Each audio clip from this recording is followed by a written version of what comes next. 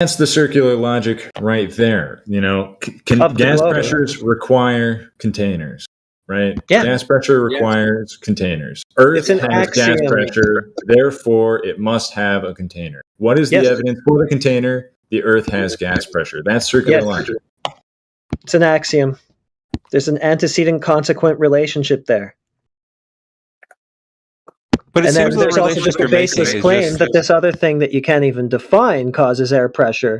You can't even define it, let alone demonstrate that it can, but that's not circular logic. It seems the claim that you're making is just, I can create pressure by adding a container, and then you're deriving everything off that one situation. It's not like all situations in the world exist where you have to have a container. You just have one situation that you can derive pressure from. Well, that's the only way to do it. Can you demonstrate pressure? Well, yeah, but then you're trying to extrapolate that out to the world and say the entire world works like this. Well, no, you just have one situation where you can create pressure. So the Earth doesn't work the whole world works like that. So the Earth doesn't work the way the Earth does.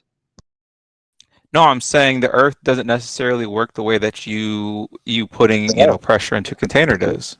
Okay, so can you demonstrate the alternative then?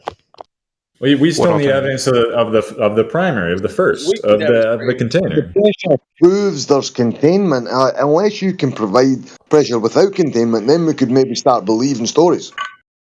Yeah. Can you demonstrate some other way to achieve air pressure? Because I can pump up bike tires and stuff like that all day long, show a pressure differential maintained by a physical barrier. Can you do that without the physical barrier? I still feel that the story here is the unmeasured, unknown. No, you've said that enough times. I'm kind of sick of hearing it, to be honest. I mean, I think we've given this to you enough different ways. The pressure. Can you demonstrate a pressure differential such as that within a bike tire and outside of it without the physical barrier of, say, a tire? I mean, to a small extent, right? If you just change your acceleration. Wait, what? If you change your acceleration and you're measuring pressure, the pressure will change by a small amount. Reverse, I don't know what you're getting into there. Yeah, in the tire? No, just in the world. What acceleration of what? Of you. If you are trying to measure pressure at any given point. What the hell are you talking about? It's not consistent gas pressure. That never dynamic. No, and there's already pressure there to begin with, and you're just manipulating what's already there. The question is, how do you get the pressure to be there in the first place to have any to manipulate? You can just say pressure exists to some extent in general. How? Where the fuck? Well, that's kind of the big question, isn't it? Your claim is that it exists because of a container. Yet to be proven outside of I can create pressure with a container. If you create pressure without a container, then maybe this fucking story you're claiming could be entertained. But as we stands, pressure is defined as the energy exerted on the walls of the containment. Yeah, so that's why I like to word the question like this. Can you show the force that gas exerts on the walls of its container without a container?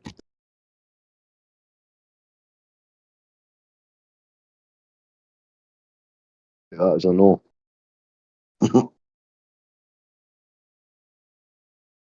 Glad you all came by, boys, because it was dead in here, so at least we've got the conversation rolling. Still not got any proof for the globe, but at least we can say that the conversation started. Got it going. I can't talk in my VC anymore, so yeah, time to come back here. Oh, you mean just because of the amount of fucking overtalk? It's just, too many people, yeah. Well, I wish we had control, like the bot for to mute everybody at once, like maybe just for a short mute, just so we can gain control. Yeah, I can click them all fast enough. It's just, I don't know. I'm not the type who likes to barrel in and take over, really. Bro, it's not as easy with the fucking phone or the tablet, man. It's easy, or it's a lot easier when you can, because you can just drag the box over the mutes in the PC, as far as I know. I think I've muted more flat earthers recently than I have fucking globers, to be honest.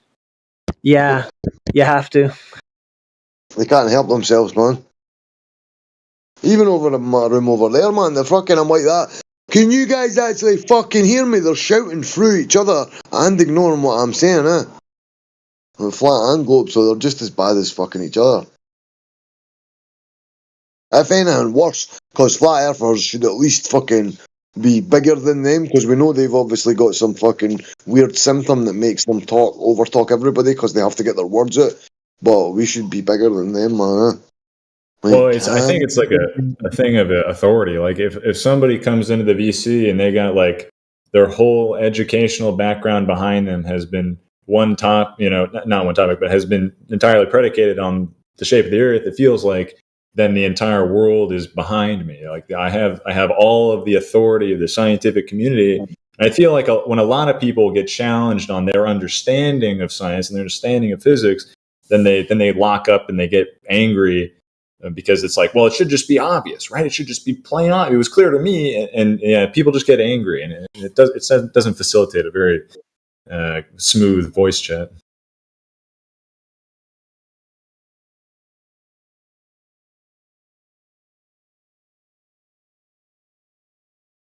Well, it was good talking to y'all. I'm gonna head out, but I'll take a think about what we talked about with the container. Maybe I can. I mean, I'll give it some thought. Maybe we can come back to it at some point. If somebody could demonstrate air pressure, let's say due to gravity, whatever that's supposed to be defined as today, I would jump off that right away. I would say, okay, yeah, you don't necessarily need a container for air pressure. Fine. Okay, I accept the challenge. All right, thanks. Cheers, Hellfish. Nice one. Cheers. See you, boys. You spoke up, Hellfish. Like, nobody was talking in here, man, and they unmuted, so it was good of them to get the conversation going at least. I was going to tell Fish to watch those videos. Hopefully he will, all right. Oh, by the way, Heretic, does it need to be gravity specifically, or can it be like any force in general, as long as it doesn't have a physical container? Well, gravity specifically would be the globe claim of outer space, right? Okay. I think that'll be more difficult to do, and I like 100% sure it's not possible, but I do accept it. Okay, cool. If anybody ever manages to demonstrate such a thing, like I say, I'll stop asking that question once and for all. Me too. Yes, bro. But nobody ever will. They'll just keep claiming gravity does stuff without providing evidence for gravity in the first place. Like Cavendish, that's what they've got. The whole globe model rests on outdated, fucking supplanted fucking Cavendish. The whole fucking globe fucking cartoon. All hung round a fruitcake who hung some balls in a shed and looked at it through a fucking telescope from the next garden. Yeah. That's so funny. What could go wrong with that? Come on.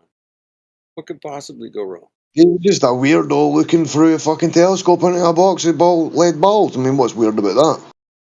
And the thing is, Globers don't even realise that he wasn't trying to fucking prove gravity. That was like attributed like 70 years later or some shit. I can't remember the guy's name. Then when they took the gravitational constant from it. Like, so Cavendish, he was just trying to fucking weigh the mass of the world, supposedly. But most Globers don't even know that. Yeah, but he actually never he was a weirdo, man. He didn't even talk to people face to face. He talked to them behind the curtain. Pay no attention to the man behind the curtain. Supposedly he was scared of women, or he was like uneasy when it come to women. So any women they had to deal with, had to get some other person to fucking deal with it. Freaking weirdo. Not that being a weirdo should affect fucking science, but when it's not science, when you're claiming it, fucking joke.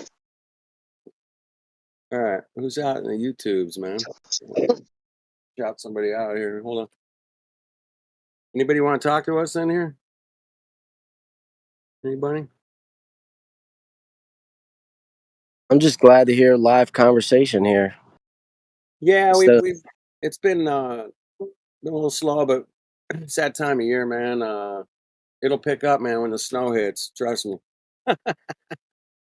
Yeah. I didn't know what happened. Seems like a lot of people went to a different server or something. We did. We went over to the.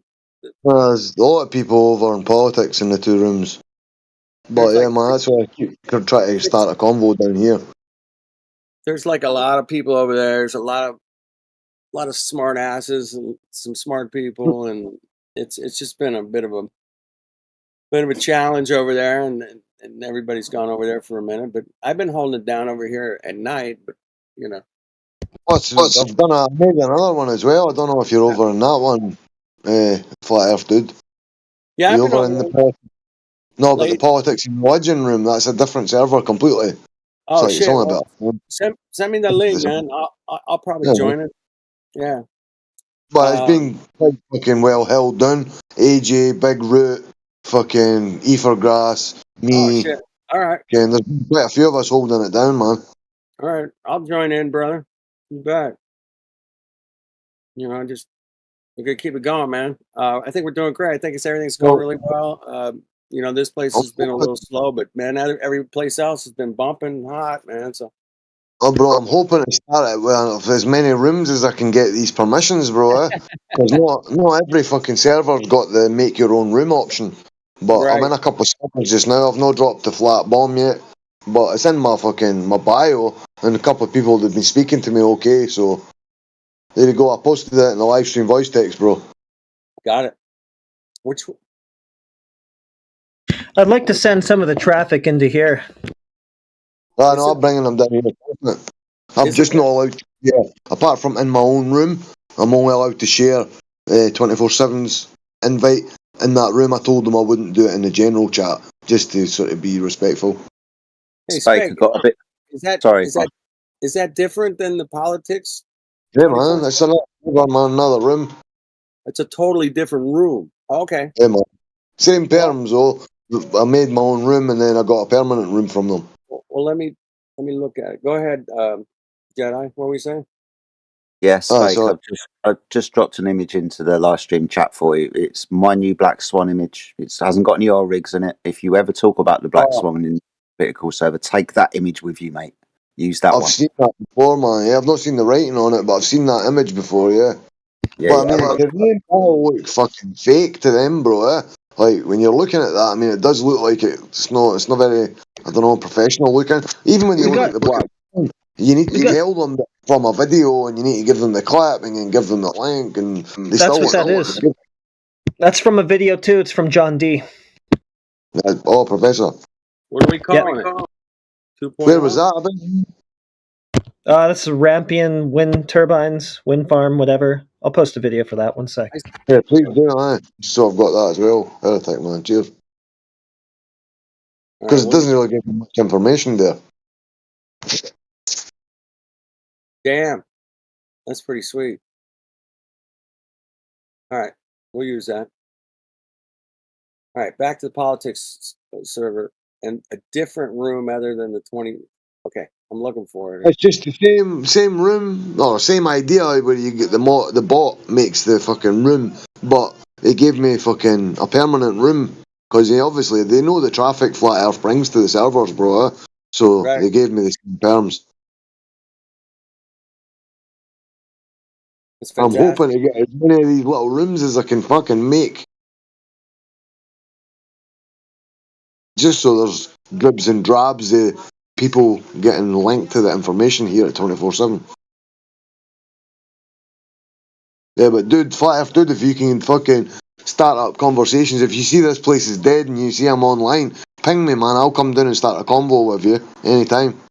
All right, yeah, I'm usually late at night. You're in bed usually, but or you're getting up for your coffee, one or the other. But time, bro, just ping away. Keep pinging me. All right. Heretic as well. He likes to jump in and have a conversation. So ping that, man. Who else? Try to find old dudes there. There's Jedi. He's fucking, his times are all over the place. He's sort of on American time. Like some of us that are fucking Discord from the UK. I ain't going to bed until 7 o'clock in the morning at the moment, man. It's fucking terrible. He's not sleeping.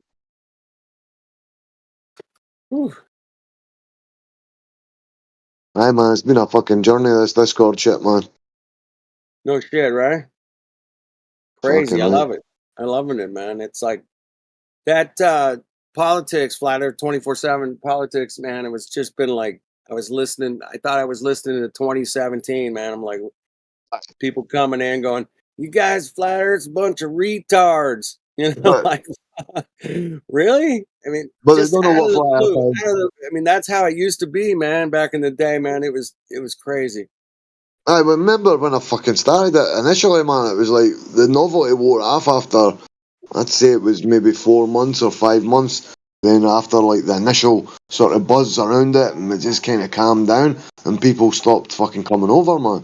Yeah. And then it ended up with me and a bunch of fucking Globers, and like they were fucking just talking over everybody. I started getting pissed off because nobody was coming backing me up, and I was just fucking with loads of them, and I ended up stopping coming over myself. Because as soon as I came over, I was jumped on by like 20 people. But now you got some serious backup. Now, man, you can relax. Hopefully, man. Finally, right? Yeah, as long as we've got people from all over the world, so at least they can at least come in for an hour. Maybe somebody else makes up an hour, and then as long as there's the odd person in every hour or two being proactive, then it'll keep it alive, man. Yeah, it's gonna keep going for a while, man. I got a feeling. It's gonna be good. Boy, man. Yeah. All right, Paraplegic Coffee, man. What's up, baby?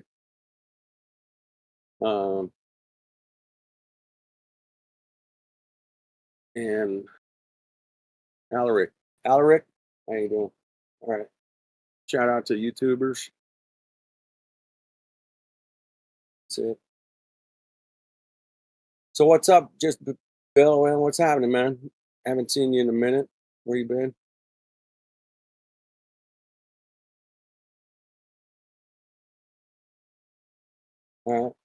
Nothing much, man. Took the family camping here for a few days, enjoying the nice weather. We had a good cool front come in, and we needed it, dude. There's a bunch of people out in the neighborhood just hanging outside. It's always good to see. Oh, yeah. We're doing well. Yeah, the family's well. Everybody's healthy, so it's all good, All man. right. Fantastic. Yo, what's up, Coffee Man? You there?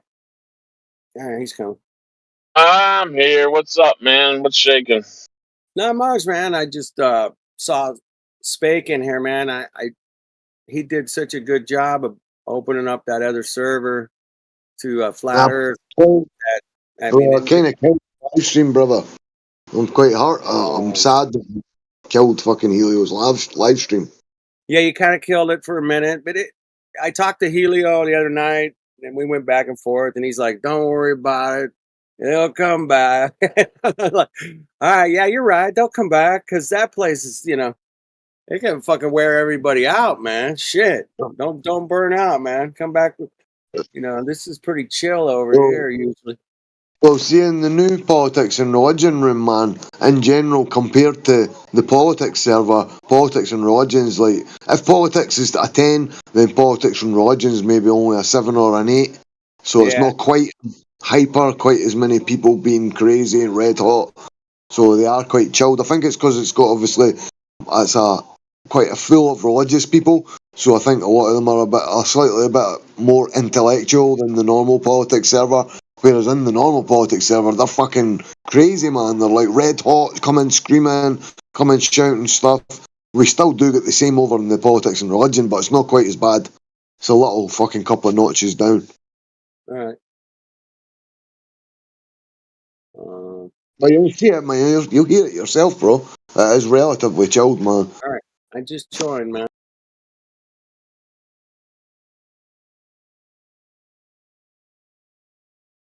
Old dude, if you go out to PNR at some point, bro, give me a ping and I'll give you mod permissions. I don't know if you're there, dude.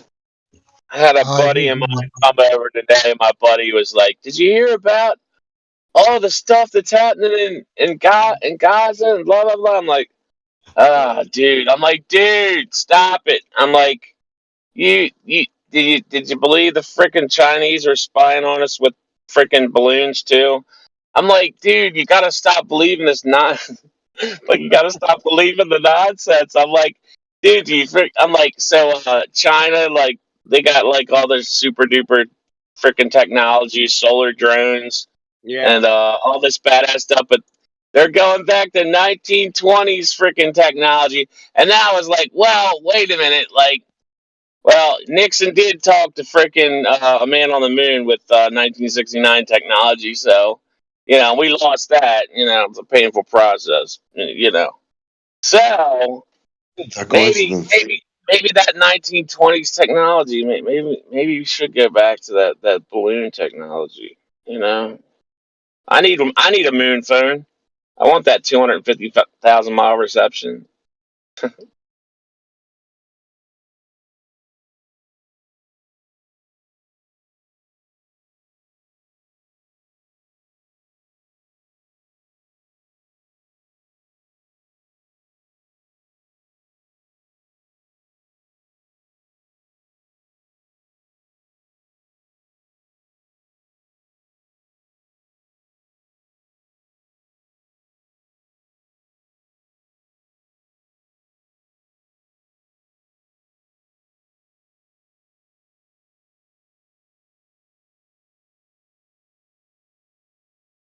Oh, man.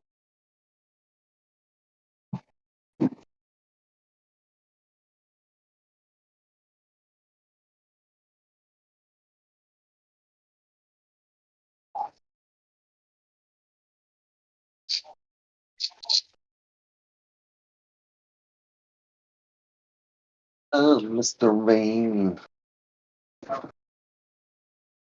Where the fuck, man?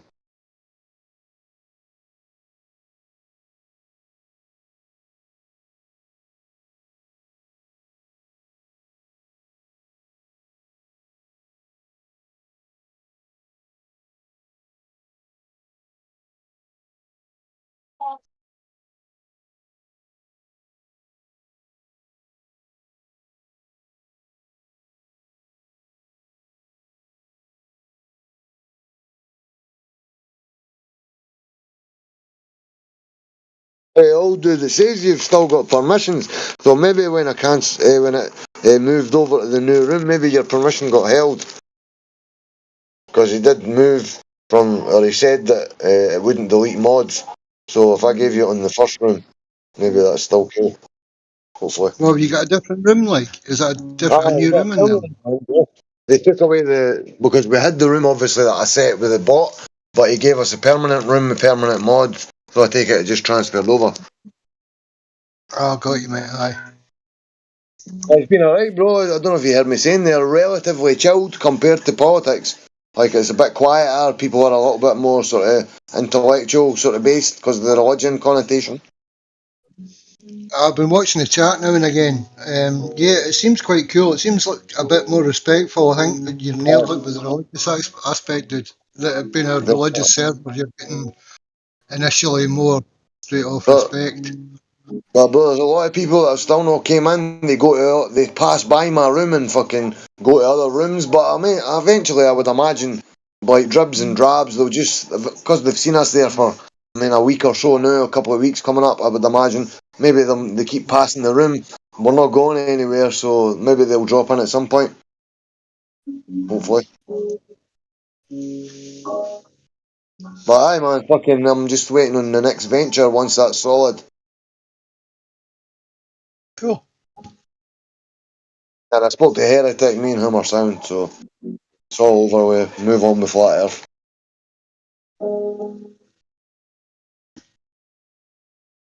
I just need to stop acting like a child, man. That's all I need to do. Don't grow up on us, man. Don't get old, for God's sake. You'll be as grumpy and as human. So keep doing what you're doing, man. We'll create more and more rooms. Just don't stop. Hopefully, man. Yeah, I'm gonna go over to that other server for a minute, man, and say hi to those guys. Cool, brother. All right, I'll be back. Cool, bro. Okay. You going to turn into a grumpy old bastard with a wee flat cap? I'm regressing, bro, I think. There's a voice I've not heard for a while. How's it going, man? Aye, alright.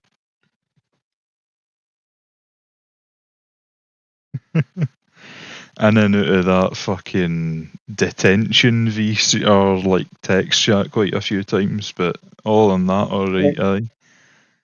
Bro, Are you riding the bot on purpose? Like I used to do that, type a swearing text and go and hang out in there for 3 minutes. But What was it?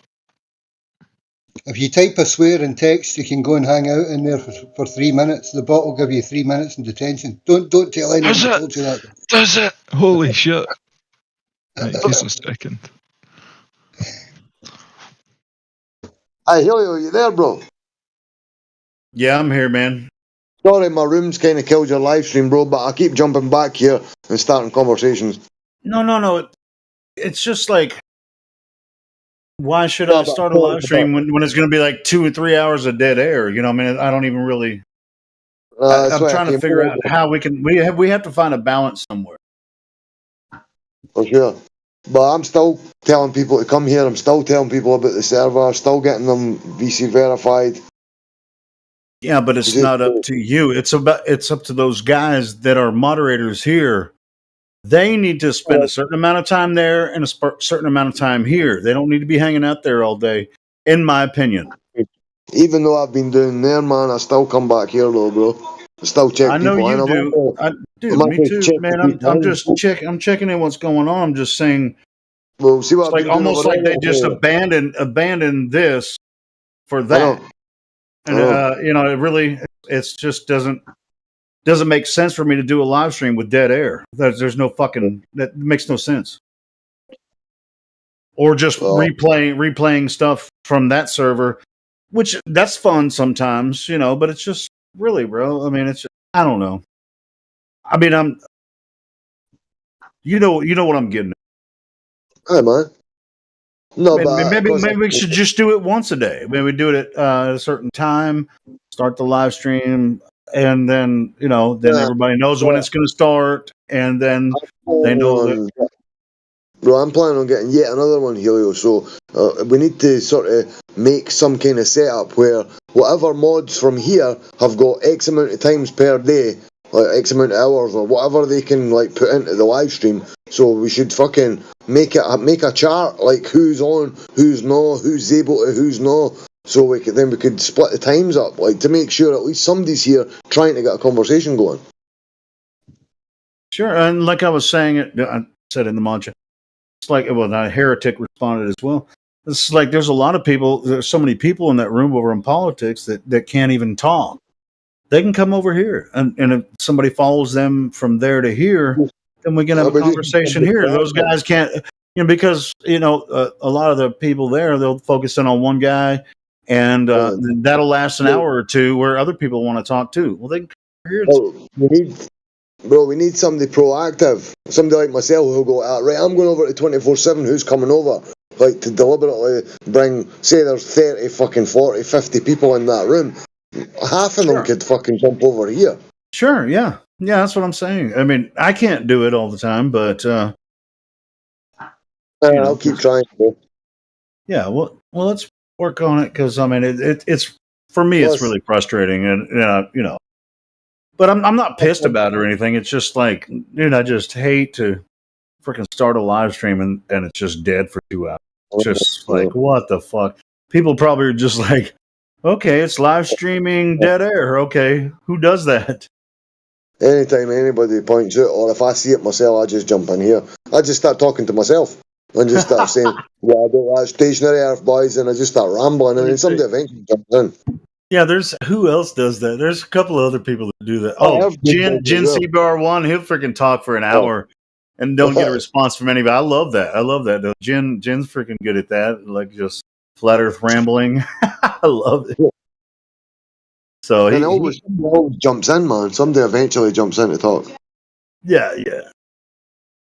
So I just, it's just because I'm a little frustrated. It's not pissed off about it. It's just like, it's just frustrating to see everybody's over there talking and they're totally ignoring what's happening.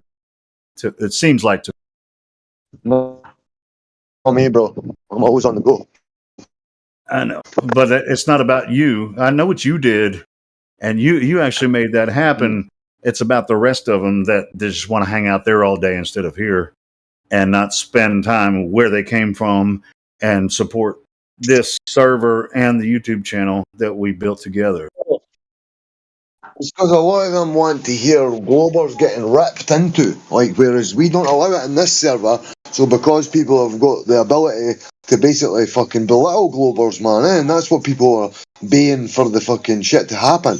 Like a baying fucking squad of people wanting, like Quantum Eraser, for instance, where we fucking screams at them, man. That's not fucking conducive an educational environment for me, at least. Like, I'd rather have a chill discussion.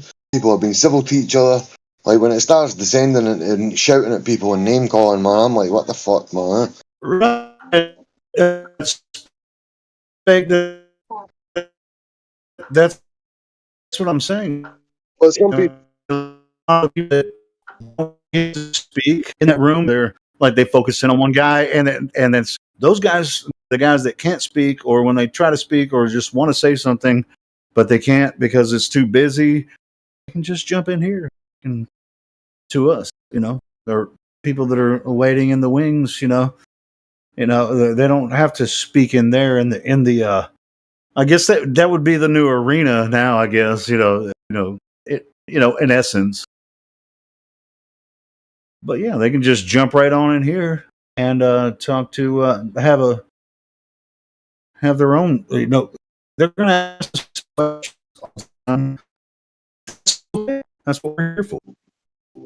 We just need content here. If I'm going to live stream, that's all I'm saying. Especially if we're going to call it a live show. So I'm good. You guys want me to continue to live stream it? We're gonna have to have live content. Scaring, bro. I'll keep fucking starting conversations. I'll make a point of coming in at least every day and starting a conversation if I see it dying or dead. Yeah, I'm not just saying that to you, Spike. I'm talking to everybody. And well, I did in the admin chat. I did say this. If it's just dead air, I don't even want to start.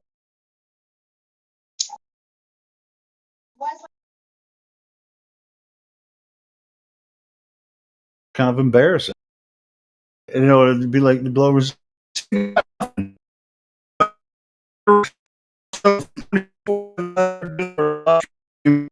Nobody talking.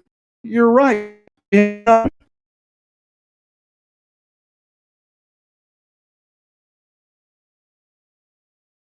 Which is not true. It's just everybody that's part of this Discord is over somewhere else doing something. So is there anybody in the room that wants to ask about Flat Earth? Who we got? Reverse, Russ B. I'm not sure who these people are. If I've spoken to them before.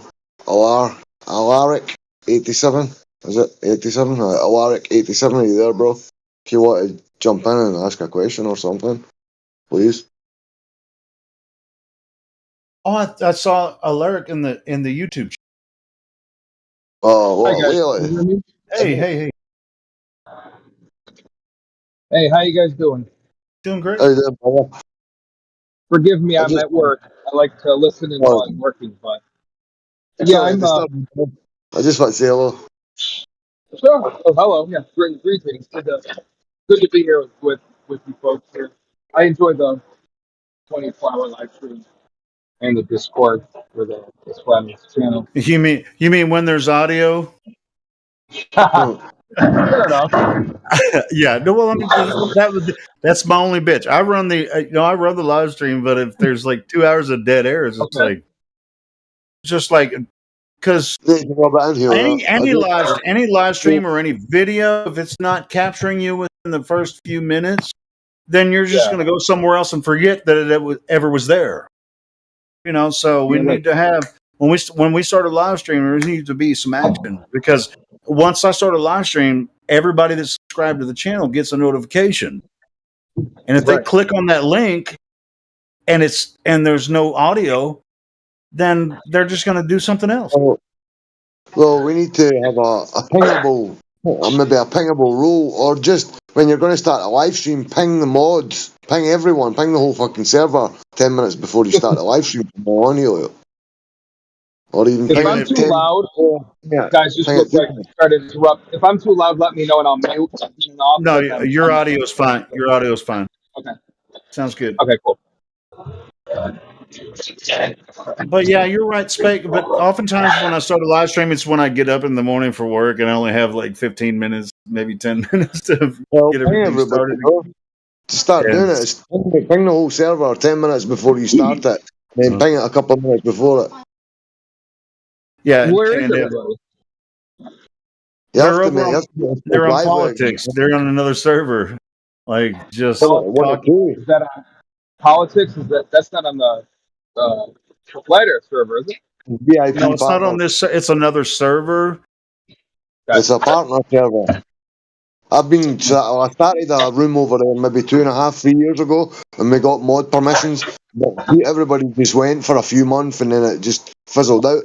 But I'm hoping to move to a different server as well once I get the other one stable and running constantly. But I'm going to pop over there anyway because I've not been over there for hours. I just came over here to start a convo. I don't know if is anybody in here wanting to talk, because I'll stay if we don't have the people. I mean, I'd be glad. I'd love to talk, but I do believe I'm a flat earther myself, so I mean, I don't have. And you said you're at work, right? Yes, sir. Is this your first time here in this server? No. Do you? No, I typically I usually do a lot of listening because. I see. Yeah, you have Globe. Yeah, I listen because I'm at work. I get a chance to listen. Sometimes late at night, like when I first joined, I was able to get in and out, but a lot of times I'm at work, so I might say hello. Hey, what I'm going to do, I'm going to get rid of your VC verified role because once you have the Globe Skeptic, you don't need the VC verified more. And I'm going to give you like a bed roll too. So if you want to post anything while you're listening in the live stream voice text, you'll be able to do that. No, thank you. I'll also send you the invites for the both politics servers. I'll send it to your DM, Alaric. Okay. Because basically it's both outpost of 24/7. So anybody that's a member here, it's a VIP partners. Both of them are VIP partners, and they've given us permanent rooms. And they are extremely busy, man. So wait a minute. How do you pronounce your? Alaric. You're right. Alaric. All right. Yeah. So you said you're a flat earther. How long have you been? Well, it says you joined. You're a member since July 21st. Yeah. Of 2018. And do you mind if I just go ahead and give you the flat Earth? Sure. I mean, it says Globe Skeptic. I don't know who you talked to, but I mean, I haven't really gone into a deep conversation with you, but because I'm not sure what the perms are on Globe Skeptic. I'm not sure if it has the same terms as any other flat Earth roll or globe Earth roll. Well, because at first when I heard about flat Earth, when I was introduced to the Earth being actually flat, I started to become globe skeptic. I said I need to research this, and the more research I did, the more I thought about it, try to make sense of it. I go, no, there's no way that, based on the number of staples, there's no way the Earth is a globe playing in an infinite universe adjacent to a vacuum in infinite space. Yeah, it doesn't make sense to me for you to have the Globe Skeptic role anymore. I can tell. So I just gave you Flat Earther, and now you have Flat Earther, Lincoln Bedroll, and Seems Sincere. And until you prove otherwise, then you'll sit with those roles for a little bit. So yeah. So you'll be able to post and live stream voice text, memes and GIFs and links and stuff like that. So yeah. Thank you. Appreciate that. Yeah. Yeah. Probably. I learned from several folks, including this server. But my first introduction to the flat Earth, if you will, was David Weiss. And I'm sure a lot of folks heard him. But yeah, me too. Yeah, I mean, he was one of my first ones too. Yeah, David Weiss is one of the guys. And actually, I heard him on my favorite bodybuilding channel on YouTube. That's where he was not hosting. They booked him, to come talk. Because I was following David Weiss way before Flat Earth. Oh, okay, there you go. Yeah. So I heard David Weiss, and then I just researched it and just researched more and read more, and kind of like spidering all over the place. And I knew like a lot of our history was not true that we're taught. I mean, yeah, it's funny. My mother don't like that. And my wife, she actually asks me questions sometimes, so she's kind of coming around a little bit. So, your mom's asking you questions about this, or is that what you said? No, the wife is asking questions, and my mom just thinks I don't know what I'm talking about. Oh, okay. Yeah. Does she watch the news? I don't know if my mom watches the news. I know my wife does, and I don't say anything. I just, I'm not a big fan. I get it. Yeah. As I know, I've said a lot of things. Like, I know at this point that I've been doing this for like 8-9 years, and my mom knows I'm not crazy because I used to say a lot of stuff, and you have to pick and choose. Your battle. Yeah. It's just like at a certain point, it's too much for her. She's just like wants in her zone. Yeah. She don't need me to fuck that up. It's like, what's she gonna do about it anyway? Right, exactly. She's already kind. And you know, old people are set in their ways, right? Well, I guess I could be considered old at 50, but I'm set in my ways. I think I'm going to class myself old when I'm unable to dance, or at least when I don't want to dance. If I feel like I never want to go to another rave in my life, then that's me old. Yeah. Well, my mom, both my parents. When you can't dance anymore, Speg, is that when you're too old? When I don't want to dance anymore, when I'm like, no, fuck this, no, I'm never going to another rave. If I ever say that, I'm never going to another rave. It'd be as well just chucking me in a hole. Well, say my parents were from Italy, so they're definitely set in their ways, You're breaking up, brother. I get you. I totally get you, because it's just like that. Dude, I used to be able to walk for miles and miles, and now I'm like getting old. I could still walking.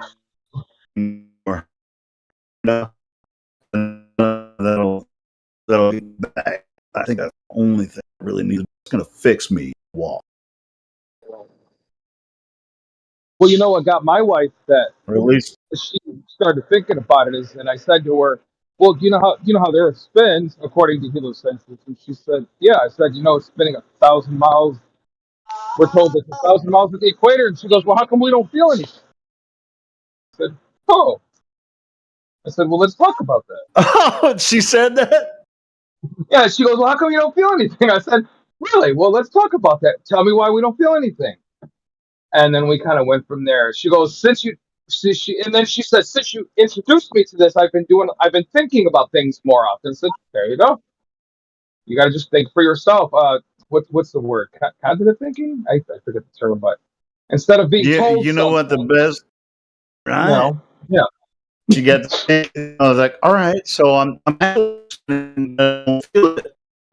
does it mean that I'm actually spinning? The answer is obviously no. It means that you're not spinning, because if someone else tells you you're spinning, it's like if somebody walked up on the street, you're spinning. It's like, no, I'm not. Right. There you go. There's the answer. I'm not spinning. Exactly. You're the crazy one. Right. And I showed her a few things that I like, a few videos that I think were pretty informative in regarding it. So I said, "Well, look, this is what NASA says, and this is what actually looks like. So you tell me."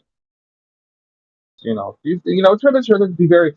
My wife's very simple, so I just try to make it simple. Everybody's really ultimately everybody's simple. But yeah, ultimately everybody's simple, in their purest ideals. Yeah. Because where your foundation is, it really means everything to everything else that you might, however you interact with other people or the world around you. So yeah, go ahead. Exactly. Oh, well, then I asked her, I said, well, we both went to school. I went to college and we learned, we learned what we learned. And I said, well, at this point, dear, why do you think the Earth is a globe floating an infinite universe? And she goes, well, that's just what I was taught. I said, okay, there's that. I figured, okay, that's where that comes from. I said, well, just here's this. Here's I just showed her a few things and I said, think about it for yourself. I mean, there's a lot of things we're being told that's not true. A lot of things that we're lied to. I said, our government's been lying to us forever. I'm comfortable with it. Didn't you even realize that? But, just like it's just like that. We just say, Alaric Bandit, you can actually think for yourself. You don't have. Right. It's like every single person, every flat earther in this room and anywhere else. I've only met a couple people that were flat earth their whole life, I've met thousands of people. So yeah, I mean, all of us used to believe the Earth was a globe. All of us. Right. Yeah, I did too. There could be. I always loved astronomy and astronomy, but now that I'm like, wait a minute, that doesn't make sense. There's a couple of people entered the room. Venus and what is it? Scrat is flat. I don't know who that is. Bill he's from the other politics server. But if any of the new people want to speak, ask a question about the that's Earth. Fine. That's fine. Yeah, Scrat. I saw that he already has a flat earther role. I was finishing up there with Alaric. You say you're at work, brother? I am. Yes. Okay. Well, I couldn't talk at work. If I was at work, they'd be like, "Who the fuck are you talking to? Get back to work." Exactly. Well, I work in a factory, and long story short, a lot of folks do it, and not that it's okay, but I'm just seeing a lot of folks, they'll just talk while they're working. I work in a factory. I work in a car manufacturing supplier. So it's all good. Yeah, it's different for a lot of. Yeah, I do my own. Yeah, I do my own thing. I'm off. I'm out of the way, and I'm a high-low driver, so I can kind of. That's good. Yeah, I've had a lot of people that work and talk to us. That's cool. Yeah. What driver did you say, bro? A high-low driver, yeah, for a supplier. One of the big American motherfucking trucks. Oh, so you're basically inside a truck. Yeah. Nobody can hear you talk. Yeah, I'm in and out. Right now I'm in the office, my supervisor's office. Oh, okay, cool. Because did I just screw that up? Yeah, I work at it's basically a factory, but we make aircraft cabinets. Oh, that's pretty cool. And I work on a bench, and there's people right next to me. I'm talking to people on the internet. They'll know right away. Oh, yeah. They're right fucking next. Yeah, I got a couple of people that I was talking about Flat Earth with, and one guy's actually listening to me, and his cousin's not so sure. And I said, it was cousin. I said, well, you only think the Earth is a globe because of this. Well, yeah. I said, well, have you ever thought about this, or check this out, or listen to this, or watch that? So, because they ask me kind of like, what are you listening to? What are you watching? And one will say, oh, that's pretty interesting. I have heard that before. And the other one goes, oh, you're full of shit. I'm like, all right, well, so. Well, hey, man. No, someone has a question. Scrat. That was Scrat. Yeah. Jump in, brother. Does anybody here know anything about the, I guess it's the SpaceX satellites that, like a train or anything? Starlink. Does anybody know anything about that stuff? Yeah, you're talking about Starlink, right? Yeah, go ahead, Spank. Starlink? No, go on. There's stuff up there in the sky, but to say it's in the thermosphere, that's a stretch to claim it's in outer space. I mean, is it traveling in the same direction all the time, or what? Yeah, it's like the thermosphere. It's supposed to be like the ISS, constantly falling towards the Earth, I think.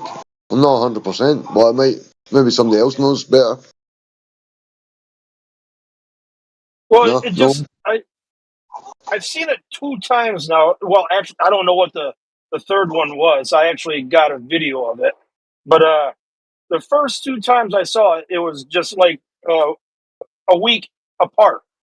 The first time, it was going south. It was moving really fast. I mean, I noticed it, and the next thing I know, it was already above my truck where I couldn't see it.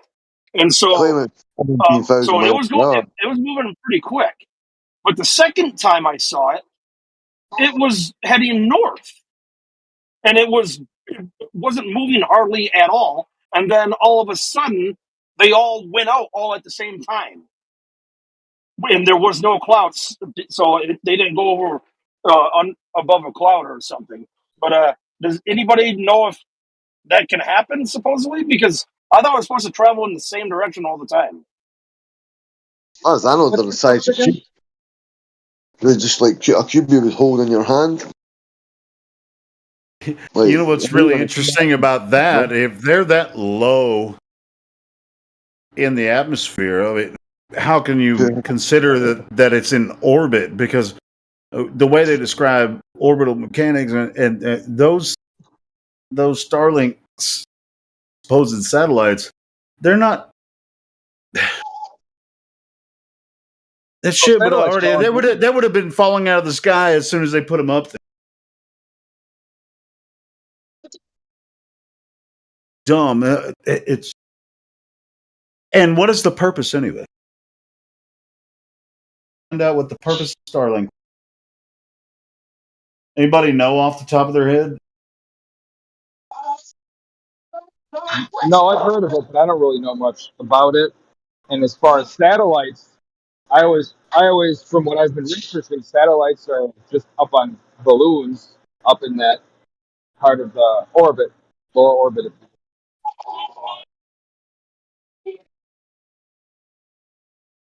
I mean, I could be butchering it a little bit, but that's from what I understand. Oh, so it's yeah, I'm looking at the Wikipedia right now.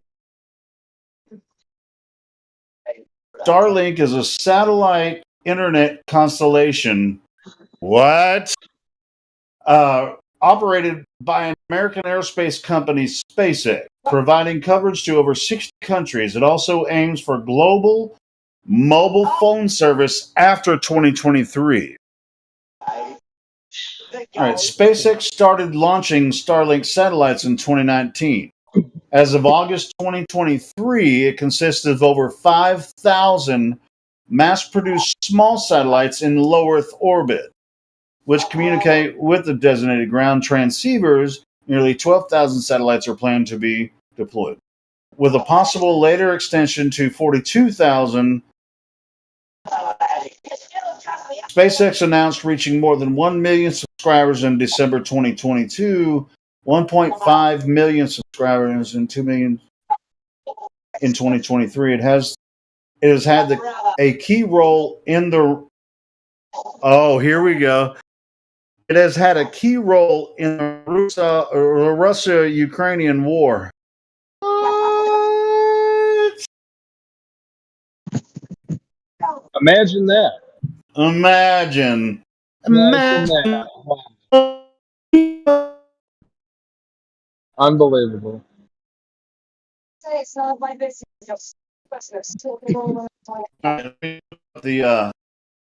The height of these satellites, and if they actually are in. They said in this article here in Wikipedia, it said they're in low Earth orbit. Let me look actually what the height they claim they are. That's like over 200,000 feet up, I believe, lower. Technically, according to that definition, low Earth orbit. Low Earth orbit, yeah, it would be approximately where the ISS is. It's either that or just a little above, I think. I can't remember. And I if I remember right, Starlink's not even near that, not even half. Right. So they wouldn't be considered a low Earth orbit satellite. So Wikipedia is wrong in that. Okay, I just sent a photo. I just sent 2 videos to chat.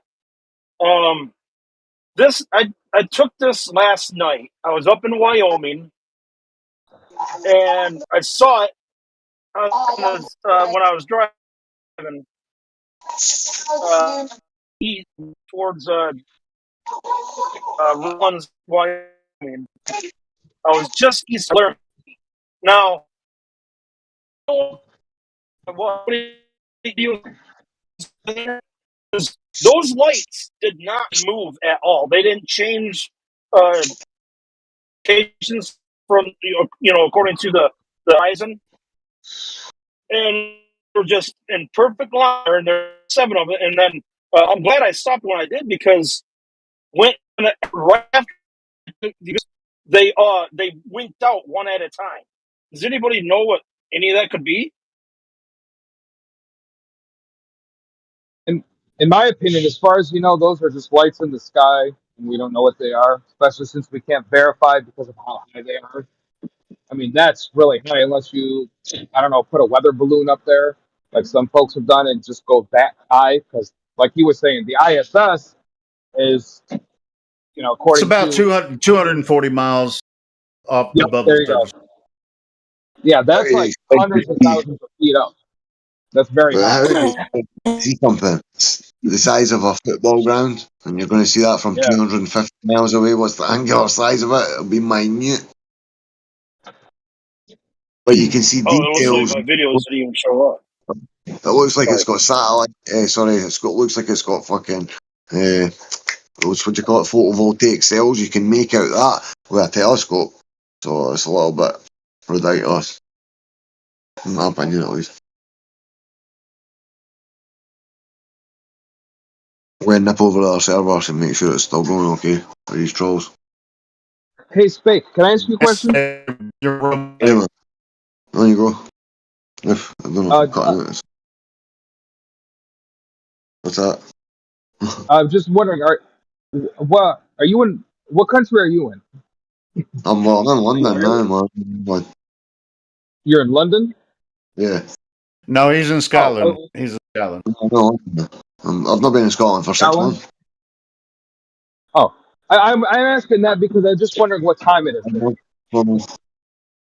Well, it's time is it 1 o'clock in the morning, bro? 21. 1 o'clock. Okay. Yeah, man. Holy shit! 8 o'clock. Holy shit! What's that? I just found something on space.com says that the Starlink satellites are higher than the ISS. 342 miles. Yeah, this is from space.com. How are you going to see something that's the size of a little cube you hold in your hand? Fucking 300 miles. That's fucking ridiculous. Yeah, freaking 300. Look, I'm going to post it. The size of a toaster. It's from space.com, man, bro. The size of a small radiator. That's That's fucking crazy. I thought they were lower than the ISS, but now, according to this article from space.com, they're 340 miles away from. That's crazy. That's hundreds of thousands of feet. You're talking maybe almost 400,000 feet.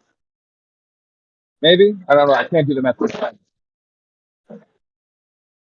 500 because we're doing as of July 2023, there are 4,519 Starlink satellites in orbit, of which 4,487 are operational, according to astronomer Jonathan McDowell, who tracks the constellation on his website. Why do they keep calling it constellation? I guess they're, whatever. Size and scale of the Starlink project concerns astronomers who fear that the bright orbiting objects will interfere with observations of the universe, as well as spaceflight safety experts who now see Starlink as the number one source of collision hazard in Earth's orbit. In addition to that, So, and all these satellites are keeping the same orbit with the Earth, according to how, if it's a globe, how fast it's spinning and rotating. In orbital mechanics, every single satellite that they supposedly dump in low Earth orbit, there's a decay. It's a decay. There's a decaying orbit. So in order to maintain,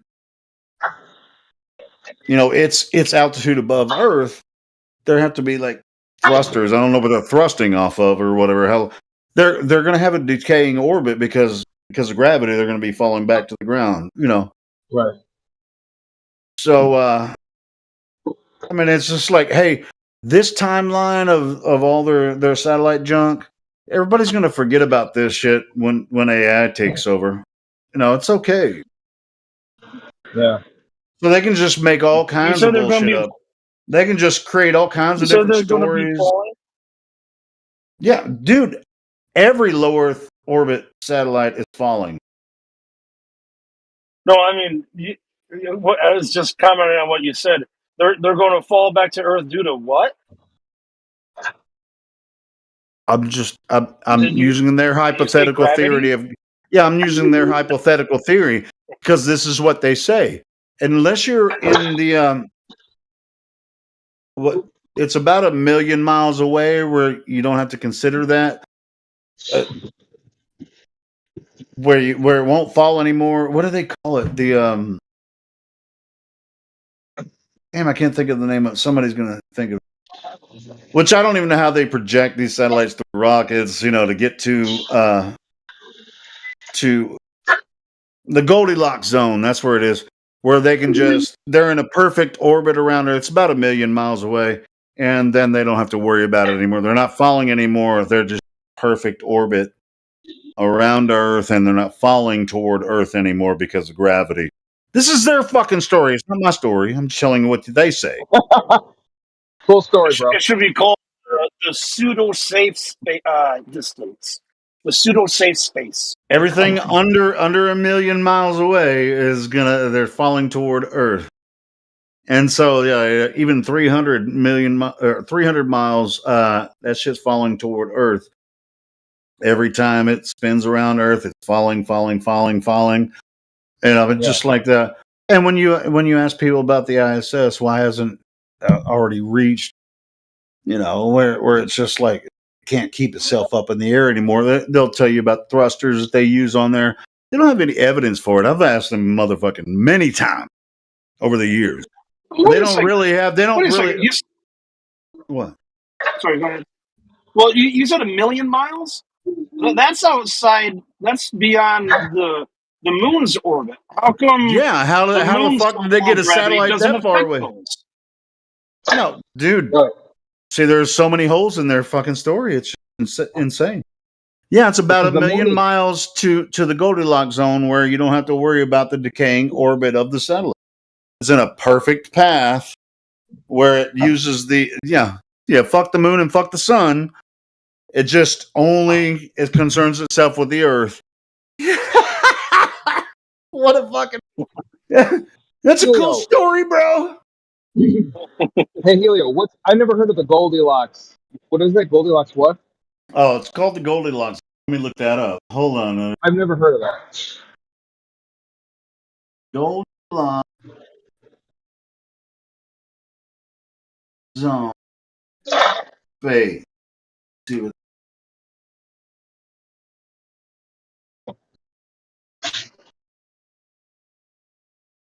Maybe I'm thinking. Well, this is what I'm getting from NASA is talking about exoplanets. Hold on. Let me not space. Let me type in satellite. I've heard that term before. Yeah. Let me put in.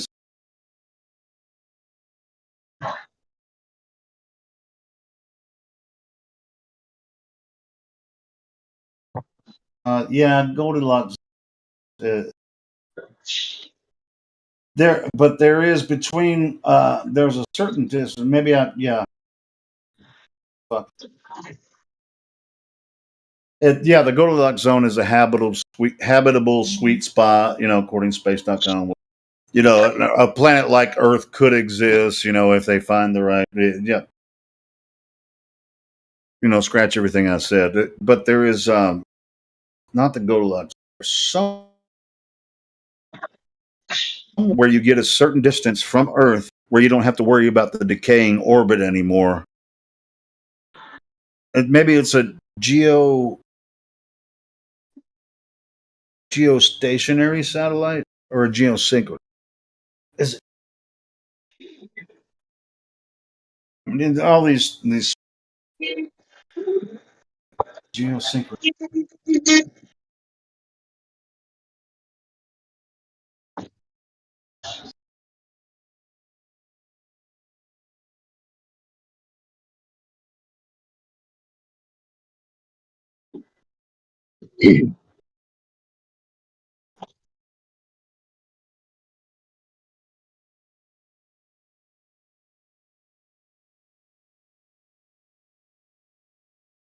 Difference between a geostation.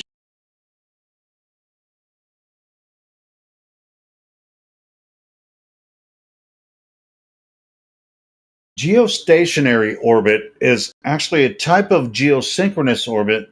The key difference between a geostationary orbit and a geosynchronous orbit is while the latter can have any inclination, the former orbit sees satellites permanently parked over the plane of Earth's equator. I know that thing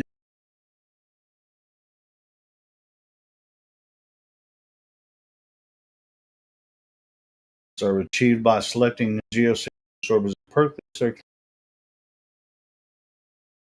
See, in any of these articles, they don't talk about the decaying orbit of, and how they're supposed to maintain them.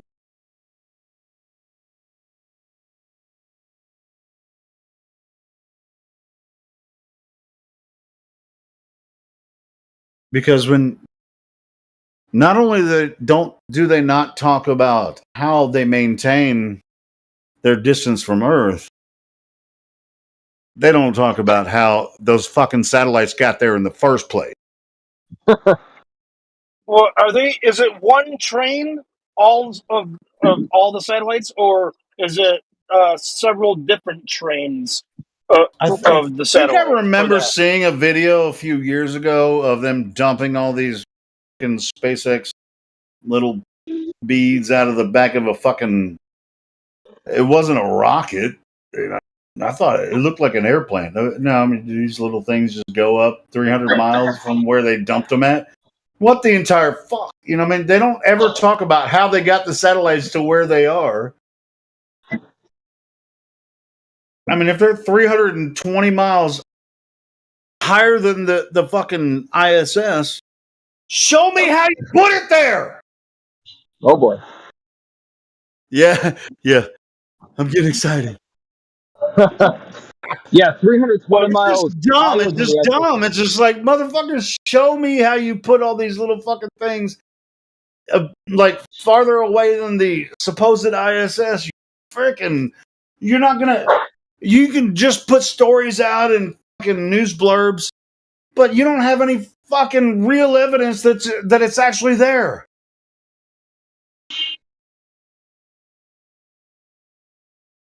Just because you see a train of lights in the sky doesn't mean it's where it says it is.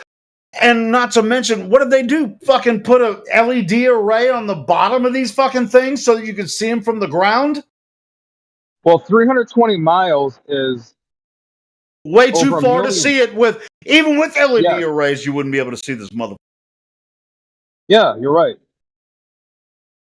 Well, I know I'm right. Sorry, I'm yelling, but yeah. It's 1.6 million feet.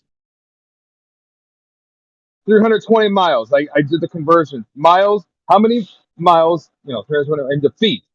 That's 1.6. Well, it's just like, a few months ago, I saw people like, I saw this weird shit going across the sky. You said you saw it too. And they were like, what is this? And then I sent them the Starlink link. I sent them the Starlink thing, and they're like, "Oh, okay, that's what it is."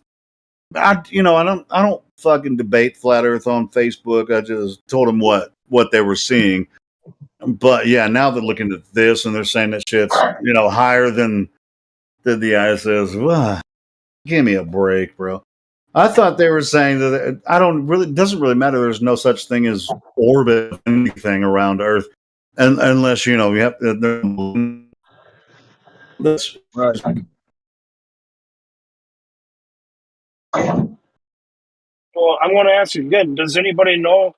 Is it just supposed to be one train of satellites, or is there multiple trains of satellites? Well, like I was reading from the SpaceX website. The intention is to get internet for people that don't have it, like in remote portions of Earth, Africa, and certain portions of India. Mostly Africa, because hey, he's African, right? So that's his focus. But internet doesn't come from the. You might be able to get like these. We're in a fucking cartoon world, and we're in Lego world, where anything can happen. Yes. And it doesn't necessarily have to be.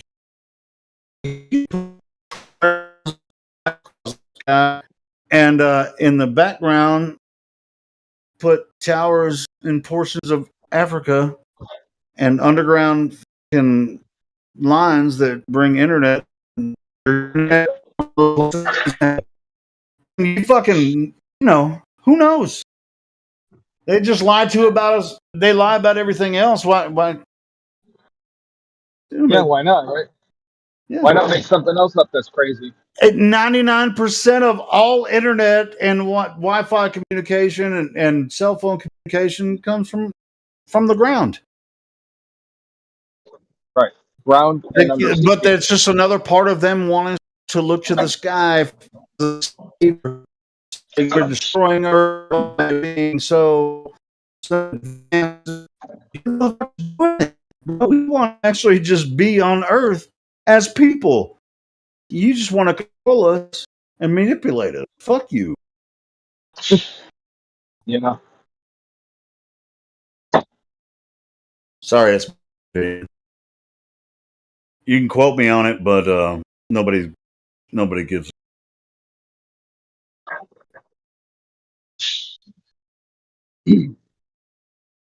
Nuts. That's what you say. No sé, story, bro. Yeah. No sé.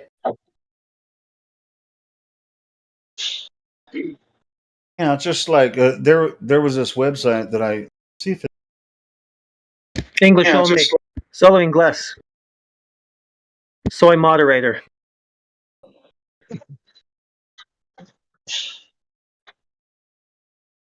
See if this website. No, yeah, there was a website I used to.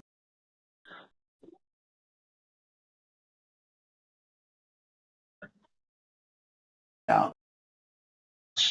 it was on for a while. I used to share it with. You could see every single satellite where it is. Oh, a satellite tracker. It's sort of like a satellite tracker. You could click on each one.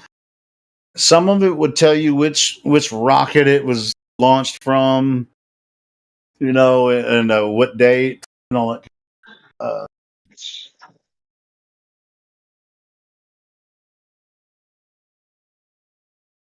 Took yeah, they took. I used to go there all the time and share it, and it's just amazing. You could zoom in like from outside Earth. You can see all these satellites that are supposedly there that they sent up into Earth orbit, when they did it, all that kind of stuff. Well, but yeah, they got rid of that shit. You made a good point. How about we worry about what's here on Earth that we can actually physically see, measure? No. Well, I mean, I think that, just like I was saying earlier, it was Starlink, bro.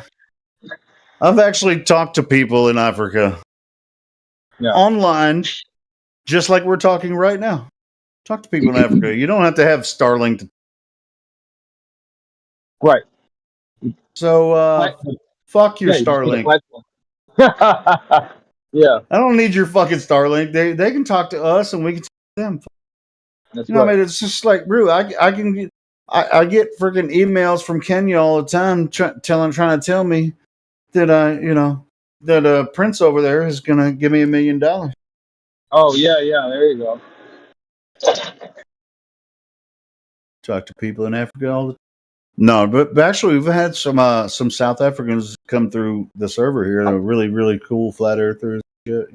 Like, and then when you have somebody from South Africa, and you start, people are like, oh, why does the sun and moon and constellations look different down there? It's because you're in a different part of our. And their flat earthers just like, yeah, I know, I understand. They completely understand it. But the globies are just like so stuck on the globe. They're just, well, they'll say some stupid shit like, well, the stars move in a different direction than the stars in the north. It's like, no, they don't. Like, you know why? You know why you think that? Because you're looking south. If you look north, they're gonna go from your right shoulder to your left shoulder. And if you look south, they're gonna go from your left shoulder to your right shoulder. You dumbass. Right. Well, they say the stars are moving, but according to them, we're moving. The Earth is moving. So it's not the stars that are moving. So what is it? Well, it's just they're in the religion of the globe. So, Yeah. But a lot of people that argue that have never been to the southern hemisphere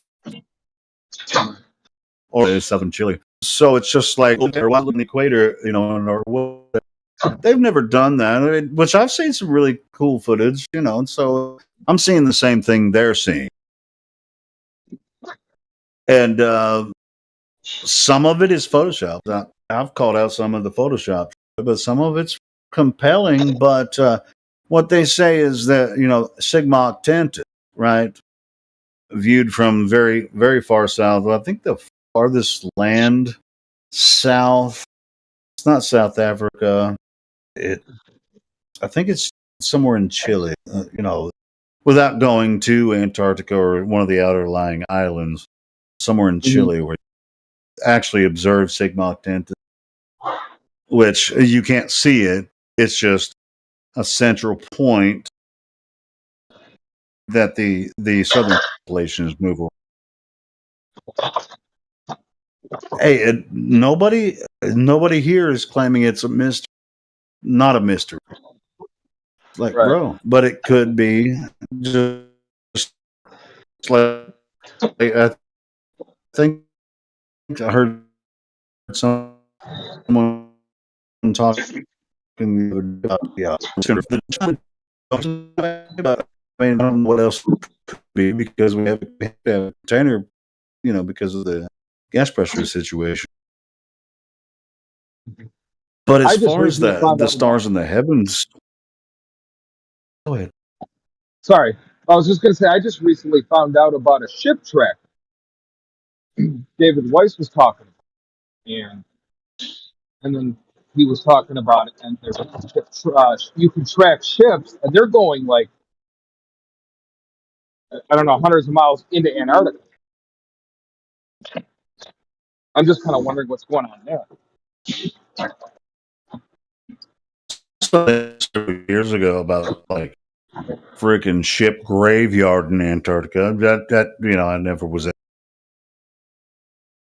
There's some weird shit. There is. And nobody knows. But I mean, nobody knows about it. Nobody cares about it. Except us, maybe. Yeah, because hey, the cartoon globe is good enough for everybody, right? Mm-hmm. They don't. Right. They think we're weird for considering something else, but they don't realize they're, to be cliche, I guess, in the Matrix. Good enough for me. It's good for everybody else. It's good enough for everybody else. And I'll just continue this way. It really just takes too much of my intellect to think another way, and good on them, but good luck trying to stop me from finding out, as close as I can to get to the truth of the matter. This globe is a delusion and a confusion of everyone's idea, and it's brand new as far as human history is concerned. People say, "Oh, well, everybody's known the globe, that the Earth was a globe for thousands of years." Bull fucking shit. It's brand new. And as far as humans history is concerned, it's brand new. It's only less than 100 years old, or about 100 years old. So, get the fuck out of my face with that bullshit. Right. The globe Earth is a brand new idea. I said something like that to my mother when she was telling me, "What's wrong with you people?" And I said, Mom, my grandparents, or maybe even your grandparents, were probably taught the world, the Earth is flat. I mean, granted, they went to school in Europe, but I'm sure they taught that the Earth was flat over there. I'm not 100% sure, but I know here in the States they did.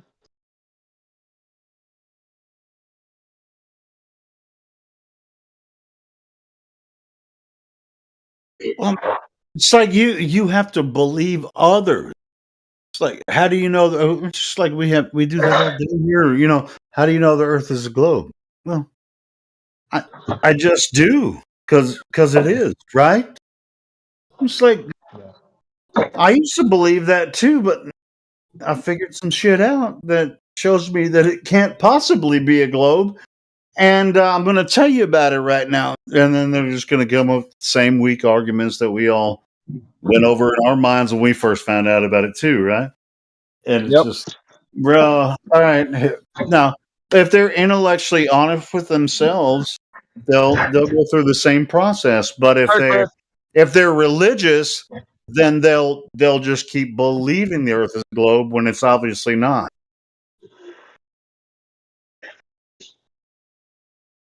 That's a religion, not physical reality.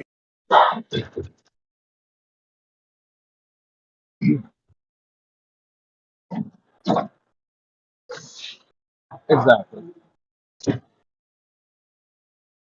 And I'm sorry, not sorry for all you freaking globetards that just want to come and make up some bullshit all day long and say, "Oh, you don't treat me right," and bitch.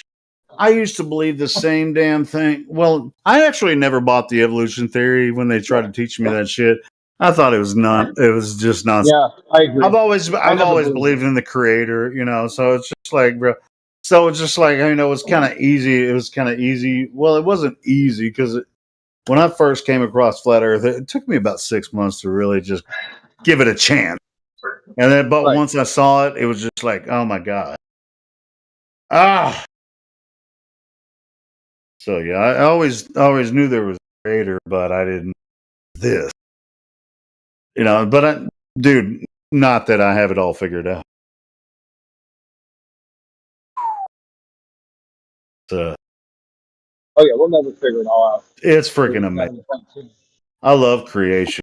The Earth as it is. I ain't trying to go anywhere besides the Earth that I live on. This place was for me, for you, and for everybody else. The Creator did that for us.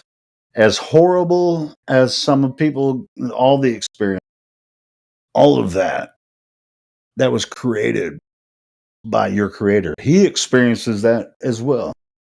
So, think about that. Because this bullshit about the globe Earth, there's no physical evidence that the stupid globe exists. Then you have to start to consider creation. That's what they're fucking scared of. Because if it's a flat Earth, somebody created it. Who did it? To be God. I've never liked that argument. I feel like God could have created globe Earth or flat Earth. Doesn't really matter. No, he could have. He could have created it as a globe, but we have physical proof that it's not that. But do we though? Yes.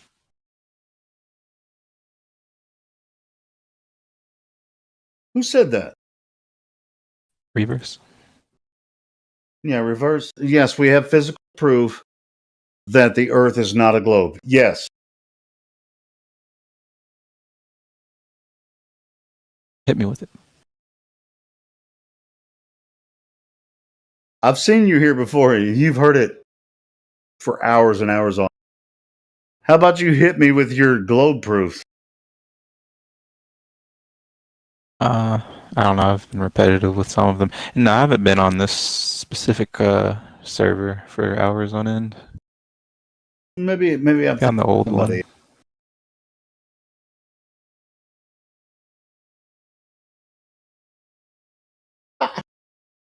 You a goddamn.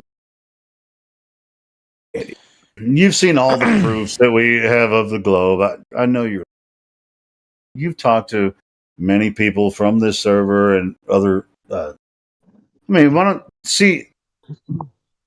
I recognize your name, so that means that you have heard pretty much every single one of our arguments, and you just want to be like we're on the playground on a fucking spin wheel. It's like, hey, who can go the fastest and spin around the fastest and give our. I'm not doing the fucking run around with you, Reverse. Show me your globe proof. Hey, Reverse. The thing is that a lot of us flat earthers, we've researched. Some of us has done the physical proof. Some of us has researched and thought for ourselves. So we know the Earth is flat. It's a flat and level plane. There's no curvature. Alaric, he's heard it all. I've seen him in here before. He's acting like he doesn't know what we're talking about, but he does. Well, then the question would be to reverse is show us, like Helio said, show us that the Earth is a globe because we know it's flat. It's up to you to prove us wrong, but you can't. I mean, it's not up to me. I could attempt, but it's not necessarily up to me. But no, I've heard. Hey, check this out. What if you came into a room full of? You wouldn't even be here talking about how fabulous the globe is. I mean, would you be in an astronomer forum or whatever right now, going, "Oh man, the universe is so beautiful as." With the Earth, third rock from the sun, and the Milky Way galaxy, and then we have all these other galaxies, and do you like going there, or do you like coming here to talk to flat earthers? I just like how do you say? I don't know. The debate. You like the debate or the argument? Expand my knowledge. So like we were just, I don't know if I was talking to you or somebody else that was here just literally like 30 minutes ago, 20 minutes ago. Sure. About the whole air pressure and all that? It wasn't here. It's probably over in politics. Were you over in politics? No, I wasn't here. I'm not a fan of the channel over there right now. But so what about the air pressure? We were talking about it, and then I just like ended up going down going down a hole of just learning about air pressure and barometers and how it works and all these other things. Like, that's the type of shit that makes me have fucking fun. It's fascinating, isn't it? Yeah. You get if you get a hold of a barometer, man, it's fascinating. Yeah, I mean, you can go different elevations above Earth, and barometer, a simple instrument. I mean, the guy that invented the barometer, he must have been a genius because it's freaking so accurate. It's awesome. It's very not obvious. Like he had to have been just taking a random guess to get the results, because you would never think that like you put a liquid into a tube and then there's this magical absence of space. That's why he had to be a genius to figure it out. That's why he had to be a genius. Or maybe he was blessed by God with that knowledge, and it was just like, boom, here's how you know that if you're at this elevation, there's different barometric pressure. If you're at this elevation, there's different barometric pressure. Right? I mean, it's just like, come on, man. There's something to it, man. About it. The aliens that helped build the pyramids get to him, just fucking touched him with a bit of knowledge. Yeah, but it's just like that instrument is so simple, but how did he come up with that shit, right?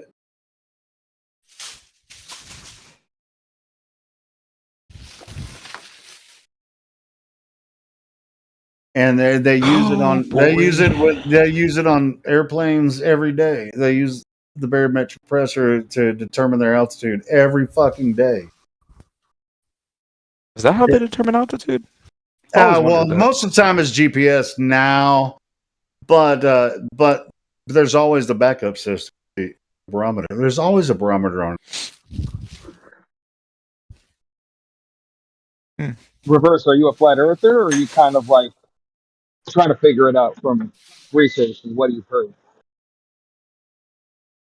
I'm agnostic, just like religion. Agnostic, but atheist leaning. Just as here, I'm, agnostic in the sense of flat Earth, but globe Earth leaning. Well then, what do you think the Earth is a flat and level plane, or do you think it's a globe floating in an infinite universe? If you put a gun to my head, I'd say globe, but I allow for the possibility of, being wrong. What if you took the A out of agnostic? You know what gnosis is? The definition of gnosis? Knowledge. That's it. Yes, knowledge. So agnostic would imply the antithesis of knowledge, right? So how can you be agnostic to something that's right in front of your face? That's the structure of it. Structure of what? Earth? I just explained how the Earth is obviously a level stationary plane. I mean, I can actually explain it further. You asked me to, but I can, and I haven't. Well, I can, but anyway. But you also lied about that's what it is. Your knowledge about it, because you have been in these rooms before and you've heard for hours on end our arguments. So why would you come in here and lie about not hearing the new thing? It's just weird that you would. I've seen you in these rooms. You've been in these rooms before, but no, brother. I didn't. You lied. I didn't say I haven't Just heard admit different arguments. I said I haven't heard any compelling. It's for sure a globe or for sure a flat Earth. You know why? You know why? I'm not lying to you. People are I'm telling you what I think. No, you lied saying you haven't heard the argument. You were trying to get me to tell you all the arguments as if you hadn't heard them before. You were lying. Well, yeah, I would. To be clear, I was trying to get you to give me a argument or some arguments, so we had something to talk about when we go somewhere with it. Oh. I'm not saying I've never heard any of the arguments. You lied as if you hadn't heard this shit before. I think you just misunderstood what I was saying. No, I know what you're doing. I think you're thinking too much of a villain of me. Really? I literally was just saying I haven't heard a convincing argument, not necessarily no arguments. All right, well, check this out. Check this out. At the end of the day, us flat earthers in this server and people that flat earthers that aren't in this server, nobody here trying to anyone. I think I'm lagging. Just point out all these things. I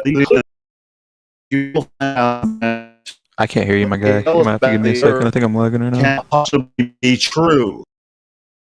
You know what? If you would stop, you finish my sentence. We're not trying to convince someone that the Earth is flat. We point out the obvious imperfections in this stupid globe idea that show that whatever they're saying about Earth cannot possibly be true. Did you hear that clearly? I heard the end part. Julio, your mic keeps cutting out. Oh shit! Sorry, it's probably my that's shitty internet connection from the Motel 6. Yeah, that's what he's just referring to. You're cutting out. That's all. No, he got the gist of it. He got the gist But of if he's been in here before, then yeah, don't play any games. But if you've got something compelling that you want to talk about or ask questions or whatnot, ask away. I mean, we can give you the proofs, but the best proof is to go out and verify yourself. That's how I did it, for example, and that's how I thought about it, did a couple of things, and just did as much research on my own time, my own free will and accord, and that's how I discovered the Earth is flat and it's plane. It's not a globe. Well, yeah. The universe is changed into a vacuum. I mean, yeah, I would love to hear. I'd love to hear what you did. Because I mean, I don't feel like it would be as convincing for me as it was for you, but I would love to hear like why it convinced you. Well, what convinced me is one of the first things that convinced me personally is sitting and thinking about it.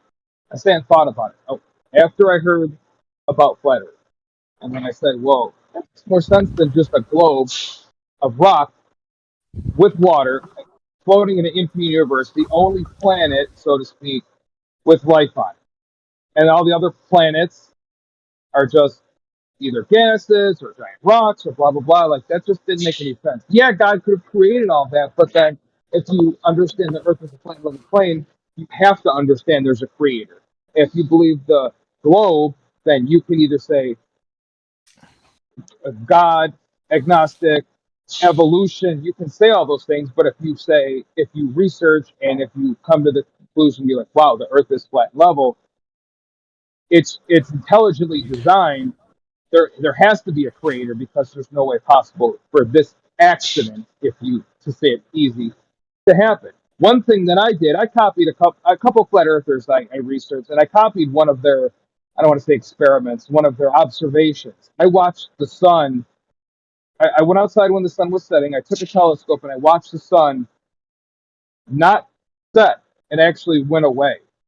It wasn't the best view, but I made I did best with what I had and what I could. But I actually saw the sun go away, just not not set, but go away, disappear into, I don't know, the soup, the mist, the thick of the earth. So, but if we're spinning, we have to believe that the earth is spinning and we're falling over backwards, and that's what makes the sun look like it's setting.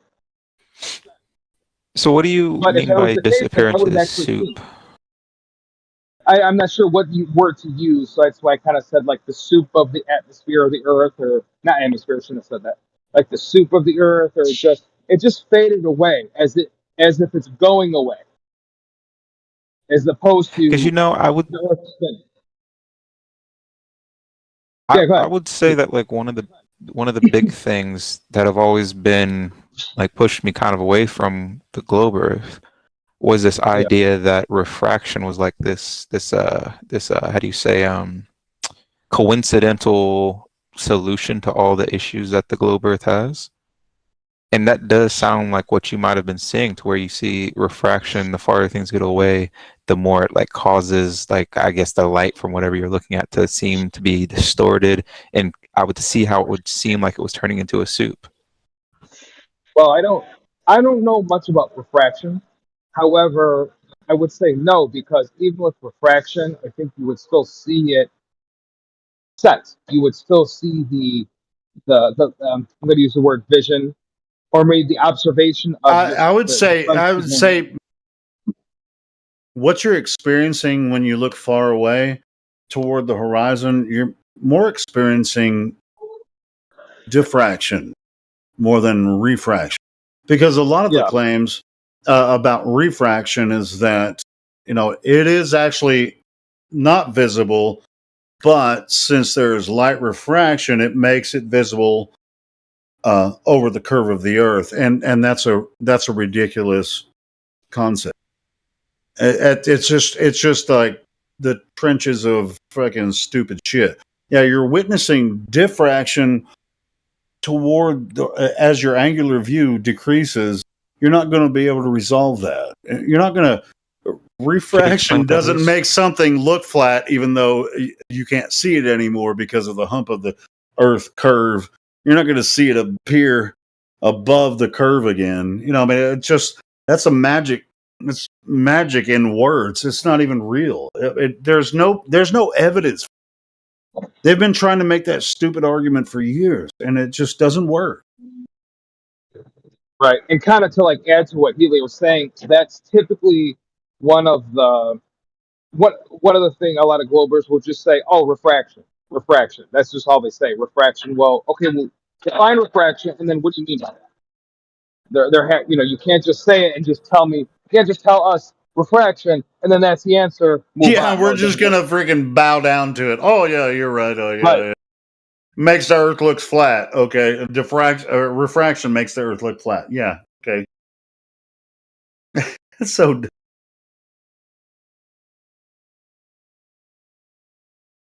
It's like if you see something when you're looking, something you shouldn't be able to see 10, 20 miles away, because the fraction makes it appear again like some kind of mirage. It's so dumb.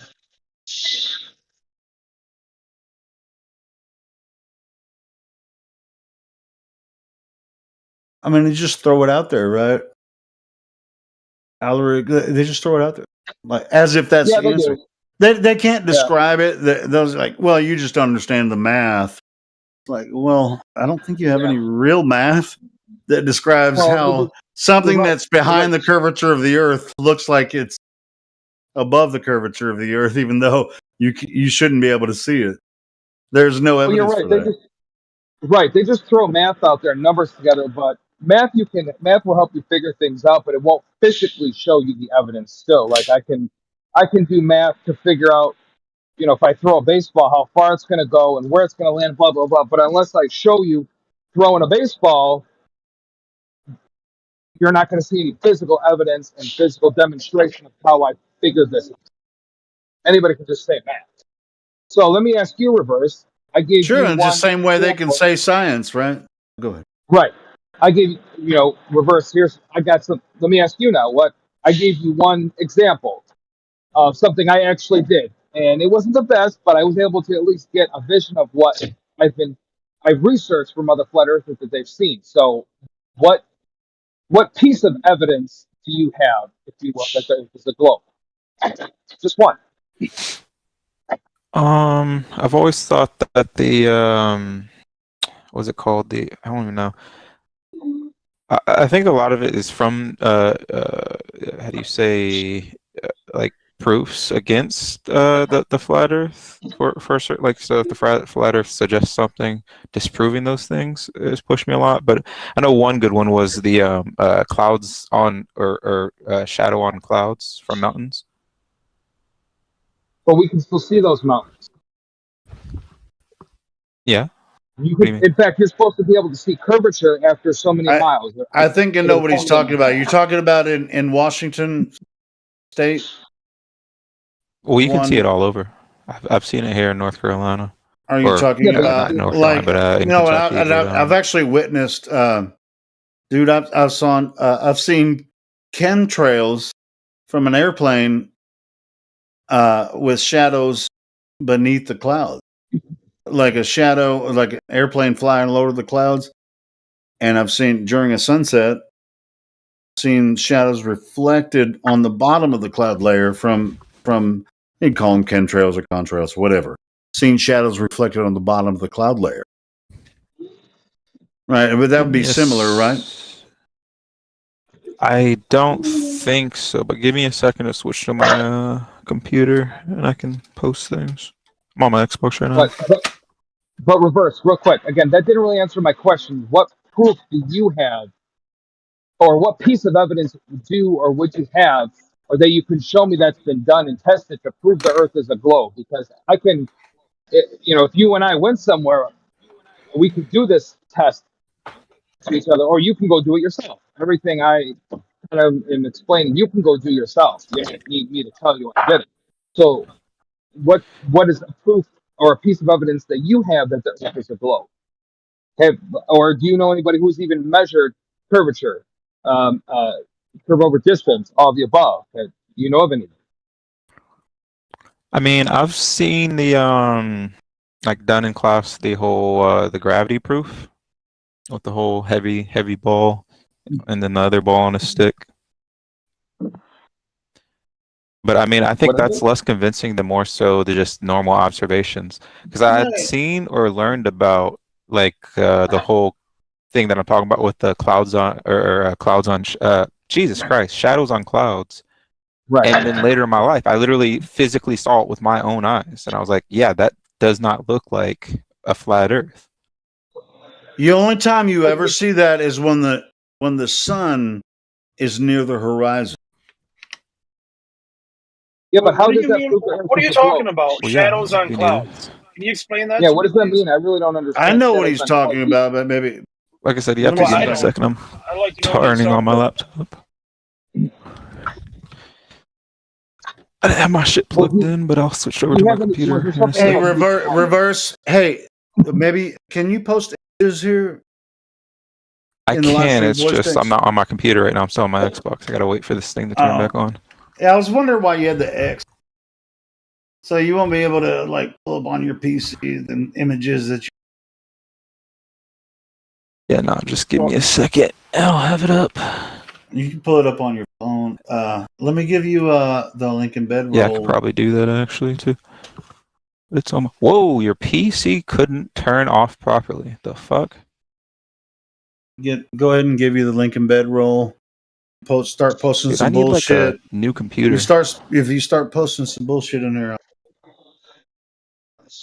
I don't think you will. I'm on a phone myself, so I mean, I get it. If you're on a phone, it can be difficult.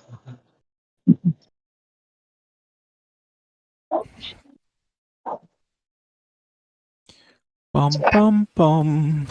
Yeah, I mean dude. I've experienced what he's talking about. Like if the sun is near the horizon, you can see shadows of lower objects under the clouds that are above your head. Even though the sun is actually higher than the cloud layer. If you guys have never seen that, start looking for it. You'll see it. You'll see it. Okay. Yeah. He's talking about why. Well, he might be talking about. I think he's probably talking about there was a picture from Washington, the state of Washington. What's the name of the mountain there? Not Mount. Only reason I'm thinking Olympus is Olympia. What's the fucking name of that big mountain in north of Seattle?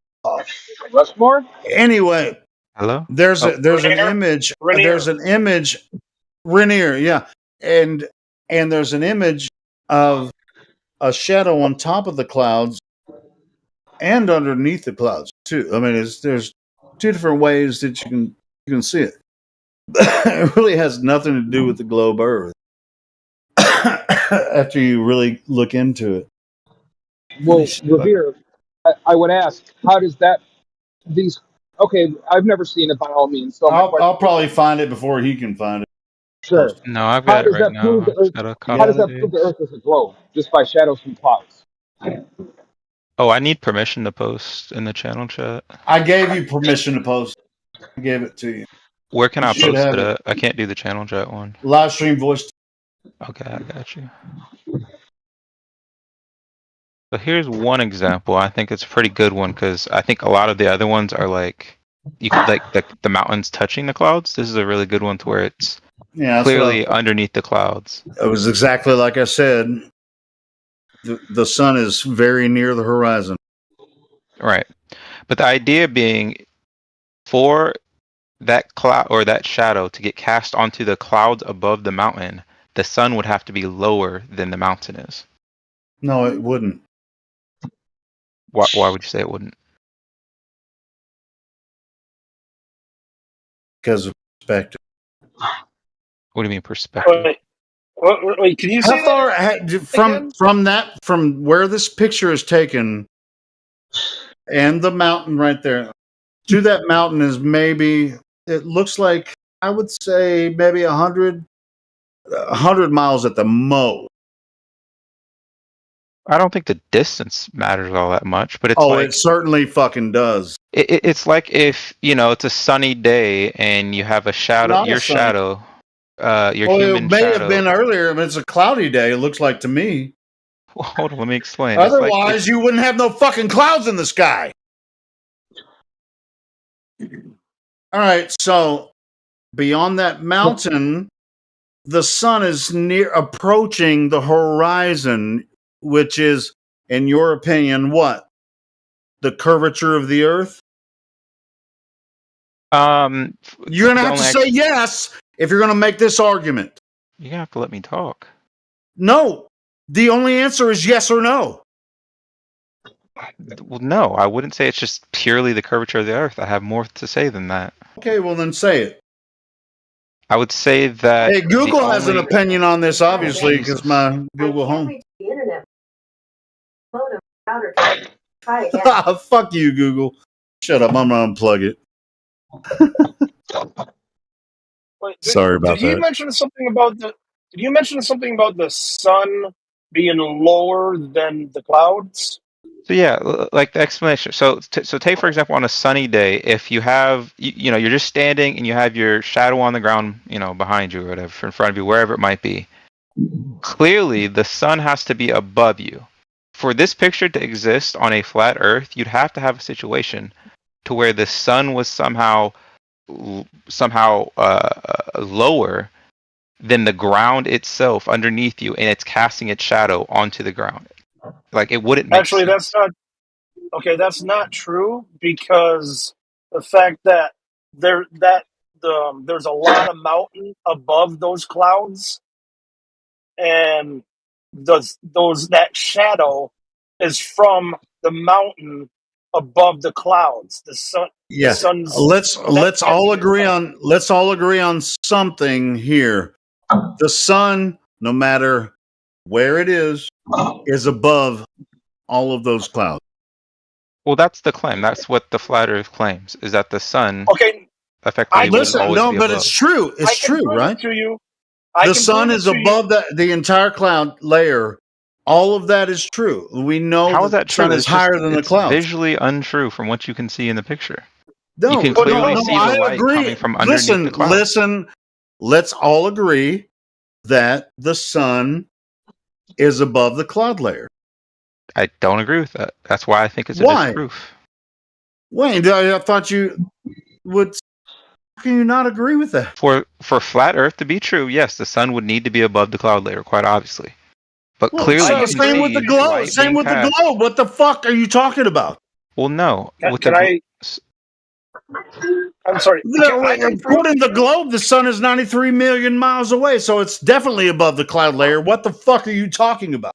Wrong. May I get some point in, please? I'd really like to say this. I can prove to you that the sun is always above the clouds. Amen. I don't know. Okay, now I can prove it. I have photographic evidence. Me too. I don't know how. Do you ever get up before sunrise? Of course. Every day. Oh, you do? Okay. Well, I'm a truck driver, and I'm constantly seeing the sunrise because of my hours. And every single time I see a sunrise, the top of the clouds are lit before the sun is. There are times where it was 45 minutes before the sun even came up over the horizon. The top Dude, clouds were lit. Scrat, I bet you, being a truck driver, I bet you've seen the most beautiful sunsets in the world. Oh, yeah. Yeah. I'm actually going to lose my signal here for a second because I'm in the mountains. I'll be go on mute for right now. No. Yeah, that's a really good point, Scrat. Yeah, I mean, it's like sunrise, sunset. I mean, I don't know why you're arguing with me about this reverse. Doesn't matter if it's globe or flat. We all agree that the sun is way above the cloud layer. Why the fuck are you, disagreeing with it? Well, no, I can explain. Like, no, if you're on a globe Earth, the idea is that the sun is not going underneath the ground. The sun is simply going over the edge of not necessarily the horizon, but going over the edge of the curvature of the Earth, right? And when that happens, you can get a situation where the angle of the sun's rays is coming right up against the very tip of that curvature, that peak of the curvature of the Earth, and is able to cast a shadow upwards, hit that mountain, and then cast a shadow onto the top of the cloud or the bottom of the clouds. Yeah, I mean, it's pretty much almost exactly the same as the perspective argument. How convenient is that? I don't know what that is. Yeah, as if. I fucking know you know. I don't know what that is. What is it?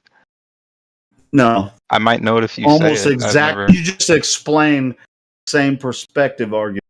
Yes, it goes too far away for anyone to see, and the reflective light Ken. Well, this has nothing to do with distance. Oh, it has everything to do with distance. What the entire fuck are you talking? The only thing this has to do with is the height of the sun and whether it can No, it exist doesn't. on a It has flat Earth or a nothing globe to Earth. do with the height of the sun. Doesn't have to do with where the sun is. The sun is the sun. When you can't see it anymore, and once it approaches the horizon, it's still the sun until you can't see it anymore. And once it approaches the horizon, then disappears, you'll get phenomena like this, the one you post. And it has nothing to do with the Earth being a globe. I'm not understanding how you think you'd get this. Okay, first of all, I already did tell you that shadow's from the top of the mountain that's above the clouds. The sun is But it's not. that Are mountain we is looking at the same casting picture? that shadow on the. Well,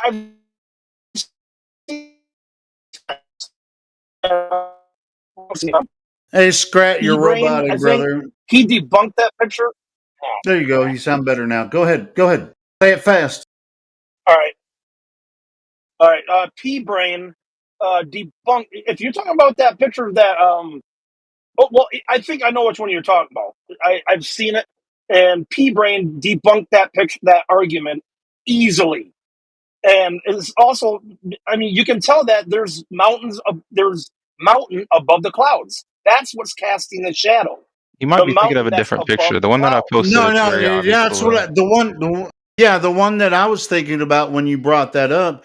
There's I know the one that you're probably thinking about. The top of the mountain above the cloud layer was casting a shadow on top of the cloud. Yeah, that happens too. So there's like it has nothing to do with the curvature of the Earth at all. Yeah, reverse. That's my question. Like, how does that prove the Earth is a globe? Well, I was trying to bring up MS Paint, but my Windows is having so much trouble to where I literally can't even start Let me ask. Let's move on. What else? Please give us something else that would prove the Earth is a globe. Well, no, I think this is pretty convincing. I would love to stay on this one. So I think the one you guys are referring to is this picture that I just posted, to where it's very obviously above the cloud. There's another one. No, that's different. Well, there's plenty of them to where it's like it's similar to the one that I just posted, to where it appears to be above the cloud layer. Which mountain is that? Hold on, reverse. What is that? I don't know. These are just Google image searches. All right, well then you're just fucking willy. Just what? So you just like Google searching now, like shit under the clouds. You don't even know where this was taken from. You don't know which images you're sharing. No. Okay, like then I said, these are just fuck off. Google searches. Why don't you learn something about it and then fucking bring some real? Well, I don't need to. I'm just trying to explain to you the idea of the all that could be Photoshop bullshit. I don't fucking know what. Well, that that's is. my point. That's why it was so convincing to me, is because I learned about this and then I saw it in person in Kentucky. That's me too. All right, go ahead. Go ahead, Trent. Okay, would you say, according to the globe, model and stuff, is the sun lower than the clouds before sunrise? Yes or no? Lower in what sense? Would you from the closer angle, to Earth? No, from obviously the not. rays? No. Would it be angle-wise? Would the sun be below the clouds? Because you're saying that's why the shadow's being cast. Right. So hold on. You're saying this shadow's being cast because the sun is lower than the clouds, right? Right. The rays are effectively basically like a foot off the ground from at the peak of the curvature of the Earth, and then it's being cast from that point very, very close to the ground up towards this mountain. Okay, so you're saying the sun is lower than the clouds, right? The sun's right? light the sun's light is coming from lower than the clouds. Yes. Not And the sun so that's only possible. Go ahead. Hold on. Yeah. Now, that would be the same way, like 45 minutes before sunrise, right? the sun would be lower than the clouds? No, it wouldn't have any rays that were casting. Obviously, it would like Okay, light up. okay. Can you explain then how the top of the clouds are lit up? Yeah, that's what I was just getting at. It would obviously It would obviously light up clouds in the distance where you could see from where you're at, but you wouldn't have the circumstance where it would cast a shadow onto the mountain and then you see a light onto the bottom. I'm not talking about mountains. I'm not okay. Forget about the mountain. I'm just talking about clouds. Okay, the 45 up to 45 minutes before sunrise. That means the sun is so far below the horizon that it's 45 minutes before it even comes over the horizon, okay? Right. At that point, the top of the clouds are lit.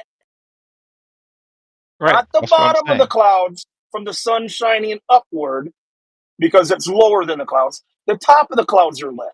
How can that be if the sun is below them?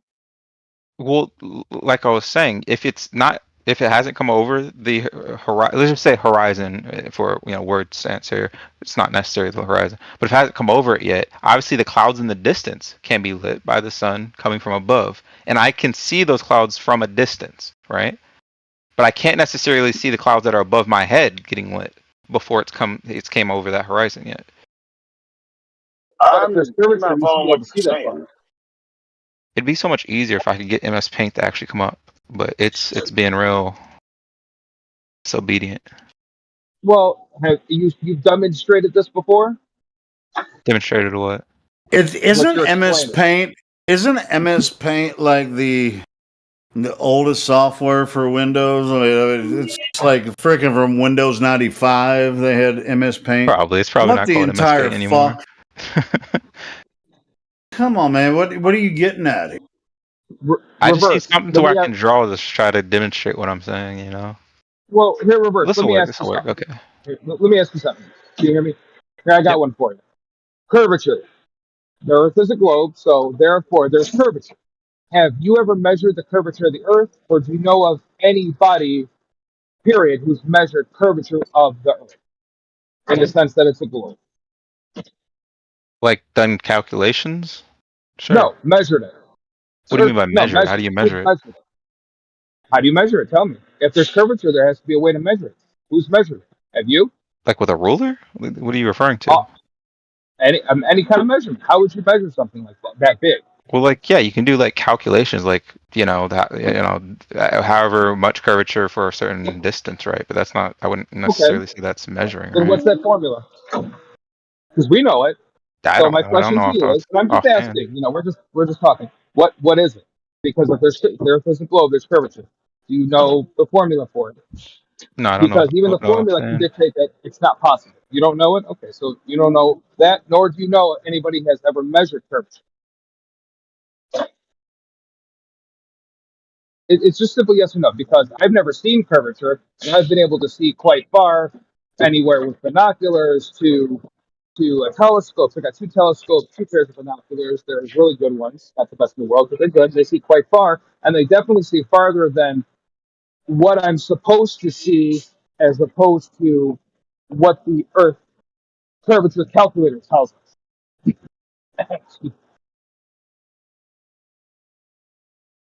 So you've never measured curvature or know anybody who has? No, well, like I said, I don't know how you would measure curvature. You could do calculations, but like directly measuring it would seem pretty impossible, right? Wait. Why would it be impossible when we have the radius of Earth? I mean, it's very simple calculations. Why do you think it's impossible to measure this? This is simple. We can test what they say about the radius of Earth by observing locations on different parts of the Earth across bodies of water, because they're level. Water always finds its level. Very simple. Why do you say that we can't measure?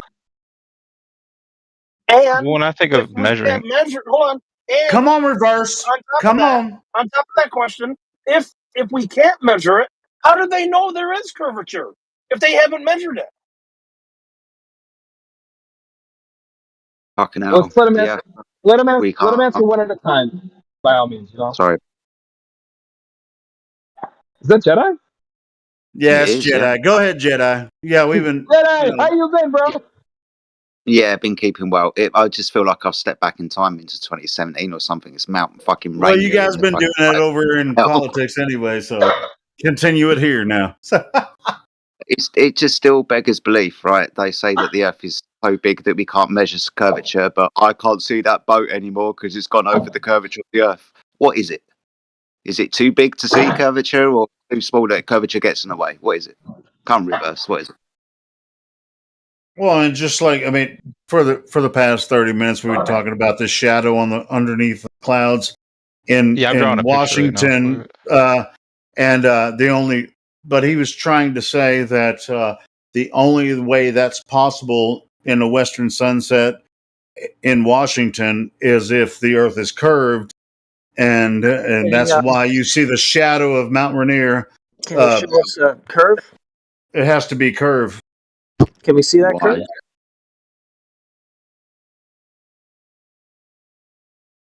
I was trying to explain that.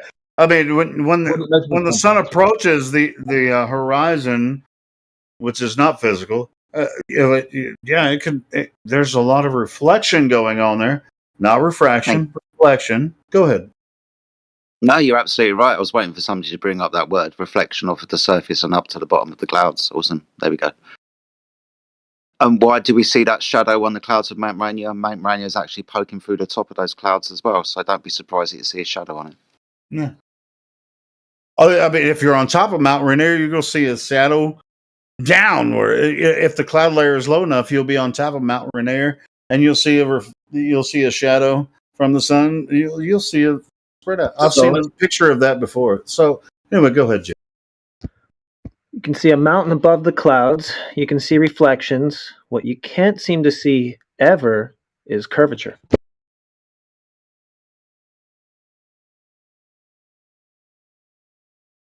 I think that last picture I posted, I think that's Seattle, isn't it? I don't know if it is, but it's somewhere near there. All right, I'm done with my cute picture. You guys want to see my cute picture? Is this really the globe proof, though? Thousands of years of proof, and we get this picture. Is this it? That's what I was asking. Yeah, this is the top-notch, best images you'll ever see. So this is how it was discovered. Okay, so not the ancient Greeks with sticks and shadows, but this is it. Yeah, I'm the big brain that discovered it. All right. So check this out. Let me bring up. You guys are posting all these other things, but let me bring back up the one that I was talking about. So this is a picture that I'm going to try to use to describe this image. All right. So the idea is, on a globe Earth, it would be able to cast this shadow. In this picture that I'm posting, I can personally see it. Maybe you guys can't. It seems pretty obvious to me. But the mountain is quite clearly underneath the clouds, right? And then there's a shadow casted from that said mountain onto the clouds, and it stops before getting to the mountain. All right. And so for that to exist on a globe Earth, you would need. Somebody's talking. That's lagging. Hold on, Scrat. Let him finish his statement. Hold on, Scrat. You're breaking up. By the way, go ahead. Let him finish his statement. So, like on a globe Earth, the way it would work is that sun on the right of the picture I drew, is that it would be low enough. The sun is obviously not closer to the Earth than the mountain, right? But its rays come closer to the Earth than the mountain is, so that it casts a shadow where it hits the top of the mountain and then casts its light hits the top of the mountain and casts a shadow onto the clouds. Whereas on a globe Earth, you see those that it's a brown line I drew to pretty much show like a flat Earth. That would not be possible. It would need to be pretty much underneath the ground or very low to the ground, the sun itself, which I don't think any flat earther has, suggests that the sun ever goes below the clouds. And that's why, it seems like a proof to me in a way. Okay, hey, one at a time. You automatically assume I did one at a time that has a mic that's not robotic. Underneath the clouds. I saw you. I showed to you that place with 3 mountains without no curvature, and you are claiming what? Do you know what is perspective even? I did debunk you, and you are posting again the same thing, the same bullshit. Why? I did post 3 mountains there, 3 volcanoes: Mount Adams, Mount Rainier, and Mount St. Helens.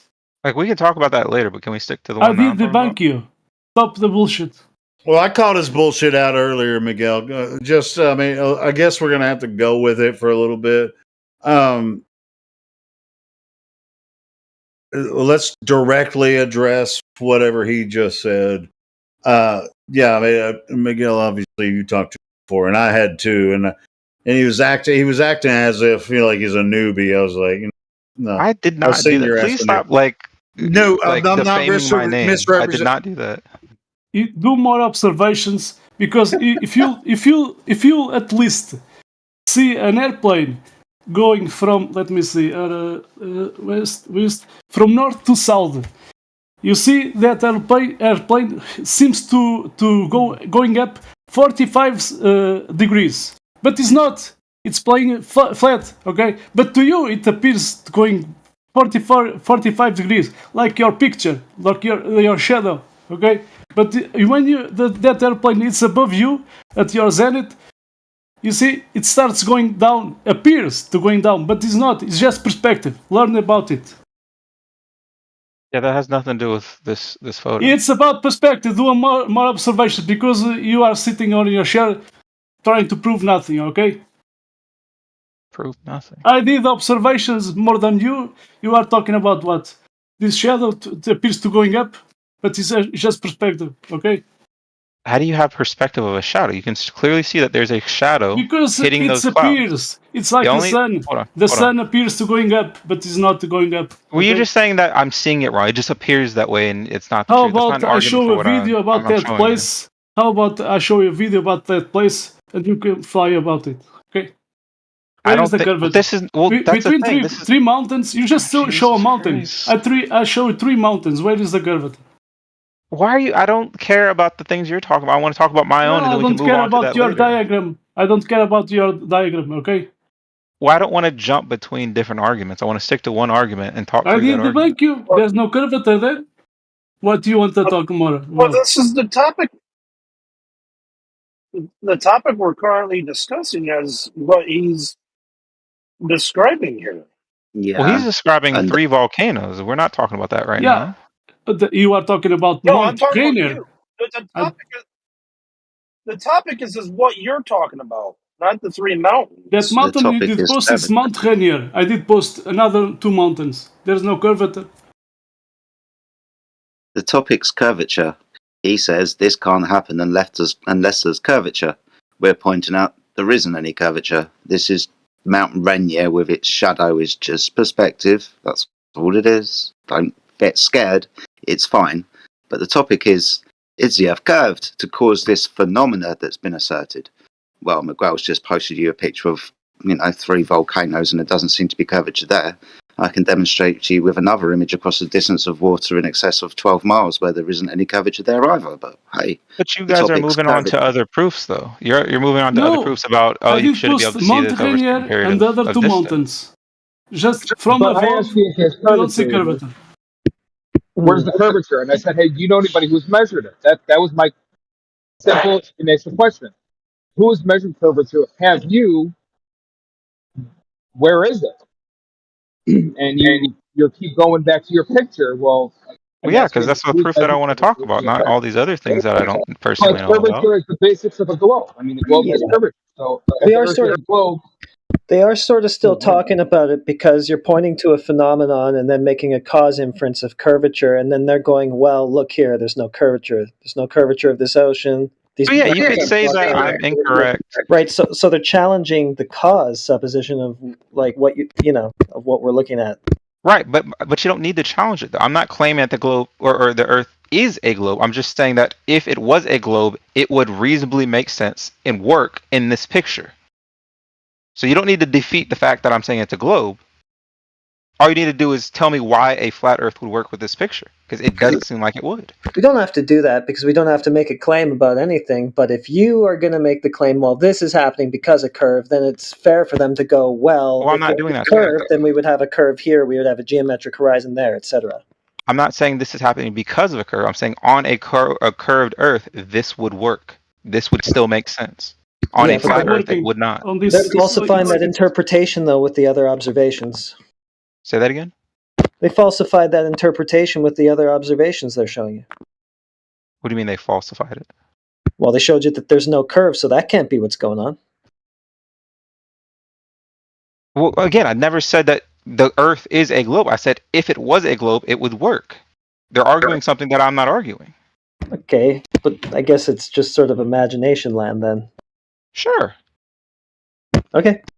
Well, okay, so but you're completely ignoring the fact that in your so-called proof, the fact that the tops of clouds are lit up before the sun comes up over the horizon, that doesn't debunk your so-called proof, because the fact that the top of the clouds are lit up before the sun even comes up over the horizon proves that the sun is always above the clouds.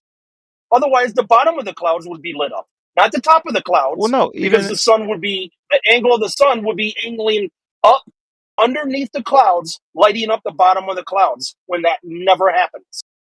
Every morning, the top of the clouds are lit up first. I mean, let me add to this picture and I can explain that to you.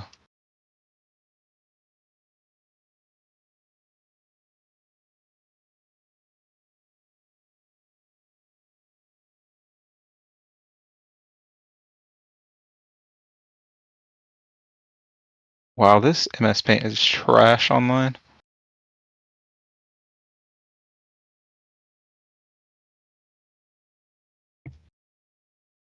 But I mean, it's a very small edition here.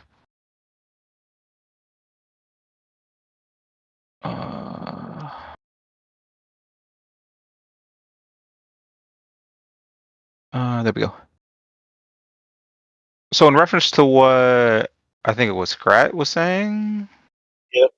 So if you're that person on the very far left of the picture, and we're talking about the sun on the sun in its position on the very far right of the picture, its light hits where that middle arrow is, the thinner one, right? That's where its light can hit, and it's lighting up the those clouds, right? But it has yet to come over the curvature of the Earth. It's still below the horizon, even though I can see the lit up clouds from where I'm standing. It's still below the horizon. The sun itself is still below the horizon. Yeah. So why aren't the bottom of the clouds lit up, not the top of the clouds? What do you mean the bottom of the clouds? Are you talking about the shadow on the mountain again? Well, if you ignore the mountain and just assume that beam of light from the sun is a straight beam without the mountain being there, you could still see how the clouds would look lit up. Yeah, the bottom of the clouds, not the tops of them. I think clouds look pretty much the same whether they're lit up from the bottom or the top. No. Then you scenarios. obviously never seen it.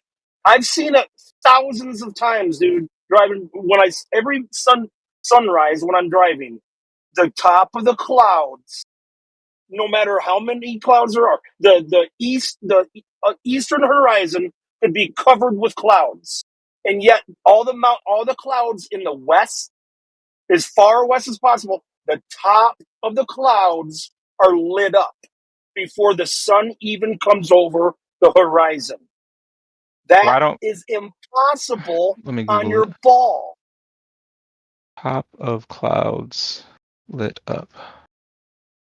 I actually have pictures of it.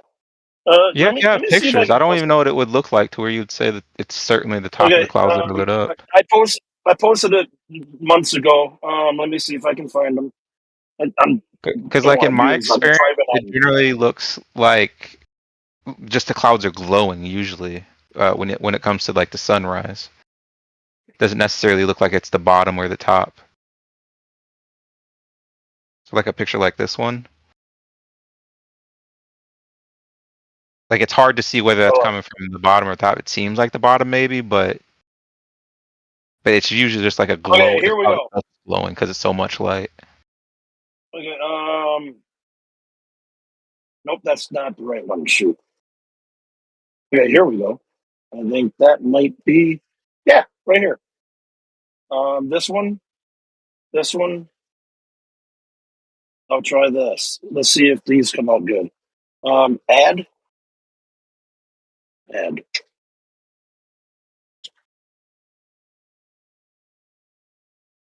Did they come up?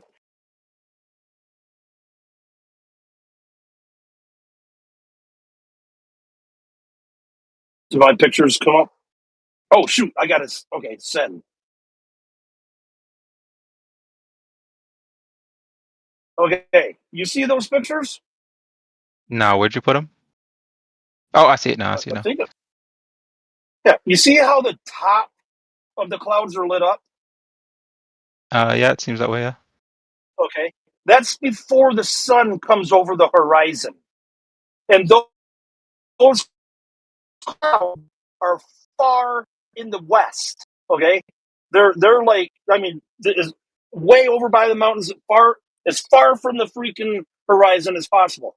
Every single one of those clouds, all the time, every morning when I see this, the top of the clouds are lit up before. How come the bottoms aren't?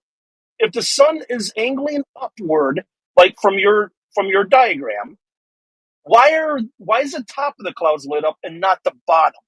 Well, so like in the big picture, the light's coming because the light's coming from below, correct? Sure, but in your picture, the big picture, the first one, it does seem like the light is coming up. The bottom of those clouds aren't lit up, but it's hitting a higher point on the cloud, I guess, or a higher cloud itself, lighting that cloud up, but not the ones below it. And as it gets higher, it's going to start to light up the ones that are lower. Well, yeah, but here's the problem. Those clouds are far in the west, and all the east was cloud covered. Okay, so the clouds from that were east of there would have been blocking the sun rays that would light up the tops of those.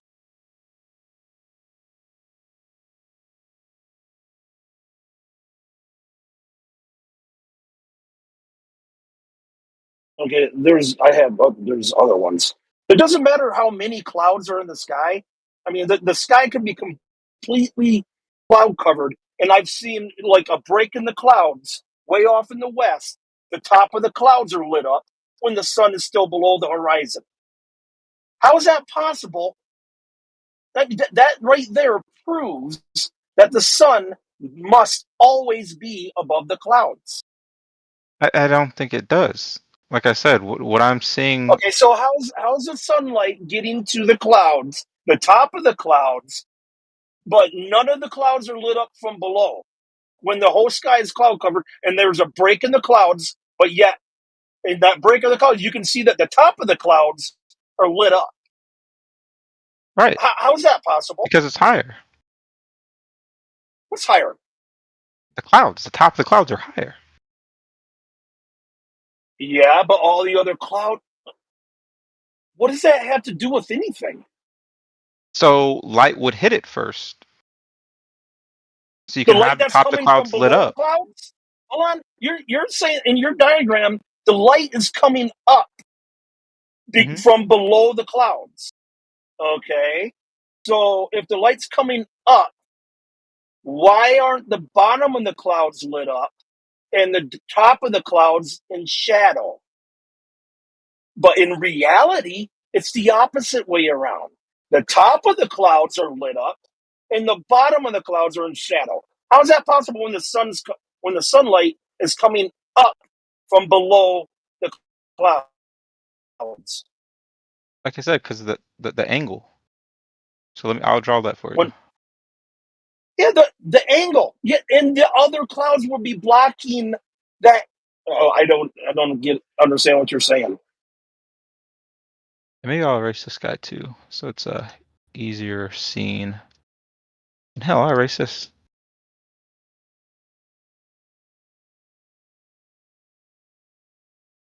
You do understand that if the sunlight is coming from below the clouds, the bottom of the clouds would be lit up.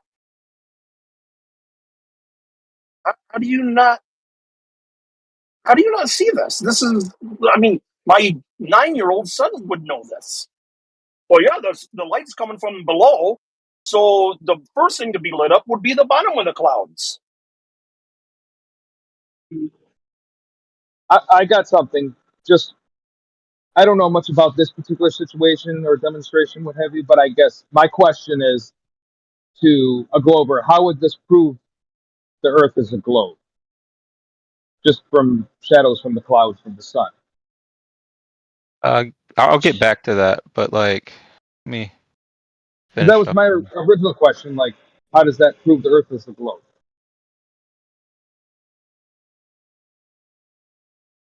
Well, if you look at the one that I posted already, like I said, if you look at it, the brown line would be what the plane of the flat Earth would be, whereas the green line is what the plane of the globe Earth would be. On a globe Earth, it's seemingly that you can have a shadow from a mountain cast onto clouds, whereas from that brown line of a flat Earth, that wouldn't be possible. Because since the light source is always above the clouds, and the clouds are at a level field, the ground is at a level field. If it's above the clouds, it wouldn't be able to cast a shadow from the mountain, which is below the clouds. Why not? Hold on, David. You're saying in position, right? So the clouds are at a certain layer, the sun is at a certain position, the Earth.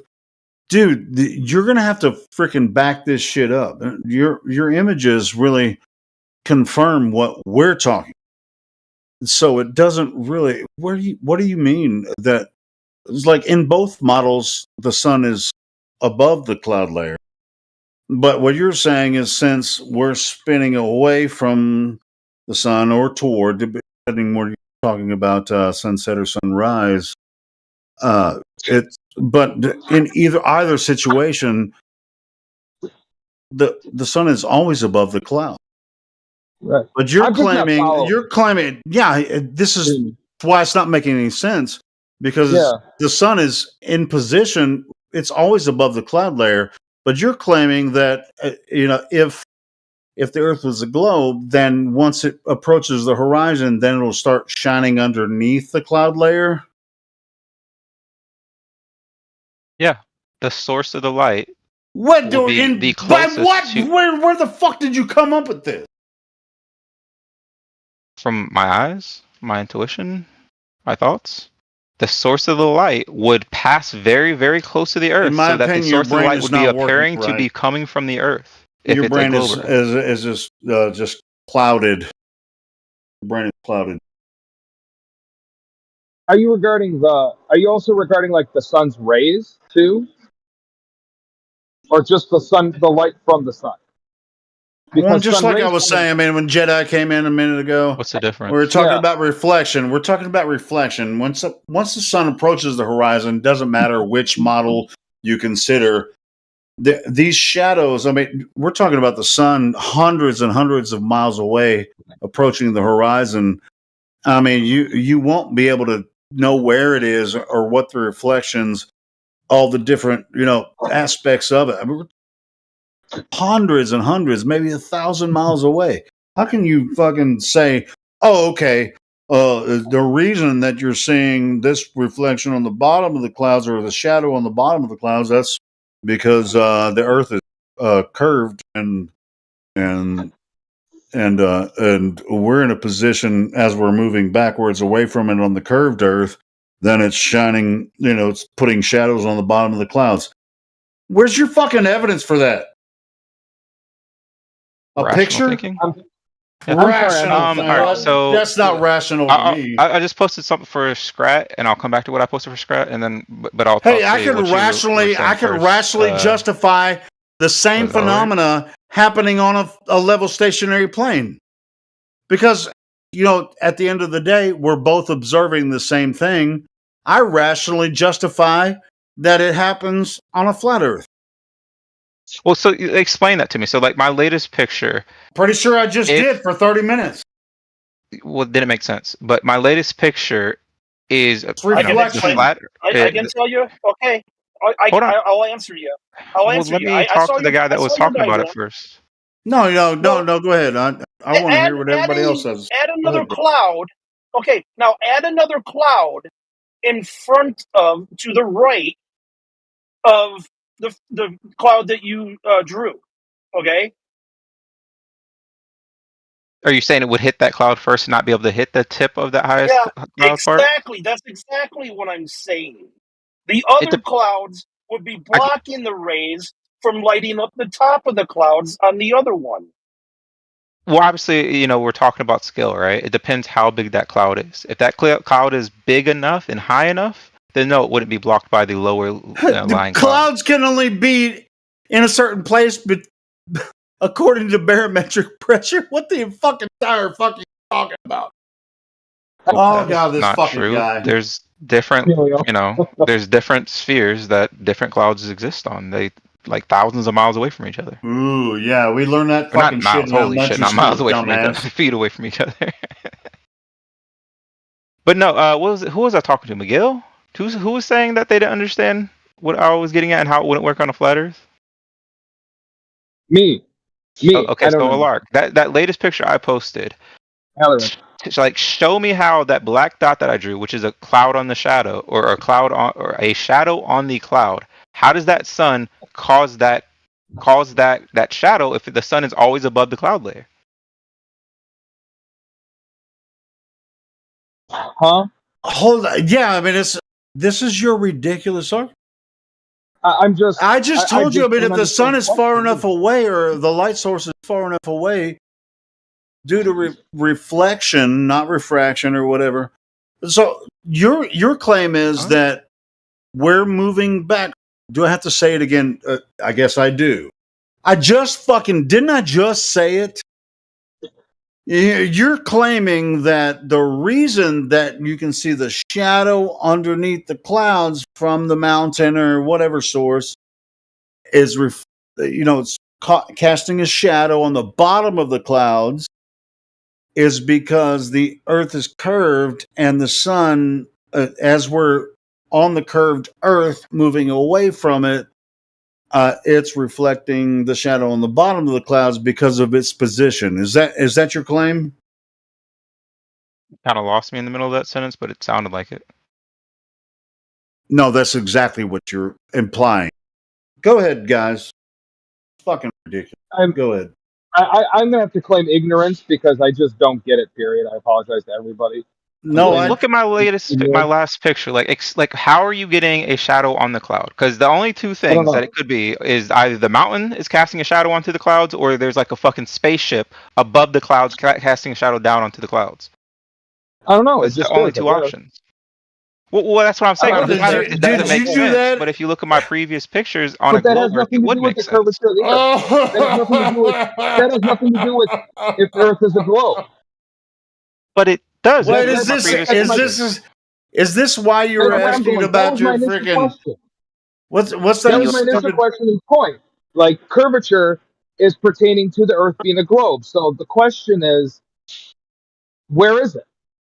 I showed you. I presented to you that that demonstration I did with me. I should have recorded it, but I didn't, and I didn't see anything curve down or go down over a physical horizon. I didn't see anything like that, which would which would show some kind of indication of curvature. I never saw any of that. Sure. And a lot of the information that I looked up, like research and videos, were done like independently. So there's really there's no faking it. There's none of the above. So, so the question Alaric, I just saw his picture that he posted. Is this why you wanted to get your paint program so you could show us? Yeah, this is like an online one. Oh my goodness gracious, bro! That these are good pictures, man. Don't make fun of it. No, that's ridiculous. I mean, God, that's not even what we're talking about at all, man. Dude, if this is what you think we're talking about, you're fucking out of your mind. I mean, I kind of realised that you're restricted. Sorry, my friend. I kind of realised that you're restricted No, you're fine. I kind of realise that you're restricted for space within your paint program. But if you were to move the sun maybe another, 3 pages over, keep going left with the sun, you'll notice that the angle between the sun and the bottom of that cloud layer will be more acute. So maybe that one might be a problem because you might be even confusing yourself. What do you mean more acute? More obtuse? Smaller. No, you're obtuse. How so? But the acute angle is the sun when it's you talking about in this picture? Hundreds and hundreds of miles away. I'm talking about which one did you post? Hold on. Let me scroll up. See if I posted another one, Jedi. Yeah, the one at 52 minutes past the hour. Yeah, it was ridiculous. 52.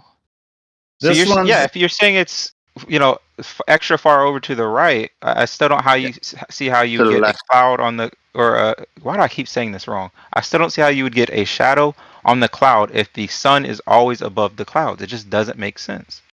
Yeah, but no matter how far over you get, let me ask you, man. If it was a globe, it would near 180 degrees. Well, I mean, but it would never go globe, past 180 degrees, right? All right. So if it was a globe, it does make sense in your mind. Yes. Go ahead, Jedi.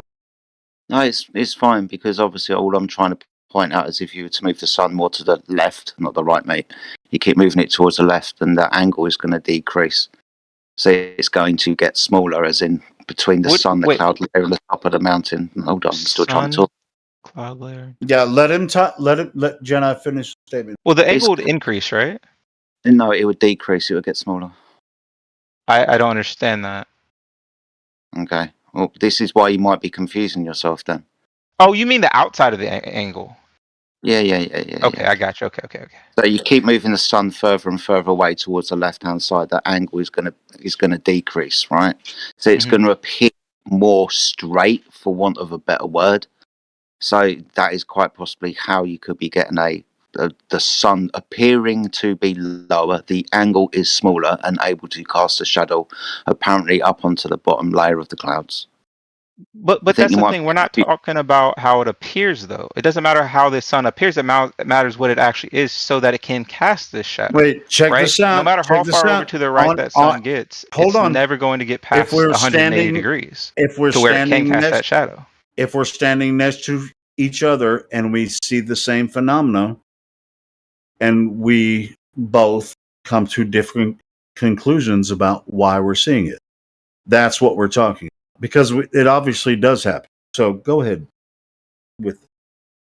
Well, sure, we can come to different conclusions, but I don't see how you would rationally say that would make sense. I think we can both agree that it would need to be at least 180 degrees or past that for it to cast that shadow. And no matter how far right you put that sun, it's never going to hit that angle. Based on what? Sometimes it looks like the sun is below the cloud layer, depending on how close. That way. Oh my god, can't even start a sentence.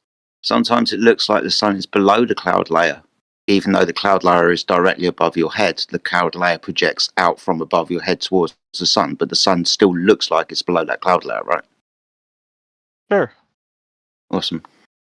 But we can both agree. I've noticed this phenomenon in my own living room as well. When the sun goes down, I get a shadow from my light fitting on the ceiling projected out behind it. Now, it doesn't mean that the sun is lower than my living room ceiling, for example. It's, again, and I know people hate this word, but it is just perspective. As the sun gets further away, that angle decreases between you and the sun and anything that's above you, obviously, right? I agree with you.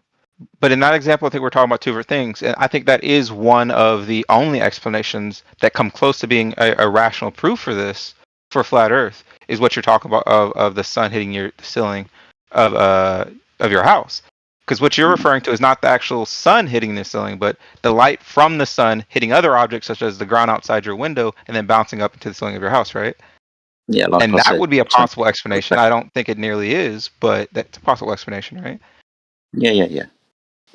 But you're talking about it appears to be below it. Can we both agree that the sun is always higher than the cloud layer? Even if it appears to be one way, it's always higher than the cloud layer. Holy shit, I just 20 minutes ago I said that. I said we all agree that the sun is higher than the cloud.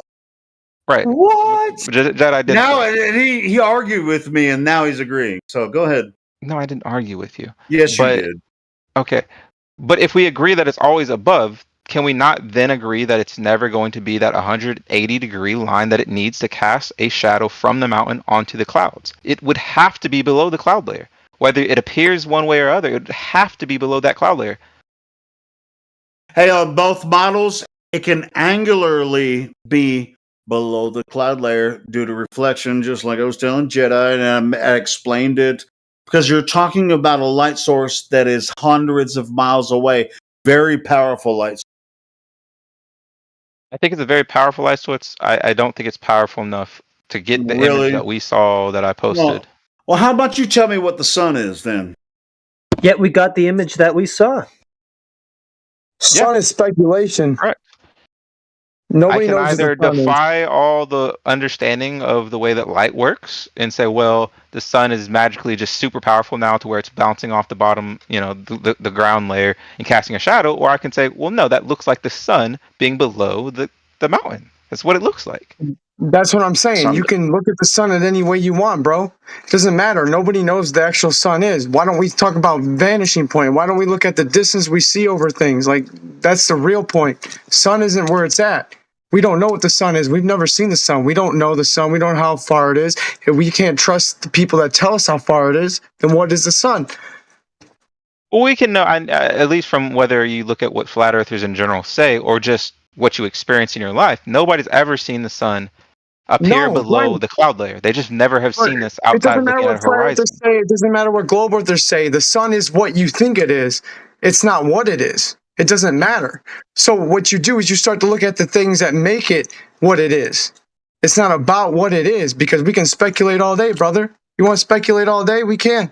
We can say the sun's this. We can say the sun's that. But do we know what the sun is unless we've been there, seen it, done it, measured it for ourselves, been a person who has a scientific explanation for it? Or are we just going to look at it and just say that? It doesn't matter, bro. To see the video that I posted in the text room, I mean, the sun can appear to be in all different places, mate. This video, it looks like the sun's actually out. Crazy, right? So is the sun actually in the clouds in my video? Holy shit, what is going on in this picture? Yeah. Shit looks like Jupiter, doesn't it? It looks like the sun, and it looks like it's in the clouds, doesn't it? That's what I'm saying. What is the sun? Do we even know what the sun really is? Do we know how far it really is? Do we know if it's really 30,000 miles away, or is it closer? Or is it not? What is the deal with the sun? We can speculate, but the truth is, it's not the truth, because if you don't believe what mainstream tells you, then you don't know. You can just guess all you want. Yeah, that's really hard to see. That's definitely, it's a very trippy photo or a video. Sure, I mean, we all see the same thing. Sun, moon, and stars. We all experience thing every day. I got a video of the sun and the moon within the horizon. I'll send it to the chat.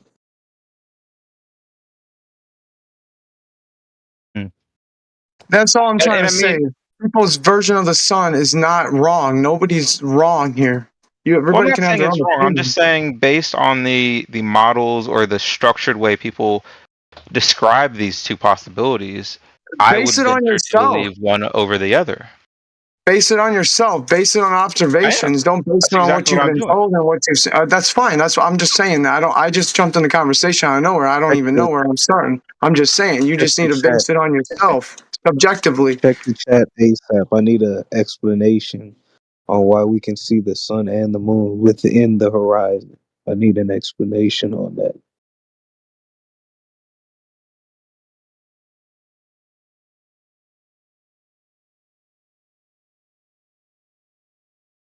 Are you not supposed to be able to see the both? Well, I would just expect something that we flew up and landed on to not be within the horizon of what I'm allegedly living on. Well, I mean, the sun, like the moon, can be on the same side of the Earth as the sun, right? Based off the globe Earth model. Well, what I'm saying is for them to be within the horizon rather than without of the horizon. I feel like that's a significant thing to see, especially when one of these things is supposedly how many 93 million miles away.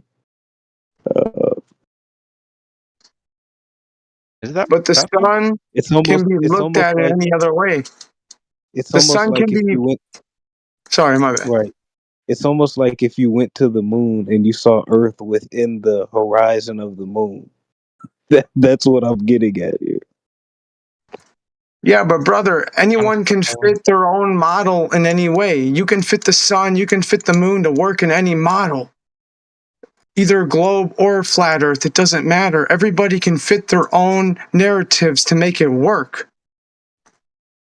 So what I'm trying to say is that this sun and moon shit doesn't make a debate. There's no debate because neither one of us really know if we don't know it for ourselves. So let's talk about shit that we can see and know for ourselves. I think when we're talking about That's this, why we're I just sent the video, because you can see what I'm talking about. I'm not speculating. That's a video. Like, you could see what I'm talking about. No, and then globe earthers will also send the same shit and say, look, you can see what I'm talking about. That's my point, is that either way it can fit. I'm not saying you're wrong. I'm not saying he's right. I'm not saying he's wrong. I'm not saying he's right. right. All I'm getting at is not that, I'm not a globe earther. I don't know who gave me that role, but I'm speculative on both positions. And when I have a situation like this, mountain shadow onto the clouds, it pushes me towards the globe earth, because I can imagine in my mind, in a 3-dimensional mind that I can form, that it would work on a globe and not on a flat earth. That doesn't mean that there's not other proofs that wouldn't push me in the other direction, right? Of course there are. That's just one that was particularly important to me. Just as like Alaric was talking about how he, was able to zoom into the sun, and it didn't seem to ever just go over the horizon, because he was able to see that in person. It was particularly effective at proving it to him. Whereas this was one that I personally saw with my own 2 eyes in real life, and so it was particularly effective for me, right? Right, and that's what I'm trying to say is anyone can see what they want to see. The thing is, like, you can fit the narrative in either way. You can fit in a globe, you can fit in a flat earth, you can fit it in a fucking oblique spheroid. It doesn't fucking matter what you look at it as. Anybody can figure it out and make it stand out as that. But do we even know what it really is? That's the question. Like, the thing is, I feel like the flat earth community talks about things that everybody just speculates. Oh, because of this, because of that. Let's talk about things that are real, like vanishing point, or things that can be proven. The proven things, man. Like, nobody can debate the things we don't know. That's all I'm saying. I'm not saying that you're wrong or right. That's what I'm trying to say. Is nobody's wrong or right, because how can you if we don't know? Well, obviously, I don't think you can say, they're wrong. They're for sure wrong or right. But I think you can certainly say, if you create a model, that one model seems to work better than the other one with all the evidence that we are able to, deal with. You're not getting what I'm saying. I could also make my model, a flat Earth model, work the same way as yours, and it makes just as much sense as yours in my way. That's what I'm trying to say. Your way makes sense too. Well, like then maybe you haven't. Model got created like that did work just as well, then it would be more convincing. But I haven't seen that. But maybe if you wanted to see it like that, see you're seeing the flat, or you're seeing the globe Earth like that, or like the round Earth, whatever you want to say. I don't know what you want to call yourself, but you're seeing it like that. What if you turn around and see the flat Earth like we see it? Everybody sees it differently. It's perception, bro. It's subjective. I don't think it's that subjective. It is, man, because you can make it work either way. Like I said, if you had a model that does make it work just as well as the globe Earth seems to, then I would probably be a flat earther. But I just haven't seen that model. You can't make it work? You can't make it work?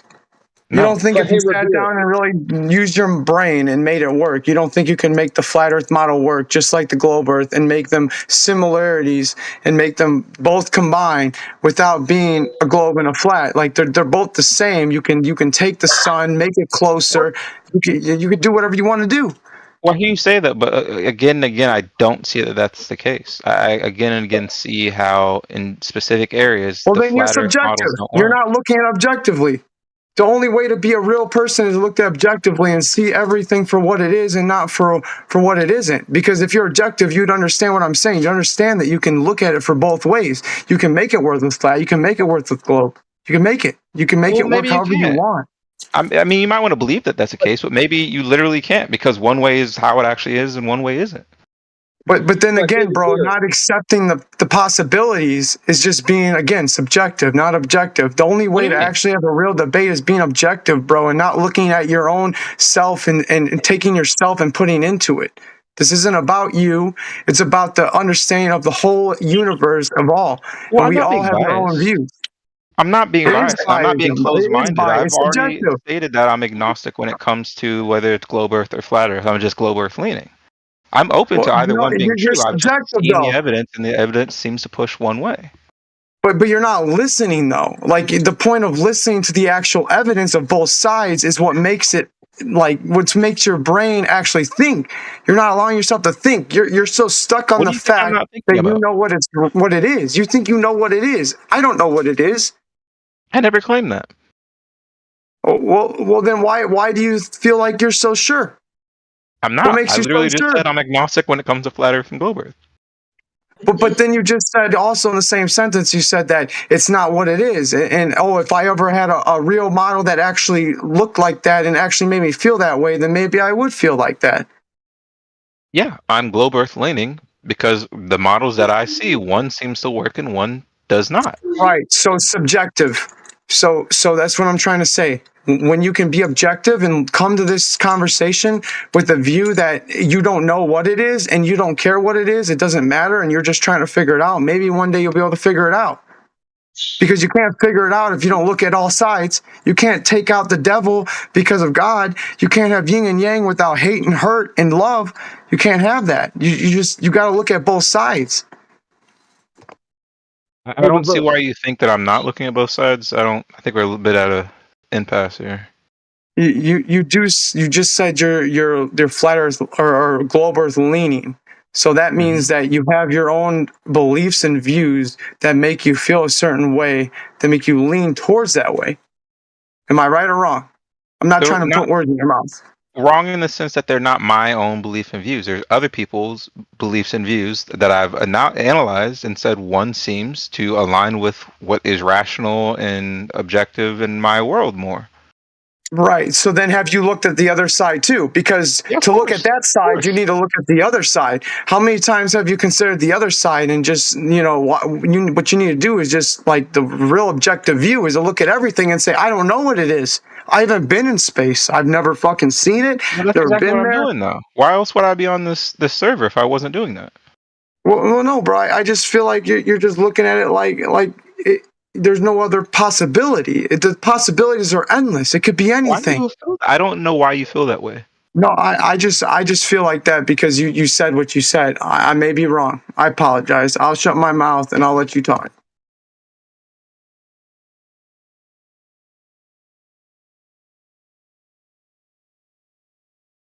Hey, Reverse. What's up, fam?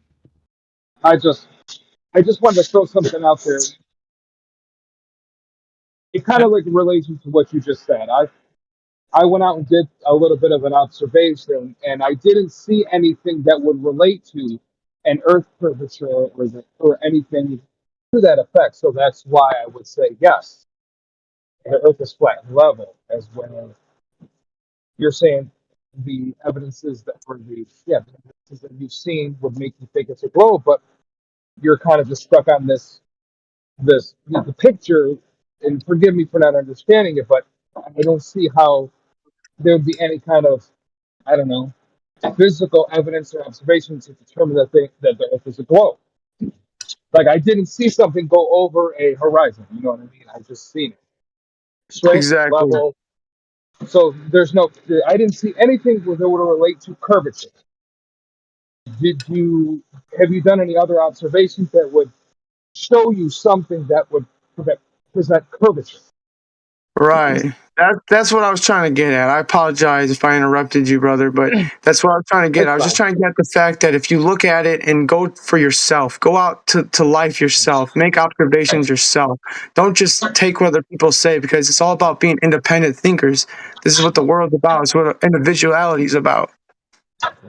And I had to copy, I shouldn't say copy, but I borrowed someone's idea. Like, try that. Well, I don't have every piece of, I don't want to say tool, but I didn't have every staple that others had, so I did the best I can, and even doing the best that I could with what little bit I had. I go, wow, okay, I see that.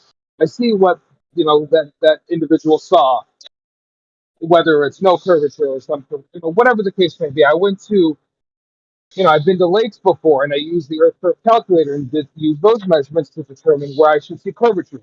Never saw it. That's respect. That's respect. I gotta tell you, bro. Not many people go out and do it for themselves. I was one that did it for myself, and I live on Lake Michigan, and I took a picture of. Oh, do you? And I proved that they should have been hidden by curve on the from the Earth curve calculator. So it's like, I feel that. Yeah, I saw it in Lake Ontario. I think I was. Where was I? I was in Michigan. Where the heck was I? I was I was at the tip of the thumb. I was up that way, and I forget the lake that's right there. Lake Michigan? Is that what you're talking about? Not Lake Michigan. My family and I were over at the tip of the thumb. Okay, We're at the tip of the thumb in Michigan, and I can't remember what city. Lexington? Yeah, I was in Lexington, Michigan, and we were on the edge. We're right there, one of the Great Lakes. I think it's like Huron, or I forget which lake it is. There's only like 4. Right. Yeah, you're right. There's like Lake 4, Huron? something like that. And I think it was Lake Huron. Yeah. So I said, that's the okay. tip So of I took the calculator out, and I said, okay. And I'm thinking, I'm doing some calculations per the calculator. I said, okay, I should see curvature. I took my binoculars out, and I'm looking out, and I could see boats. I could see boats as far as the eye could see. Yeah, that's what happened to me, man. That's what happened to me. When I didn't believe the Earth was flat. I went out. I took a picture. I'm in Lake Michigan. I'm in Indiana. I could take a picture of Chicago. Yeah, Chicago's supposed to be hidden by 500 fucking feet of curvature, yet it's not. Yeah. Right. You can see Chicago from Michigan. They say it's from Indiana. Some groups of people say it's not. Yeah, Indiana. You can see it all. They say it's it's a mirage, or no, it's not. It's you can clearly see. Yeah, I saw the whole building. I saw from the bottom. I didn't see just like half the building. Correct. And that's what I'm saying, bro. I appreciate you going out and doing your own self work and trying to see for yourself who you are and what it is, because nobody else really does that. Everybody just wants to believe and hear other people and believe it. That's where it's at, bro. Oh, you're right. Yeah, absolutely. And now, granted, we were on like a little vacation, but I thought to myself, well, it was already on my mind. I might as well, I'm enjoying myself. I'm going to enjoy myself doing this observation too. It's not going to hurt. So that's kind of reverse. That's where I was getting at. Like, a lot of groups and a lot of folks that are flat earthers have done something to show, okay, there's at least one piece of evidence. It's like, can I prove to you that the Earth is? Well, actually, I guess if you do I shouldn't say it that way. That's probably not a good way to say it. I can show you pieces of evidence that the Earth is flat and level. And I think to do it to yourself. And I think a good part of why I feel the way I feel is that I realize how fallible my own perception is. I know in many other parts of life that there is a lot of scientific, I don't know what you call it, facts or scientific whatever that suggests, like it gives an answer that would not be intuitive, right? Right, but that is all your perceptions based on, though? Well, hold on, let me finish though. And so because I know that I can see the world one way, but the science of it is another, that it allows me to be more open to like, oh, I shouldn't be able to see this far on the Earth. I know refraction is like this, save all, catch all answer to everything, and I think it sounds like bullshit. It sounds like they're making it up, right? But maybe it's true, and I'm just, too fallible to actually fully understand it and grasp it. No, dude. It's easier All for we're me to do asking you, that dude. than to just take on a lack of a model, I guess, maybe. And maybe that's Dude, you're right. problematic in itself, right? You're right, dude. You're right, bro. It's easier to believe what they say and continue to just go on with what it is and not go look into it. That's the whole point. The whole point is they have all the answers. Flat earthers don't have the answers. Every answer is not questionable. It's not answerable. And because we don't have the answer to every question, it's like, oh, maybe you should have the answer. Oh, we should know that quantum physics does this, that, the third, black holes, this, that. Like, no, it's not about answers. It's about realism. And I'm just asking you as an individual to not listen to other individuals just because they have a ranking of power. Like, it's not, you just need to go out and experience and see and research for yourself. This is no such thing as just looking for what people say to you. People that say to you things, other people who influence you are not you. You don't have to subdue to a level of authority just to prove something, or to at least find the evidence. Well, no, that's not me subduing to authority. It's just me saying this seems more convincing than that. And I appreciate the flat earth community for that very reason of they don't just say, oh, well, somebody says it's this way and it seems to work and we're going to go with that. They say, I'm going to question everything and actually test everything on my own. And on that point, it's not our fault that they have numbers to work with, right? They give us the size of the Earth. Yo, Helio, you're lagging, brother. You're lagging, bro. Of the Earth, so we can impress our own observations. I'm lagging. Like you can't. Hold on. Let me jump out and come back in. You were just lagging really bad. We didn't hear like the first part at all. I'm sorry, bro. I just want to make sure your point got heard. Can you hear now? Can you hear me? Yeah, you're still lagging to me. Is everybody else still hear him lagging, or just me?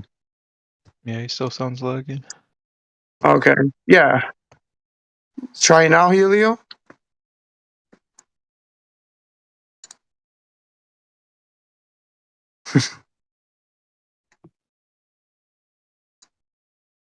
Helio, you there, butter? It's my shitty Motel 6 Wi-Fi. Can you hear me now? Oh, you're good now.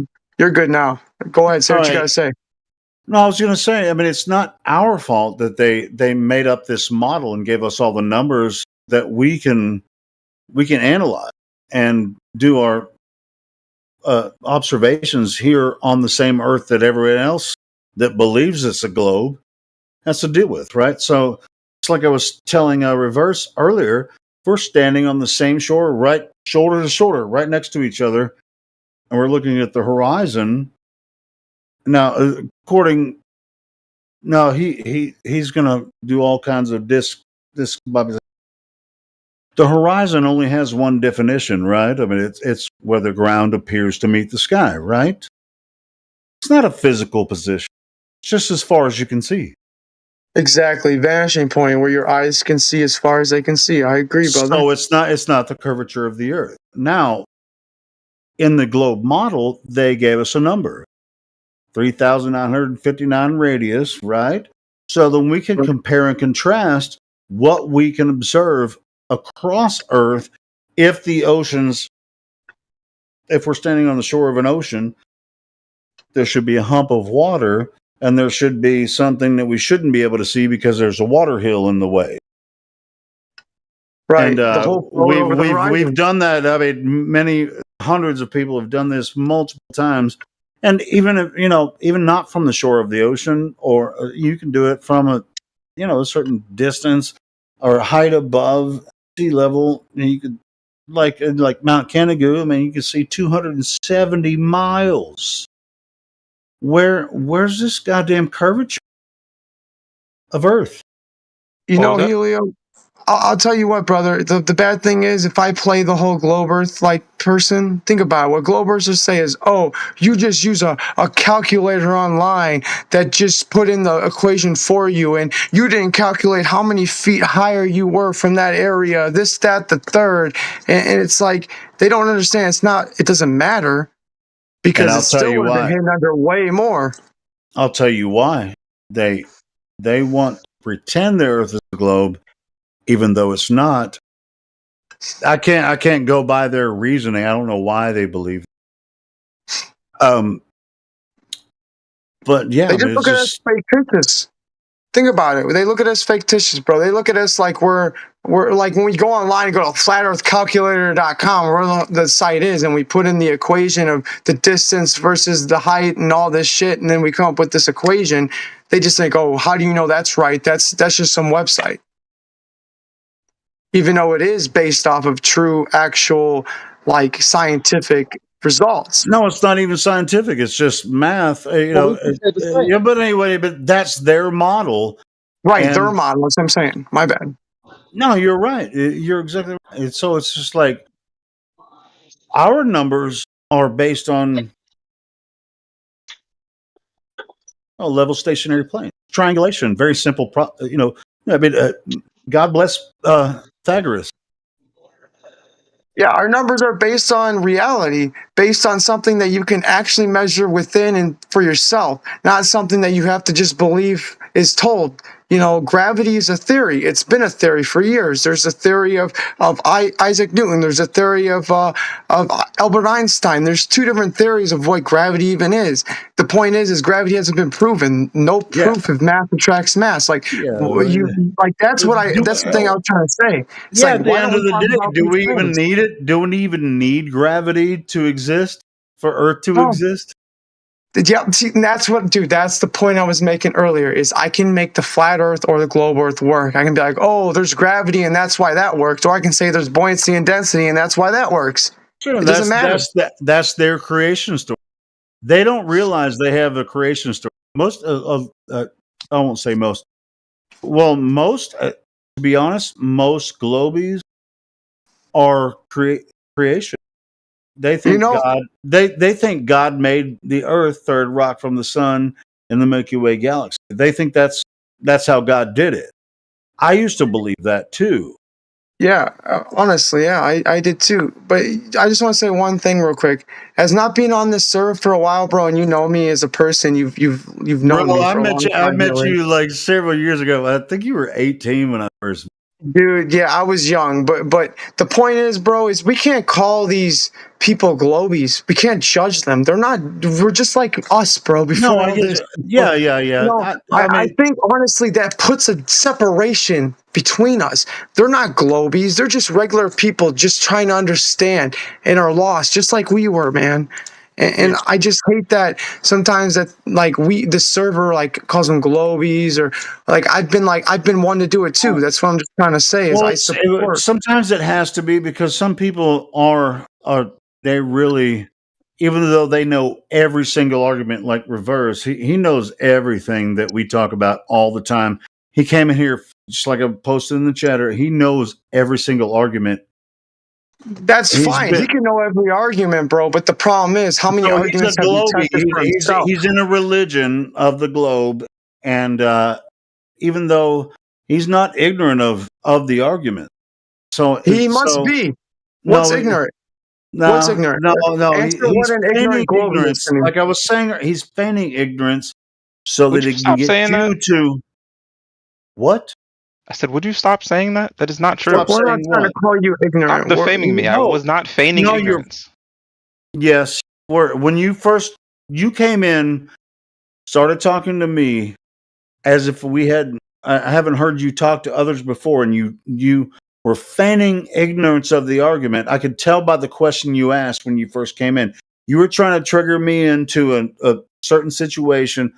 Let's just be straight with each other, man. I'm being straight with you. I was trying to get you to give me something that was convincing to you, so we could talk about it. Yeah. After I fucking, we got really into the deep stuff. Not at all. Yeah. Okay. Well, who are you straight with, Keelio, or are you straight with yourself? Who are you? Are you not straight with yourself? Because if you haven't gone outside, if you haven't tried to fucking see it yourself and prove it either right or wrong for yourself, then who are you really being straight with? Not yourself. And the deep down inside, you're lying to yourself, because you can tell me all day that this is what it is, but subjectively and going out and experiencing it and finding these things for yourself is the only reason or way you're going to ever find the way that you need to subject to. Well, as a and check this person. out. Dignity, after that first initial contact with him and the server, we were talking about the shadows under the clouds or over the clouds and where the sun is and all that kind of stuff. That went on for an hour, right? But he kept on saying, well, maybe the Earth is a globe, and that's why you can see shadows projecting under the clouds. And we were explaining to him, several people in here explained it to him, and he's heard the argument before, but he's actually acting like he hasn't heard it. So he still does it. He just maintains that level of, he's just pretending that he doesn't know the argument. It's what fucking, makes you say that? What makes you say that I haven't heard the argument or I'm acting that way? Brother, dude, I've fucking heard you talk before. Don't act like it anymore. What's making you say that I'm sounding like I haven't heard the argument? It doesn't matter if you heard the argument or not. You need to go out and challenge the argument. You need to challenge the argument. It's not about, you need to challenge it within. You don't need to challenge us. You need to challenge yourself. Yeah, that's what it's since he knows both sides, make a choice. Just make a choice. Go out and experience it. Nobody can make a choice here unless they go out and do it. He already has. He already has experienced it. He knows both sides of the argument. So are you experiencing this because the Earth is a globe? When there's no evidence for that? He'd come out to Lake Michigan and see fucking Chicago from Lake Michigan. Then he can put in his own little calculations and figure out how many inches of curvature, feet of curvature that the Willis Tower is supposed to be hidden by, and then we'll see. Like, these things he hasn't done, bro. Nobody can believe it or want to subject to it, or they're gonna lie. They're gonna act like they know the truth. I want to do that just to hang out with you and have fun. Dude, I know, bro. I haven't talked to you in a while. I love you, bro. Yeah, reverse knows both sides, but he said he leans more towards the globe because it makes sense. Well, the problem with that is that we've given him several. It makes more sense, to be clear. It makes Not more just that sense. it makes sense. Right. It makes more sense, but yet we've given you plenty of examples and some pieces of evidence that some of us have even experienced. How could it make sense when we've, like I said, we've explained different examples. Some of us have done some observations, and we're saying, go test it for yourself. You'll see that it won't make more sense. Do you think it makes more sense because most people believe it? Are you appealing to authority, or is that your main reasoning? Reverse? Yeah, I just want to say one thing. You think all of us are flat earthers before this? You think we all didn't think the globe was a real reality? We didn't think. Don't you think that we all thought we went to the moon? Don't you think we all thought this shit was true at one point? We fell for it too. Yeah, let him answer. Dignity. Go ahead. What was your question again? No, it was just you said it makes sense on the globe. Makes more sense to you. Oh, or was if it was appeal to authority? No. Authority. Not, yeah, it's not just an appeal to authority. It's a personal decision for you. Yeah. So as I was saying before, we all have our own reasons why we, begin to believe one way or the other. And mine was less so very specific things that prove the globe Earth, and more so hearing flat Earth. This disprove X, Y, or Z disproves the globe Earth, and then hearing them get debunked by who? Just whatever random people, whatever conversations I've worked through. Professor Dave, is he a good one? I don't know who that is. Well, I just want to say that's good. That's good. Hold on, that's a good sign. If you haven't heard Professor Dave, who's debunked flat Earth? That can you name someone that? No, I don't know specific people. It's been a long time. What, Albert Einstein? Originally on the server. Yeah, but specifically listen to what he's saying. He's saying, what I believe is, he believes this. What is belief versus knowing? Ask yourself what you know, what you believe. What's the difference? Believe. What you know, what you believe? There's a difference. I don't believe you said you in believe. being able to know things. Sure, so do we. And ultimately, ultimately, and like I said earlier, I think when I was talking, nobody here is trying to convince you the Earth is flat. We're just introducing information to lead to a logical path, and which to each individual that's going to be, I guess, whatever they're, if you found the globe Earth as a logical, inference or whatever path, if it's like, oh, yep, it's definitely a globe, because especially it's really weird, that you would come to that conclusion after you've talked to, not just tonight, you came in acting like you hadn't talked to a bunch of flat earthers, but don't even try to, because I know you were lying when you first came in. But anyway, but yeah, we're just leading people down logical paths to consider what they observe, which is the same thing you observe when you walk outside your door, outside of your house, when you travel across Earth. It's the same Earth. All of us experience the same Earth.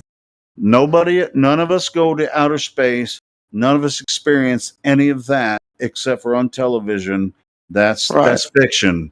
Reality is what you experience every day when you walk outside your. Go ahead. I just want him to know that all we're asking for you is not to believe, not to be convinced. There's none of that here. There's love and there's respect, man. And the respect that and love that I hope that you come within yourself to see it for yourself. I don't want you to become a flat earther. I want you to become what you want to think it is from observations, like Helio said. You need your internal love, bro. You need to figure this out. Guys, I gotta head out, but it was good being around. I'll be around some other time. Peace and blessings to everybody. Yeah, God bless you, brother, and get back to work.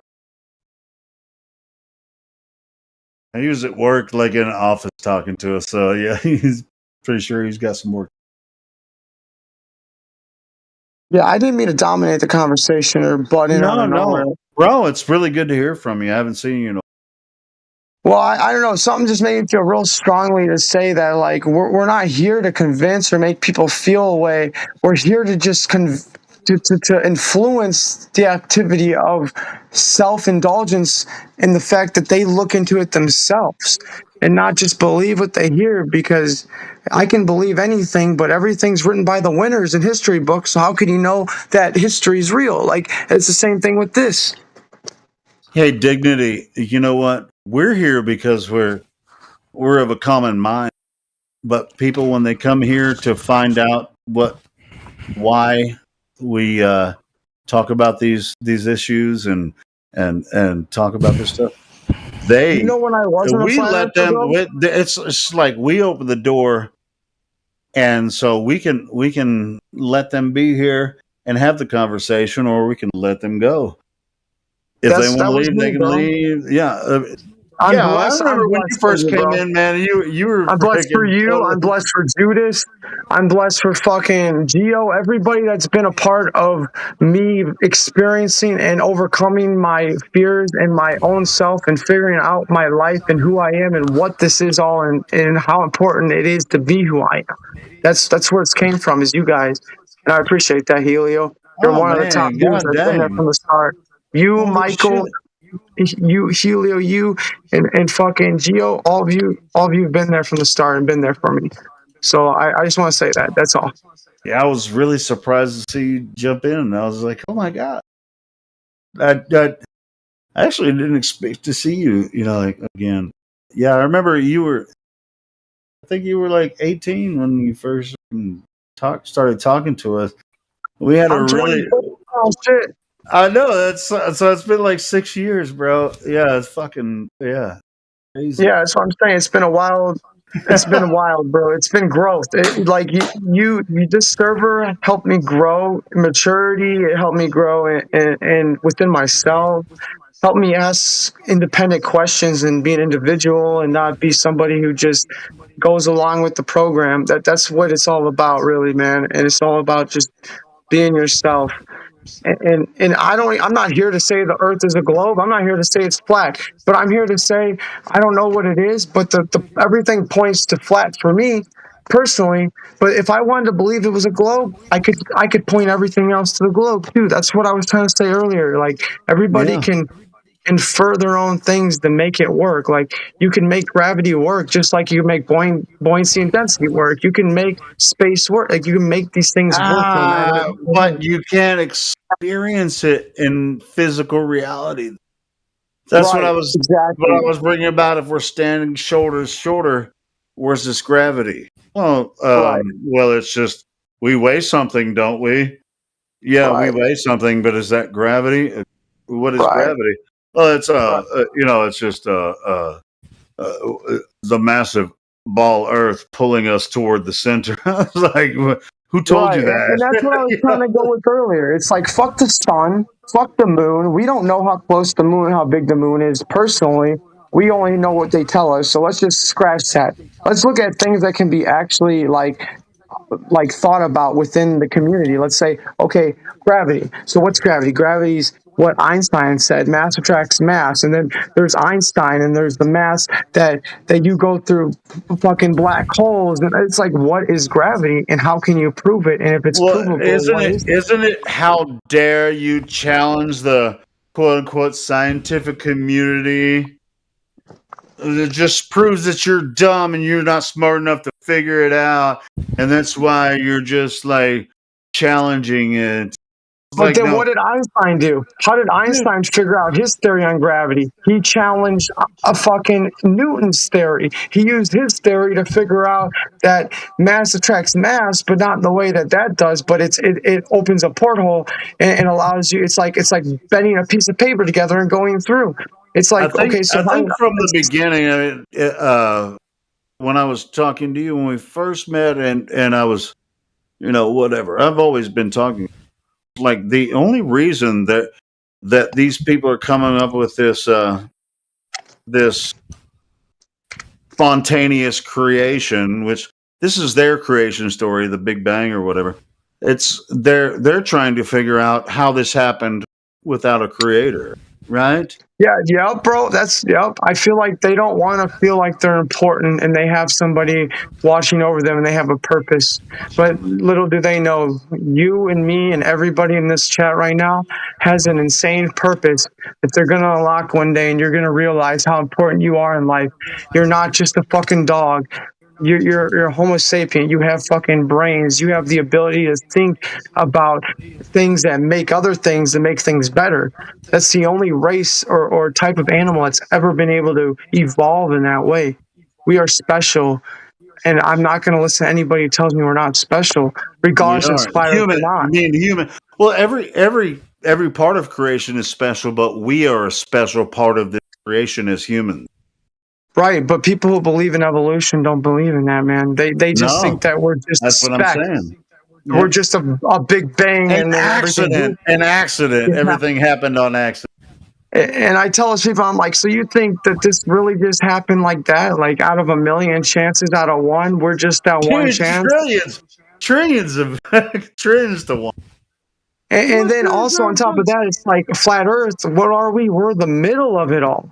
We're the people that it surrounds it around. The sun surrounds us. We are what it surrounds. So if you look and realize how important you are, you realize, wow, people, everything that's surrounding us and what the flat Earth theory actually shows makes it even more believable. On top of everything else that we've experienced, it's plausible. I mean, once you really deep dive into the globe Earth idea, it becomes less and less plausible. You know, my roommate told me. It's just like people say, "Oh, Christians are this," because they believe in a book. Well, I mean, all right, okay, well then let's take Christianity out of the field. The field. Look at the rest of the world. They're not Christians. I mean, if you look in East India and all this they're still creationists. They're not. Yeah, bro. Yeah, I mean, it's like you don't even need Christianity to know that the Earth can't be this stupid globe that everybody's telling us about. It's something, but regardless, you got to realize that people who really look at it like they don't want to consider it any other way. They don't want that to be, because it's gonna to believe or see it in any other way. It drives them crazy. My roommate, when I brought this up, he's like, bro, for the first 2 months, I was fighting with myself, and I was so confused and so mad and upset with myself. And then he just wanted to have the answers, and that's why the Global Earth has the answers. How do we have all these dumb answers like this galaxy is that amount away and this, that, like, we don't know. How do we know? All of it's an extrapolation from astrophysicists, which is a pseudoscience on Earth. They have these vast arrays of radio telescopes that are supposed to tell them what's happening in the outer verse, or in the universe, which universe means one spoken word, but we won't even talk about that because that implies a creator. But yeah, it's just like how do you know anything about this? Now, yeah, how can you believe it? How can some scientists look in the fucking in a scope and say, oh, that galaxy is this amount of way away, and when that black hole is a black hole and it transcends you into another dimension, into a whole nother universe? How the fuck can you prove that if you haven't been through it? Well, what they do with these vast radar telescopes, some of them are a few miles long. They have these. Yeah, but you can't teleport through a black hole. No, and what they do is they actually receive the information from these telescopes, and then they send it to a computer team that puts it into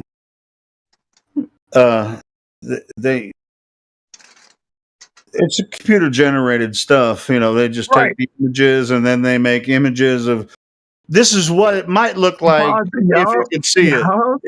That's goddamn it. Dude, I just don't get it. I mean, I don't get how people can go on the internet. I'm not calling anybody a globe earther, but I don't get how people that believe in like that whole spirit theory, that when they can go on the internet and they look up Saturn and they see Saturn, every picture is computer generated in Photoshop. Every picture of the Earth is Saturn through a telescope, and it's that's fine. But every picture you look up a picture of Saturn. Right now. No, not the CGI stuff. I'm talking about what I've seen with the naked eye and real images. Like I can find some pretty cool images on YouTube that show what I've seen through a telescope of Saturn, and that's fine. But it's 2-dimension. Everything you see through a telescope is 2-dimension, and either really if it is hold on or not. At the same time, the planets, what they call the planets, those are gods, and those are the ancient gods, the wandering stars. Yeah, we're all connected. We're all God. Yeah. We all have what I'm saying, but at the same time, it's just like, but as far as like us being in the Milky Way galaxy, that's a story somebody else created. Right, and that's what I'm trying to say with the whole thing of black holes. How do we know what a black hole really is? How do we know that we go through that we go to a different dimension? Like that shit is not concrete.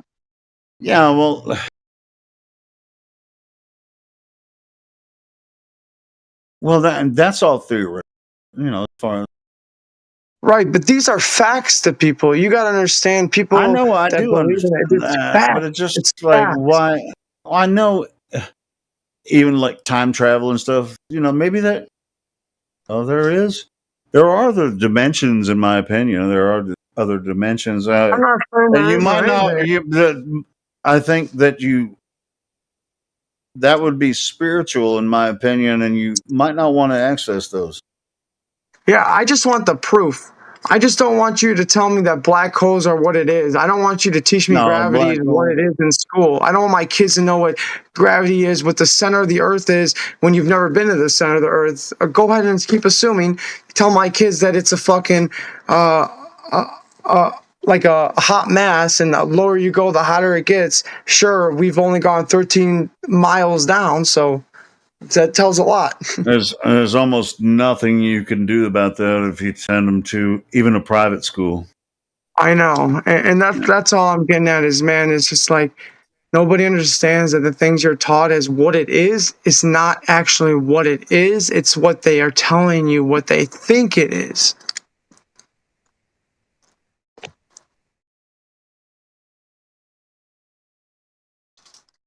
I don't know. This worries me. It worries me. I don't even really know what else to say. Just like it's like people come in with some kind of inclination. Well, flatter. I mean, I'm not sure if you've listened to what's been going on in the other. There's another server. I'll be honest. I just jumped in this now, like about when I started talking. So I'll just throw that out there. No, I'm glad. I'm really glad you did. There's traffic here has been really slow because there's another server that the Geo server. No, it's politics. Oh, okay. You ever been across the politics server? No, it's I a haven't huge really server. been in many. But anyway, Spake is he's been working to get a flat Earth group over there for a long time. Finally, it happened, and now everybody's hanging over there. And talking about Flat Earth Reality? No, it's okay. That's the only other one I'm in. My bad. Yeah, no, it's like the most popular debate server. It's literally just called politics. But yeah, it actually has stifled a lot of traffic here, and matter of fact, I actually shut the live stream down earlier because nobody was in here. I was just like, what the fuck am I? I'm going to start a live stream and nobody's talking, because there was just like, dude, that would have been a great little section on the live stream to be out there for people to hear. Because I feel like sometimes we're misunderstood.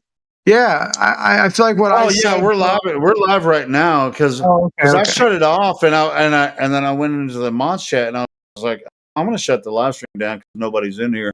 There's no reason for me to freaking start a live stream and with dead air. And they were like, oh, we'll get some people in here. And guess what happened? Guess who's in here right now? Me and you. Yeah, bro. That's quite a crazy thing. You know where everybody else is? In that other fucking server. And so tomorrow, if this channel's not up, because it's really like, if you guys don't give a fuck anymore and you want to be over there, and I'll fucking, I'll shut it down until you guys do want to be the fuck over here. Because there's no reason for me to freaking turn the live stream on if it's not live streaming. If there's nobody talking. No, there's a reason, bro. You dude, you don't understand, and people may not understand throughout this, like that join every day may not understand how dedicated you've been to this community in general.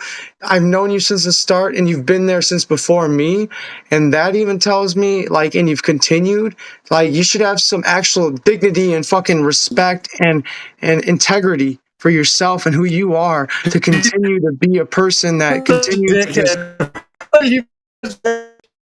You're lagging, buddy. I loved your attitude though. It's just like, dude, I fell in love with you, like your attitude and everything you did. I mean, you've always been a beast. I'm a Spitfire, bro. That's what Gio always called me, was a Spitfire. I was like, yeah, I guess so. But that was in my younger days. Now I'm more mature and like I come from more mature standpoint. But yeah, I still Spitfire because that's just how I am. I'm always going to be that person. I love it, man. Yeah, it's just there was a room full there, and now they're probably back over on that other fucking channel. I'm gonna post it. I'm gonna send it to you. Did you get my message earlier? Yeah. Yeah, I just wanted to tell the original person that was talking. Is it Reverse? I'm having a hard time seeing your name through the thing, but I just want to let you know, like, sometimes people get a bad influence and look at Flat Earth servers, and like what it was back in the day was kind of like a cult. But we're not a cult like that anymore. We're like people with interests that are the same. and we want to just talk. And I think we need to stop putting names on people. People are people. We're all people. Fuck flat earth, fuck globe earth. We're people. We got to love each other and continue to support and accept each other. And it doesn't matter if it's different views or not. I just want everybody to come together. And that's when the true love and the true truth comes out, is when we love and respect and have some kind of way of becoming one together.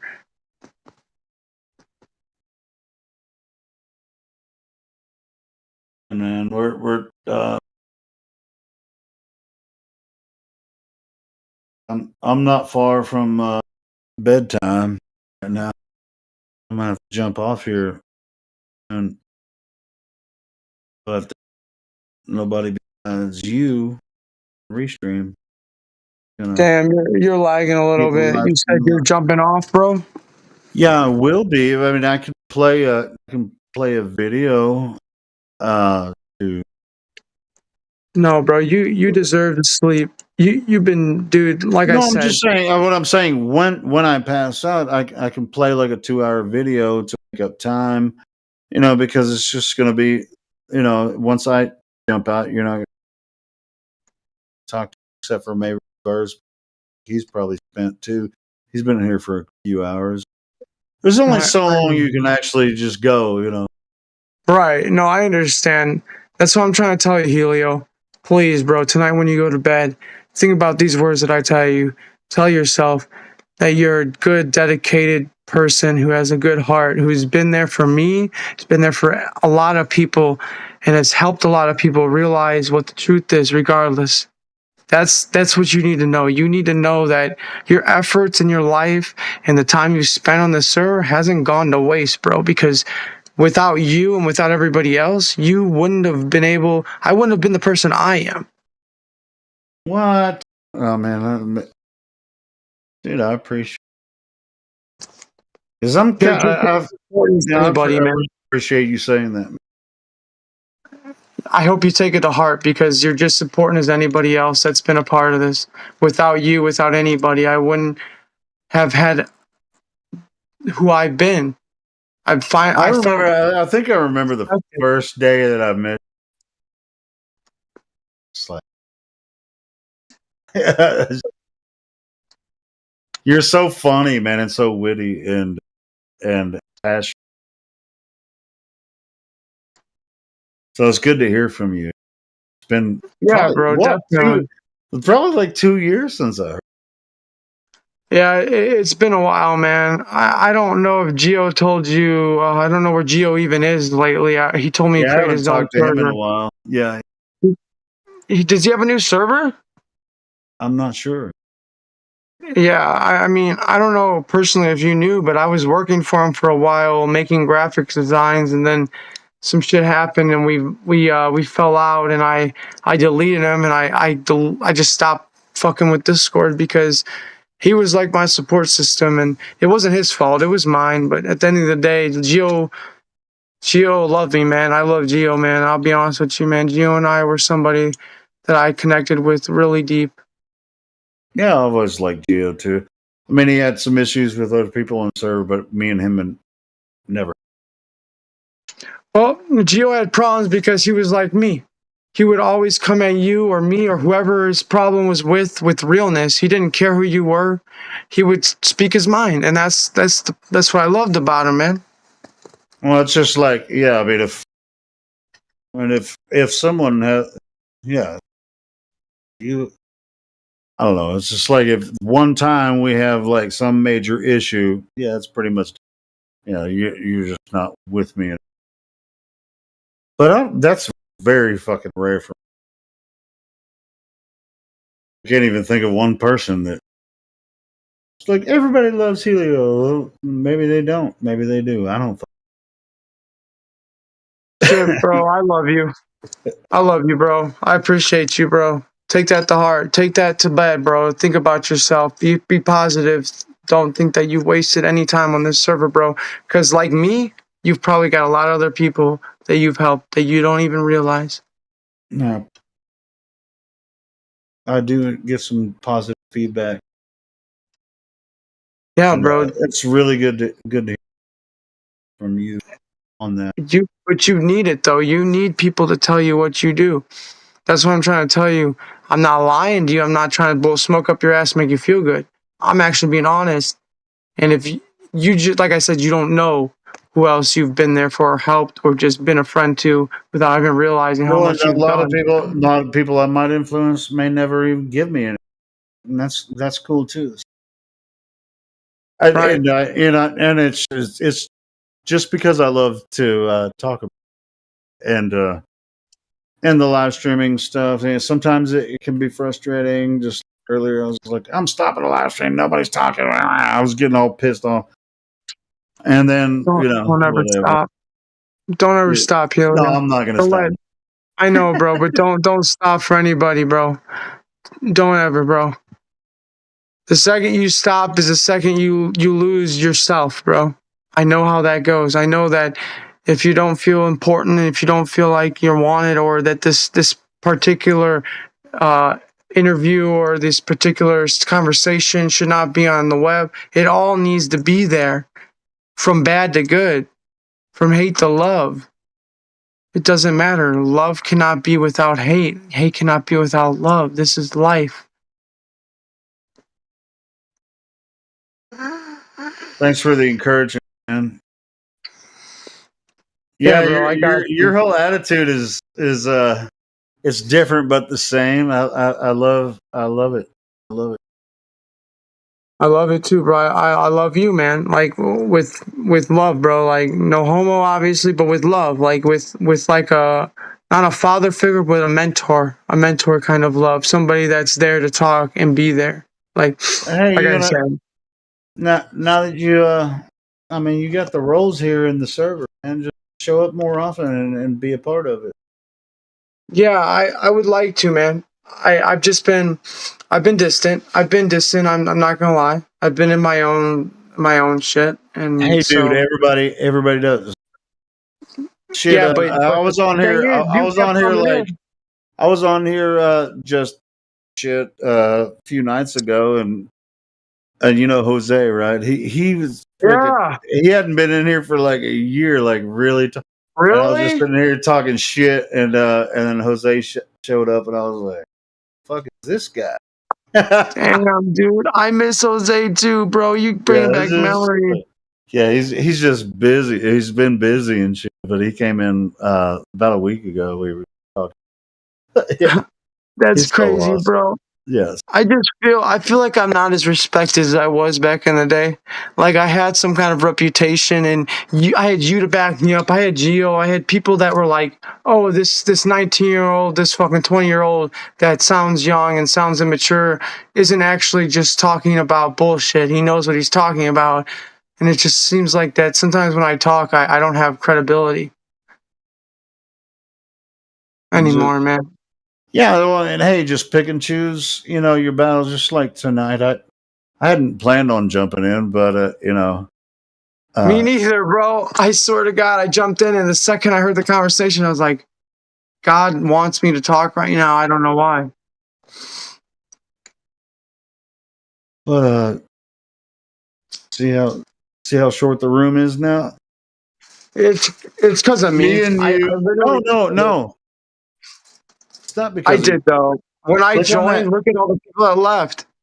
Hey, I'm about to jump out. Before I do, though, I'm gonna post something to play. I might even mirror that video I just sent to you, so we can listen on here to what's happening on Politics server. Because that's where everybody's at. What are you talking about? Hold on, let me just go ahead and do it, and you'll see what I'm. Let me just do it right now. You'll be able to hear it. I see your YouTube's link that you sent me. Are you able to send like a Discord link, maybe like an invite? No, I can actually pull that up on the music bot, and we can listen to it here.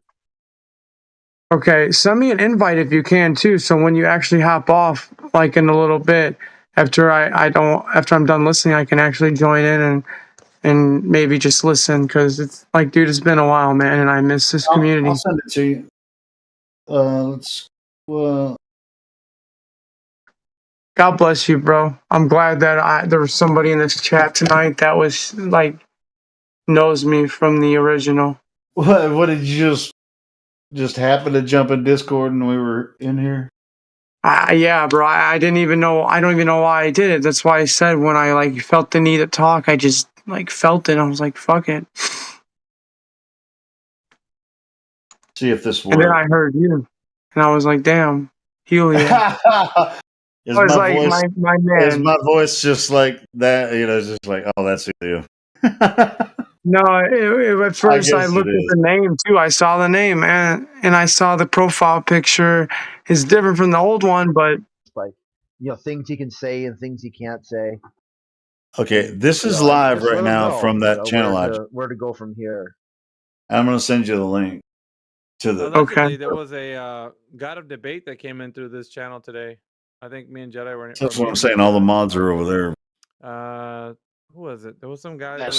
doing the redundant see what I'm arguments. saying? Did you hear about it? Redundant If I join arguments that with all a chat, bunch It of was dudes. Kenny. I think Kenny was gushing. if I over join him. that He's like, chat, I'm "Who nobody was to here?" them. I I'm was like, just "Who's dignity, here?" or I'll be He's like, niggity "This in there. Parasite dude or whatever." Some Well, I'm guy talks about thinking, Parasite. Jedi will know you because he's probably over there. And But he's some like, people will Jedi? remember "Oh, you. he's so awesome." Oh, He's the Effie greatest. And Jedi. I'm like, "What?" No, Okay, yeah, that'd be great. Jedi Just was ask in him. here earlier. He never unmuted. He stayed for a little bit. And he Dude, took off. whatever happened to Indio? He never came back?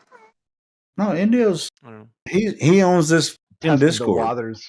He's I here. want them to, dude. Like, Why did he let human fucking sheeple do that? I was They're so smart, like on pissed. MK Ultra. No, it when they wasn't up first to had him. the It wasn't debate up to between him. Flat That was Earth and Wilbur, and the Flat Earth. That's and the why Wilbur this guy was like, this I don't server is follow research 2.0. shit. Yeah, You know, it like, was. and It then wasn't he up just to got Indio. whacked. Like Yeah, things like that. he couldn't Even he control it. admitted, yeah, I got But yeah, roasted. he's the I owner had of this no server, idea how complex and in and it's depth this debate was. something like that will never happen.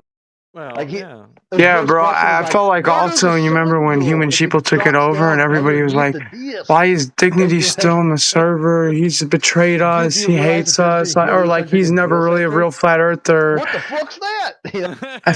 I felt like I betrayed you guys, man. Oh, that's funny. No, it wasn't like that. Yeah, it was.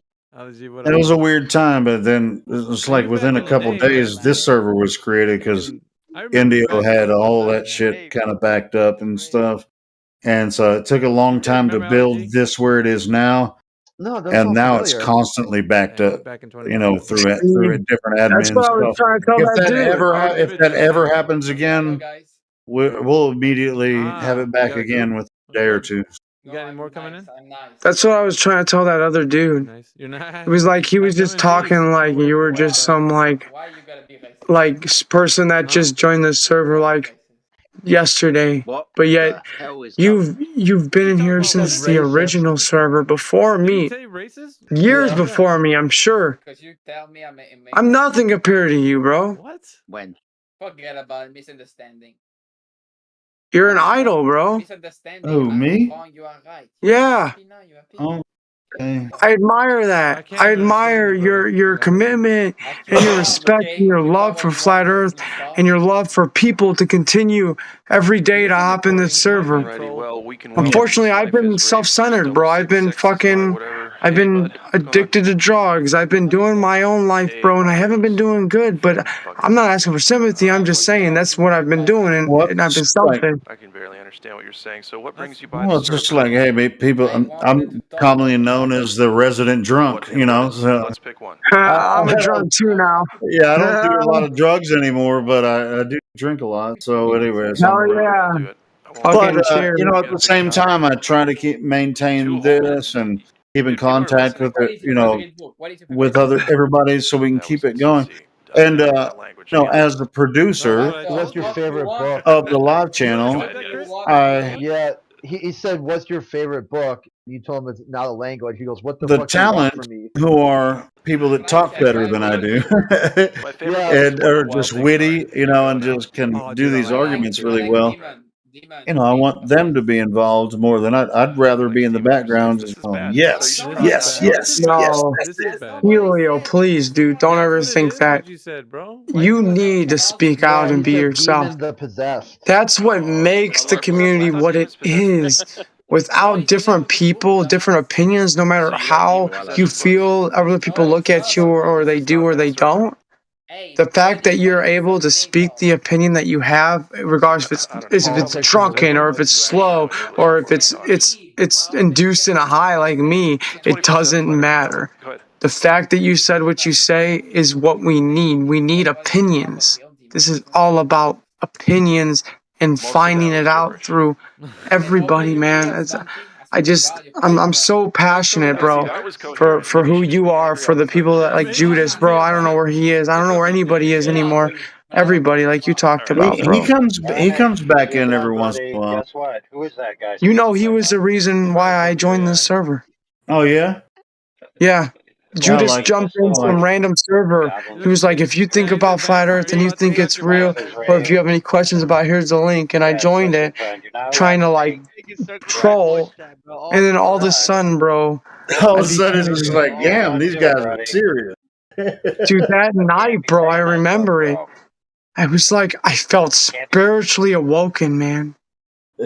You don't know what you guys, what this server has done for my life. That you both failed to make those rules. I'm finally an independent thinker. I'm finally able to look at everything objectively. I'm finally able to be myself regardless of what other people think because of you and because of everybody else in this that was in that server when I joined, from Jose to Judas to Geo to fucking Indio to everybody, bro. I can't. There's so many of you guys. Ban that kid, please. Yeah, we enjoyed having you there, man. I mean, because you were young and so excited and super intelligent and receptive, man. I enjoyed that time as well. So yeah, to a penis, dude. that was good Thank stuff. you, bro. Yeah. I appreciate that. You know, that just, dude, low key, bro. I'm kind of tearing up. It kind of just, it makes me feel like, it makes me just take me back to those days, bro. Where, don't you wish we go back to those days, low key? Where Michael and you and I. We had a lot of. Yeah, and this is a different time now. Yeah, it is. It's different. It's tense. It's different. It's honestly, bro. It's after COVID, and I feel like COVID changed everything.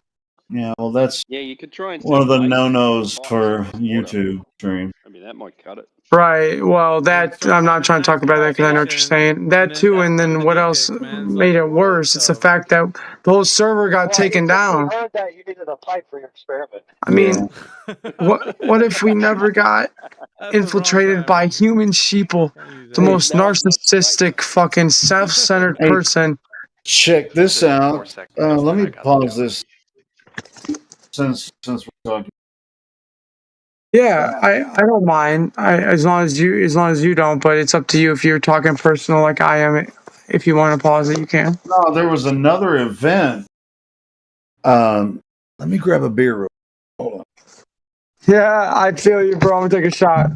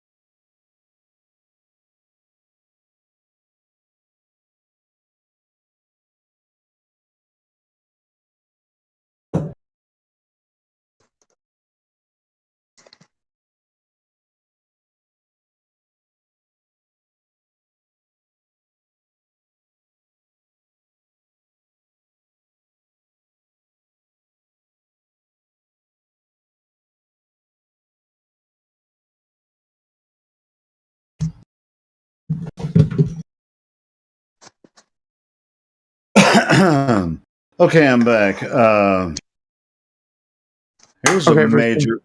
It was a major thing that happened What you mean? What happened? Almost 2 years ago. Have you When ever I heard helped of? out? You ever heard of Bob the Science Guy? Bob, is it the dude that was in the documentary that Geo was in, the one with the No. where they tried to prove the laser? That was fucking horrible. No, it wasn't that. No, this guy, Okay. he's a globe troll on YouTube. Okay, tell me about him. So he would go to different flat earth groups and just troll around and make stupid arguments, whatever, and spend hours wasting people's time and everything. And in the meantime, he lives in Michigan, and he has he prescribes cannabis or whatever. He has a cannabis shop in Michigan where he I live in That's Michigan. Let me find this motherfucker. Yeah, you know who he is. Anyway, so there was a couple people in the like this live stream that we're streaming on YouTube right now. This is my second live stream. It was a backup that I had. Yeah, I remember that. He got butthurt because somebody made a meme about him with his public image and posted it on here. He said, "I'm gonna strike you." He freaking copyright, dude. Did he copyright you? I swear to God, he copyrighted me twice. Oh my God!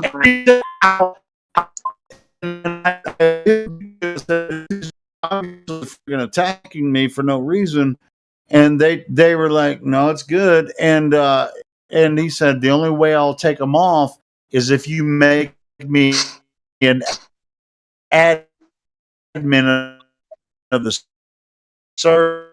And I was like, "Well, that's out of my." And so so that whole channel with over 3,000 subscribers is gone because of that prick. Helio, I wish I could hug you, bro. Yeah, dude, I know that pain. So I had this one as a backup. I don't even have 1,000 subs on this one. Helio, don't give up, brother.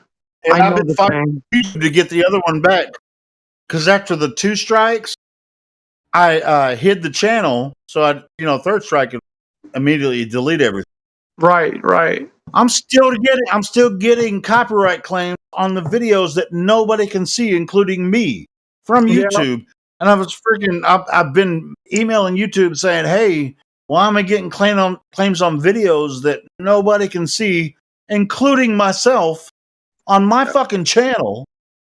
And they just give me the runaround. I've been fucking fighting with them for almost 2 years about this. And He did it before They that, won't open bro. the channel back up. Fucking stupid. Fuck, bro. I always want to cry for you, dude. I know what it's like to lose a channel with a lot of views, bro. Dude, I've never told you, but I had a channel hacked by myself that I have like 300,000 views on like all my videos, and I'm like the first. If you look up on YouTube, look up how to fix an RGH not starting. Like an RGH is an Xbox. You look up how to fix RGH not starting. Look for the video like with the blue screen and IVI it. That's like the first, second, third video. Bro, I got hacked because I decided to put a video up how to fucking hack people. And so guess what? My karma came around and they used my video to hack me. And all I'm saying, bro, is that's so horrible, At this bro. point, it's been almost 2 years, and it's like you'll never get it. All responses I get from YouTube is they pass it on to some other support team, another support team. "Oh, we're working on your issue." It's like, bitch, yeah, you'll never get what the fuck? They're never gonna put it back up. Never, bro. The truth is, bro, copyright strikes are the end of channels. Like if somebody can prove that you use their footage but it was a public image that is on his fucking webpage. Somebody copied his picture and then wrote a couple words on it and posted it on here, and he's like, "I'm copyright strike."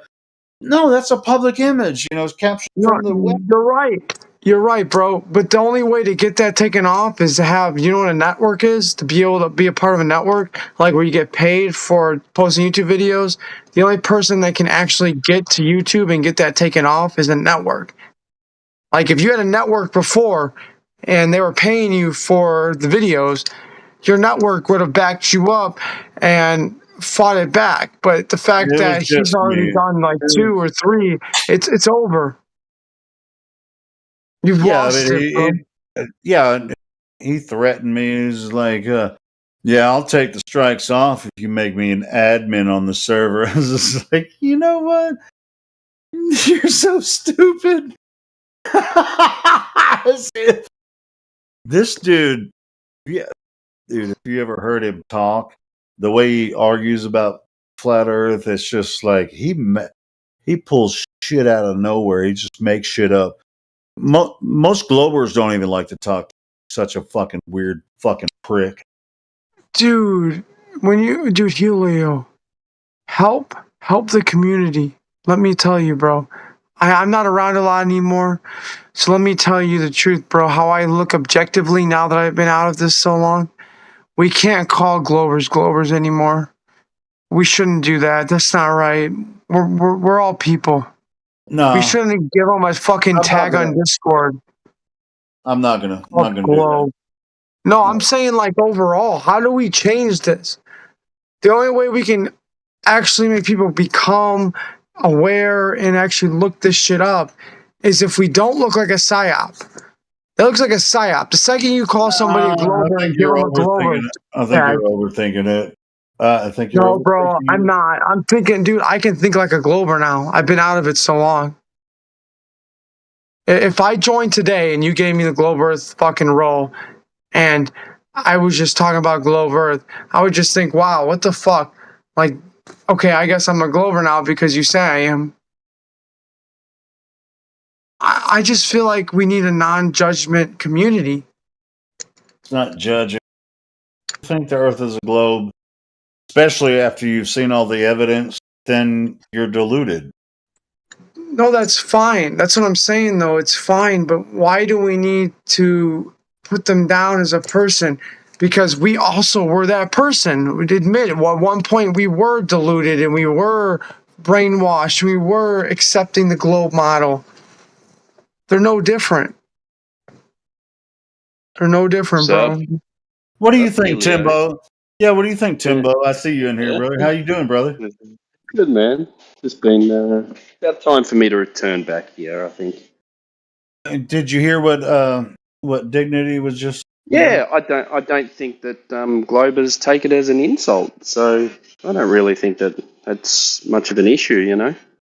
Well, just coming out of an objective view, you don't think that? But by the way, Dignity, Timbo Slice, he's Australian, obviously, and he's.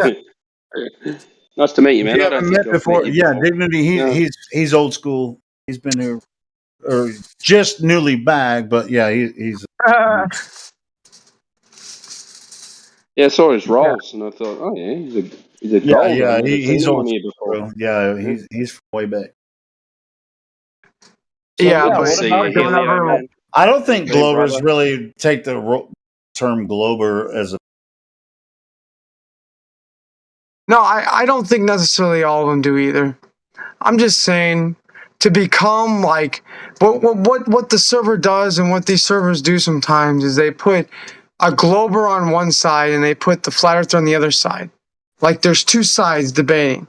We don't need to debate on sides. We need to debate as people. We don't need to say, oh, you're a globe earther, I'm a flat earther. We don't need to label each other. I feel like the label sometimes misconstrues our intentions and makes people feel like we don't want to listen to them and we're automatically putting something on them as such as a glober or such as a flat earther. Like not everybody wants to be labeled, including me. I don't care if I'm a flat earther or not in the server. I just want to be me, and I think everybody else wants to be themselves too. Yeah, that's fair enough. But I think it's more of a administrative thing, isn't it? Like, you know, if someone jumps in the channel, then you can check their roles and go, oh, okay, we've got a Glober in the house, and then you can start talking to them instead of talking amongst ourselves. You know what I mean? Yeah. No, that's true. It's like an identity thing, yeah. Yeah, that's true. But do you also feel like I feel that if you don't want the identity, that you shouldn't have to have it? No, we're not that Yeah, sensitive. We're not that Kind of comes sensitive with the about it. server, doesn't it? Yeah. Check No, this out, it bro. does. I'm just talking about like an objective view. When you step back and look at this shit, sometimes people do look at us as a cult. Like, people used to call us a cult way before Human Sheeple took over the first server, Helio. You know, all the people that joined and said, you guys are just a cult. But we weren't. But they thought that because we would all gang up on them and call them a globe earther and yell at them and make them feel less than and make them feel like they're stupid. All right, so what would you just rather everybody call each other earthers? I mean, I wouldn't prefer that necessarily. I prefer people who to call themselves what they want. If somebody wants to be called flat earther, go ahead. Like, you know what I'm saying? Like, be a flat earther. But if you want to be called globe earther, be a globe earther. If you want to be in between, let it be in between. Well, I'll tell you what. I mean, the people that want to come in here and talk about how we're wrong about the flat Earth, they're definitely globe earthers, and so we're going to call them as such. Nobody's wrong, Helio, bro. Please, bro. I'm not trying to be mean. Nobody's wrong. They're wrong if they think the Earth is a globe. They're confused. They're brainwashed. They're confused. They're brainwashed. No. You don't believe so? Some, but the people that know the argument from both sides and still come in here like Reverse did earlier. You talked to him for a little while. Yeah, that was definitely triggering. Yeah, he's a globe earther, doesn't give a shit about that. You know, he doesn't. He was a globe earther, and he's not going to change his mind or whatever. So definitely a globe earther. That's where the role comes from. No, I get that. Yeah, that's why you could only get the globe earther role here is if you're a guy like that guy. I get that. We won't give you the globe earther role unless you understand both sides of the argument. That's the only way you get that role here. I get that. I respect that, bro. I'm not trying to go against the way the system is. Yeah, I'm not going to call somebody a glober just because they believe the Earth is a globe, just like I used to. You know, we don't just call them globers if they're ignorant. You know, we don't call ignorant people globers. Like with the globe Earth, in this argument, no. You don't think he so? wasn't. I don't know I'm him. I'm telling you, asking that's you. why I messaged you. I told you this guy knows. I could tell from his first statement he was trying to trigger an argument because I'd seen the dude in other rooms with him. So you know it's like you can feel sorry for him, but I already knew, you know, that he was just trying to get that rolling, you know. But Timbo, you see these guys just like they're acting, they're feigning ignorance so that they can they're feigning ignorance. They're feigning ignorance so that they can get a conversation going. But they've talked for hours and hours on end with flat earthers. But I shut them down, didn't I? I shut them down. I told them, that's what you need to do to these people. You need to tell them. You say, listen, let's not talk about what is and what isn't and if it is or if it's not, because fuck if it is, fuck the Earth, fuck how close the sun is or how close the sun is or how close the moon is, because that's not what matters. If the truth is that the flat earthers don't know that, and we can speculate. Check this out, though. With experience, you'll understand that everything you told him went in one ear and out the other. He's going to come back and do the same goddamn thing every time. Right? No, I'm not denying that. That's a globe earther. That's a globe earther. No, that's not just a globe earther. That's somebody who wants to piss off us. A troll. Yeah, that's a troll. That's a troll. That ain't even a globe earther, bro, at that point. If they're not willing to listen, they're not willing to look at the opposite side, like I said, not look willing to... He already knows the opposite side. All of it. He knows all of it. And he asks leading questions. just to get the conversation going, which I do sometimes too. So you can call me a troll if you want to, but I ask leading questions that are pertinent and to get you to think. But I don't want to ask somebody like him who already has made his mind up. I'm a globe earther troll, and I'm just going to sit here and be obstinate the entire time without even considering anything because I already know the Earth is globe. Or maybe I don't, or I just want to be here just to be obstinate. That was his purpose, and that's why I was giving him so much shit. So yeah, I know. Yeah. So it's just like people like that. I mean, I don't. There's no fucking quarter for this motherfucker. Yeah, For I me, gave him too. Without you realizing, bro, I shut him down. I gave his argument an argument that wasn't there. I told him, I said, listen, shut the fuck up. Basically, I said, shut the fuck up. What you're saying, Yeah, I thought you have did an good. argument. You Yeah. can't argue about it. You need to start coming to us with real things that you can really prove. And if you can't prove it, you haven't done the research for yourself. You haven't been internally inside. You haven't done it for you. Then fuck it. Everything you know is what you know from somebody And else. look what happened. He left because he knew that he couldn't fucking pull that bullshit. Right. That's what you need to do. You need to tell those people that same thing. You need to stop even entertaining it. But when new people They're not going to look at it. and the purpose of this server the entire time, and you know this because you came in here for the first time when you talked to Judas, right? Right. We want new people to understand our point of view, with logic, intelligence, and pertinent information. We'll share all of the information we've come across and how we came to our conclusion. If you're patient, and That's cool and all, bro. But Helio, bro, if I was coming in here now, of what I've learned, you go ahead and you can tell me everything you think or that everybody knows for themselves. That's fine. But personally, within, I would have to go find that myself. Like, I wouldn't necessarily not believe you. I would go look into everything you say. I would look up all the shit you said. Well, Like, sure. That's what we there's want no- people to do. That's what we encourage people to do. Exactly. That's what I was trying to tell you. We aren't here to convince people. We're not here to make people feel like bad for being a globe earther. You can be what you want, but you also need to look at both sides. Yeah. And just like you were saying, people accuse us, oh, you're a cult or a religion or something. Right. Bro. We're just giving you information, and we'll give you as much information as you can swallow it at a certain level. You can come in, just take as much as you can, then look at the information that we've presented, then take your time, look at the information, come back and give us a report. It's like, oh man, I've never seen anything like this before. But boom, then we have another conversation. You don't think that the reason they feel like we're a cult is possibly because we fucking judge them as a person? The second they join in here, we say, "Are you a globe or you believe in the flat Earth?" Yeah, sometimes sometimes that can be. That's what I'm so trying to you mention, believe the bro. globe? It's like Right. Well, that's what I'm I would saying. We say. need to It's stop like, doing hey, that. that's why I would say, hey man,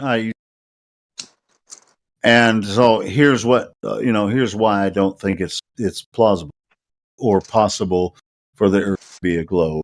And then Exactly. we present See the what you just information. did there? Helio, you see what you just did there? You say, this is why I don't think it is. You don't need to say to them, this is why you should think it isn't. You need to say, this is why I think it is. Because everybody wants to say, this is why you should believe in me. But nobody, like you, wouldn't believe in me if I told you my dick was 20 inches. You'd have to see it for yourself. That's I know it's a dumb fucking example, but the truth is that you would need to see it for yourself. You wouldn't believe it. So it's just like these people that have been taught the globe their whole fucking life and have been indoctrinated their whole fucking life, don't even understand how much they're indoctrinated. They come in here, they get judged instantly, they get fucking ridiculed. Not every time. It just kind of depends on who they're talking. And I mean, if they're talking to me, like, "Hey, bro," well, I don't, but yeah, It's that's why I like to attacking. hang out and check in. When it's kind of active and there's a lot of people in check in, I like to go to check in and just, oh, really? Okay, cool.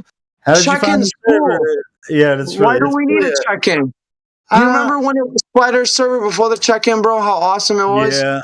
Well, before Judas made that, Judas did that. I remember. No, it actually that came after that fucking Memulus video came out, and we had freaking 15,000 people joining within a couple weeks.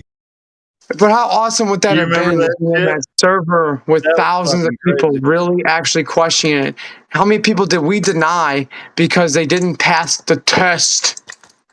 No, that's not what happens here. Come on, bro. I mean, No, not now. I'm saying back then, bro. People had to like literally come in and be subjectively judged on who they are. And Jude, I remember I was in those chats when Judas would say, "Are you a flat earther? Are you a globe earther?" And he would try and figure out, "Are you one or the other? You're either one or the other. Why can't I be in the middle? Why can't I be not sure?" okay, yeah, Judas is a character. To be honest, I think that if his real thing should be he should be a stand-up. Yeah, but he can, dude. He feeds off the crowd. He's funny, man. He's so. It's like, but he can only be funny when somebody says something. Yeah, but he gets a high off of it. He gets a high. I fucking love it, man. He's one of my people. favorite people of all time. I fucking. He gets a high, bro. He loves convincing people. He loves making people feel like they're wrong, and you know that. Or they're right. I mean, it's just like he just makes people feel good, whether they're wrong or right. It's just funny. Subjectively, imagine if you were joining the server back then, when that's when it was, and somebody said, "Okay, are you a flat earther or a globe earther? Tell me why you aren't or aren't." Like, how would you feel? You'd instantly feel judged. I would have. You know, you'd feel judged, bro. Like, be honest, man. You'd feel judged. Dude, I can't. Well, I can't put myself in their shoes because I was a flat earther when the fucking whole shit started. But it doesn't matter if you are. What if you join my server and I said, "Helio, I need to make a role for you. Are you a flat earther or a globe earther? Let me know right now." How would you respond? I would say flat earther, of course. I would say flat earther, but yeah. Okay, well now you need to tell me why, because that's exactly what they did. I can tell you why, but whatever. I know. Go past. No, I know, but then at the end of the day, after you're put the role as that person, imagine if you weren't a flat earther and you weren't a globe earther, if you were just trying to really be optimistic and ask questions to figure it out. No, you're just a troll now. You're somebody who doesn't want to know. No, dude, I'm not saying not everybody, bro. Just hear me out. I'm saying there's a lot of people we missed out on. That's all I'm saying.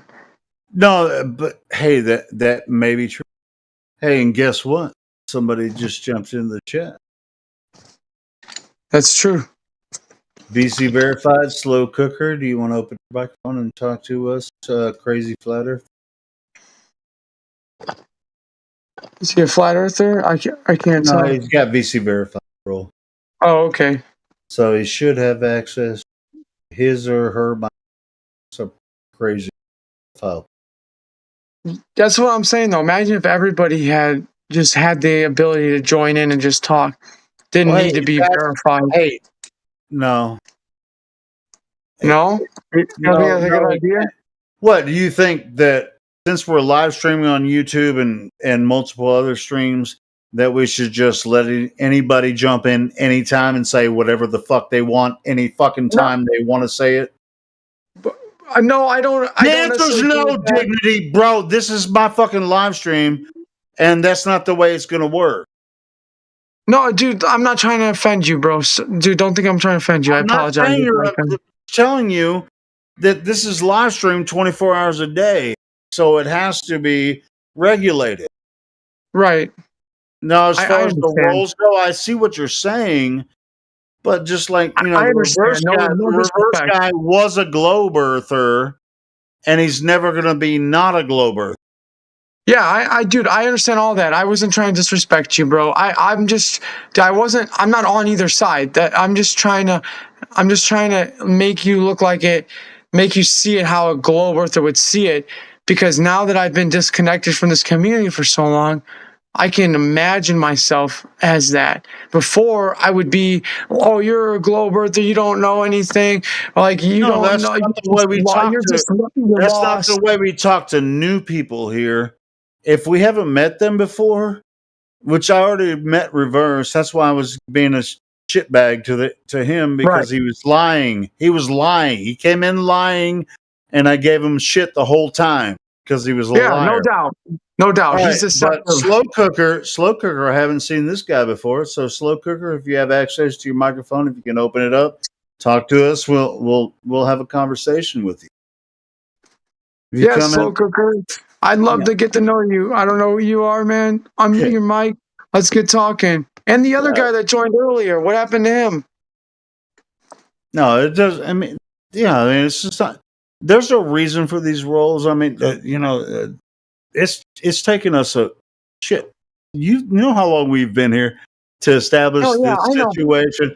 I mean, I appreciate the constructive criticism, and we'll It's definitely. not even that. Helio, one real quick before you say anything. I love the roles. I think they're perfect. I think they're great. I think they give us an identity. I honestly feel like my roles make me feel important, and I think that's important to a lot of people. And I just wanted to say that it's not negativity. It's just the other side that looks at it like they do, and I can see how they may perceive the negativity. That's all. Well, that's what I'm saying. Is when new people come in, see, like if somebody, the only people that get a Globe Earth role in this server are people that know both sides of the argument. You don't get Globe Earther just because you believe the Earth is a globe. All right, I apologize. You have to know both sides. I apologize.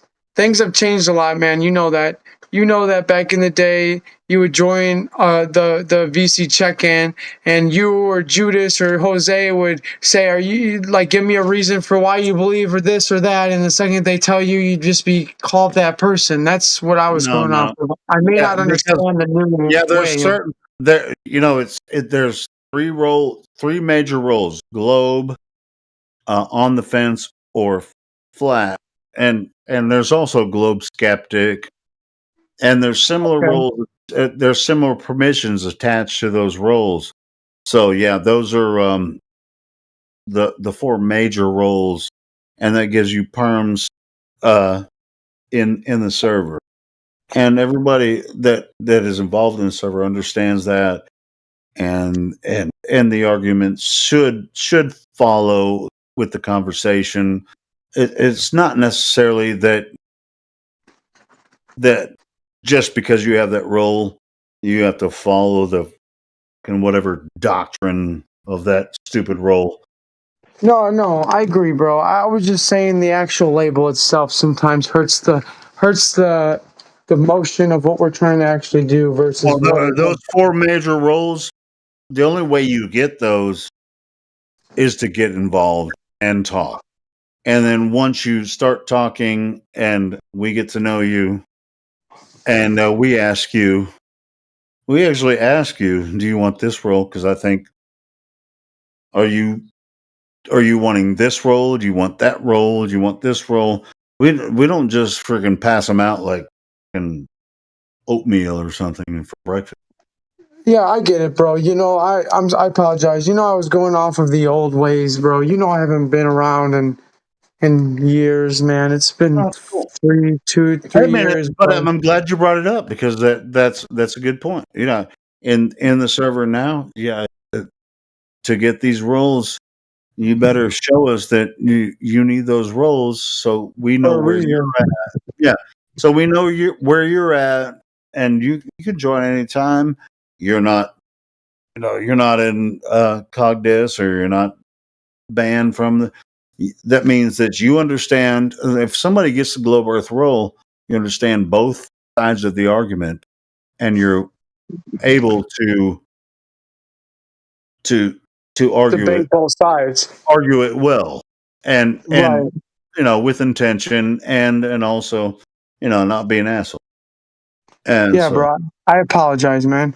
Like I said, I was going off the old ways that things were done, and I haven't been around in a long time, and I guess I didn't agree with the way things were done in the past, and I thought they were still getting done that way, and it sounds like they aren't. So I yeah, we judging still have we have indirectly. like 27,000, I think, members in here. Let me see if I can figure out how many Globe Earth roles we have. I think there's probably less than 100. That's good though, right? Yeah, exactly. Yeah, I mean, it's just Well, like we you don't mentioned something we though. don't give people a Globe Earther role unless they know both sides and argue it well. We don't You fucking pass mentioned that shit something up. though, really like that I just remembered back in the day, not now. So again, bro, I just want to know when I'm coming to you in love and the respect and the fact that I can talk about it and you can debate me and I'm not going to be upset. I'm not saying I'm right or wrong. I just want you to know. But what I remember back in the day is cognitive dissonance. We used to put people in cognitive dissonance for just debating and everyone getting mad at these people for not agreeing with it.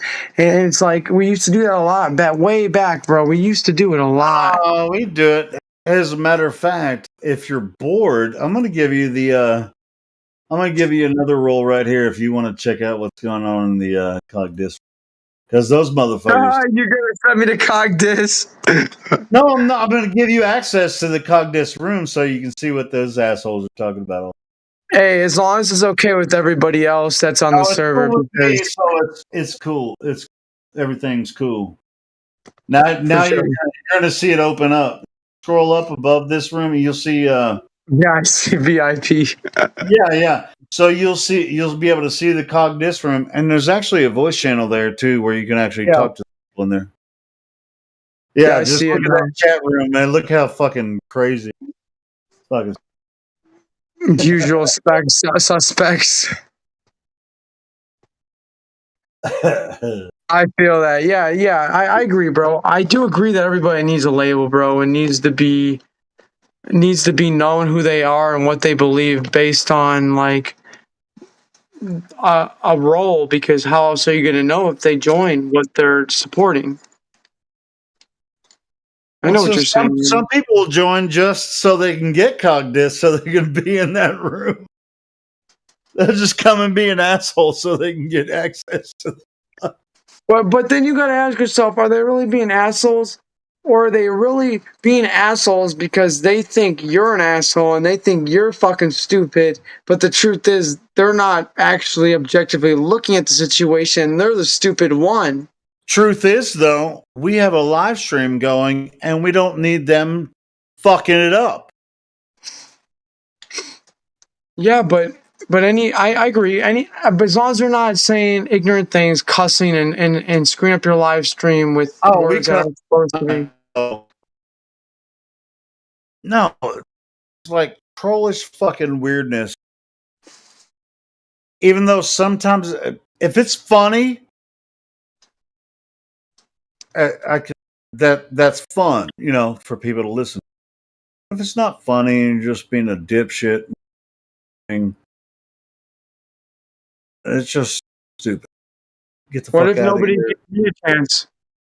What if somebody felt like I was a dipshit and a young kid trying to troll? What if I never had the chance? What if somebody really thought that I had the intentions of being a dumbass because my name was Niggity back in the day and everybody thought I was a troll?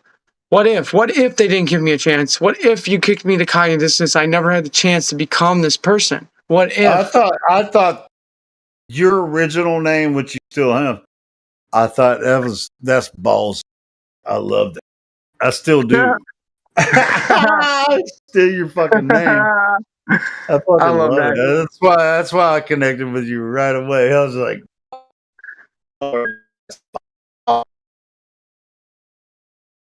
I love it. But yeah, man, just hey, check this out, bro. The moderation on here, even though it's a lot of people are hanging out on the other fucking Discord or whatever, the moderation is still under control. Hold on, you just lagged a little bit on that last little bit. What'd you say? Says the moderation on here is what? The moderation. Is it me or you, Break? No, it's you, bro. I have 5G right now. I'm connected to my Wi-Fi. Okay. Everybody was hearing But, it earlier. how do I apologize. sound right now? How do I sound? Perfect. Start again. My bad. The moderation is what? I'm saying, the moderation. We're in contact with each other. The moderator is what's going on in politics server. The video I sent you earlier. That's a live stream from the politics server, where most of the people that usually would be on here instead of my fucking crazy drunk ass.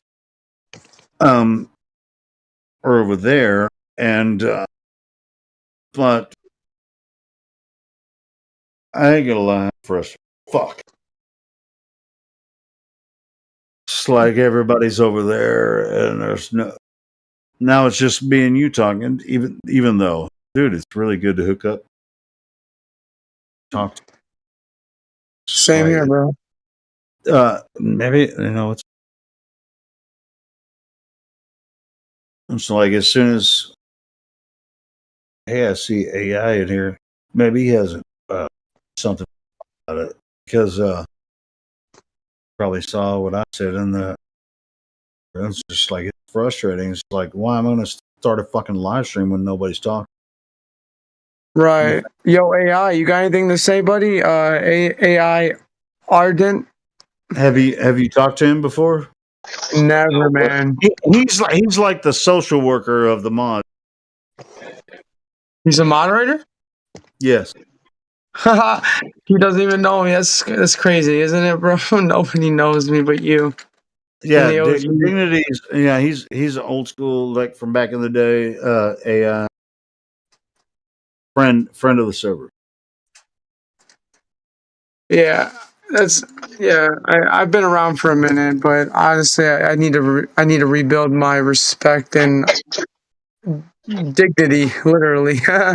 Yeah, rebuild your dignity, dude. I love you, brother. AI, go ahead and join the conversation, AI. I want to know what's up. A what? Who are you? Yeah, he can speak when you're not speaking, Dignity. That would. Oh, what do you want to know? Who I is? You saw my post in the moderator. Yeah. All right. What do you think?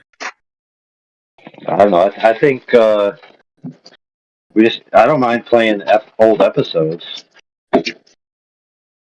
Yeah, but who's going to play? Catch-22. Who the fuck is going to play them if nobody's in there to play them?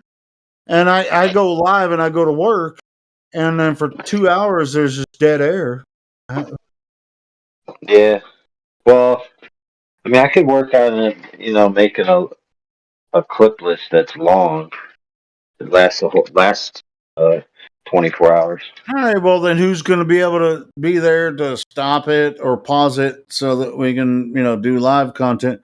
I mean, it's just a weird situation for me. It's just like, it's like hey, 24/7 live again, and then it's just dead air. Helio, you need somebody to create TikToks, short TikToks that have little tiny like a 30-second fight between somebody that's like makes a point, how we have these little conversations that make a point at the end. Bro, I'm talking about the fucking YouTube live stream, not TikTok. I understand that, bro, but you're acting like that TikTok and YouTube won't bring people and views and the type of people you need to come here. Like you can't just be one-minded and just go on YouTube. YouTube isn't where it's at anymore, bro. This is not the YouTube is old school now. TikTok and fucking Instagram and all this shit. I'm quite aware of all of that. Let me talk to you about this so we can answer what I just said.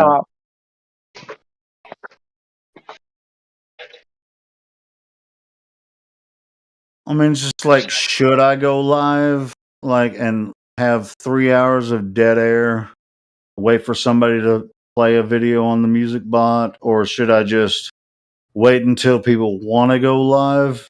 Is that what we should do now? Since everybody's over on politics, is that what we should do, AI? I could just ban half of them on politics, and then they'd have nowhere to be. Then they'd have to come here, right? Well, that's what I'm Bad asking. idea, You know? It's a good Well, idea. that's what I'm saying. It's just like if I like start the live stream and there's just me and the bots and some random person on deaf, and you know, should I even start the fucking live? You know, start the stream or not? It's like Because when I you have start the the YouTube stream, hold channel. on, check this out. The reason I'm asking is when I start the stream, everybody that's subscribed is immediately going to get a notification. I always do. Right. And when they click that link and there's no audio, guess what they're going to do? De-click. Yeah, they're going to click on something else. Yeah, so it might actually. And they won't even check it again for at least a couple hours, you know? Yeah, it might be good. So when people show up to the YouTube channel, if there's nothing live, then they just would click a recording maybe. But because I'm interested. You know what? Because we got a lot of clips, right? Right. So I think if we curate the titles of the clips, maybe like we've been doing. No, I'm saying, but somebody has to be there to have that audio looping or playing. It's just like, but lately, in the past few days, since everybody's fucking hanging out in politics, there'll be like nobody in here, and I have to start the live stream with a dead air, you know, and you know, I could mirror.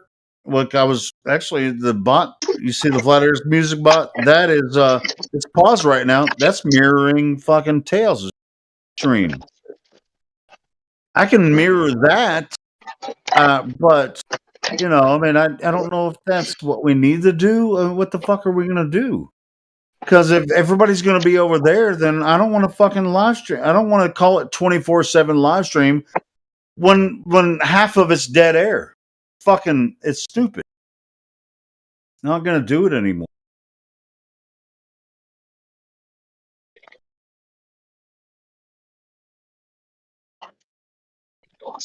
Right, so what I was trying to say was, if people come to the YouTube channel and there's nothing live at the moment, then they have the option of watching a clip. But if it's just episodic, where it just says, you know, September 23rd, they may not be so prone to watch it. So they're only going to be prone to watch things that we have titled. So I think maybe that could be a way to go. So yeah, only go live when there's live stuff going on, you know, and then people will see, hey, we're going live, and then they'll be more apt to join. Yeah, that's what I was otherwise, thinking. Yeah, and then otherwise, something I was thinking. Go ahead. Yeah, otherwise they'll have to watch an episodic content, and since we have a lot of clipped episodes that are named, you know, like, you know, so and so talks to JoJo Bob about refraction or something, they may click on that and watch it. But they also can see to join the Discord, because even though people aren't talking in the live stream, doesn't mean there's not people chatting or typing or doing things, you know. Well, I was saying, since there's lower traffic now, if we had a set time when we're gonna go live, like at night, or it doesn't matter when, people will know that we're going live at the time. And that was the whole point. Here. Yeah.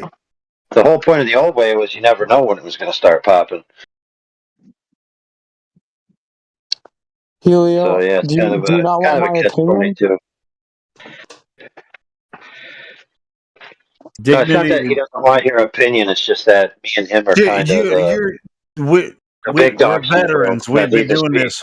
We've been doing this for years, me and AI. We also have executive authority. We're going through minutia. Honestly, We're bro. going through. You don't need to underestimate me, bro. On my opinion, you don't. I'm not fucking underestimating you. I'm not telling you that you just came back after years. Yeah, I just came You back, but I know understand. how to fuck. All right, bro. I'm not yelling at you, bro. I love you, bro. This isn't what it's about. It's about creating a community, bro. It's about recording it all and taking a little bit of it, like he said, and creating a clip, creating a TikTok clip, getting TikTokers to come to your YouTube channel to then watch your fucking stream. If you want real people, you want real shit, you need to get in with the game. I know how to do it too, bro, but maybe I don't. It's your opinion.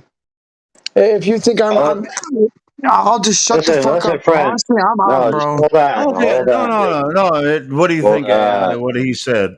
What do you think? Okay, listen, friend, who was just speaking. There's nothing stopping you from playing some audio, right? That we have, maybe even what I described before, like the titled audios. Finding segments Yeah, of it all that you of our find. content is free. You can use it. Finding segments That's what I of was it trying that to you. say. Hold on, dudes. You find segments that you particularly find juicy, and then you put it on TikTok. There's nothing stopping you. You can go ahead and do that. You're fully authorized.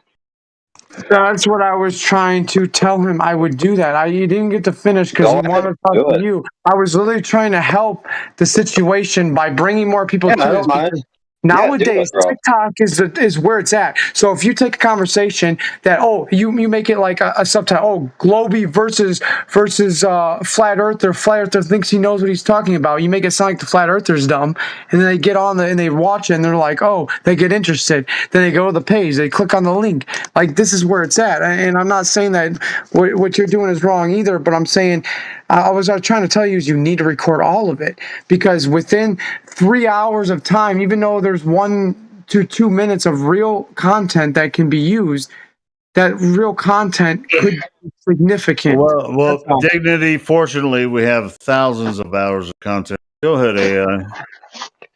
Yeah, that's just all it is. It's like we have so much content from the past. Sometimes you might even say, "Hey, I'm going to go watch the oldest stream I can find, or the oldest content I can find, and see what juicy details are in there that someone might like." That'd be interesting. Yeah, no, it's cool, bro. I'm going to stay out of it for now on. Forget what I said. You guys are just talking, and I'm not trying to interrupt. I apologize, Helio. Dignity. This is kind of inside baseball between moderators and. It's not even, dude. It's not even a big I deal. understand. I understand. Neither of you are even paying attention. It's like you're both drunk and just drunkifying each other. No, You're not I wrong. understand. You're not wrong, AI. I understand, Helio. I this is important though, because I said something. Well, I was wondering. All right, bro. I'm out. Oh my goodness, dude. You see, I gave you a way to do the thing you want to do, Dignity, all under your own power. And rather than be like, No. I'm saying no. I shouldn't have interrupted. That's all I was saying. I was saying my bad.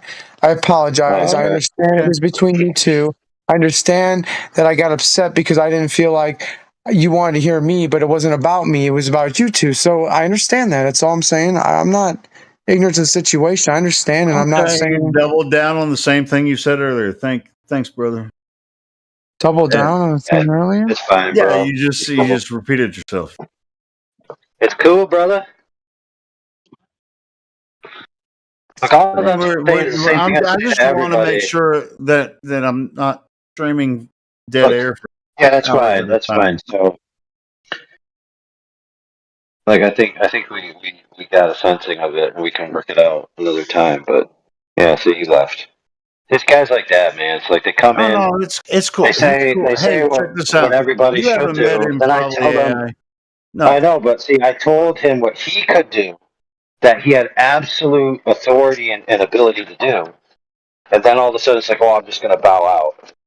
It's like, no, whatever. I've been talking to him for a while. Don't worry about him. He's cool. Anyway, let's address what I was talking about. Actually dead a air. really good idea. Yeah, like I might learn how to do that and just to pick up a random TikTok account, not Well, look, the just thing and you just got it, come bro. So over it, with an image. yeah, Yeah, all of I've my been content working is free. on You guys can grab all kinds of clips and use them everywhere. I don't. yeah. So I've been working on getting my channel on TikTok up to being able to live stream. So, but I wouldn't actually. I would sometimes live stream some stuff, but I just live stream clips, right? And so the thing is, we have so many people that want to be involved, and they're always told to do these little things, and they never seem to do them. They always want to be the ones to do the big things. Nobody wants to do the little things. Right. So, for example, there's plenty of people that complain how they don't get on the mic and they're not in the big debates and all this. And I'm like, dude, maybe you suck at debating, but you're interested in helping. So find some juicy content, clip it out, put it on a new platform or something. Put a graphic, put something, make a minute thing, do it, get out there. If we had 30 people in the ranks of the server do that, 10, 20, 30 people just make their own channels, clip it, sometimes even borrow clips from each other and just get it out there to as many Dude, segues as that'd be possible. trippy. Hey, here's an idea. I guess we're doing this live on YouTube. Yeah, I mean, just like random clips, and we could actually share with them in the server if the file is small enough, and we just each upload them to TikTok or wherever, and just freaking share them all. You could do bullshit like that. It's like even some of Clipcord's and TOS's clips. Like you can just dub them over some Getty's image of like a drone going over some islands, and then have those clips in the background, like what they do with some of the religious things, like passages from the Bible and stuff like that. You could do the same thing because people watch them. You can put them on YouTube Shorts and stuff as well. Yeah, it's short. It's a Shorts pretty good are idea. It's like you can get 1 million views on a short within a couple days. Yeah. It's insane. And then at the end, you just flash or you have the link in the shorts in the bio. It's yeah. I'm gonna learn how to do it because the content's there. It's already there. If I can take a 2 minute, how long do those shorts go? Max, like a minute. Max is 60. So we can get a juicy, someone making a stupid comment and then you can take 60-second clip. Yeah, you could take a 60-second clip. You could even talk Bang, over a really it. You can powerful put one, it. You could put it on like a green screen background. Put your face on there, or you can just like do video over a clip of whatever the fuck has all the thousands of hours of video we flat have horizon, here. Yeah, I mean, just like boom, boom, boom, 60 seconds, boom. Yeah, and then you get 1 million views, or even 500,000. It's not even about the views, but like what AI was saying, there's some of the guys that complain about not talking on the live stream and stuff like that. There's an opportunity at the moment while it's quiet over here. I can come back and start talking over here. Well, it's just like I was saying in the modern, something's got to change because there's no reason for me to go live with dead air. Yeah, I was saying to Miggy the other day, I think it's time for me to go back to 24/7. Well, those guys over there. Well, that's the same old shit. Same old shit. Yeah, not our guys. I mean the Globers. No, I know. I mean, it's like Yeah. I mean, they're gonna have the same globe arguments that we've already debunked. 10 years. It's fucking stupid. Hey, man. But I mean, at the same time, you're give me a demonstration. There's a without nonstop a flow. container. There's a nonstop flow of people with that. Yeah. So why do it there instead of here? It doesn't make sense. Yeah, show me a demonstration with gas without containment. Jupiter. Fucking hell. Jupiter. What? Because it's a gas giant. Oh man. Goodness gracious. Holy crap, dude, this works awesome. I gotta show you guys this. This is ridiculously great, dude. I can't even believe how good this worked. Holy crap, dude. Wait till you see this. Wait till you see it, dude. It's amazing. Alright, let me show you the first shot. Alright, I'm gonna put it right in the text here. Okay, here's the first shot.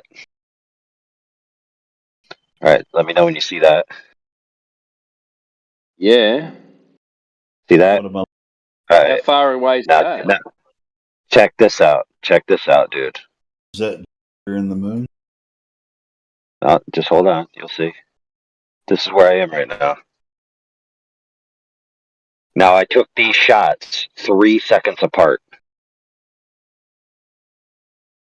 That's just the night shot mode on my phone. Freaking awesome, dude. I didn't think it was going to be that good. So the top is how much light there is, right? And the bottom is how much I could get just by turning the night shot mode on. Of lake, bro. Of a lake. Here it is. So that, like a nice boat, first, eh? First one is the shoreline on the other side of the lake. Cool. And look, we live on a concave Earth, AI. I know, huh?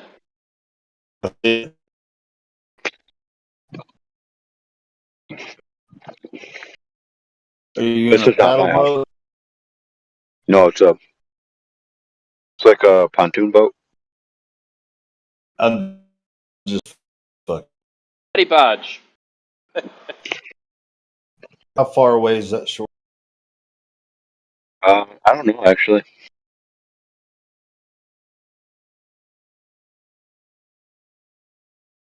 Behind.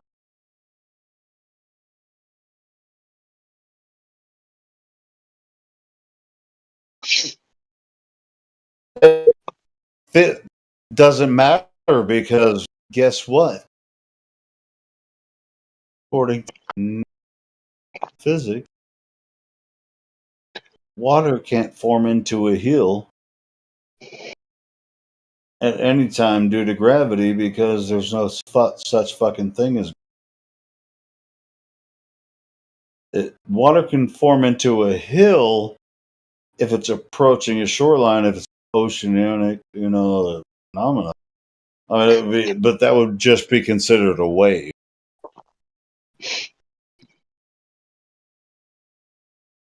Another dumb argument I heard today as well.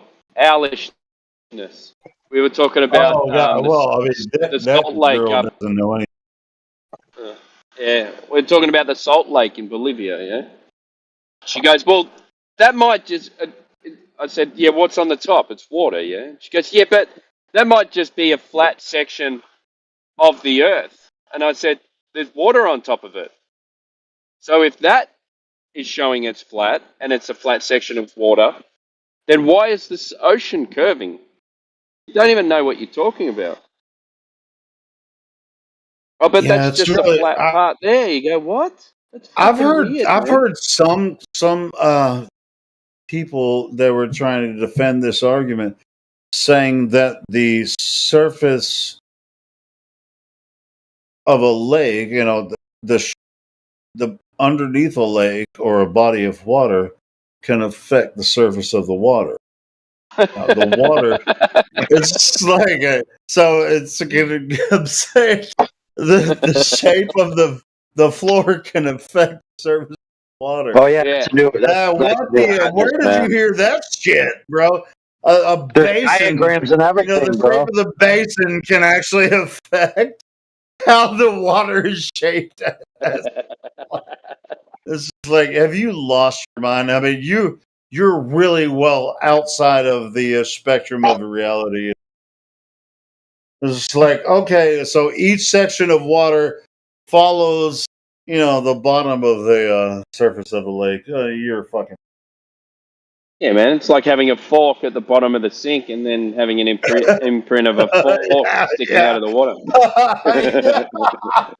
It's like, God dang it, man! How the fuck?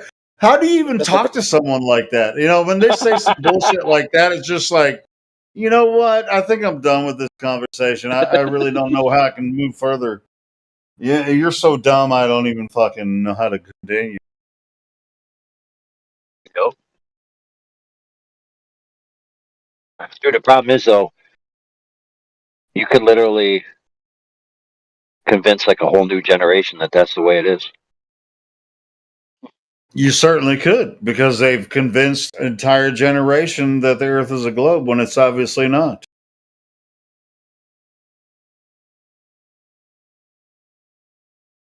Even the creationists, all the religious people, all of the creationists,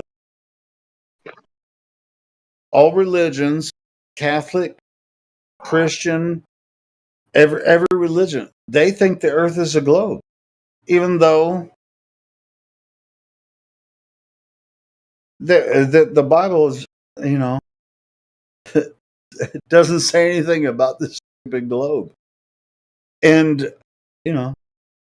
and once they think that even though some of us are Christians, some are not, whatever. But I don't argue either side. But most of Christianity, which is, I guess, half of the Earth population, thinks the Earth is a globe. And so they're following NASA and all that entire religion. So they're two religions. God made the Earth a globe, and NASA proved it.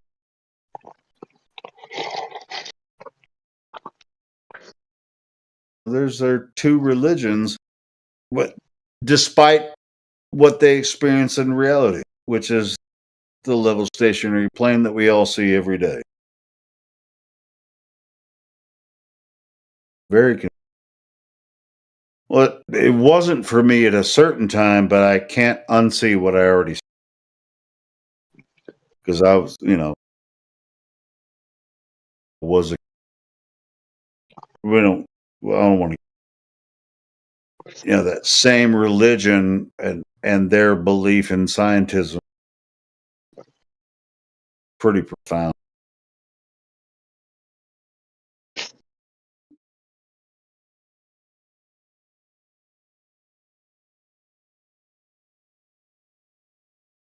Christian. Ball.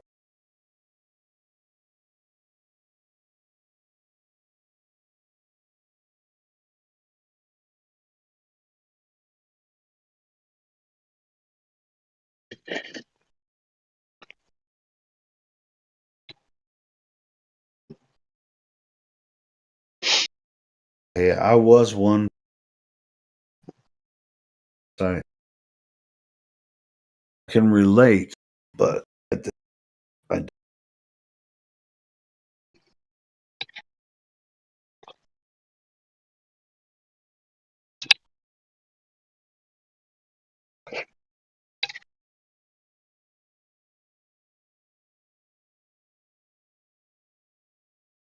It's Tuesday, huh?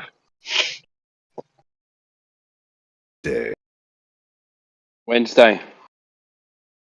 Oh, yeah. Timbo's in the future. The United How States. does that happen on a flat Earth? How do you go into the future? Hey, here's something we have the latitudinal lines that travel 0 from the equator, 90 north and 90.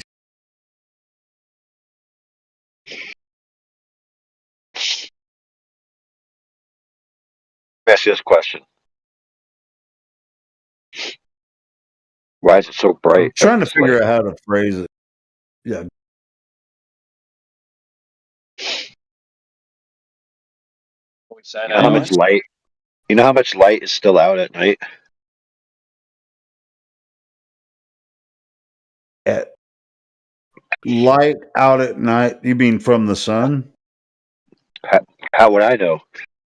I didn't trace all this light back to the source. You know what I'm saying? Exactly. I mean, yeah. You're talking about the during the. Some of this light is from the moon. Some of this light could be from the stars. Some of this light could be from the sun. Obviously, some of it is from the. All right, so you're talking about you can't see the sun or the moon, but there's still light. What you? Yeah, a lot of light.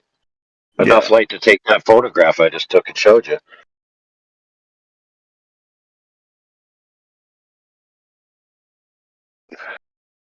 Well, and that's when you can go to Alaska, pretty far north, and capture the sun. But you know what I'm saying here? These bros be acting like the sun goes down, right? And then twilight goes away, and then it's like so black, like it's blacker than a thick black rug, you know. Yeah, don't get me wrong. Sometimes it's kind of like that.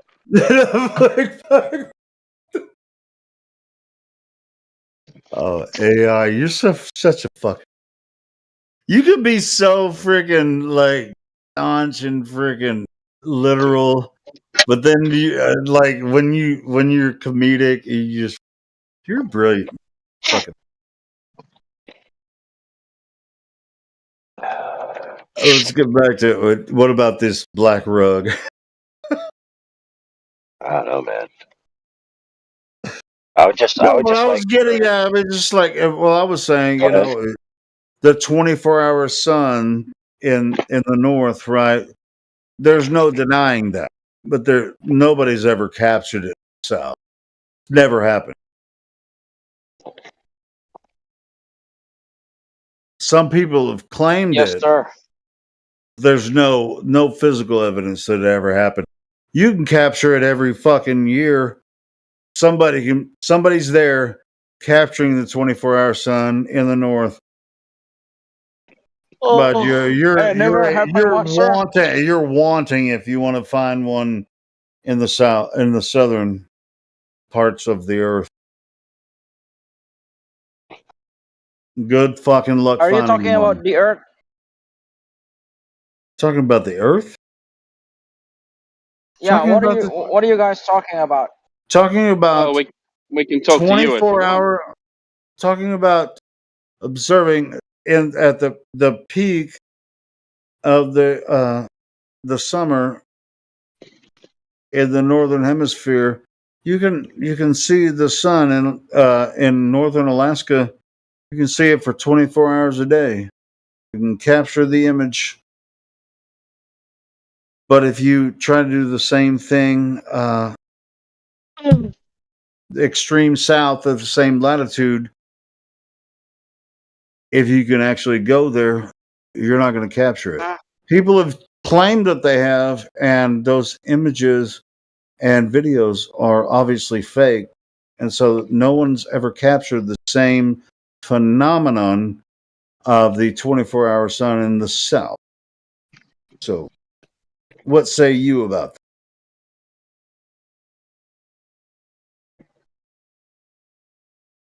Or we don't have to talk about. Yeah, I mean, we don't have to. Yeah, we don't have to talk about that. I mean, if you're new, we can. Are you guys not boring talking about this Earth? Whether it's what? What do you want to talk about? Are you bored? Because we can talk about flat water if you want. That's an exciting subject. What excites you? What topic would you like to talk about? Flat water. Yeah. Have you ever seen any? Have you seen any curved water? I took a bath today. That shit was pretty flat.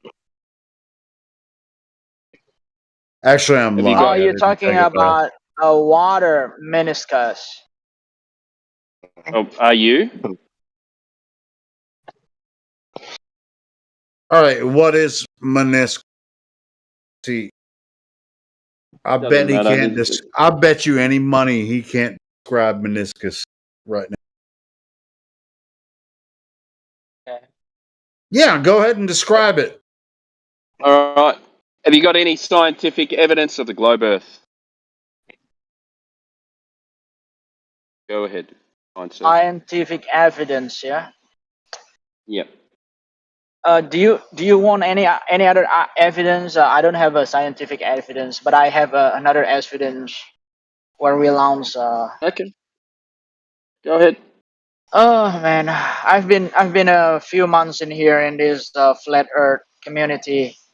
I've been talking over and over again about this evidence, but that's why I said you guys not boring talking about it. And but let me try again one more time.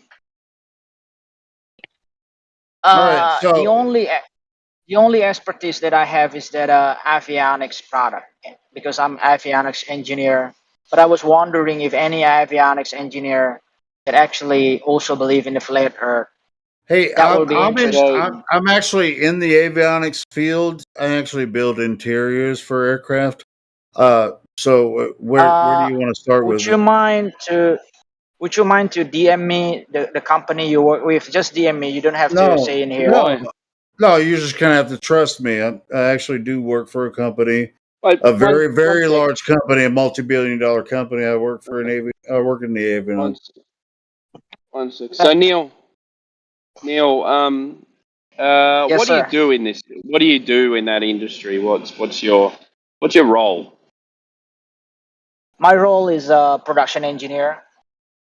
Okay, for So what we make sure parts? that specifically I'm working right now in a satellite communication, radar, altimeter, and also weather unit, and also the terrain database. Cool. So Warning what system. part do you build? What part do you build in engineer? What part? Avionics. What part do you build? Avionics part. Avionics is a general term. avionics What specific field? That's what you're asking, All right? of oh my. Yeah, but you're What is saying you're in why do you Just think stop for a avionics part is second, general? mate. No, Just avionics stop part is for a not general. second. It's a specific part of the avionics. What do you actually do? Building a product. Like what? Altimeter. We have a So you build altimeters. Yeah, we have a transponder. Okay. We have All transceiver. right. So So the name of that is a various. You build stop. You build altimeters. Am I correct? Yes, yes. Okay. So if this is your proof of a globe,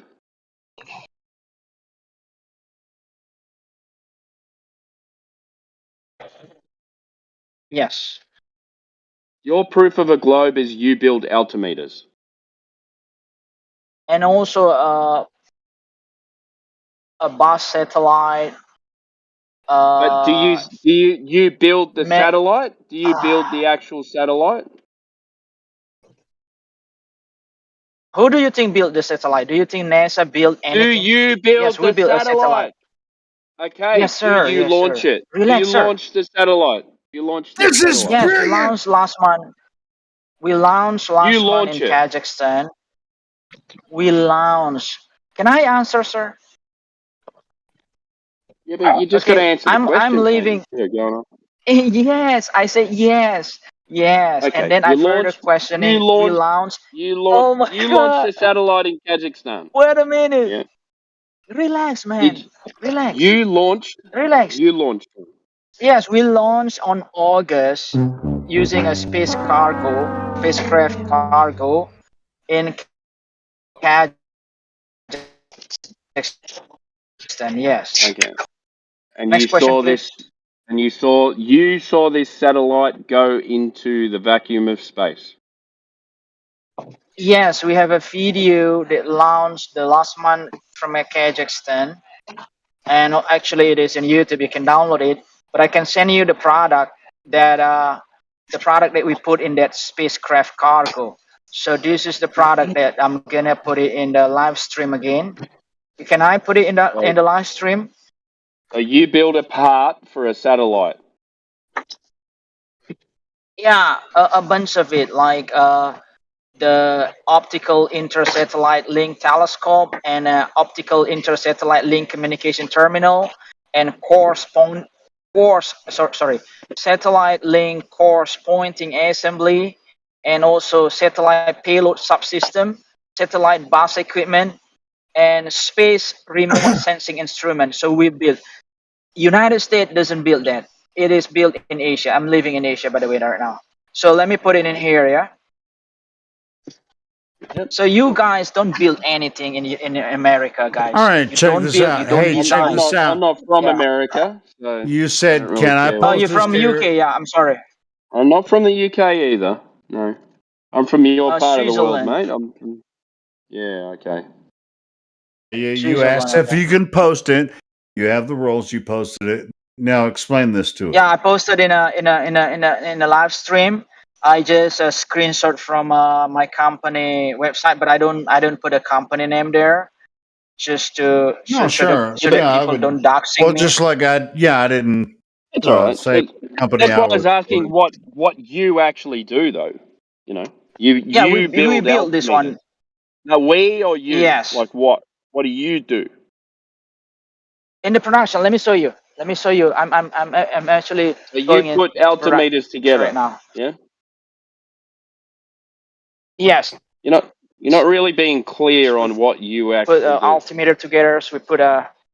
All right. So altimeter for aircraft. There is two types of altimeter. For aircraft. One is no for look at the things that I posted just now. This one for the space navigation. So for the space navigation, we put a laser altimeter. Space So we don't use navigation. gas. What the fuck is space navigation? Are you right now looking into the live stream voice text, sir? I'm certainly looking at exactly what you posted. Just a story. What did I post it? No, I'm this looking one at is the picture. You said satellite products and systems with an unparalleled record of performance, flexibility, and versatility. It's no wonder that blankety blank solutions are the heart of every space. Yes, I'm looking at exactly what you posted. Yeah. Tell So me about this is not a space now. conspiracy. Tell me about space navigation. Tell me about Relax, it. sir. Take a drink, sir. Relax. Oh, Don't get God screaming. damn it. Oh, Yeah.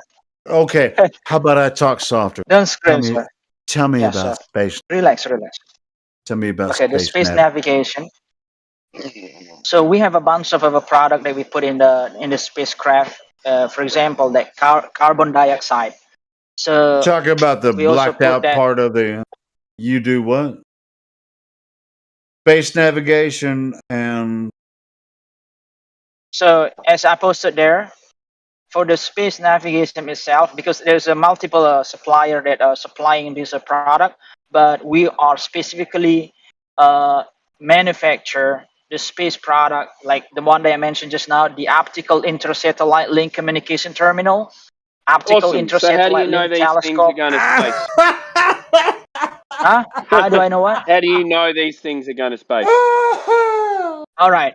So when you build the system, right? When you build the product, it has to be meet specification, right? Yep. So the specification, for example, you are So because you build building the something to specification with specification, orbit. then you know this goes to space. Yeah. Yes. For This example, is the kind of content I'm looking for. Come on, can I bring answer, some more sir? of these. Okay, Bring some more of flat these earther guys. motherfuckers in the Can I live. answer? Just allow Yeah, me but about 2 minutes. can you No just more than answer the that. 2 question? minutes. How No do you know interruption. that? How do you know that this goes to space? We have a CCTV footage on the spacecraft Of that space. launching this product. Can Yeah, I have on the that? spacecraft. Can I have the? The Can I have the Soyuz. CCTV? So we put it in the Soyuz. Yeah, we put a video Can you post footage on the Soyuz. Soyuz is not built by the NASA. It's even built by any other country in Asia. Any other It doesn't countries matter. in Can you Asia. put this? Can you So, put the video if in you have the a distrust, in the live if stream? you have a distrust, okay. It's not that Just we give have me a a moment, yeah. distrust just for NASA. It's because of the Because second law of I thermodynamics believe, that yeah, you I can't believe have a gas because pressure next to a no pressure without a contained system. no, I So believe that because of this distrust of a government, everything is fake, right? But no, your that's not government everything is is fake. faking. Your government is It's probably not is my giving government. I got you. nothing to do with it. It's not my government. Oh yeah, yeah, you're not a United States, yeah. But you're No, not probably everyone's confused by American. American people. Fucking hell. That's my point. That's not everyone America. I'm Asian, No. right? I'm Yeah. Asian. And I'm I'm not working with Australian, and America. we say, and they say we Yeah, have a you are space Australian. association. Just shut up for a second. They say we have a space Oh, I'm sorry. association. Yeah. Shut You know up. what we do? We build these little parts, and then we send money to NASA. That's our space Kangaroo guy. association. Yeah. So, what is your name, Kangaroo guy? Timbo. Okay. Yep. That's right. So, how do we So let me know get that the your video. items that you build are going to space? Wait a minute, buddy. Take a patient, right? Take a patient. Patient Take is a really wonderful. take a what? Patient, Oh, you passion, mean patient. have some patience? Have some patience, okay? Yeah. Don't. Yeah. Okay. This is the one that we launched. Okay, actually, 3 weeks ago we did launch the things as well. But I want to get another video that we launched cargo, the space cargo. Awesome. Are you putting the videos in the live stream? Yeah. Take a patient. Take a patient. No, it's just Okay, this one is I'm asking Expedition you 69. because you never give me a clear answer on anything. Yeah. Wait a minute. I'm giving you the Expedition 39, 60, 69, 69. Yeah, 69. It's a very good it's very good number. 69. You know, it's a 69. You know, it's like it's like a 69. You Why know, does it say NASA? What you said it wasn't NASA though, and it's YouTube NASA video. I'm saying is that NASA did not build those avionics equipment in their Soyuz spacecraft. Oh We my were the god! one is building that. So who Okay, launched you them don't up trust into NASA. who You don't launched them trust up NASA. into What about space? do you Who just launched look them at the up into video? space? How long does it Just go look at the for? video. No, in that video there is a camera attached to it, Yep. and you can see the curve of the Earth. Okay, It's a specific lens, yeah. But it's okay, man. I mean, you don't have to believe this. I think you should be fine. Okay, so I what guess. lens was it? What kind of camera is it that you used? I know that is a classic argument that used by It's not a classic argument. I flat just earther. asked you what But the camera it lens, was. yeah, I'm about to answer that. The lens they're using is not like a curved lens. It's just a normal lens. All lenses are So curved. okay. Man. Anyway, I'm there's no watching it. point I'm watching to it. talk about this. No, I'm watching it now. I'm watching it now. Okay. Okay, so you said that NASA didn't have anything to do with it, but yet NASA is launching your equipment into so-called No, space. I'm not saying that. I'm not saying that. NASA did not build any avionics part in their spacecraft. So how do you They know just that your avionics equipment went to NASA, went to It's space? not avionics. Oh yeah, avionics. Yeah. Sorry. What are you How do I talking about, know? man? Yeah. I'm sorry. How do I know? Because we have a shipping address. We ship to those customer, and the customer is gonna put it in the Kazakhstan. So I'm gonna, I can give you the packing list. I can give you the invoice shipment list. It doesn't matter. I can All give that you this. proves to me is that you sent some objects to Kazakhstan. Yeah, and then if this is fake product that we ship I didn't say it Wow. was fake I'm saying product. no. What I'm saying is that if this is just put into the whatever, maybe NASA just keep it there or keep it in the I don't know, keep it in the whatever place they will keep Okay, it. But we already building this I'm product gonna ask you again, for man. about 50 years more, How over do 50 you years. know? How do you know that your items that you built went to space? From this video, and 5 years ago we Because of launched this rocket video. and what else do you want? Do you want me to go there to the space? Well, there is a guy, Asian guy, that went to the space for 12 days. His name Yakuza, from Japanese. So you've got no evidence that What your about items went to what space. about if I propose you go there into the spacecraft, but you do you want to pay yourself or Okay, how am I going to do that, mate? How am I going to do that? okay? So I did mention previously that in here as well. I mean, I guess because of a low income people, they have How distrust do you of know I how have this is low gonna be. income? How do you know I have a low income? But if you are high income guy that is really millionaire, billionaire, Okay, you so can go if there. you're a millionaire or a billionaire, you can go to space. Can you show me that, please? Where I can buy a ticket? Yeah. Yeah, go ahead. The Yakuza already signed a contract to have a special ticket for Elon Musk for him to use SpaceX. Okay, so Yakuza, you've got you just future search his name future proof Yakuza. that you can buy a ticket to go into space. Yeah, can buy a ticket Cool. as a Can you tourist. show me the website that I can go and buy a ticket? And have Okay, they done this before, or is this in the future, or what is it? In the future? His name is Yakuza. You can look at. Is this you can in the look at his future, YouTube. or is this now? Has it been done, Already or is done it last in the December. future? Already done last one December, my guy. friend. What happened to this guy? Oh my God. Let me One just post the guy video, can- yeah? I'm still watching Okay, a look at the rocket video though. No. So yeah, so now I've got a dot in the Japanese sky billionaire. that proves that your items that you sent to Kazakhstan went into the vacuum of space. Awesome, man. Now, Good proof. another one. I was expecting a bit Another more one, from yeah. you, man.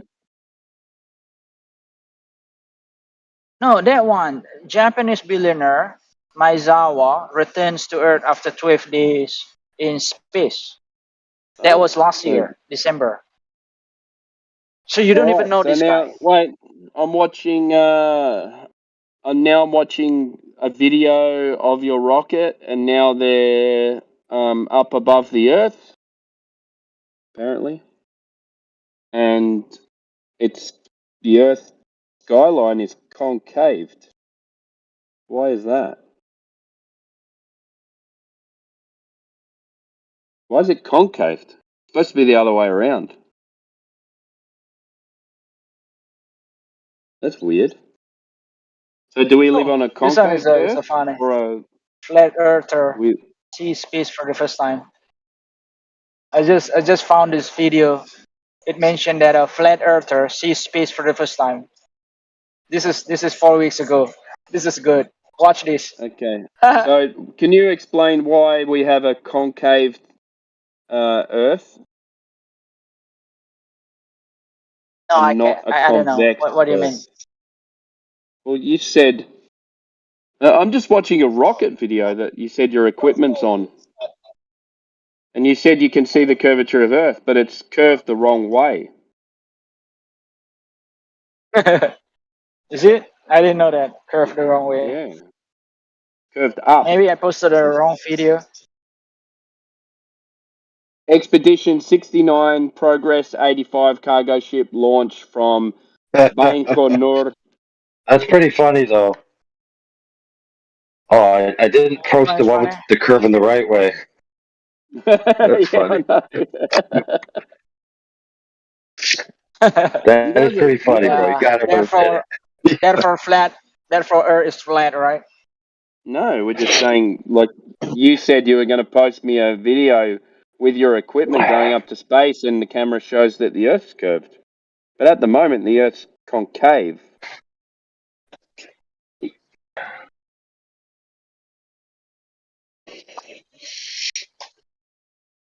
Well, I expected more, man. Yeah, I think that's all. Well, look at the Yasuka went to the space last year. So one of the Asian billionaire businessman, he just the guy that's selling a clothes in Asia, and he finally made his mission go to the space. Selling clothes, like sweatshop clothes. off.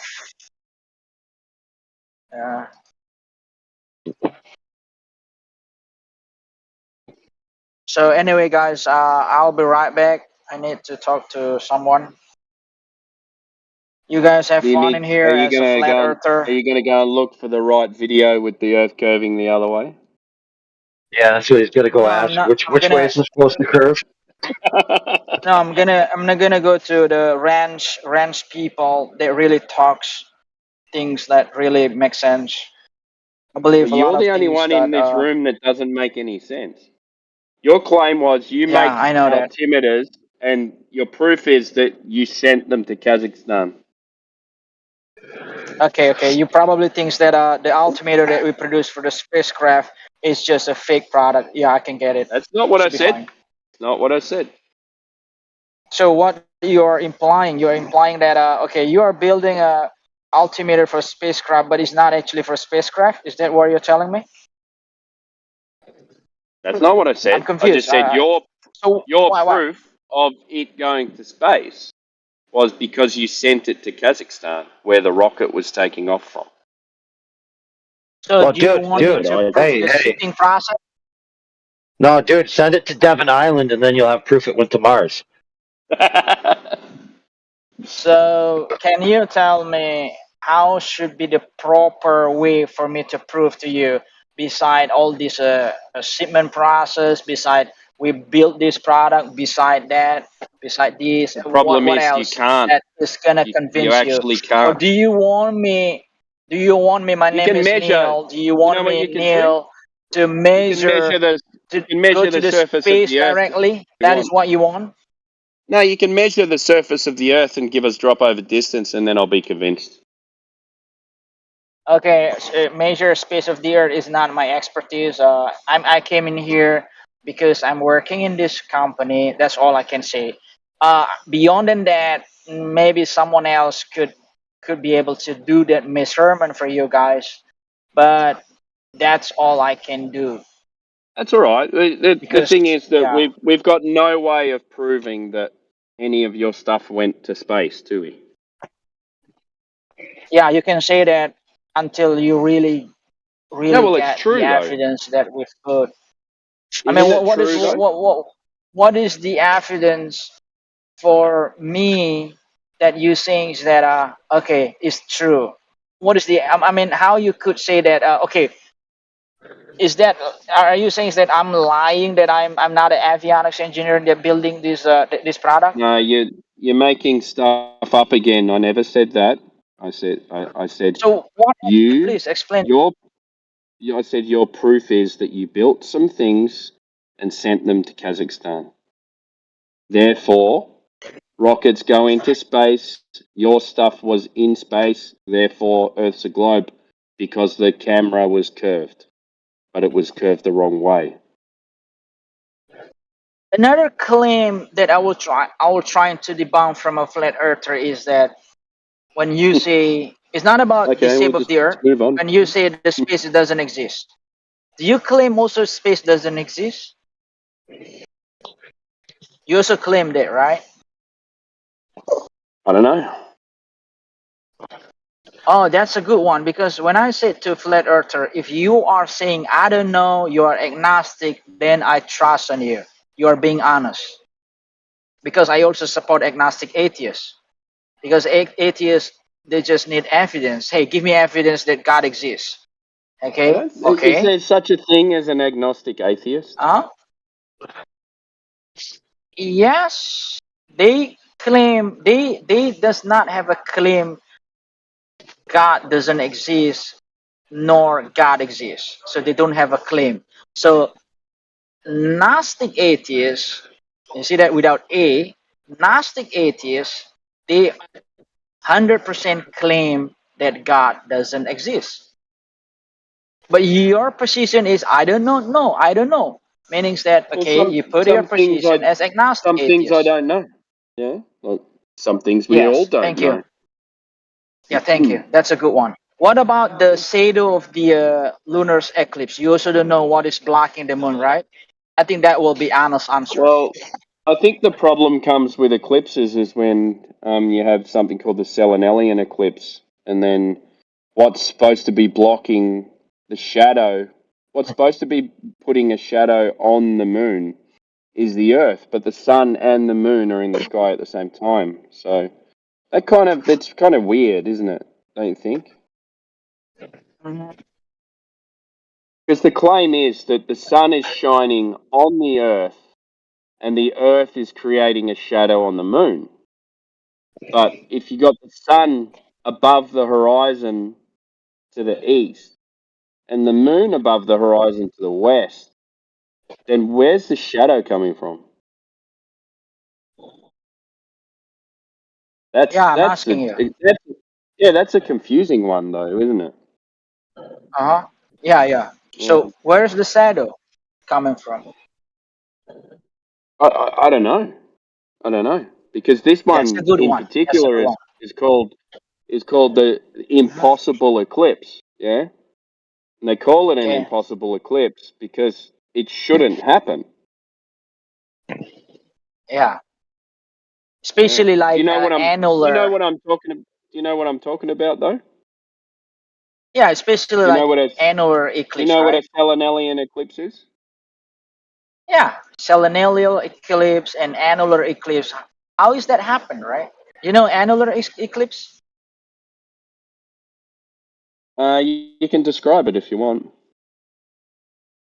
Well, annular eclipse is when the moon obscures the sun but is too far from the earth that completely cover it.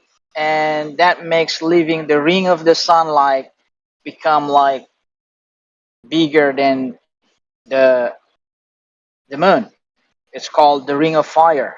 And how is that happen, right? I mean, even there's nowhere to explain this to a flat earther because everything is sounds to be fake in a flat earther model.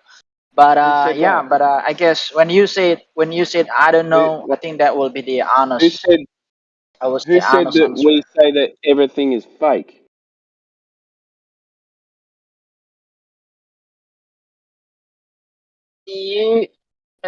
Yes, fake or fiction. Who said that?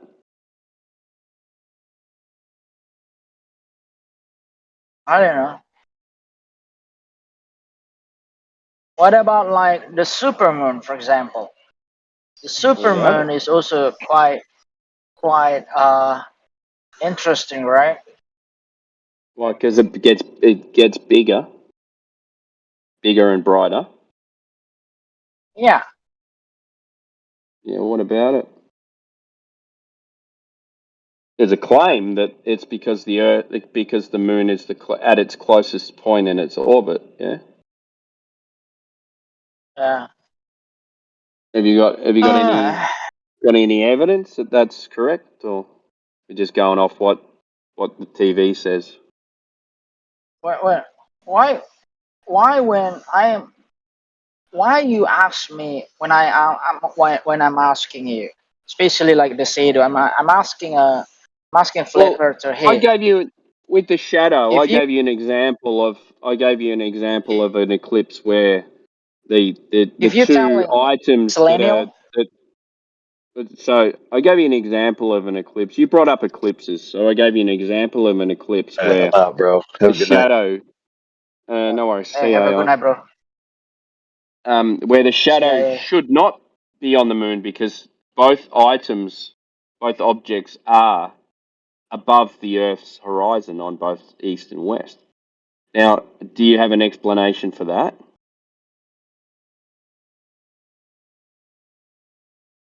Because I don't.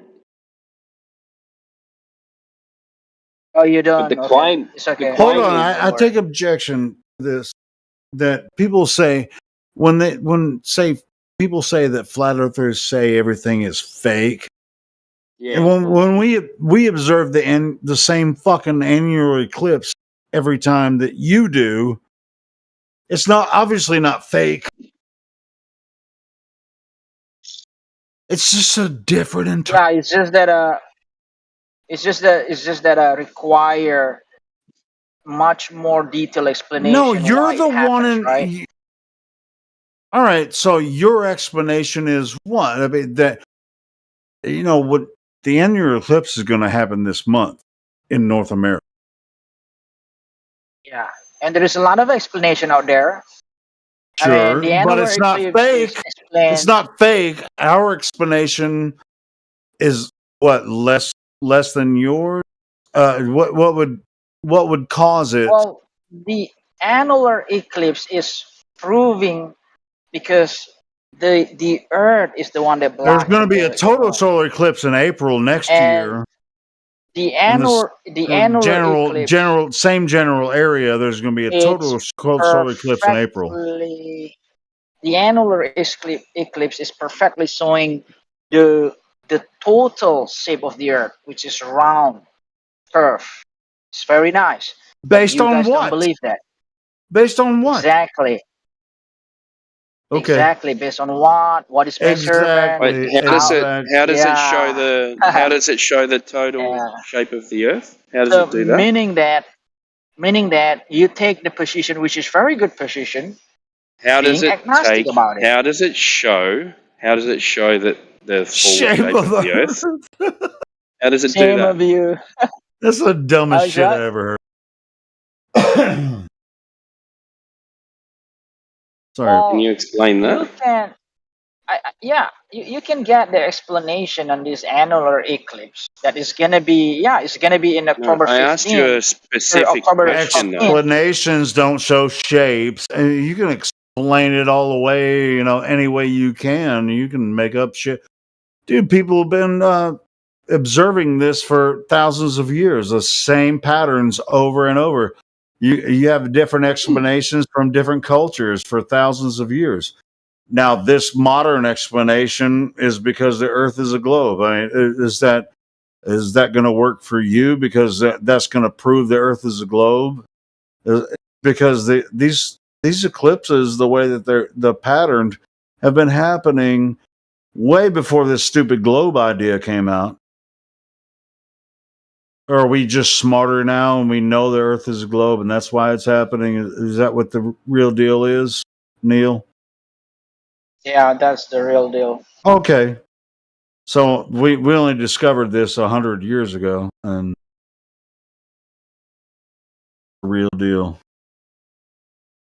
Over thousands of years of human history. Now, in the past 100 years, we discovered that the Earth is a globe, and that's why we have this annular eclipse, and then a few months later, we have a total solar eclipse. Okay. Because the Earth is a globe. Everybody else that observed this and kept records of it for thousands of years, they were all dumb because they thought the Earth was flat.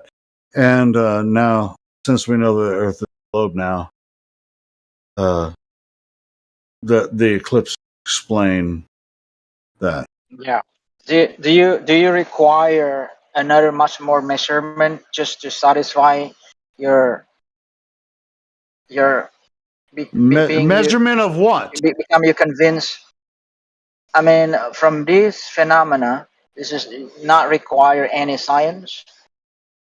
Yeah, no It's shit. being No, able we're not to- talking about to- science. We're talking about observation from Earth and looking at the Yeah, sky. with this observation, you can prove that the shape of the Earth. How? Fire. How? How is it Show going us. to prove the shape of the Earth? How's it going to do that? Show us. I'm really interested at the moment. The shape of the shadow. Go for it, man. Show us. What is the shape of the shadow? The what? Is it flat? Did you know that you can get from a flat surface, you can get a curved shadow on a curved ball? Did you know that? Say it again, sorry. Do you think that the only way to get a curved shadow on something is from a curved object? Yes. What about if the object it's projecting onto is curved? Can you get a flat line to curve? Yes. Yes. So Well, there you can go. experiment. Doesn't show anything, does it? No, you can experiment. You take But it doesn't show anything. If both are true, you take a then it's light. not proof of You take a anything. light.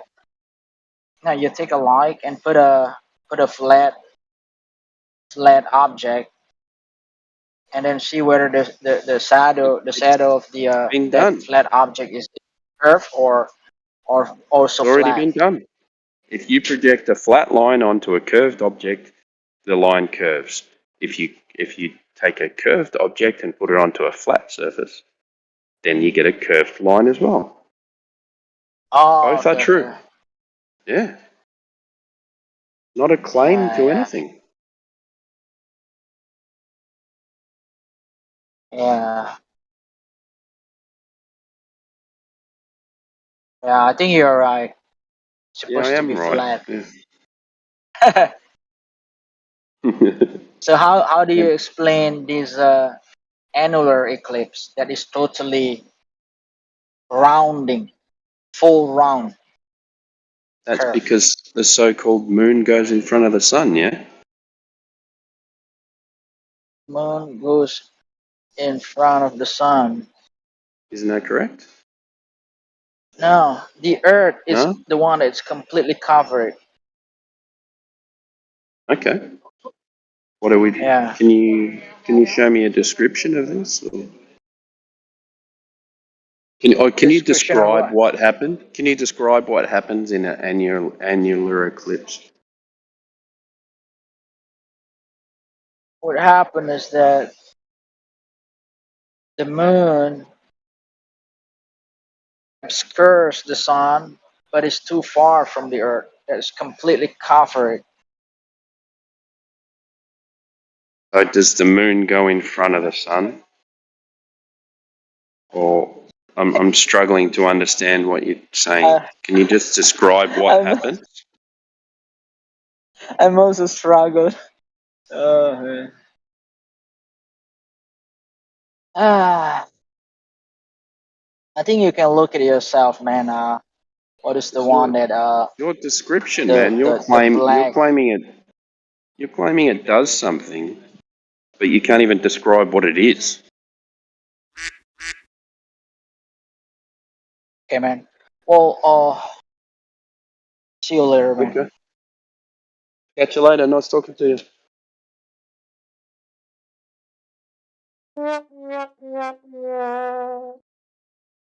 Yeah, it seems like Neil's getting a little used there. Yeah. Yeah, the annular eclipse is similar to a total eclipse, but it's not a total eclipse. Yeah, Okay. at the path of totality, you get fire, which is going to happen, by the way, here in North America this year But or it this is. month in a couple of weeks. So it is the moon going in front of the sun, yeah? Oh, I that's the wouldn't description of it. say that. Yeah. No, but that's the description of it, yeah. Yeah, but it always happens on a new moon. Anytime there's an annular has or to, a total yeah. eclipse, it happens on the new moon cycle. And like I was saying earlier, in April there's going to be a total solar eclipse where I'm at, Little Rock, Arkansas. There's going to be a total solar. Cool, man. Travel. Get that video camera set up. Yeah, I'm gonna figure something out. It's going to happen in April next year. I'll have to. But the annular eclipse it's happening southwest of me, so I'm just not. It's going to go across. It's going to start in Oregon. It just seems like it always starts. It's just like weird. But anyway, yeah, he was reaching. Yeah, really bad. But what I thought was really interesting is one thing. It's a Something about nice the guy, cedar. Did you see what I posted? He's cedar. I don't know what that word meant that he said, but I looked at. Oh, shadow. He was saying shadow. Oh, he was saying shadow. Yeah. I typed in that word, and this is what I got. You see what I posted? He was calling it a Sado. Oh, Yeah, but it was just Sado. his accent. Oh, shadow. But this is interesting what I pulled up there. Passover, and if you look at that article, it talks about the lunar months in Judaism.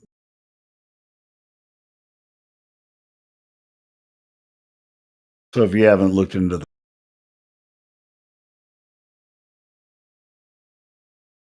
a little bit into the lunar, but yeah, there's no at all that the moon is causing a eclipse.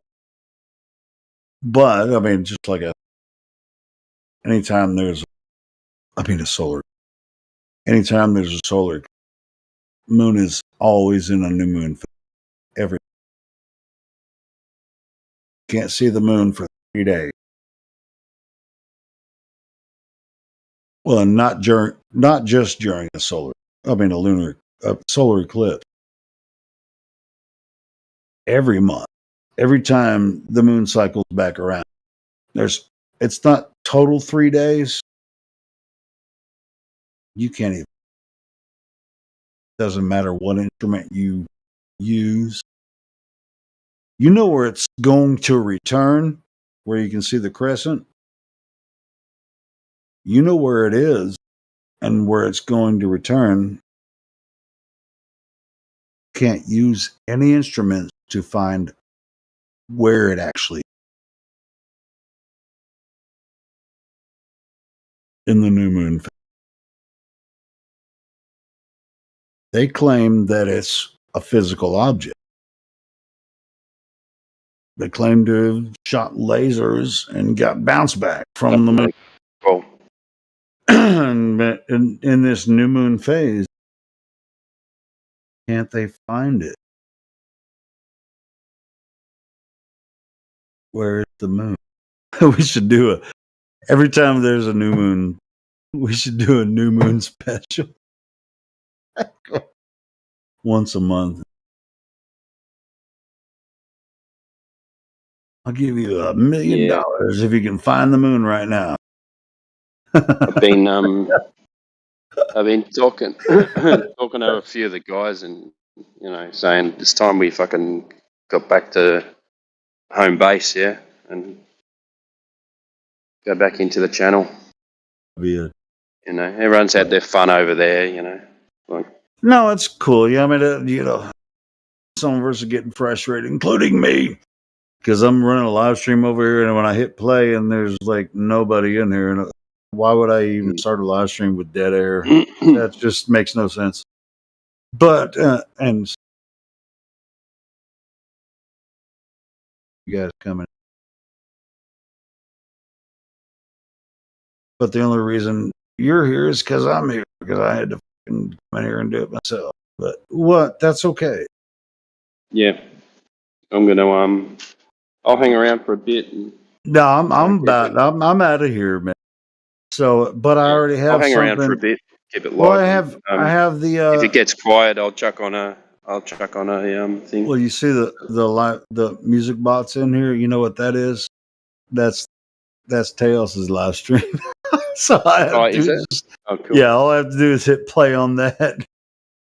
Oh, good. Oh, okay. It'll play. Awesome. So it's a mirror. It's a mirror of his. Yeah. So is that in bot control? Yeah. Go to you just do the code with. Yeah, I Just, paused it. I paused it resume or earlier. M play? Yeah, play. Yeah, hit play. Yeah. M play, and then M exclamation point play, and it'll Yeah. resume. But Cool. I'd rather have it live though, so I might hit M stop and then copy the link and then play again. Because if you resume it, then it'll start from a couple hours. It doesn't really matter because if you're listening to it over there or here, it doesn't it doesn't. Actually, I'd prefer probably to start it where we stopped it. Because I was talking to Dignity when I started it, and we were talking over it back and forth, and I was like, hold on, let me pause it. Hey, there's someone new in here. Should we unmute them? One invisible maker. Yeah, Sure. I'll unmute them. One invisible maker. Welcome to the server. Praise God. How are you? Oh God.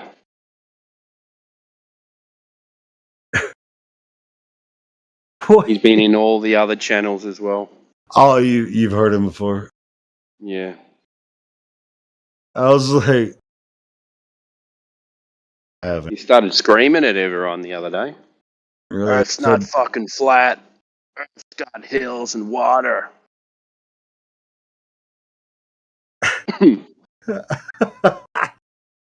How many accounts has he got? Was that your American accent?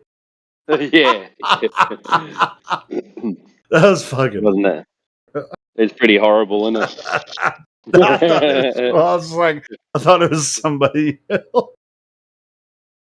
Earth's not fucking flat. Got hills and water. You fucking asshole. Earth's the stuff between your toes. Hey, let me ask you. I mean, there's so many different American accents. What's the easiest? Probably the Southern. I think. Southern, yeah. It's just like you can talk like me. It's it's the closest to Australian. Because you're about as south as it gets. Yeah, it's because we speak with a bit of a drawl as well, then it's kind of easy to imitate, you know. Let me think of a phrase. Can you think of a southern Southern American phrase that you can do well, like maybe some John Wayne? Not what's John Wayne wasn't Southern. He's a anyway. Let me think of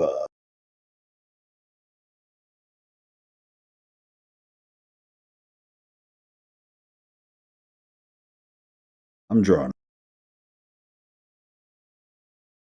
It's just like so ingrained in me. I just talked to. I think I want to hear you say something Southern. But you already did. I mean, if I actually asked you to do it.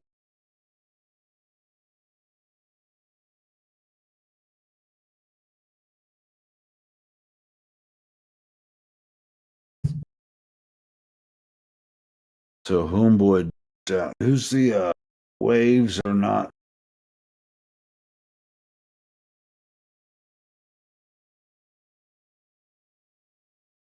Waves. Do you want?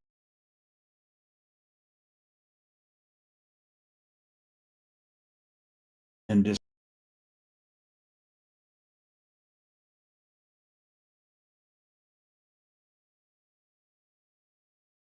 That's correct. Waves are not flat. dude, I agree with you. Now, water. Earth is not a planet. Everybody knows Earth is not a planet. That's not what I'm saying. See, people think I'm defending the planet Earth, right? Fuck that, dude. Earth is the land. Well, wait. Have you ever been here before? Yeah. Okay. So you know that we're not saying Earth is a planet. Well, I know, Chris.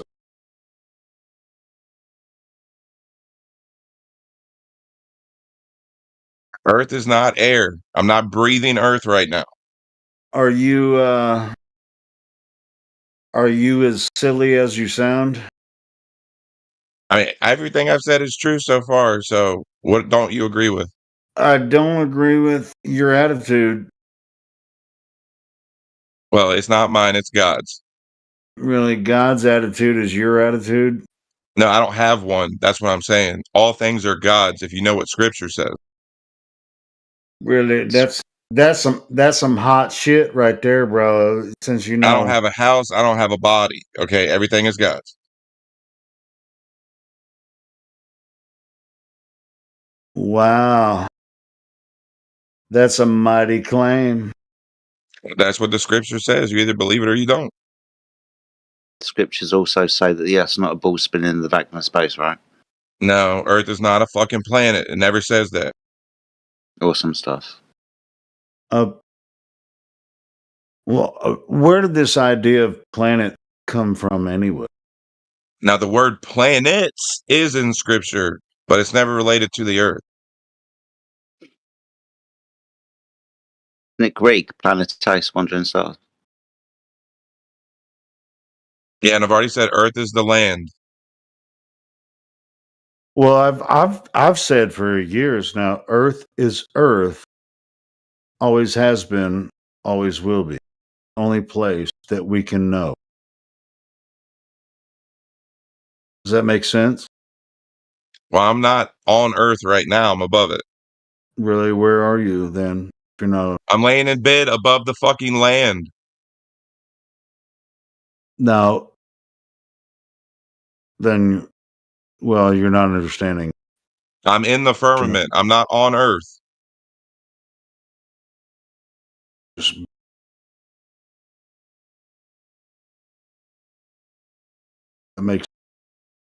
It makes sense in your idea, but it really is for practical purposes, for a conversation.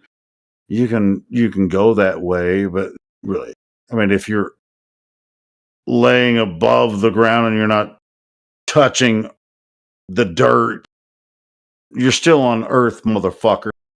No, I'm not. I'm above it in the firmament. Well, then you're fucking weirdo. Well, I can see a bird. I can see your ass fucking not been here very long. You're just being obtuse.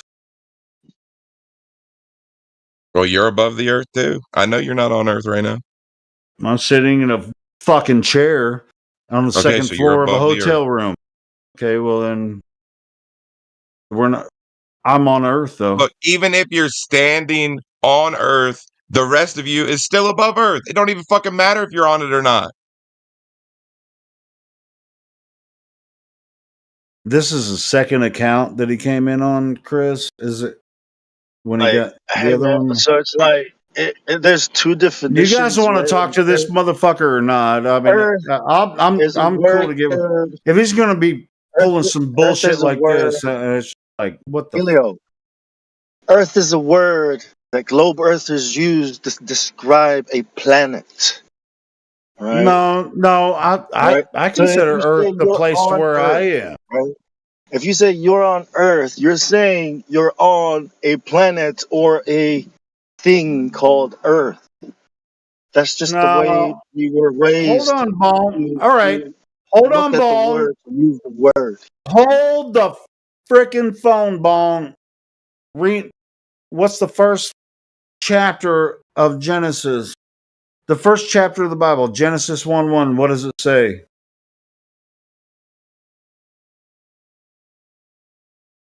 That's what I mean. There's two ways to use the word. Okay, the way the Bible uses it. Okay, God, created the place that we live on. And that's what I was talking about. That's not what it sounded like. Well, that's not what it sounds like. Because when people say that's what I was saying. I was talking about the earth that was created for us. This guy was saying, hey, well, you're not on Earth because you're laying in a bed or sitting in a chair, so you're not actually touching Earth, so you're not on Earth, you're above her. This fucking guy is just like, that's weird. I mean, nobody talks like that. What are you talking about? It doesn't matter if I'm in an airplane, I'm still on Earth, motherfucker.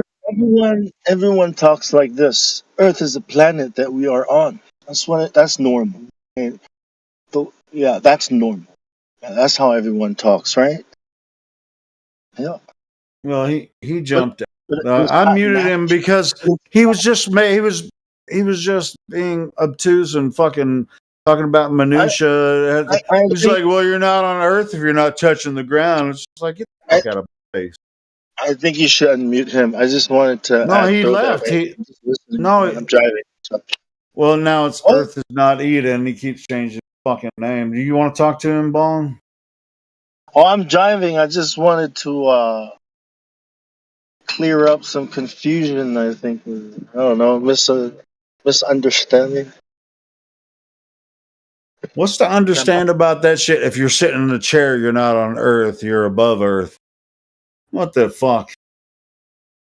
Are you saying you're on land? See, you're above the land. You stand on it, right?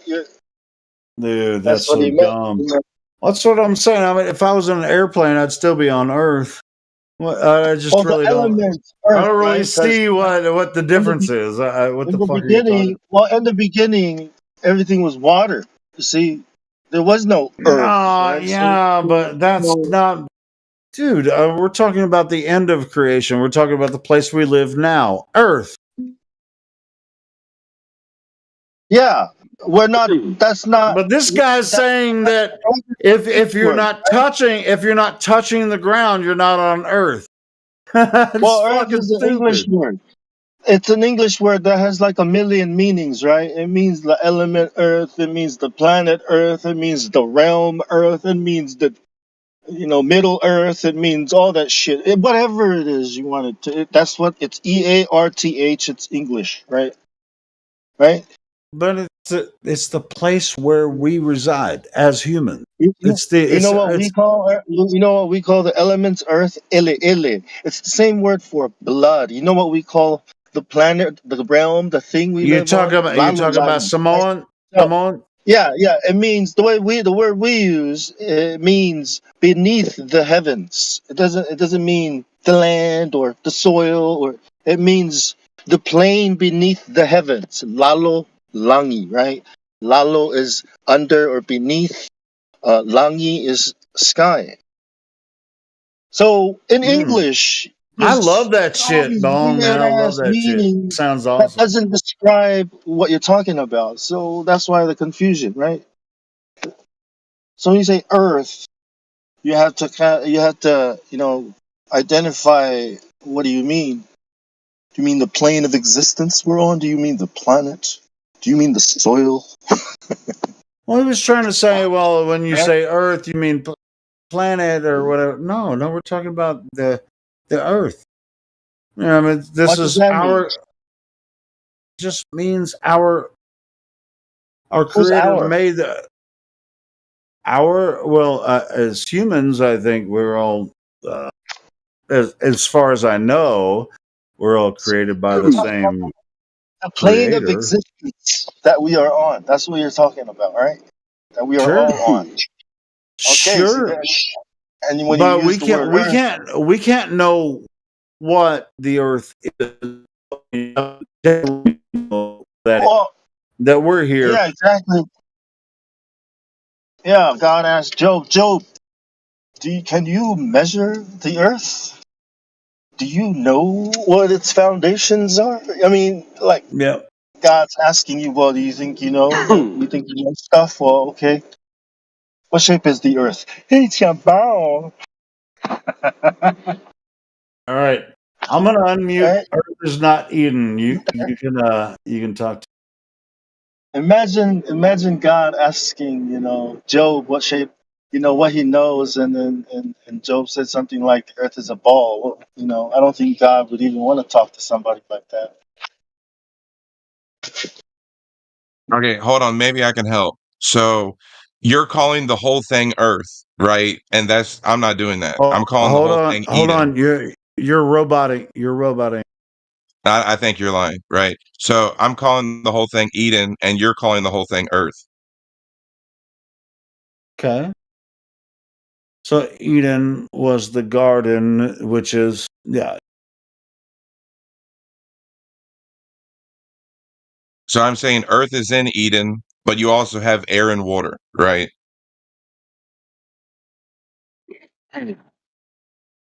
So there's no air and water in Eden.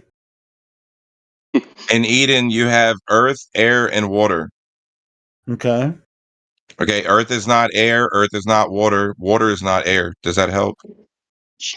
No, not at all. You ever heard that song? It's like you got to keep them separated. You know that song, right? Earth, air, water. They're not the same thing. They're all three different things.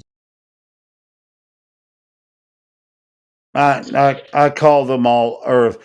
Can't have Okay, one that's without where the you're other. wrong. Okay, that's But where there you're wrong. can So you're not be breathing there can earth, be are you? water. There can be water in air. Well, I'm saying you're not breathing earth. That's obvious. You're breathing air. You have to keep them separated. But you're also breathing water. Yeah, are you a fucking fish, you dumbass? So you saying there's no moisture in the air? You're breathing air. Hey, by the way, fish don't breathe water. Is there Whatever water in the the air? fuck, dude. That's fine. Correct me if I'm wrong. Is there Yeah, water I'm in just the air? correcting you. They don't You're breathe not breathing water. You're breathing air. Is there water in the air? You're not swimming in the seas, underwater breathing it. You're above the waters. Is there water in the air? And you can also be below the waters. Is there water Yeah, in the air? fish Can I don't just get breathe a simple water. fucking answer? Is I there know, water in the air? You know you're not breathing water, man. We're not going to go there. Is there water in the air?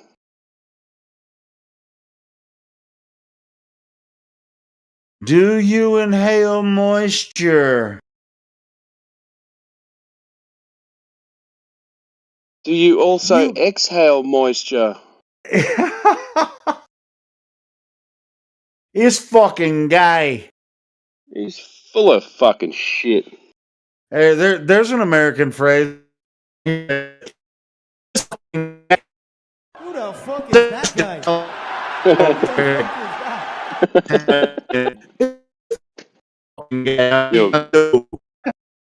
You're right, Shut buddy. up, bitch!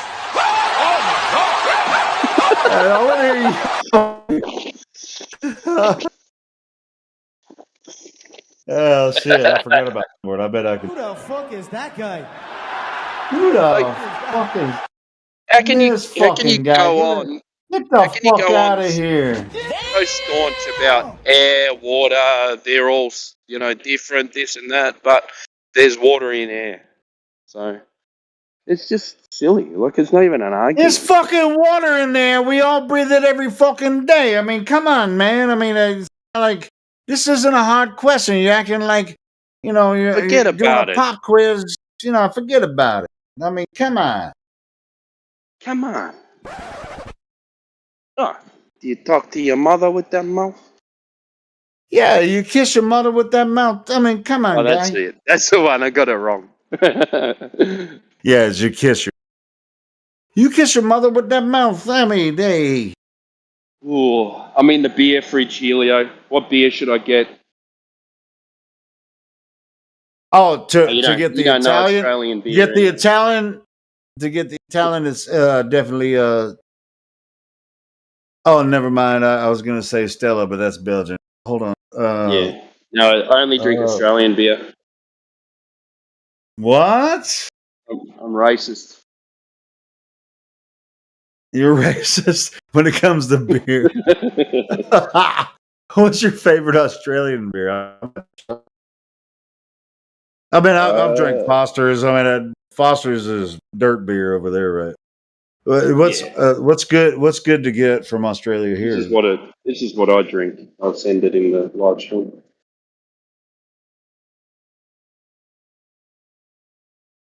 Oh. What am I doing? Even though I do like a good oil can Foster's every once in a while, I get a buzz really quick. Oil. Yeah, just like normal beer. Yeah. Well, they don't even make the Fosters. Lager and stuff. Like the Fosters we buy in America, it's made in. Foster's that you Carlton. buy. Dude, I bet I can't even find that. Nah, this would be made particularly for Carlton. It's just a standard beer, yeah. It's like a beer that Yeah, you it's get like a at the pub lager. out of a keg. You know, you go, Yeah, give me a like a pint of that. Yeah. regular lager. I bet I couldn't find that if I looked, baby. I'll show you this. This is its brother. All right. So this is the brother, same company, but this is the original one. All right, you might be able to find this there.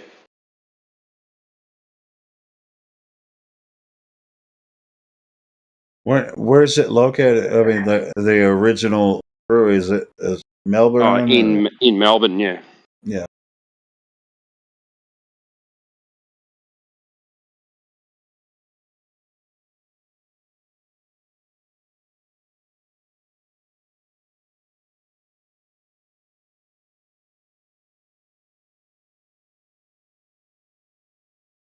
Bottle looks pretty good. It makes me craving one, but ice cold it.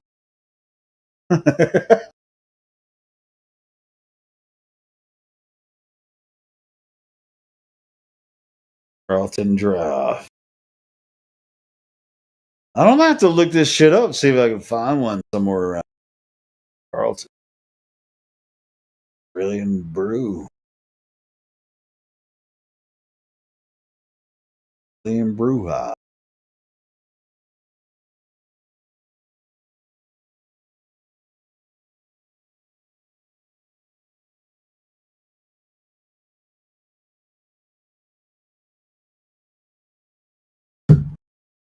Yeah, so in all different states, everyone drinks like different beer. Yeah, you'll have New South Wales, they'll drink a different beer. Victoria, they'll drink a different beer. Queensland, they drink piss. Prove it. Prove it. Oh, you do too, don't you? You can either prove it or you cannot. Prove what?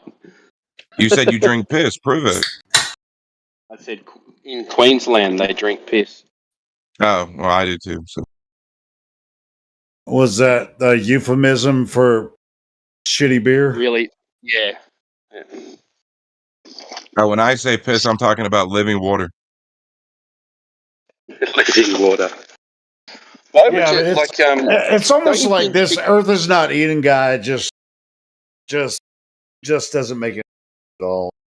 I mean, it's just like he just says shit that to I don't even. Like, don't you think that our body is so smart that it gets rid of the stuff that it doesn't want in your body? But When if it you didn't think come that out, would, you couldn't rub it on your skin. but No, so what comes out in your urine is all the toxins from your body. Oh, urea actually has health benefits. It's proven to be a moisturizer. So, But I'm sure you can find it in other things. Like, do you want to smell like piss all day or what? well, it sinks in, and then you don't really smell it after that. All right, so you're gonna have to find a mate that also likes smelling piss. Or rather, the Who started the bot? I don't know, man. Yeah, you're gonna have to find a mate. Like, hey, let's smell like piss together, and then we'll. And then good you to can go. rub piss on each other, or you can just Yeah, and piss then when on you each have other. kids, you just rub piss all over each other all the time, and then you got to find some friends that like rubbing piss all over themselves, and then you just smell urine all the time, and it's just like I think you can start a urine I heard that- smelling community. I heard that urine's good to wash your clothes in as well. Imagine that. Your body smells like piss and then all your clothes smell like piss. That would be really bad. I'll tell you what. I mean, sometimes my urine doesn't smell, but sometimes it does smell. I can smell it when I'm peeing, and So, I mean, it just kind of depends on what you eat and what you drink. You know, it's like, but I equate. I usually just want when it's gone from my body. I don't want to see it again. You know what I mean? I mean, Yeah. I equate drinking your own urine as like spreading your own shit on a sandwich or something. ouch. Yeah. Well, it's the same. It's your waste product. Your body expels it. I think So pee that pee is means it doesn't different than want it. shit. Pee is a little different than shit though. It's just Yeah, no, like no shit, mate. I'm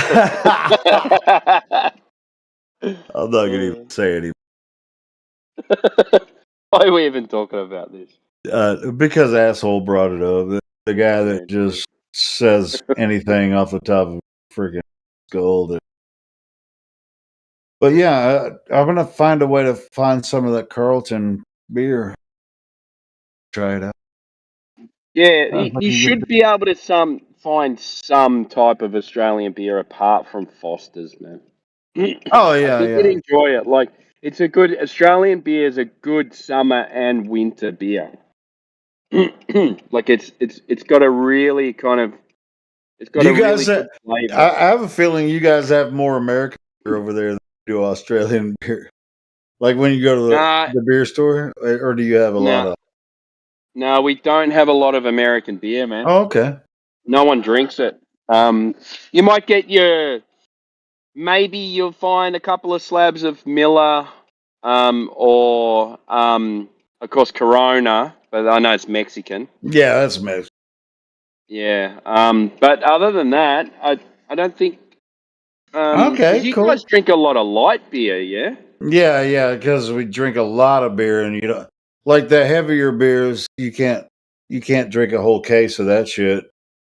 Oh, yeah, because we don't really drink anything under 5%. You know, like Yeah, I'm drinking Miller Lite right now, and that's yeah, from St. Louis, I think. yeah. That stuff just makes me piss. Oh yeah, you pee a lot, but you can drink a case of it and still be standing up. Mm.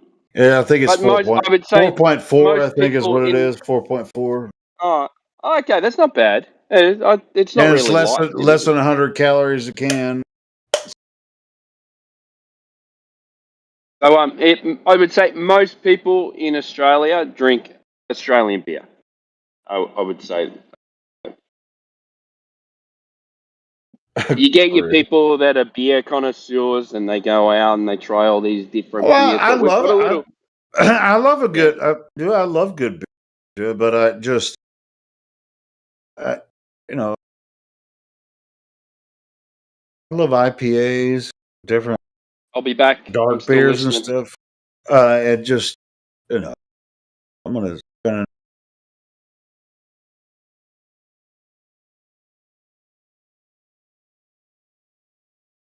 But my favorite IPA, Green Flag.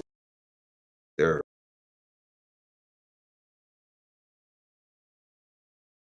I love the name too. You know what Green Flash is? It's to do with sunset over the Gulf.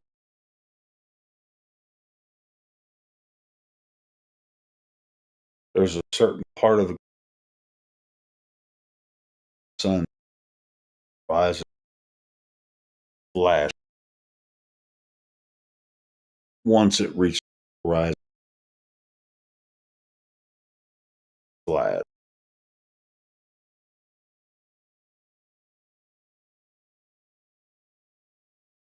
Fucking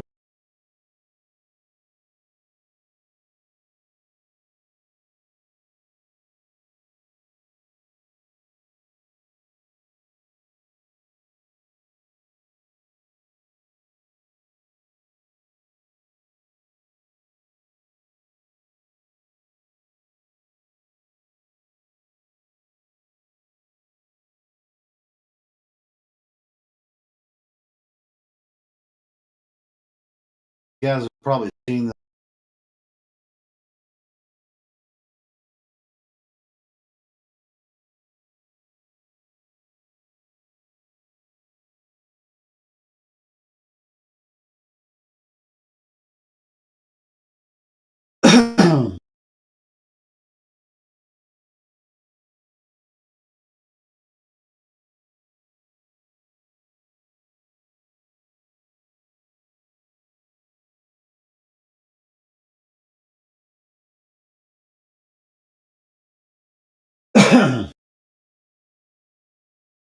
Phone This you is doing do way this. too much, dude, to I'm do not- up. No, go ahead. I'm done talking. Go ahead and play it.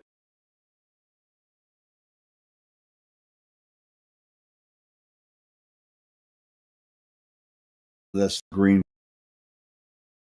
Once again, to I've never seen it. Whoever.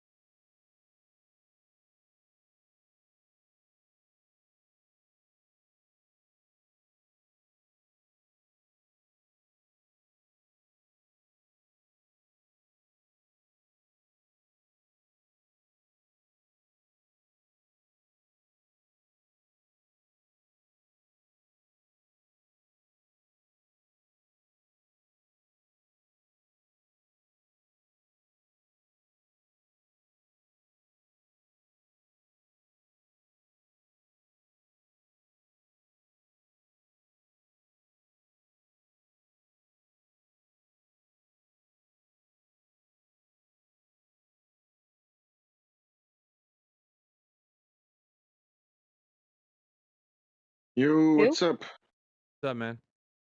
Yo. Oh, okay, yeah.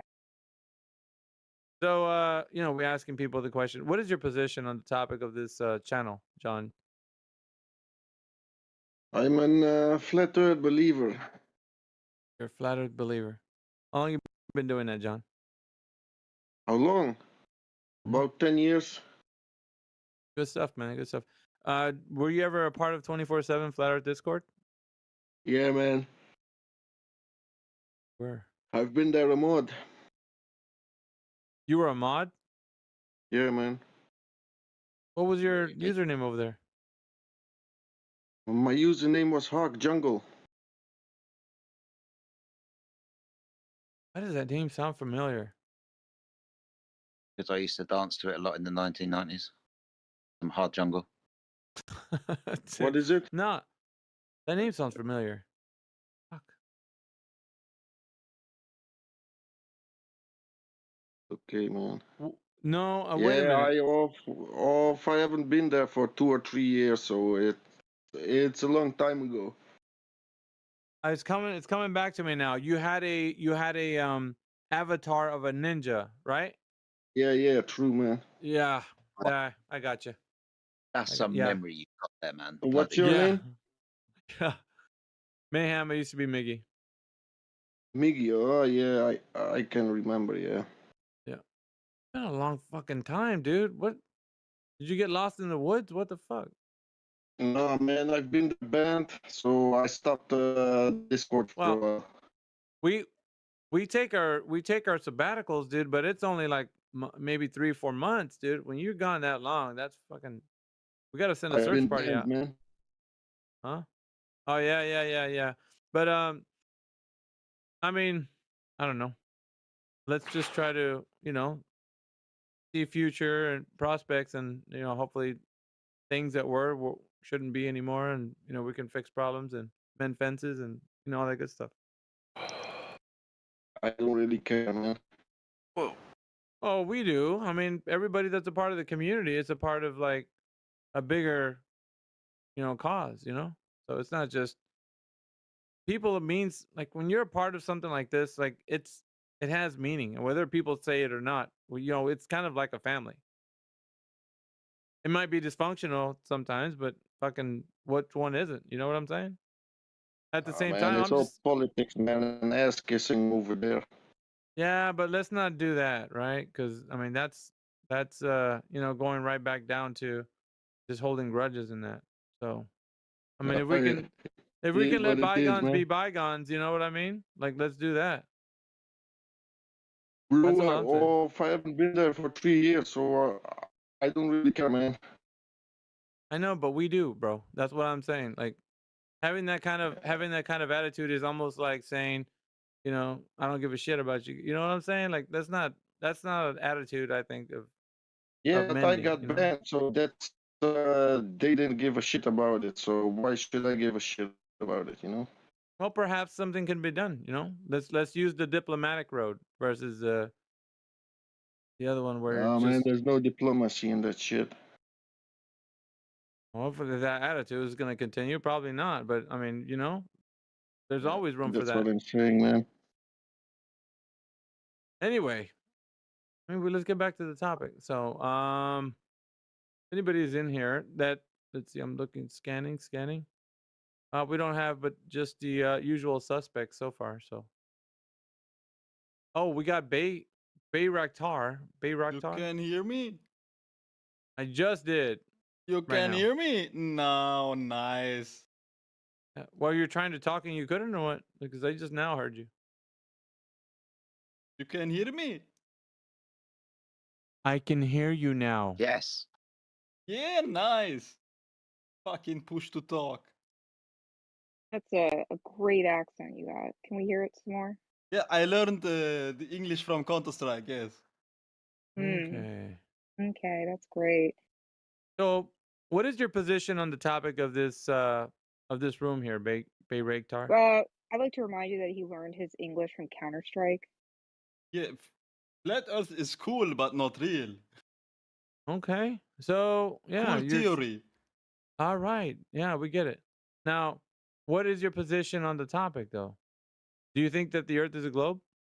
Yeah, of course. You can look at the moon. You can look at the sun. You can look at all. Why is Babe, let me help you everything out. fucking ball? Why is everything a fucking ball? Dude, when you look up at the moon, are you standing on the fucking moon? I don't must stand on the moon to see that is a round ball. No, I'm asking you a question, bro, because you started talking about the moon and shit, sun and all that. But we're Is talking the about the moon Earth. round? Is this a round thing? We're talking about the Earth, sir. What's so course. hard about the Earth? Okay, so you said the first example, you're like, well, look at the moon and this. Nobody is talking about that shit. We're talking about the Earth, bro. We're standing on the Earth. We want to figure this out, right? Why are you looking at the moon? Don't do that. You know this guy? He paid so much money to prove that the globe is flat and prove that it's wrong. What he's thinking of. Okay. That's no context. You're just saying words unless you're specifying who. Who is it? Is it a mystery? Shall we ask you, Bay Raktar? Who was it? And then you are supposed to say, yeah? I can We're send waiting. you a link from the YouTube video of this Okay, guy. dude. Okay. You don't know his name. You just know it's a guy. All right. So far be it for me to keep asking you questions that don't go nowhere. I want to ask you, how do you know the Earth is a globe? How do you know whoever measured the globe? Bay Raktar? Give me some time, please. No other people want to talk from this channel. No, you're the only one here that we're talking to currently. Are you eating or doing something else? Would you like to come back or? Hello? Yeah, I roll up a joint, you know. That will help. Yeah, you get more get more snoggered, man. That would help. With the it's bad enough we're trying to understand from a different accent. I'm telling you guys, man, getting wasted and then coming in here trying to make a point, that really doesn't help the case. But do you, I guess. What do you mean? I do it all the time. What's the problem? No, but he has an You guys accent, actually and if he hear starts it. slurring, it's going to be harder to understand. Oh. Bad enough as it is trying to. Anyway, Are you saying I'm easy to understand? Well, you. No. All right, so let's go to somebody else. Jamesy's in the chat. Jamesy, how we doing? Welcome to What's the up, chat, Jamesy. Oh, Jamesy. He gonna keep his secrets too? I believe so. We're being stonewalled by Gemsy. Okay. Let's go to the next person. Quarry. Welcome to the What? chat, Quarry. I just came here for the Hamas Israel shit posting. I don't know. I think you're in the bouncing wrong around room. chats. I think you're in the Maybe. wrong room, sir. Maybe. Do you guys actually think the Earth is flat, or what up? Is it like a joke, or? No, it's not. It's for real, man. But check it out. I'm gonna just before you bounce off to another chat, I'll leave you with this, man. I don't know if you're gonna stick around or whatever. Want to ask more questions, but if you do want to stick around, check this out. 3 questions, really quick, and you don't even have to answer. I'm just gonna run through them. Who has ever measured the curvature of the Earth any time in history? Is question number 1, as in drop over distance. That's the first question. Second question: who's ever measured the spin of the Earth, as in axial rotation? Right? Who's ever measured that? Axial rotation. Third one is they're telling us that we're adjacent to the vacuum of space, which is next to the pressure air that you and I breathe at 14 psi on the surface. So how is it possible in this open system of the Earth being a globe that we can have gas pressure without a container? 3 questions. Somebody do an experiment with mirrors or something. I remember hearing something about somebody trying to figure out the curvature, like reflecting light off of mirrors or something. You know Maybe what's that was no. You know what it was? There was a guy who did Yeah. the speed of sound. With I might be confusing it with. No, but here, Corey, the reason why I asked you those questions, because they're fundamental pillars to anybody's knowledge of the Earth being a globe. So if you were to say, I know the Earth's a globe, and I'm like, dude, how do you know? And you're like, well, we got pictures from space. And I'm like, okay, how can you verify that? Like, in what method you're going to show me that is real? Well, we can take them to a photographer and have them checked out. And that's not what I'm saying, right? I want to know that if they're telling you they're taking these photos from a place, a region that you can't go to logistically, then how can you then therefore say they're actually true? Are you able to falsify those images to go to the place? You know what I'm saying? So Well, I guess if I were, so I don't know anything about any of this discussion at all, but I guess if I were Sure. to that perspective, I guess you could reduce that down to um, the simplest element of yourself, and kind of like if you can really trust anything outside of your own vision and hearing. So at some point, I think for the average person, they have to like defer to what they perceive to be a consensus or an expert consensus or whatever, like regardless of, because if you're relying purely on your own perception for everything, you just get crazy. So I think for the average person, there's a cutoff point where they're able to like comfortably defer to their knowledge of the Earth as a globe. So I guess you'd have to find like what is the I'm just gonna pretend I think the Earth is round, but I'm gonna pretend to be agnostic know. on it, and I guess it would be like where for the average person you have to find the cutoff point of where they are more likely to like stop trusting their own perception and start deferring it to somebody else that they consider to be an expert. Where is that cutoff? Right. So if I was to tell you that in 2023 we're able to measure shapes, right? If I was able to tell you that, would you believe me? Shapes like how? I mean, Any kind of shape, a cube, a sphere, a pyramid, a cylinder. Would you believe me? measure like Any volume of shape. it, the distance. Nah, just any the properties of a shape. We could measure shapes today in 2023. Would you believe me? Still kind of stuck at like the Well, what I'm asking is, framing of it. do you think that we have units of measurement to measure shapes of all kinds? We can measure a basketball, a marble. We can measure a box. We can measure the Oh, you size mean like of perceiving of a shape? not perceiving, sir, using something to measuring. determine. The term that I'm using right here is called a measurement. And different units of measurement give us different measurements of different things, right? We can find different units of measurement for all kinds of things. So if I'm telling you today in 2023, we already have ways that we can measure things, would you agree or disagree? Yeah, I guess I would agree with that. Sounds excellent, dude. Now let's think about it, right? Because they're telling us that we live on a giant sphere. Well, no blade spheroid, right? Categorizes that. If that is the case, if we're living on a giant oblate spheroid, all we need to do is confirm that it is one, right? Because we can measure shapes, just like you agreed upon. Be easy, right? Quick question: Is Well, the moon just flat hold also, or tight, is it because I flat? think questions can come right out and just right after this. So you got to hear it all, Quarry. You really do. So if All right. if you're on a sphere, right, and we could measure things because we already established that, you and I. So if we're gonna measure the globe, well, then we can find out. There's gonna be no question in your mind or my mind. We're gonna know. Would you agree with that statement, Quarry?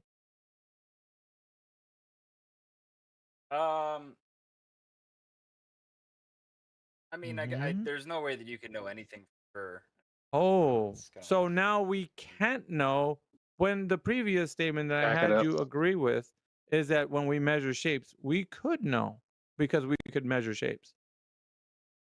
So is it, Well, I'm can saying we like know, or you can't. can we know, Corey, I'm going to start prodding your mind here. Can we know how to measure shapes, or now we can't know how to measure shapes? Which is it, Corey? You can know within like a certain specificity, I guess. Like you can know within a certain Oh. range of certainty. So when does it but that's become when does it become unmeasurable, Corey?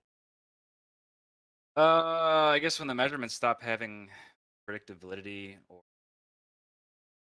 longer Stop consistent. working? Do Well, measurements stop in working, Corey?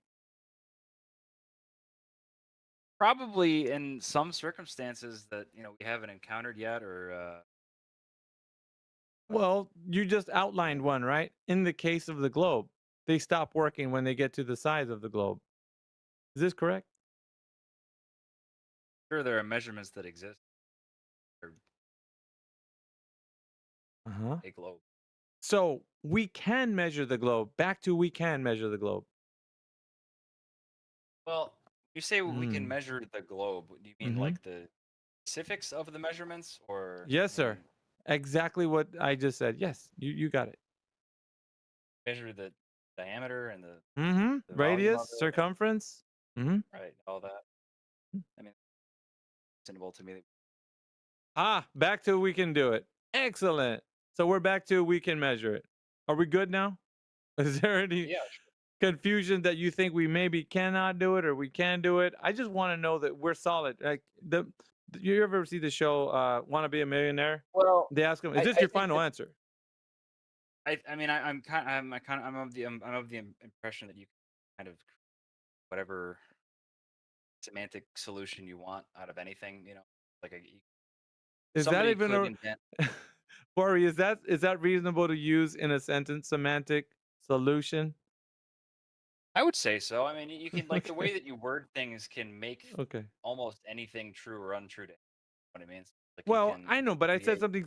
We said something specific, and we reached an understanding. Then we didn't. Then we now back to we have an understanding. So it's not a semantic solution. It's either you agree that we can measure shapes today in 2023, and you did agree with that at the very beginning, right? You changed your mind to say, "Well, it's too big. You couldn't measure something the size of the globe." Do you mean Then I measure asked the you, you mean measure the yes, specifics of like specific dimensions of shapes, right? When you say measure of course, shapes, yes, yes. yeah. We So can it was we can know the properties of the shape to give it its um an appropriate name to it, right? Like if we say that's a cube, how would you tell right. me that's a cube, right? You'd have to define what a cube is, right? Sure. Okay, Yeah. that's an oblate spheroid.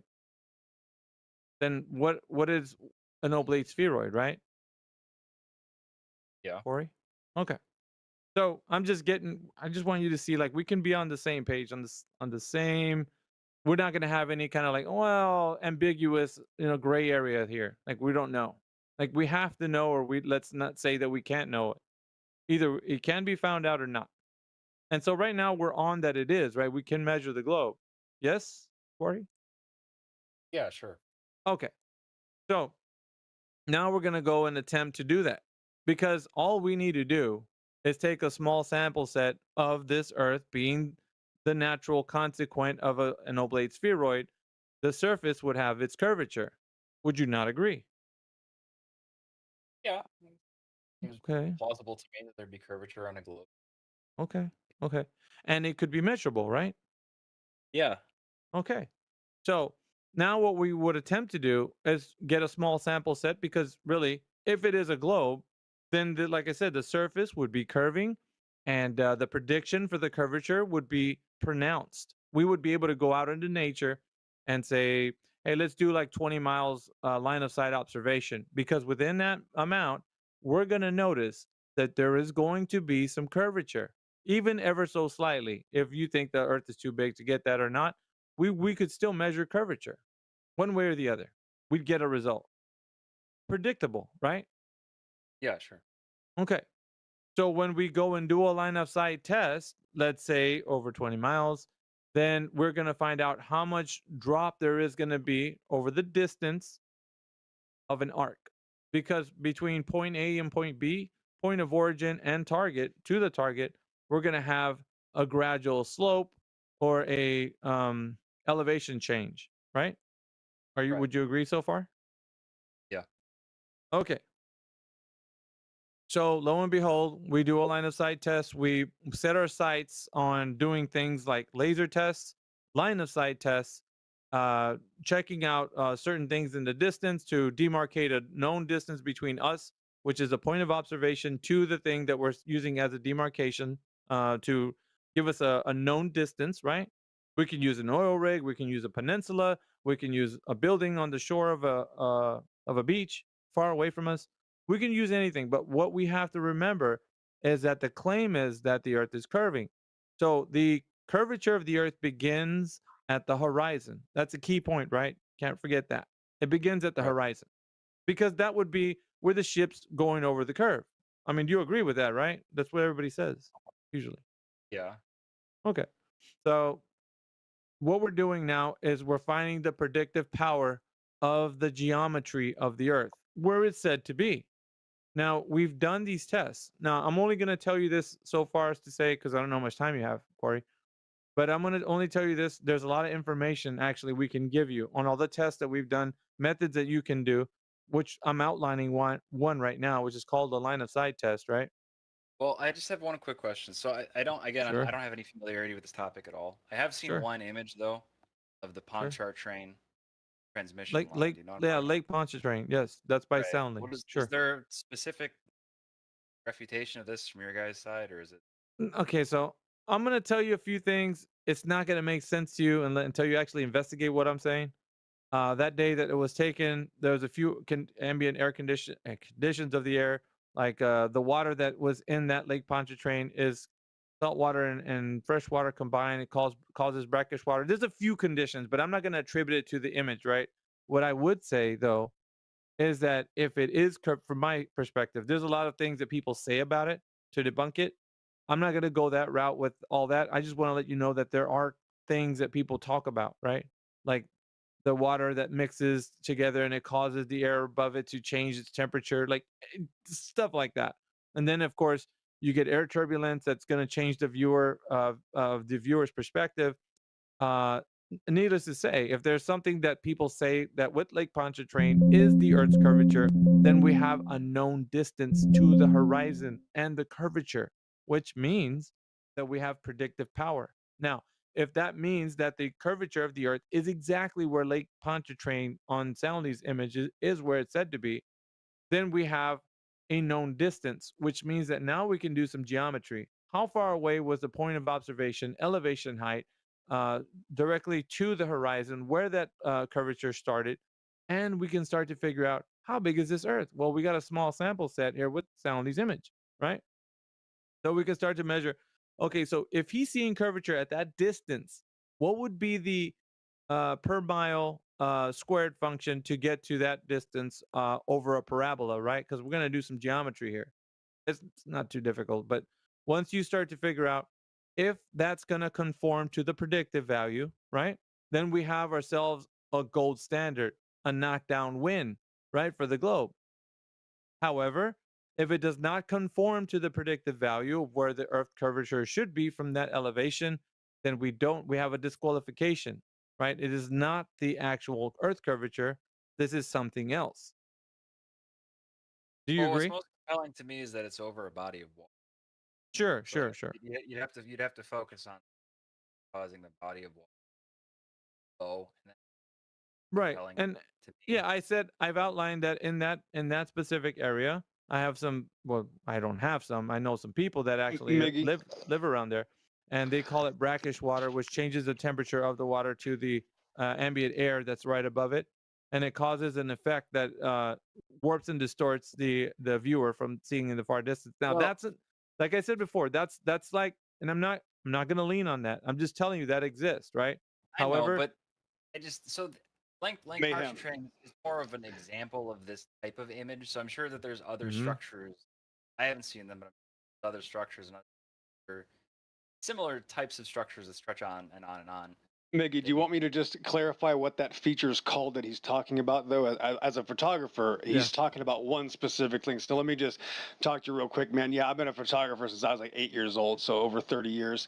That is called lens compression. So as I zoom in on a surface, the surface is going to be closer to me, right? That's in front of me than the objects in the distance. So the surface area before me is going to compress. As I zoom in, it compresses. When I zoom back out, that's going to go away. Notice you won't be able to get Soundly's Pontchartrain picture of it not being zoomed in, because as soon as he zooms back inwards towards himself, right, to lose the zoom, you're not going to have that compression anymore. It's simply called lens compression, and it will happen on a basketball court. You can do it yourself.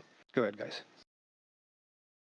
yeah, there's many ways to look at that, but I just wanted to point that out to you, that there's people that explain that in a way that you can understand. Like, XO has been doing photography.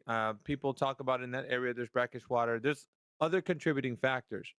Like I said, I don't lean on that too much because I already know that if that was curvature, it would be the gold standard.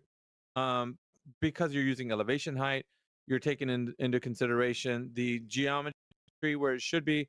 All of these things should equal curvature exactly where the globe Earth predicts. And if that's the case, then we can use that method and apply it anywhere on the Earth, and we're going to get the same value. I don't. Are you with me so far, Corey? Like, if Yeah, that was I'm a, just, if that I was a mean- gold, if that was a gold standard, you can go to your local lake or whatever, and you could find out that his method or whatever he done with his observation and known distance, you could calculate for elevation height. You can do all of that good stuff, and then kind of use a Would it method that's still. necessarily have to be exact though? Well, a that's the reasonable essence. That's the essence of repeating a test. You have to do it like the person did it, right? Not exactly like be on a bridge or anything, but Well, you're I'm saying, using the like, same. You have to factor in the same contributing factors that you were talking about earlier. Or like, so if you're using brackish water as a partial why there's kind of a Boeing effect in the photo, wouldn't you have to contribute that into the measurements as well? So it'd be like, Right, but now here's you're here's making yeah an here's the thing though. introduction. The thing about Earth curvature is that it is a geometric location. It's a position. So if, let's say, we're talking about the rotundity of Earth, right? Like when you see a photo from NASA, they're showing you the rotundity of Earth. Maybe it's a curvature pronounced, right, at a distance, according to the picture, right? So if you're gonna go ahead and say, okay, now that we got a photo, we know that the Earth is curving. Now let's do a test. Let's take a small sample set and see this curving ocean in a certain distance. We'll get a small measurement of a hill of water for sure, right? We're gonna get it because I'm telling you, people say that they see ships disappearing from the bottom up from an observation on the beach. So if that's true, then the distance from me to that point of target is going to be able to be measured for sure, because it's well within the reason to say I see it with my eyes. So that means that from as far as your eyes can see, and I don't know if you looked into this or not, Corey, but as far as your eyes can see to where you see the boat disappearing from the bottom up, you could measure that distance. Would you agree with that, Corey? I've seen photos of the effects, but yeah, I guess you probably could. Right. I mean, if you see it, then your line of sight and your distance to from how much your eyes can resolve in the far distance would be something to be figured out in math. You're like, well, from where I am to where I can, as far as I can see, let's just give it an arbitrary distance. It's like 5 miles or whatever, right?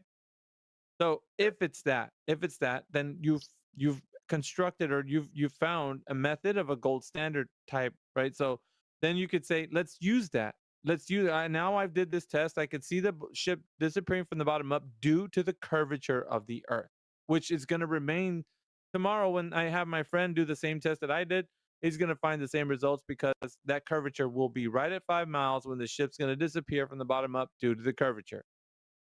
You follow Well, me so far? I wouldn't use my eyes for that test. I would use different types of cameras that I could trust to do the test better because I feel like the human eye probably has a lot of defects that lead to all kinds of different Yeah, things. but what I'm saying is we're establishing Right. a distance. So once we establish, let's say 5 miles, it becomes a standard. It's now like at 5 miles, we can safely say I will start to see bottom up disappearance of a ship. Like that's just what I'm going to say because I saw that yesterday. It went behind the curve. Like what you're not saying anything wrong, right? I mean, your eyes aren't playing No. tricks on you, or are they? Do you guys believe there is a curve of the flat Earth? So it's kind of like the Earth is a flat shape that slightly curves. Yeah, well, yeah. I would get there, but I want to talk about this for a little bit, just so that you can at least know before you jet, man. I just want you to get this point as much as you can.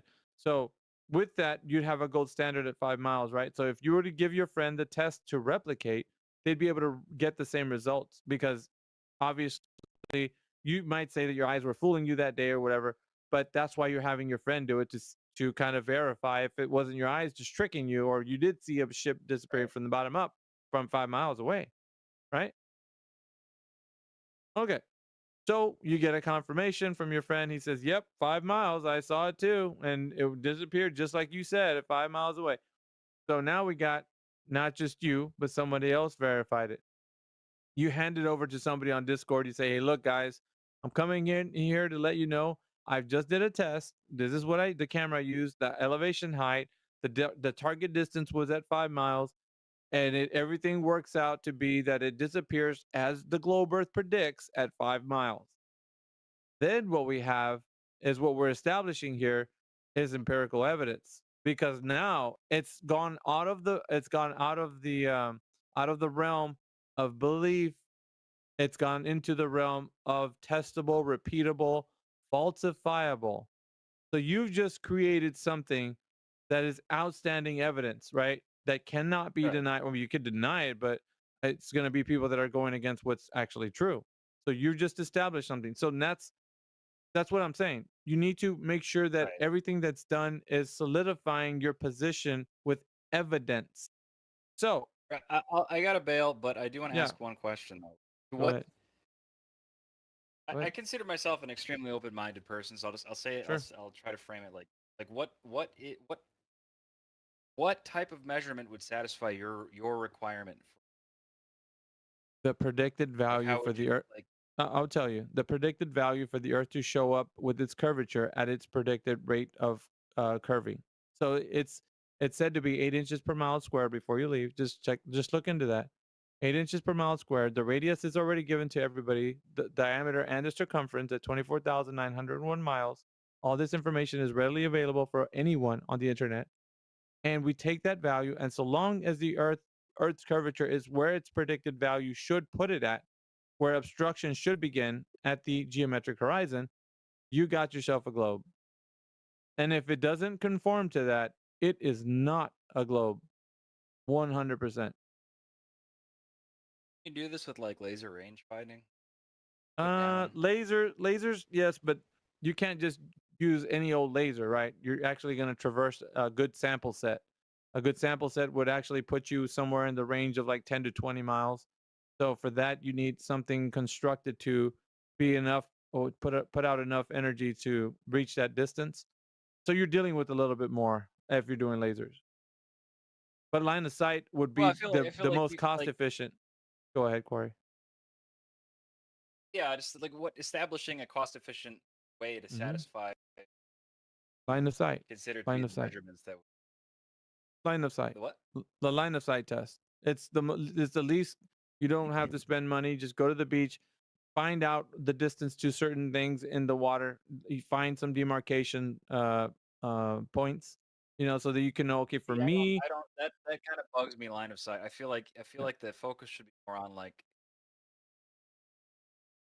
creating a physical way to satisfy your criteria of No, no, it is because let me tell you why, right? Let me just tell you why.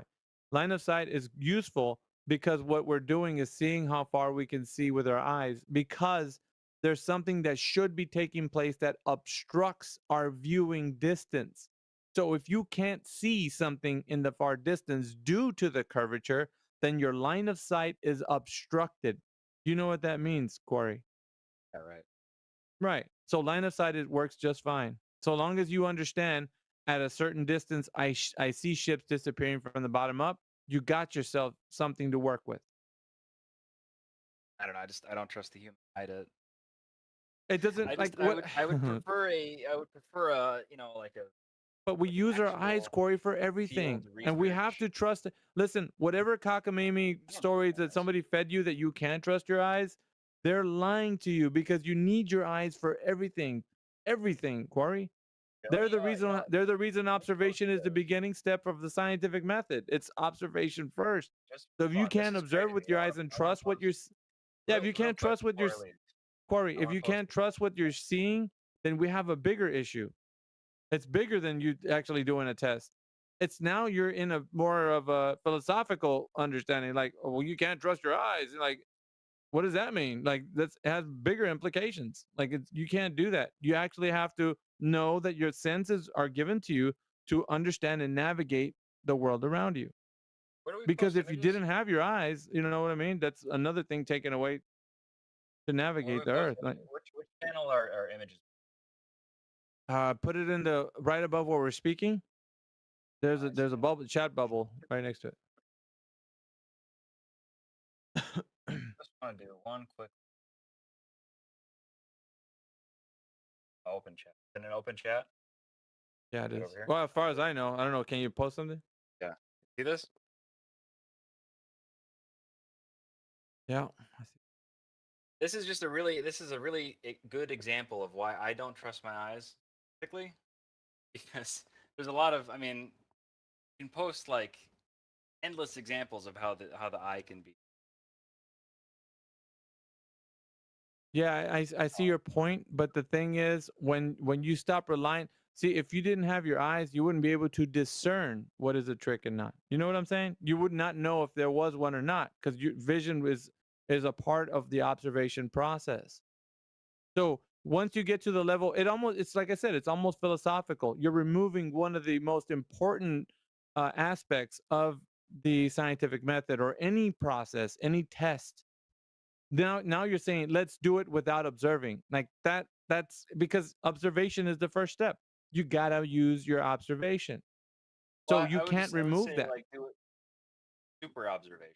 You do it with, But that's not because you're still using your observation only amplified, but you're still using observation. It's only amplified by any tool that you use, right? So Quarry, you gotta see it this way, brother. If you say that, you're undermining a process that's essential for you to understand.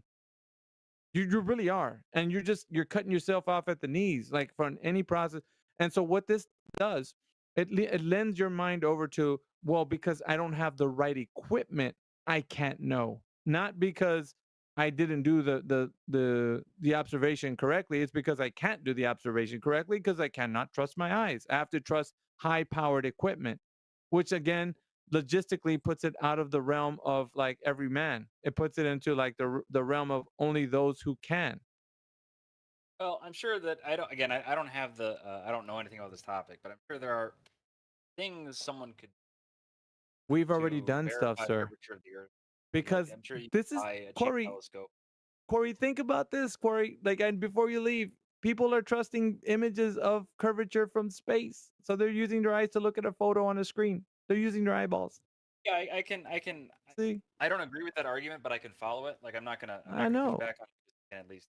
But what I'm saying is the very thing that you're pushing back on right now on the aspect of observation is almost like a double-edged sword for you, because then you're just saying, okay, then every instance that people use their eyes, you can't trust it.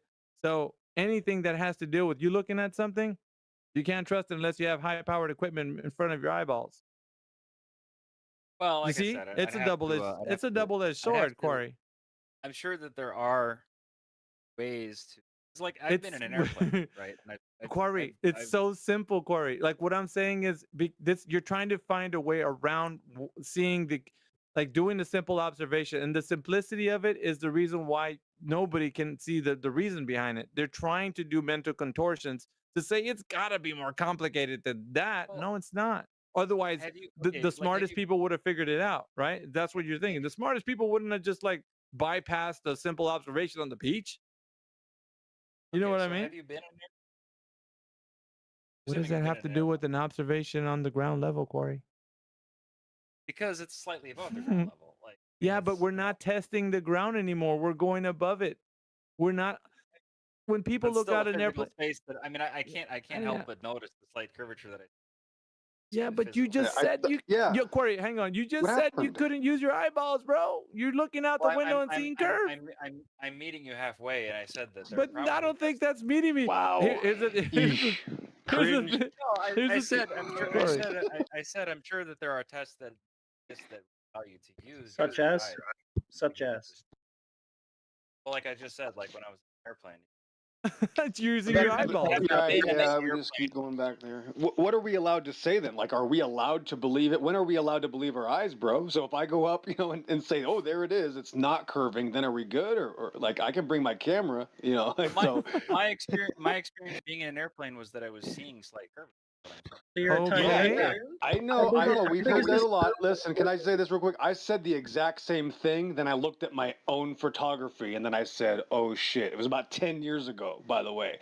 I looked at my own photography. I remember taking the picture. It was on a flight from Seattle to Phoenix International Sky Harbor, and I remember taking this pic. Like, yeah, I think I can see the curve, and I even retorted to somebody, "Yeah, I think I have that." It was, in fact, her name is Rose Patton. And I pulled my photo up, and there it is, a flat, level line. So we can be fooled by our perception. If we already have a belief, we think we're seeing something. And I'm telling you, you go up again, that curve ain't going to be there. You'll see. Flatwater, did you want to say something? Is that you believe I wonder how big this ball is that he's living on. Sounds like a tiny earther to me. Well, I'm just saying that argument kind of works both ways, because and you go up and you flat. I believe the Earth. Corey, yeah, but let's listen to the double standards, brother. Corey, you said let's listen to the double standards, though, bro, because you said we cannot trust our eyes when we're on the beach, but we're in the airplane. You can now trust your eyeballs. No, I think you can trust your eyes. Okay, so we can't trust our eyes on the beach, then, right? Corey, it depends. I mean, really, it depends on the person or the what location. What are we saying? It depends on, Corey. Are you saying there are no limitations to the? So you're telling me on the one instance you're making a case for seeing curvature on the airplane, on the other on the ground you're saying no. Well, yeah, because I'm higher up in an airplane. So what, dude? You're still using your eyeballs as in I want you to listen to yourself, Corey. Listen to yourself, brother. You're handicapping yourself on the ground, but when you go on the sky, your eyeballs are good to go. Yeah, because I'm higher up. So elevation changes your eyeballs to work like it's a switch. It turns them on and off. It changes the vantage for them to work better. Sorry. This is probably a point where you're missing something, and you should be made aware of it. When you're looking out of an aeroplane, how many panes of glass are you looking through, and do you understand what refraction is? Yeah. Right then. So should you really be trusting your eyes when you're looking through 3 panes of glass that are obviously curved outwards because you're in a pressurized cabin? You're just gonna talk through me, aren't you? I'm just saying I'd have to do like a conscious before. I'd be looking through it on the ground and not seeing as much glass. I have to make a conscious effort to do a comparison of things that I'd be seeing through the glass on the ground as a air. Did you, though, before I brought this up, did you make a conscious effort to look through the pane of glass? I will now. I'm going to now. Next time I'm in an airplane, I'll try to make them. Right, so we're trusting our eyeballs once again. Great. I'm trusting them insofar as they work for what I need to see. So he thinks he's going to discern curvature from 1/4 of a millimeter above the beach ball. Did you hear his statement? Say that again, Corey. Please. No, I said I'm trusting them insofar as what I need to see, and if I need to see more, I would an instrument that allows me to see. There you Obviously, go. Okay. Confirmation bias, good sir. Okay, hang on. Do you trust your eyes' magnification to make out distinct features?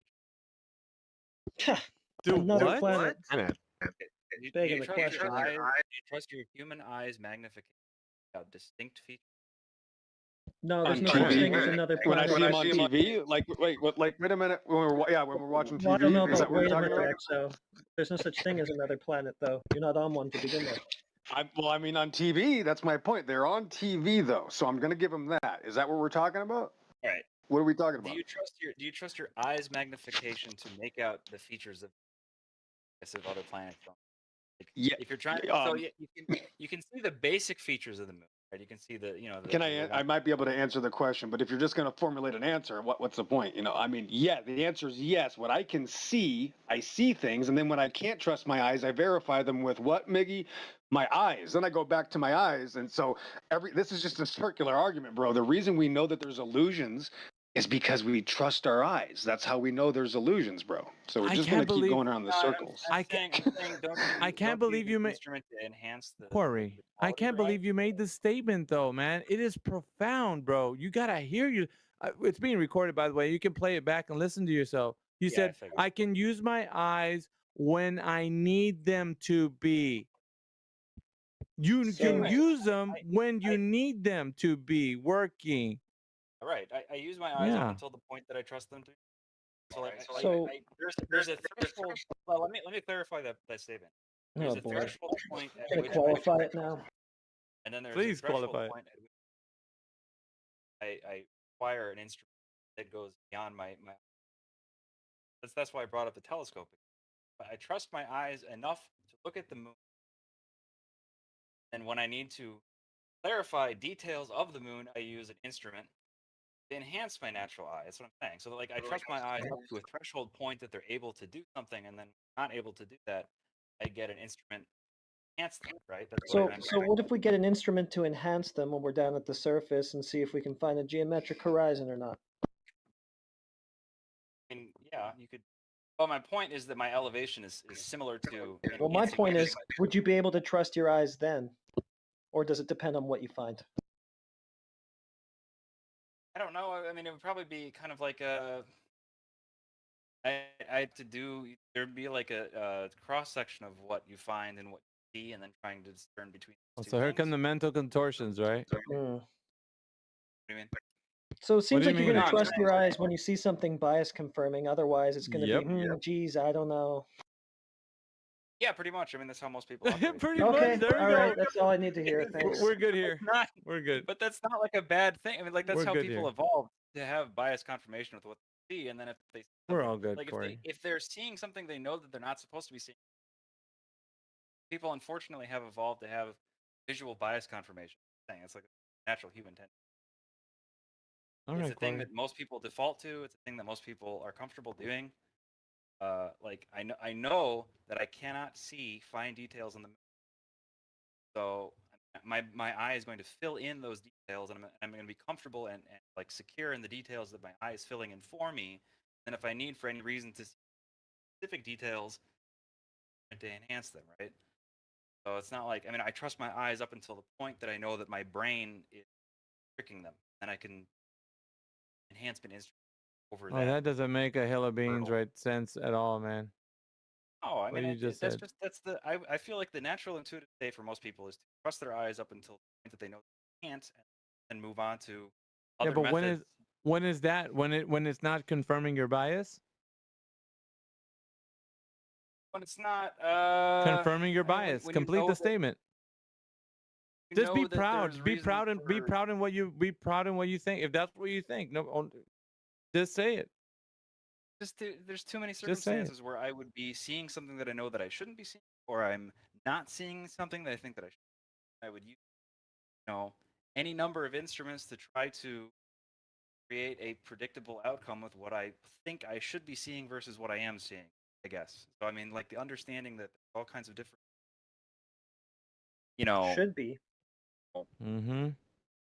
What should be determined by? should be what? What do you mean? Well, how do you know what you should be seeing?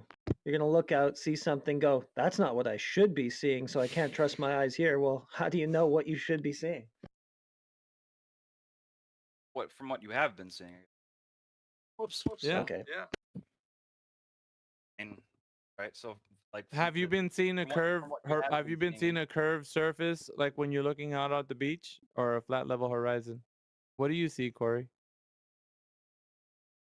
when I'm in an airplane, I see a curved surface. No, answer the question, Mr. Escape Artist. Well, I mean, obviously, when you're on, okay, look, when you're on a big enough sphere, Mhm. it's gonna look. Oh, when you're on the that's a surface of a statement big for the sphere. ages. That's a statement for the ages, though. That's No, one for the this is- books, this my is- good this goes back sir. to my- but this goes back to my earlier point. Everybody The put it. intuitive position. TOS UK. the Don't forget to intuitive get that on the position soundbite, for- please. The intuitive position for a person to have is that the Earth is flat. That's the intuitive position. So it's not unintuitive to think the Earth is flat because that's what you see. So I mean, it's not. You're Thank saying you. you don't see that, I but don't have okay. any. I don't have Welcome any to Flat familiarity Earth. with this topic. I don't have any Snacks in the familiarity with back. this topic. DJ spin a But- request. Smoke 'em if you got 'em. I'm just saying I don't have any familiarity with this topic, but I know that historically most cultures have some form of flat because that's just the Yeah, but what do you see, Corey? Forget those guys. What do you see? when From I'm the on the beach. ground, Mhm. I see the Earth is flat. When I'm Thank in an you. airplane at a higher No further elevation, questions, Your I see Honor. a slight curve. When you're It looking could through be- three it could be- panes no, of he's glass, right. It could my be. It could goodness be the me. glass, right? He's correct that it could be the glass. I'd have to make a conscious effort to look into that. So I'm not going to discount it out of hand and say that glass is not changing my perception of the curvature of the Earth. Because obviously, that whole discussion. But based on the last time I was in an airplane, probably I don't know, 6 months ago. You know, I didn't see significant curvature on the ground through the glass versus relative to like when I was in the air through the glass. You know, it's like I'd have to. Wasn't pressurizing. What curvature anyway? Who's measured that? Why are you expecting to see something that nobody's measured? Brought up the pressure point. Could you expand on that? Yeah, when the cabin is pressurized, obviously the outer layer of glass gets pressed outwards along with the other two layers. It's usually two layers. Sometimes it's just one layer. Sorry, two layers and Has three that- layers. has It, that- it, has it that- depends. Has that been measured? How is that measured? You can literally see it. But has the shit. amount that the glass gets pushed measured enough amount for the perception of the? It's why it's got a little hole in that. You notice it's got a little hole in the bottom. I know, but I'm That's asking. So the amount that the glass gets pushed forward by the pressure, has that amount been measured relative to perception that it's causing people to believe you're It's interesting how the details suddenly matter.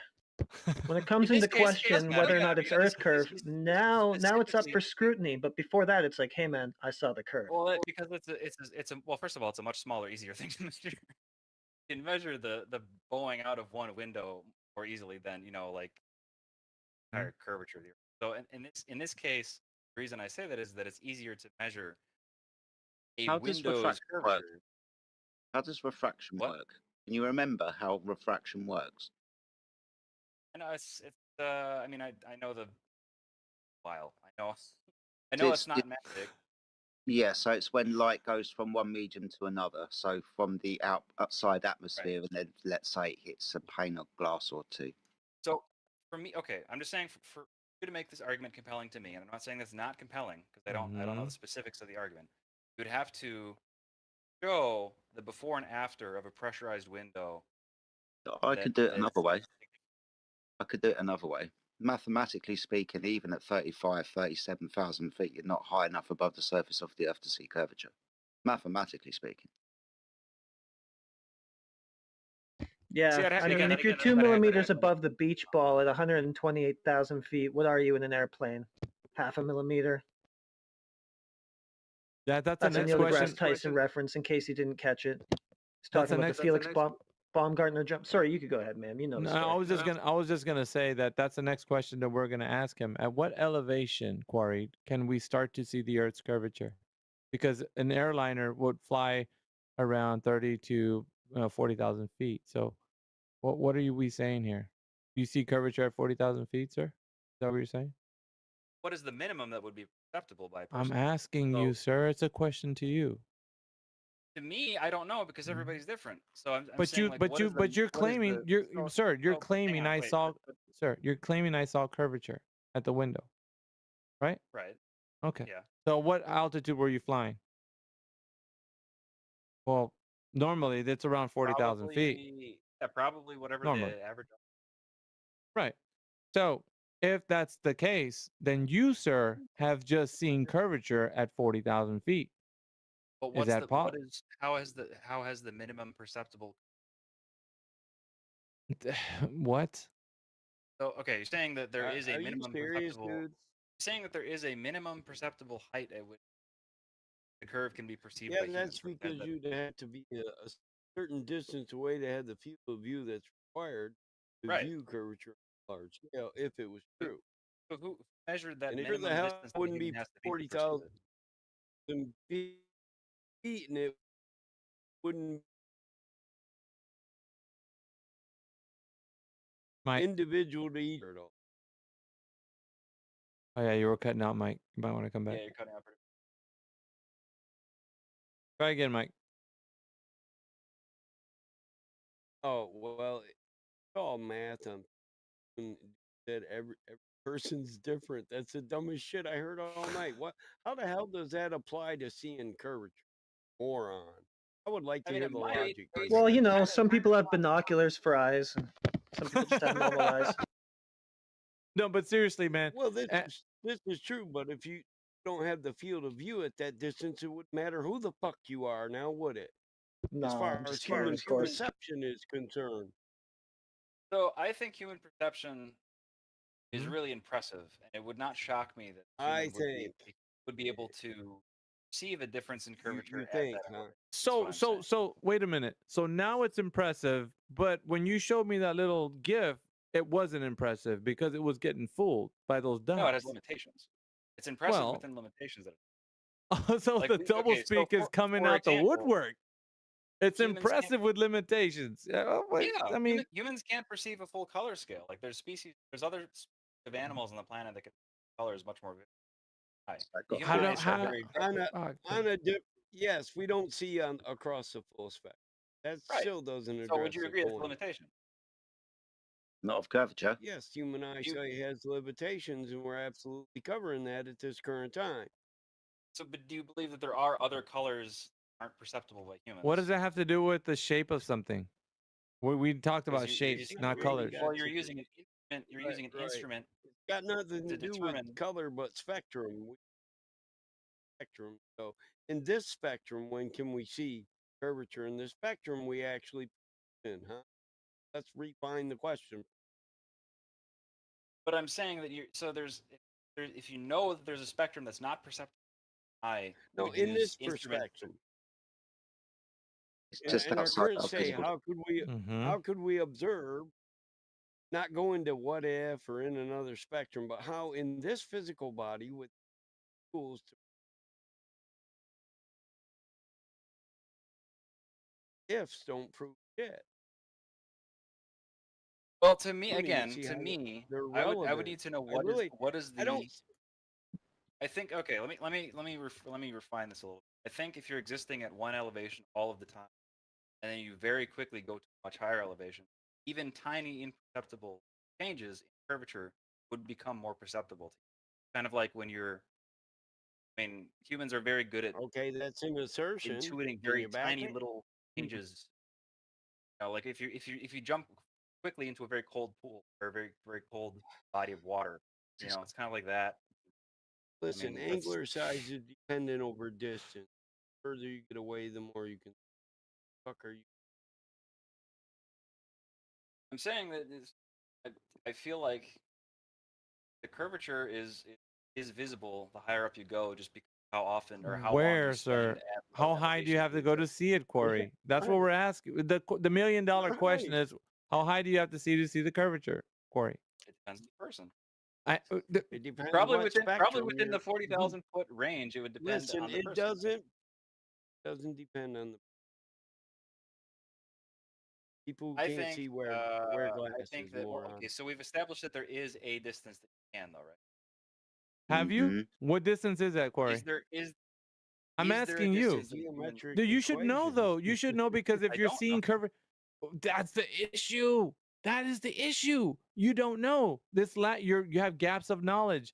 So if you think that you're coming at this thing like, well, dude, it's enough for me to say that I've seen curvature from my airplane window. So now you're changing it around to like, shit, I don't know what elevation you can see curvature And at. how So high was Feely? Neil No, I'm, deGrasse I'm assuming that there agreed is. I'm Felix assuming would there have is an seen it. elevation that you can see it. I just Wasn't So then 40,000 it's not foot, 'cause 40,000 Neil feet. deGrasse Felix would I don't see know it. if it is or not. I'm just saying. I'm assuming that there is an elevation at which you could begin to see curvature more than other elevations. Well, you just said you saw it at 40,000.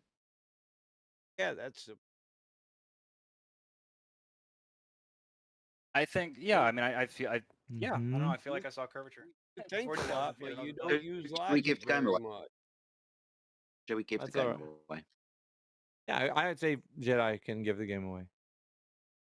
So you know who Neil deGrasse Tyson is, right? You've heard of this guy Yeah, before? of course. Awesome Right. stuff. Have you ever heard of the Felix Baumgartner jump, the stratosphere jump? Yeah, I've seen. Awesome seen it on stuff. And we saw curvature of the Earth at that altitude, right? About 120,000 feet. Yeah, something like that. So, in So there was. reference. I mean, I did.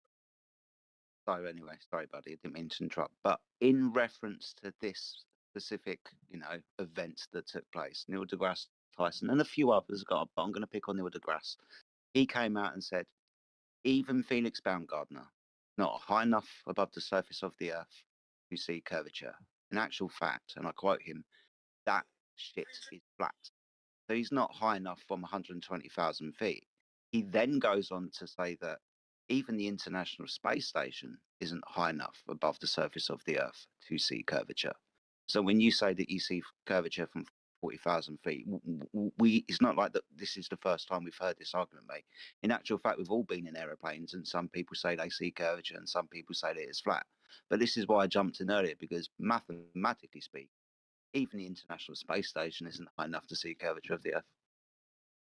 Well, when you're far enough away from an object, when you're relatively above the object, considering it would be here, the curvature itself would be more visible. And like you're obviously the moon is a circle because we're far enough away from it being. Different view. So we're looking at that ball straight on. When we're looking across the Earth, we're looking horizontally across it. So there's probably a sweet spot where the Earth's curvature is the most visible. Because if you're too far away from it, it's just a circle, and if you're right on top of it, depending on the surface, it's just flat. Well, yeah. So I mean, okay. So if I had to conceptualize this, if the Earth was, if we're doing like the Little Prince children's story, where he's like on a extremely small spheroid. What size would a miniaturized Earth have to be for curvature? Like, what is the minimum amount of size that a miniaturized Earth see the curvature, and then go from there? Like, New Mexico.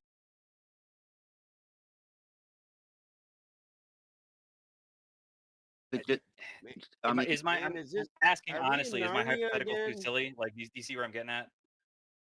Yeah, we're in Narnia.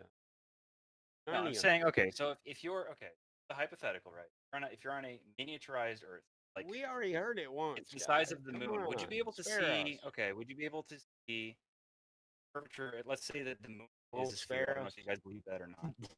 And you're on, like,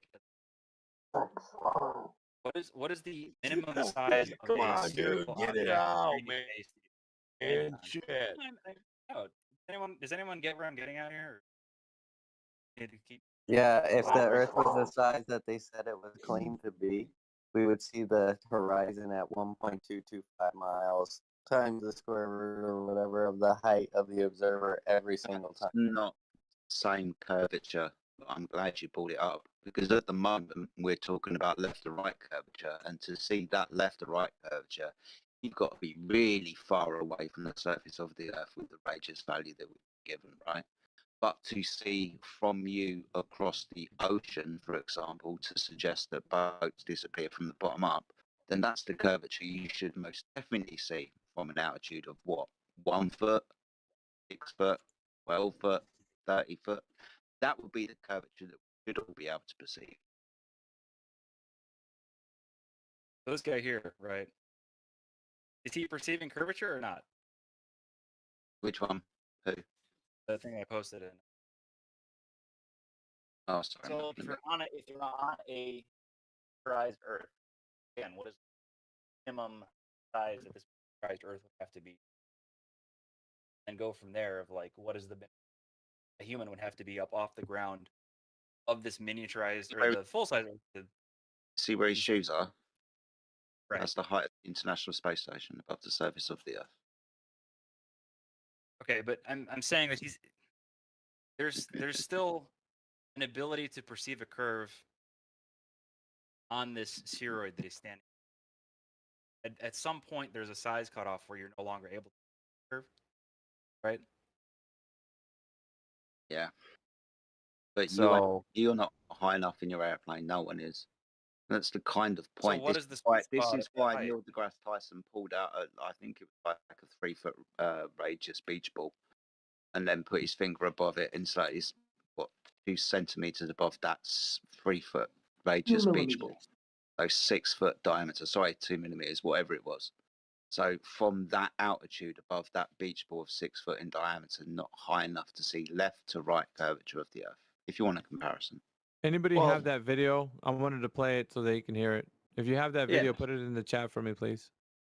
Someone no doubt should have it in any second, but Paul Larson, planetarium director, said, and I kind of touched on this already, that you wouldn't even notice it from the altitude of the ISS, and that you shouldn't start to see like really obvious left to right curvature until about 1,200 miles or so above the surface. So that would be about the figure you're looking for, somewhere around 1,200 miles. So I think that if you're a person living at one altitude, you'd be able to incredibly small in my position. I don't have anything to substantiate that.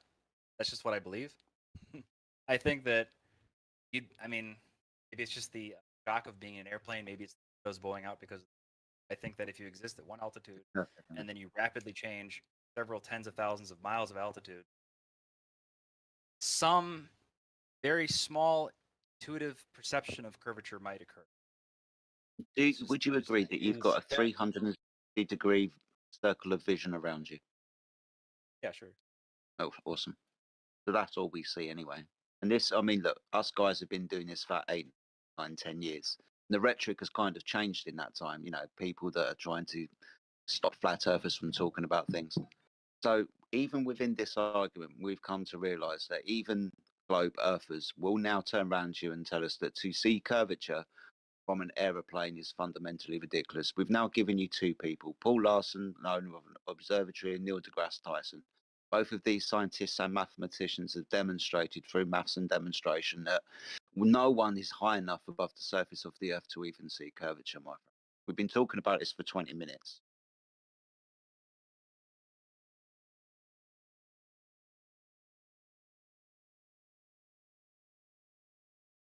Yeah, I don't know.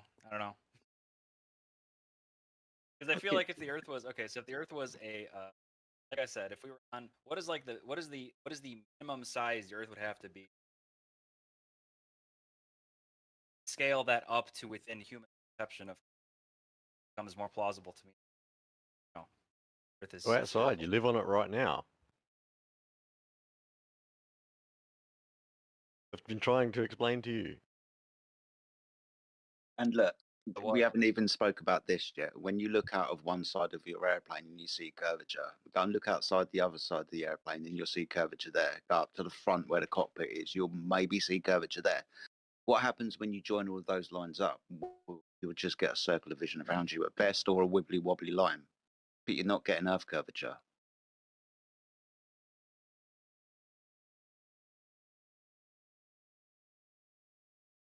Yeah, this Now, just if you gets, want I to don't talk know, about it the, gets, if you it want to just talk gets about into the a Earth different, curvature, 'cause I know, it's difficult. It's difficult when you come across this information and you've got this idea that I've been in an airplane and I've seen Earth curvature because the Earth is curved. no, I'm We get just that. saying, like, if the eyes were advanced enough, you could curvature all.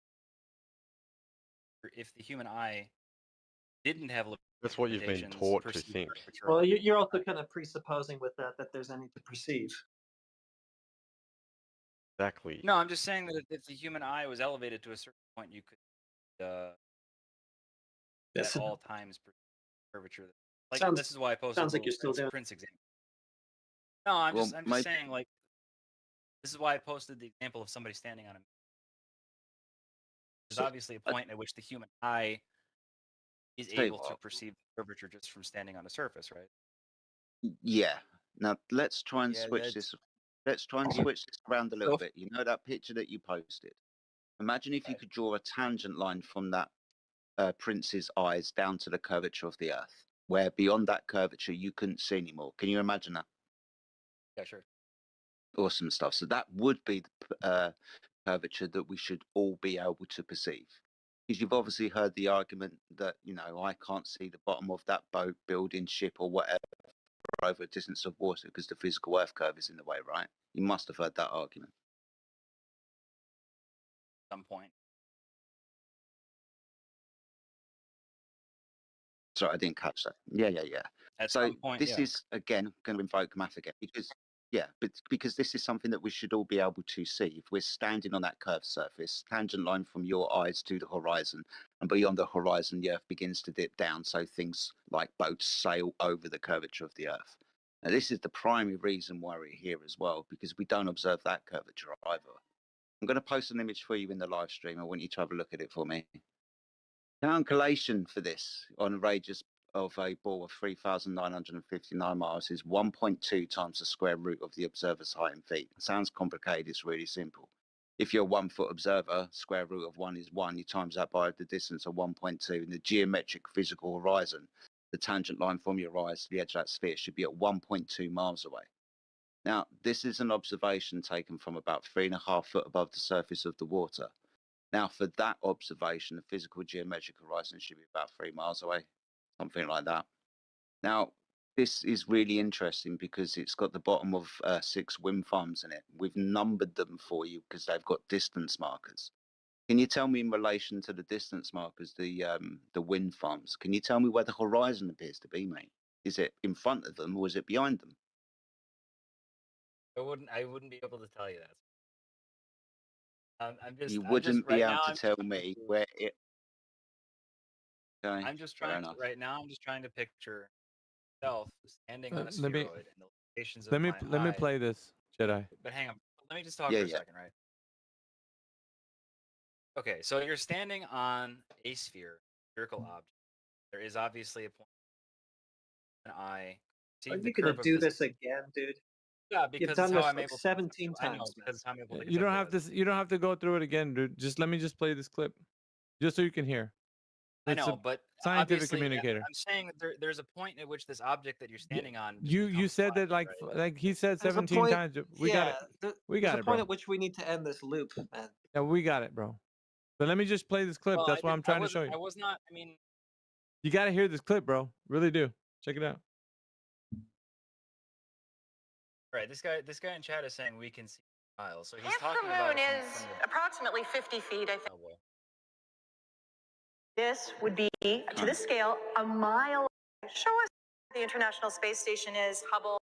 Where Okay, so actually, size, the International Space Station will be orbiting about a half an inch surface. And that dude who jumped out of a perfectly good balloon, what's his name? Felix Baumgartner, he would have been about 2 millimeters above the surface of this globe. That's his edge of space jump.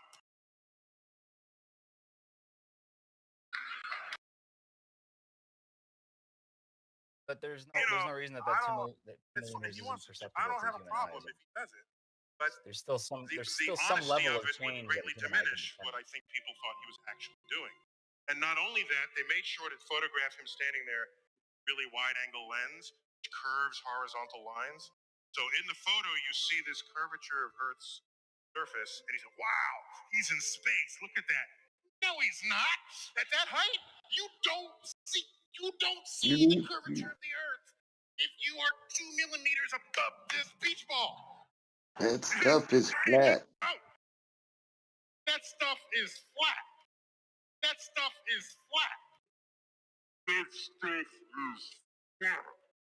And what's that? 4 times the altitude that you're talking about in a plane? So what is the minimum Something like that. size that the Earth would have to be for curvature? You can't trust Neil deGrasse Tyson's eyes, though. He's only a I world's know, but like, formal okay, astrophysics fucking communicator. this, Might I be mean, with in a talk way, about this it. actually just kind of Fine. confirms the spherical Earth, though.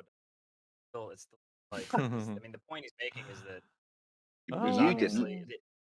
Yeah, So the point almost he's the making plane. is that yeah, the Oh point my he's making gosh. is that a flat plane wouldn't look flat, of course. Only a globe would do that. Yeah, Right. of course, that was the point. Wow. So you're The saying point is because that you it, said that stuff is flat means that proves your globe? Is that what you're saying? That's in a what you way, said? where he's yeah, going. because the In intuitive a position is that it's flat. in So it's a like because it's way large that enough. okay, so you're saying something that is flat. He's saying it is flat proves that it's not flat. That's what you're literally saying. Yeah. Brother, And you in can't be that gambling, stupid. There's in no way you gambling, could be that stupid. yeah, There's brother, no way. in gambling, this Standing is on what a, is because if you're called standing on a sphere of a quarry. certain size. Quarry. In gambling, this is what it's called That's quit while sad. you're ahead. Quit while you're That No, is ahead, so bro. sad. okay. No, you guys There's are taking no advantage of way. something That's sad, bro. Look, I stumbled into this voice chat, guys. I'm kind of like formulating ideas. I know you're making shit Yeah, up but on the spot, bro. That's No, what's no, going on. obviously, yeah, I am making shit up on the spot because it's not. There something you I've been go. taught. There you go. Right, but we're not like you're not being forced here, are you? Like you're not being held hostage, right? I mean, this is you're free to be here, right? I mean, you got to realize that when No, you're but saying things like that. Do you understand? That's the but I know, but that's the point. Is what you're doing though. That deception is dangerous, and that's why people in school get confused. I mean, literally, that's dangerous, man, to say something like that. If I said, yeah, I can prove the Catholic Church is legit because look how they're not legit. I mean, wouldn't you think that would be kind of weird, bro? Because that's you right now. Got to be honest. Thanks. No, I'm more interested in limitations of the human eye relative to a spherical object that he's standing. That's what. Yeah, that's but so you just you just my last thing, Maggie. Let me say this last. You're saying if I say, yeah, look how round it is, that proves it's flat. What would you say, bro? That's you. That's my point. That's you. I don't have to say anything. That's my point. Now, see, that's the point. Is now you want me to look at. You don't even know what we're talking about. That's how, bro. You just lose your mind. I can't, Miggy. Yeah, I just don't know what to say. I guess I'm done. What are we looking at, Miggy? We forgot what the topic was, guys. Anybody know what we're talking about? Well, first we were going. We just took you. I took you down a bunch of points that you could see right now.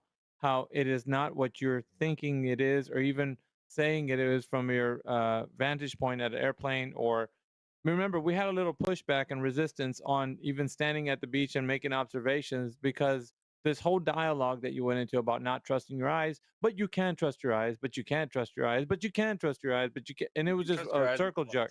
It was a circle jerk into oblivion. So, and you wanted to reiterate a point 17 times. You still keep wanting to do it. You want to persist. And what I'm saying is, why, Quarry? There's like in gambling, it's called quit while you're ahead, bro. It's just been taking the L, bro. You're misrepresenting what I said. I said you can trust your eyes. No, I haven't. There are no I know that. limitations. So can you trust your eyes on the beach? To do what? To look at the horizon that's perfectly horizontal? What if my eyes were better? Answer my question. Look at the weasel. Look at the weasel way you just answered that, Quarry. Mm-hmm. That little chuckle. That little chuckle denotes that you understand. I can trust within a. That's not the question. The question is, when you see the flat level horizontal horizon, is that what you're really seeing? Like an epistemology thing. I don't know. I don't know what I'm really seeing. Epistemology. You're going. You're going. You don't know what you're really seeing. But when you go to an airplane, oh, that shit is curvature, man. Look at the curved dirt. Right? Yeah. You're not really using your senses to try to. At one elevation and quickly change to another elevation. Rise. I'm gonna say this, Corey. I think it's time to say goodnight and think about all the things that were said here today. Right? Yeah, Karen B's a bitch, to be honest. Really clear No, that Aaron you're trying to B's a confirm bitch. you're trying to confirm a pre-conclusion instead of just using your senses to just come to whatever honest conclusion. Not pre Sorry, extra, but no. you're not gonna talk. You got pre-muted. That was a good job. All right, one at a time. Flat Earth ass niggas. Relax, relax, play. I know. Oh, here we go. Relax, Science, nigga. relax. Science, nigga. Hey, Science, nigga. relax. Hey, you'll be all right, buddy. Oh my goodness, bro. This is your last chance at life. Someone tell me who Congratulations. that is. That was the very top guy at the very top. Okay. Hey, real quick though, like again, like Crisis, Flatwater Crisis, like he said it's flat, and that proves it's a ball. I just really want to emphasize Yeah, but that. yeah, we should be giving our closing statements because this party's over, man. Corey, it's done, bro. You just need to just think on the things that we talked about. I started with my intro statement was him saying that when he looks at it and it's flat because. But did you pointing out notice the at least the very least, Corey? but Did I'm you saying, notice okay, the so resistance, Corey? from the Did you video, notice right, that, I want to Corey? go back a little bit from the video. I that know he you do, posted, Corey, but did you point notice the to Mickey. resistance? Did you notice the resistance that you were giving along the way throughout our conversation? Yeah, because I was using there's like background Mhm.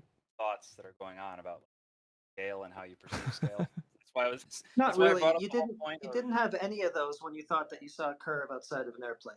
You didn't have any of that. There was no background didn't think thought. I There was no saw a scrutiny. curve. It I wasn't thought I any. saw You a weren't questioning anything. It was just okay. But all of I a don't sudden, think you can. your I don't senses think you break can down, and you see have to the curve scrutinize of the Earth from an everything. airplane. I don't know why you're just talking through me. Because I want to clarify my point. I don't think you can see the curve of the Earth from an airplane. I think you can see the difference. You don't think you can see curvature of the Earth, but you can see the I think difference you're in always curvature. okay. What Let me clarify the that even further. fuck are Let me you clarify talking that about? even further. Miggy's right. You gotta just Yeah. hang it up, dude. Yeah, I just think hang it you're up, bro. always- I think you're always did you seeing do? He's at the Miss casino. Curvature. He's borrowing money at a casino, guys. Go ahead. I think you're always seeing curvature, but you're not perceiving. Nah, bro, you're in about 300K, and the mobsters in the back are looking at you like you're not gonna make it out of there No, tonight. I think you guys are seeing curvature all the time, but you're just not perceiving it. Okay. I mean, This All is right, Corey. bad. This is a Corey, desperate bad. Corey, hang I'm it up, saying brother. Your eyes don't. Corey, hang it up, brother. Seeing Corey, curvature all the time, but you're it's not perceiving working. it. It's not working, bro. It is Hang it up. working. No, It's a pretty straightforward statement. you're not gonna click your heels, and then Kansas is just gonna go by. You're just not gonna work, brother. You just hang it up. Have a nice No, night, bro. This is really bad. Yeah. This Have a is nice like night. when I'm trying to get the person away from me. Please stop. Can you Just get this person away? This is really Just have a cringe. nice I'm not- night, bro. Listen, I'm not that kind of guy. Please stop touching me. Thanks. We already turned off the we turned the porch lights off, man. The porch lights are off. You should get the hint, bro. Have a nice night. Don't make me call security. So It's you're getting seeing weird now. curvature all the time. It's getting weird Bro, now, Corey. Bro, you don't have to go home, but you can't stay here. I don't know what to tell you, dude. My goodness, take the drinks with you. You can actually leave with your drinks. So Goodness. I'm just saying it looks flat, but I think Here we we broke go. Corey. I think we broke him, bro. We broke Corey. He'll be back tomorrow. What is he gonna? No, I don't think he's gonna leave. He's gonna sleep here. Actually, he's gonna give him a Maybe, cot. maybe. Yeah, you I can don't sit think here, you Corey, guys are but I'm just. understanding what I'm getting at. Or he what- watches the video. Yes, I'll we post it. do. It's not like we haven't seen somebody go through cognitive dissonance, Corey. We've It's never- nothing new. It's nothing new, bro. We've seen it all. So there We've is, seen it there is all. no minimum size of a sphere that a person Yes, can stand on. Corey. Get his Uh-huh. car keys. Get his car keys now. Please, It's like goodness this gracious. point, like this Right. point that somebody is like. It's like so when you're standing on a very large sphere. Wow. and there is this At real? some, Flat, no, at some point right? he's just telling himself this. Is what Is it's this actually? Yeah. He's, This he's is I'm weird. comforting actually- himself. I'm wondering the same thing XO is at this point. Like, is this a robot or what? I know. I've never seen we're- this you're sort not of waiting this to sort get of we're all talking reaction. about This what's going on. reaction is something new. I'm actually going to get quiet now and just pay attention to see what happens next. Traction. He doesn't know it yet. Okay, so so you're a person and you're standing on a very large object, very large Mhm. spherical People like the Earth. Yeah. object, and it's increasing in size, right? Mhm. Mm. So The there is Earth a is a minimum globe. point. There is a Oh. minimum size of this object where Yeah. your eyes are no longer perceiving a curvature that's still there. Right. Right. Right. What is Earth's that- Earth's a what is globe, that bud. minimum size? Earth's a globe. Earth is a globe, bud. Yes, it's It's a increasing in globe. size. Right. It's a globe. Sorry, it's increasing in size. What? Yes, The man correct. needs to go to So bed, if you're man. He standing needs on- to. He you needs are to have a good standing night's on sleep. Let's say moon. No, not moon. let's say Moon size, yeah, moon size. Ooh. No, not moon size. Not moon Beach ball? Corey, beach ball. Let's start with beach ball. Sure, you're Go standing there. on a beach Thank you. ball in space. Amen. Thank you. Okay, you're standing on a beach ball in space, and it's gradually increasing, right? Uh huh. Yeah. And there is a minimum size at eyes are no longer perceiving curvature. Okay. What is that minimum size? It's a ball. It's a globe. Remember, when we're on the plane, I think we're at that minimum, size, right? When we're on a plane. So this I object don't, that I you're don't standing on in understand. space is I increasing in actually size. don't There's understand. there's a I don't- minimum no. there's a minimum Corey. point at which your Corey. eyes see curve, We and then they don't- stop Why seeing do you keep curve. saying that, dude? Right? Is this No, I'm trying to AI? make a Like, point. what is this? I think the people How in many chat who are times have muted you know what I'm said talking this about. now? It's like 40 times now you've said this. I know. I'm saying that there's fixating on the point that there is. You Still, are there's still fixated. curvature that you're seeing, not perceiving, is the point that I'm making. What That's the point. curvature? You're What I'm seeing it, but you're not. Okay. Yep. Because there's a. Okay, can I, without interruption, Is can I that- reiterate the hypothetical? Being serious. Oh my god, please, no. I'm just gonna mute you if you okay, do that. I'm gonna go through this again because I just want to make. No, let him you're let him one not. more time. Why? Go ahead. I'm being serious. Okay. You are in space. That's the and you're thing. standing We on a know beach you're ball. being serious, and it's And kind of No, disheartening. I just can't. I just can't. He wants to dig his quarry a bit deeper. I think I broke him. Sorry, dude. It's just does not compute. No, I don't think he was Robert. expecting this They- chat. He wasn't expecting this chat. He did, however, engage. So, I mean, I'm not really too much to blame. He wanted to know. As Dear soon me. as he said, I'm sorry, I can't believe that this is not being stated more. He said that the flat proved it, that's how we know it's round. I just don't know what to say after that.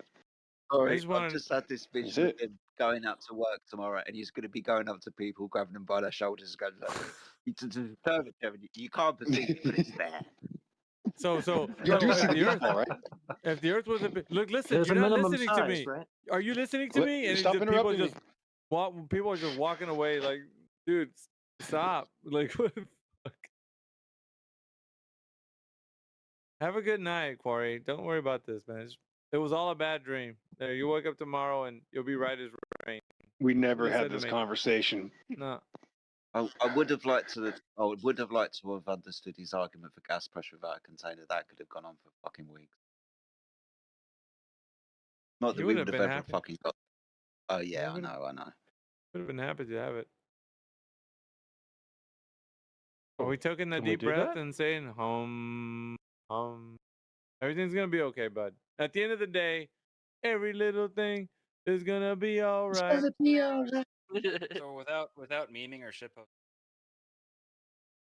Corey, check my links. Corey, I got some links I want to show you. I have a channel. Really? Blood always finds its level, so I have a couple Hey, on I my was profile. getting I can't interrupted say. by like 8 people, and I was making an actual. No, Did you get- Corey, I know, but I just want to show you things. I actually found the biggest quarry on Earth. It's on my channel, in case you want to look into it. Do you know what the continuum fallacy is?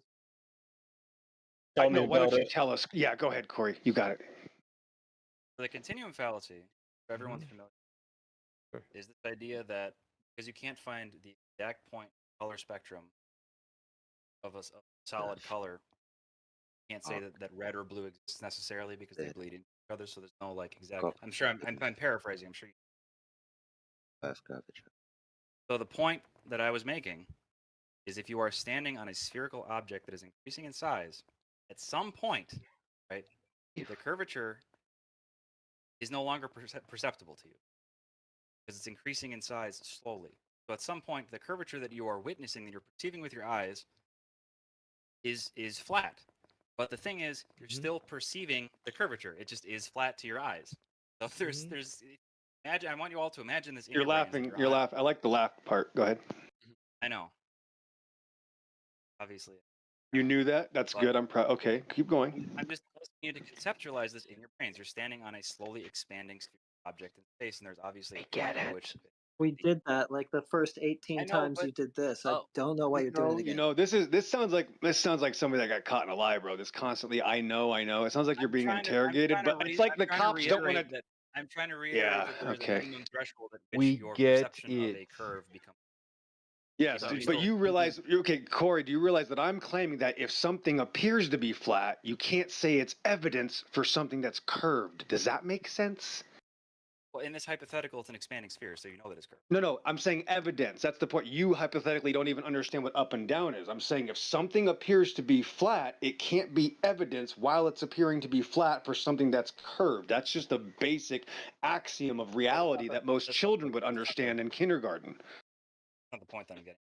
No, I'm point not that I'm asking getting- you for your point. I'm making a claim here that's an obvious point that everybody is just shocked that you're saying something that's flat proves curved, and that's the psychosis that we're proving, to be honest. That's the point. Standing on a sphere in space that was 1 mile in diameter, would you be able It's to irrelevant. Understand. It's irrelevant. play along. We're not talking Just play about that. along We're for a talking second. about, you said something is flat that proves round or non-flat or curved. That's the point. No, I want Nothing else matters. That's the point. At this point, that's like, I mean, if I already caught you, eating poop out of the dumpster, I'm not going to trust you anymore, bro. It's over. I'm sorry. I Sorry. think you know that I have a point, and you don't want to play along. You don't even have a claim, bro. You're scared to death of your own shadow. That's why you No, can't I'm leave here saying- because you okay, lost. so Your whole life just flashed before your eyes, and you're stuck telling us that flat proves curved.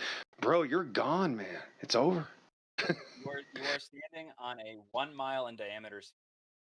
Perceive the Cool story, bro. Yeah, I live in reality, man. That's on my channel if you ever want to check it out. But I don't think that's gonna happen anytime soon. Oh boy. So now it's a 5 mile in diameter. You'll perceive the curve with your. I just live in reality, bro. So now it's a 100-mile diameter sphere in space. Can you still perceive the curve with your naked eye? Yep. So See where I'm back to going with this? reality, bro. Yeah. So I live in my reality. point was there is a minimum size of this sphere that you're standing on in space, and with your naked eye perceive the curvature of it. So even though you're always seeing the curvature of it, at some point it's like you know how like there's no true circles. So you have the idea that Sure. Yeah. that, Whatever. every circle Yeah. there's no I don't know. Just agree with him. Yeah. Just yeah, agree. You bro. know, Sure. it'll help. Anyway. Mm-hmm. I'm just tidying up glasses in the background and slowly turning the lights off. No true circles. What the hell? Yeah, I'm just petting my cat Lobo on the head. I named him Lobo. That means wolf. He's a cat. That makes sense, right? Same thing as your argument. And Allison So only the has a idea few. of a perfect circle. Okay, so the idea of a perfect circle in nature. There can be a perfect. Ideal shapes are not in nature, bro. Right, but you're still perceiving it as a circle. Like the sun looks like a circle, right? Yeah, but it's not a perfect circle. Okay. Well, it's about as good, more perfect than you can make a circle. I guarantee that. But you're still perceiving it as a circle. You're perceiving the sun as a perfect circle. Yes, even though- that's right. And guess what? The entire world perceives reality to be, a stationary existence with an air that we can breathe. That's just what everybody agrees upon, ever. So the That's what we point that I was experience. making is that there is, at some point, there is an exact perfect sweet spot of the human eye, where at some point that curvature just It's based on the size of unperceivable. the object. Exactly. Right. So how do we go forward then to find out what things are? Did you ever want to take a step to actually find out what things really are yet? I would prefer to find the minimum point at which limitations. Why? Oh, did you like that, Jedi? No, you don't want to find out what things really are.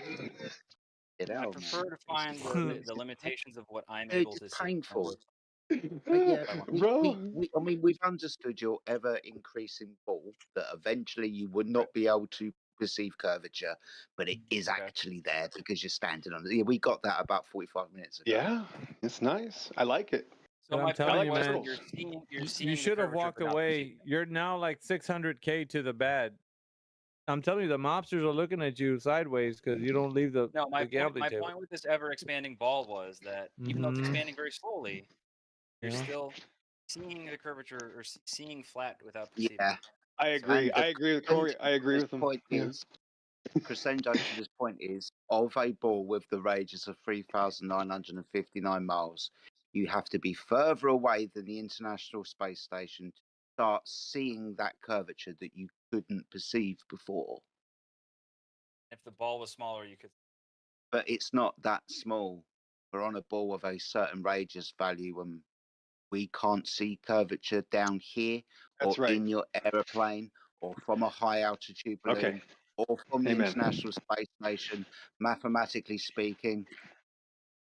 Drink up, Hey, man. fellas. I'm just gonna. Hold on. Corey, don't leave yet. Corey, we just finished that point. God bless him. Okay, God bless you, Corey. We just finished a point. Can I just say one thing, Corey? When I don't feel the spinning of the earth, is that evidence for it spinning? No, whoa, Oh I my don't know. goodness. Stop. If I don't feel the spin of the earth, listen, hold on. When I don't feel the spin of the earth, we'll get to that in a second, Corey. I don't think anybody, including the Globers that I talked to, they admit that they don't experience the spin of the earth. So I'm saying, is that evidence for spin since we don't feel it? You do feel it. You're just not perceiving. No, you can't answer the question. I'm asking, is it evidence? So are you saying that you feel the spin of the earth right now, Corey? You feel it, but you don't feel it. I think that I Guys. could. He thinks that he could. Wow. He Okay, thinks so that he again, could. the fact that I can't feel it, is that evidence for us spinning, Corey? He can't answer. He can't do it. See, one more time. The fact that I can't feel myself spinning on this earth, is that evidence that we're spinning, Corey? He can't answer. I rest my case. It's that easy. These people. This guy's gonna get worse and worse, guys. I'm saying that this whole session should have been clipped out. We gotta clip this whole session with Gloria. Wow. I mean, All of it. wow. I'm at a loss for words right now. Good one. Wow. Okay. Good safety tip, Egon. Yeah, that's all right. Yeah, I can feel it, but I can't perceive it. Saying you guys are seeing the curve. I'm gonna All right, go. all right. I gotta go. Have a nice night, Corey. He just said he could feel it, and then I said, "Can you feel it?" And he says, "I think I can feel it." I've never heard anything like that ever in my life. But you can feel it. You just can't feel it. It's scary because we don't know how we can this can break people, man. That was an evidence of like that happening. It's crazy. That was awesome. Like I haven't performed an exorcism. Listen, I'm sorry, I haven't performed an exorcism in a few months, but I mean, I was getting ready. I mean, this is wow. The flat parts got torn to pieces again. What? What'd you say? The flat tires lost again. Flat tires lost. No, dude, he won, man. You guys always lose. Have you reached puberty yet? Are you old enough to be here? Who's that? Who's that? Of course I We am. don't- That's all you're talking about. Wow. Okay. Yeah. Tell us more about yourself, man. It's clearly you know what's going on. This is a lot of machismo. Who's this Can't wait to- Infinity? Gentleman doesn't know what he set foot into. He just thinks he's firing off his guns like. I mean, I'll take anything after the last one. So. No, Infinity will give you a run for your money to a certain point, then you'll get tired of him. He gets upset. He gets in his feelings too much. He's not really one for intellect conversation. It only I goes get so into far. my feelings too much. Are you serious, bro? Come on. Absolutely. You already sound triggered. You came in triggered. Yeah, I'm not triggered. I'm simply responding to whatever the fuck he said. Your voice is. Let's see how quickly. Let's see how quickly you can. No, it's not, buddy. let's see Don't how worry quickly you about can it. train I'm not a reg- weakling let's see how like you. quickly- He's already Let's see how raging. quickly you can train Yeah, wreck go to the yourself. gym, buddy. Do you have any scientific evidence for a globe? He's raging. You heard that? You heard that heavy breathing too? I was like, damn. Hey, hold on. Let Flatwater take it real quick, guys. Go ahead, Flat. Do you have any scientific evidence for a globe? Oh, well, that was easy. All that energy and no me go to the gym. words. Pretty All sure that I saw energy- Venus in the sky tonight. Good stuff, Dante. All that energy and no words, Infinity. Wow. Really, bro? Why Not would the the infinite. moon be around and not the Earth? That Why wasn't would the the squirrel question. be in the tree That- eating nuts and I'm fucking not? That wasn't even the question, bro. Did you pay attention? I don't care about the question. I'm Why asking is the you a pineapple question. tree What a kind of pineapple? question is tree? that? It's I'm always sorry. you asking Do you, questions. do no you one have others. evidence? Do you have evidence that the moon is round, my friend? Yes. Yeah, I can't wait to see evidence that the moon has anything other than a face that everybody sees. It could Yeah, be half a just- second. Take your time. It's just a disc. It's a hologram. No, I can't wait for any evidence for your claim. But I guess you already lost your claim. That was No, easy. well, check this The out. moon is Because not round. I can No, go check this outside out. right now. Guys. He was asked a question. He refused to answer, and he proceeded to give his own question, and he got some answers. But Infinity, there was a question that was asked you. Why didn't you answer? Because you always ask the same fucking question. And why won't you answer the same Because question? it doesn't matter in seeking the truth. So you are an entitled little fucking baby that wants to do what he wants when you come in here, right? Is that right? You're an entitled fucking baby? I'm entitled, but I'm not a baby. You're a fucking baby, dude. Unless 'Cause you you consider only- someone to be you- 6'3", you- 215 pounds. to be a Nobody baby. gives a shit, you fucking internet hero. Like you're gonna fucking I'm not do an anything. internet hero. I'm a real life The hero. muscles that are used in this arena are fucking mental. They're not have I anything to have do with both. your strength. Who gives a shit? Are you gonna do anything with them except for bump your gums? Because you don't know how to argue in here. I mean, we You're a already fucking talked about this, bro. You're We an talked about intellectual satellite fucking imaging peon. every time. You were You're always an incapable of bro, proving that they were Infinity. fake. cartoons. You kept on saying that they're fake, but you never Check proved this out, it. bro. You're an intellectual fucking peon. I don't give a fuck how big you are. You're in here, you're a fucking little mouse. You ain't shit, bro. So calm the fuck down, answer some questions, and just be cool. Fuck, dude. The fuck you think your muscles ain't gonna do shit in here? I'm cool, bro. I'm cool. He's a It's just midget. you that refuses It's a to normal see the truth, midget. bro. This is a midget mentality. It's normal. Yeah. Well, get with That's the why he's program. talking about Answer. himself. Listen. That's why he came in here check this talking out, about bro. the gym Get your and heart how right, mad he's bro. not. I know. Get your heart right in your mind, and maybe perhaps you can hang around here. But if you keep acting like a jackass, you're gonna get booted, bro. That's simple as that. Fucking just act right. Then answer some questions. Be cool. That's it. Now, Flatwater had a question for you. All you gotta do is answer it, bro. Simple. Scientific evidence. I have no scientific evidence. And I don't need scientific evidence to answer that, so. Okay. It's actually kind of the correct answer. It's not a scientific question, so you kind of passed. Good stuff. Jedi, do you have any questions for the man? Oh, what? This guy? No. Well, he admits he gets his information from TV. I mean, that's it. It's over.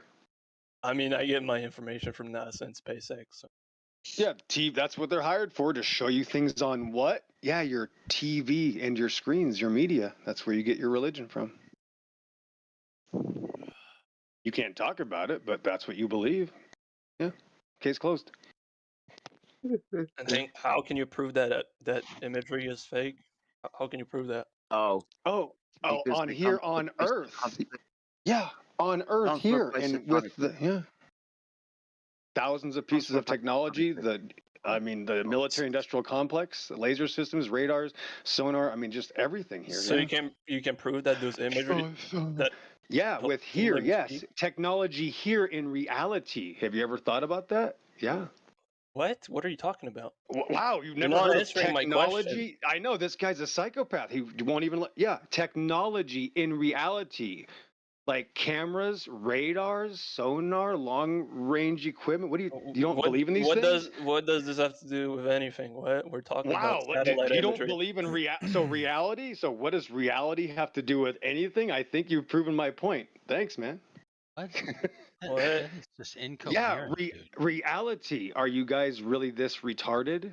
You guys have never heard of reality? things Radars, are real. lasers, That doesn't- reality, heal. Yeah, that's where bananas we are get our real too, but evidence they're from. not relevant, dude. Yeah, here to reality, relevant. Do you think we're not talking about something outside of reality? You guys can't be this stupid. Right. Do images presented to you by a stranger that you cannot verify, do they trump reality? Do they trump what you can do in practicality? This is the best they No, got. they guys. don't. No, they don't. See, they do. They will not accept reality. They'll just tell you, no, we can't look at reality. We have to believe our television cartoons. I rest my case. Do I have any reasons to believe that they're faking it? Yeah. Have you Yes, looked in reality? Like which ones? But not That reality. Have reality, you he checked keeps giving reality? it to you. Yeah. Hey, Yeah, no, we reality. can't. You want to? How about some of my photography? You want to go to my channel? Yeah, you wouldn't want to see those things. How about a 70-mile shot on the ocean? Yeah, you wouldn't like that. I'll take a look at it. Okay, How my about- channel's how right there about in my my picture? profile. How about my picture I just posted? Is that real? I'm Nice. subdued. Picture. 2 minutes after the hour in the No, chat. it's not. It's not. Why Well, not? how do you know that's not? How do you know that's not real? Yeah. I'm telling you, it's real, Because, dude. because you photoshopped it. I did not, man. It's Yeah, real. you It's did. it's You from did. the Wait, ISS. how do you know bro. that's fake? I'm Is it? insulted. How do you know that's Yeah, fake? from the See? ISS, man. That was Why easy. don't I have permission to post shit? I don't know. I'm not. There's who I gives the don't think they permission? would Is that let Crypt? weirdos. Yeah, I don't know about that. No, I mean, hey, shoot me an image. I'll post it for you, Infinity. Yeah, people who don't believe in reality want to post images. Okay, sus. Let me know when you've done it. Yeah, 1 second.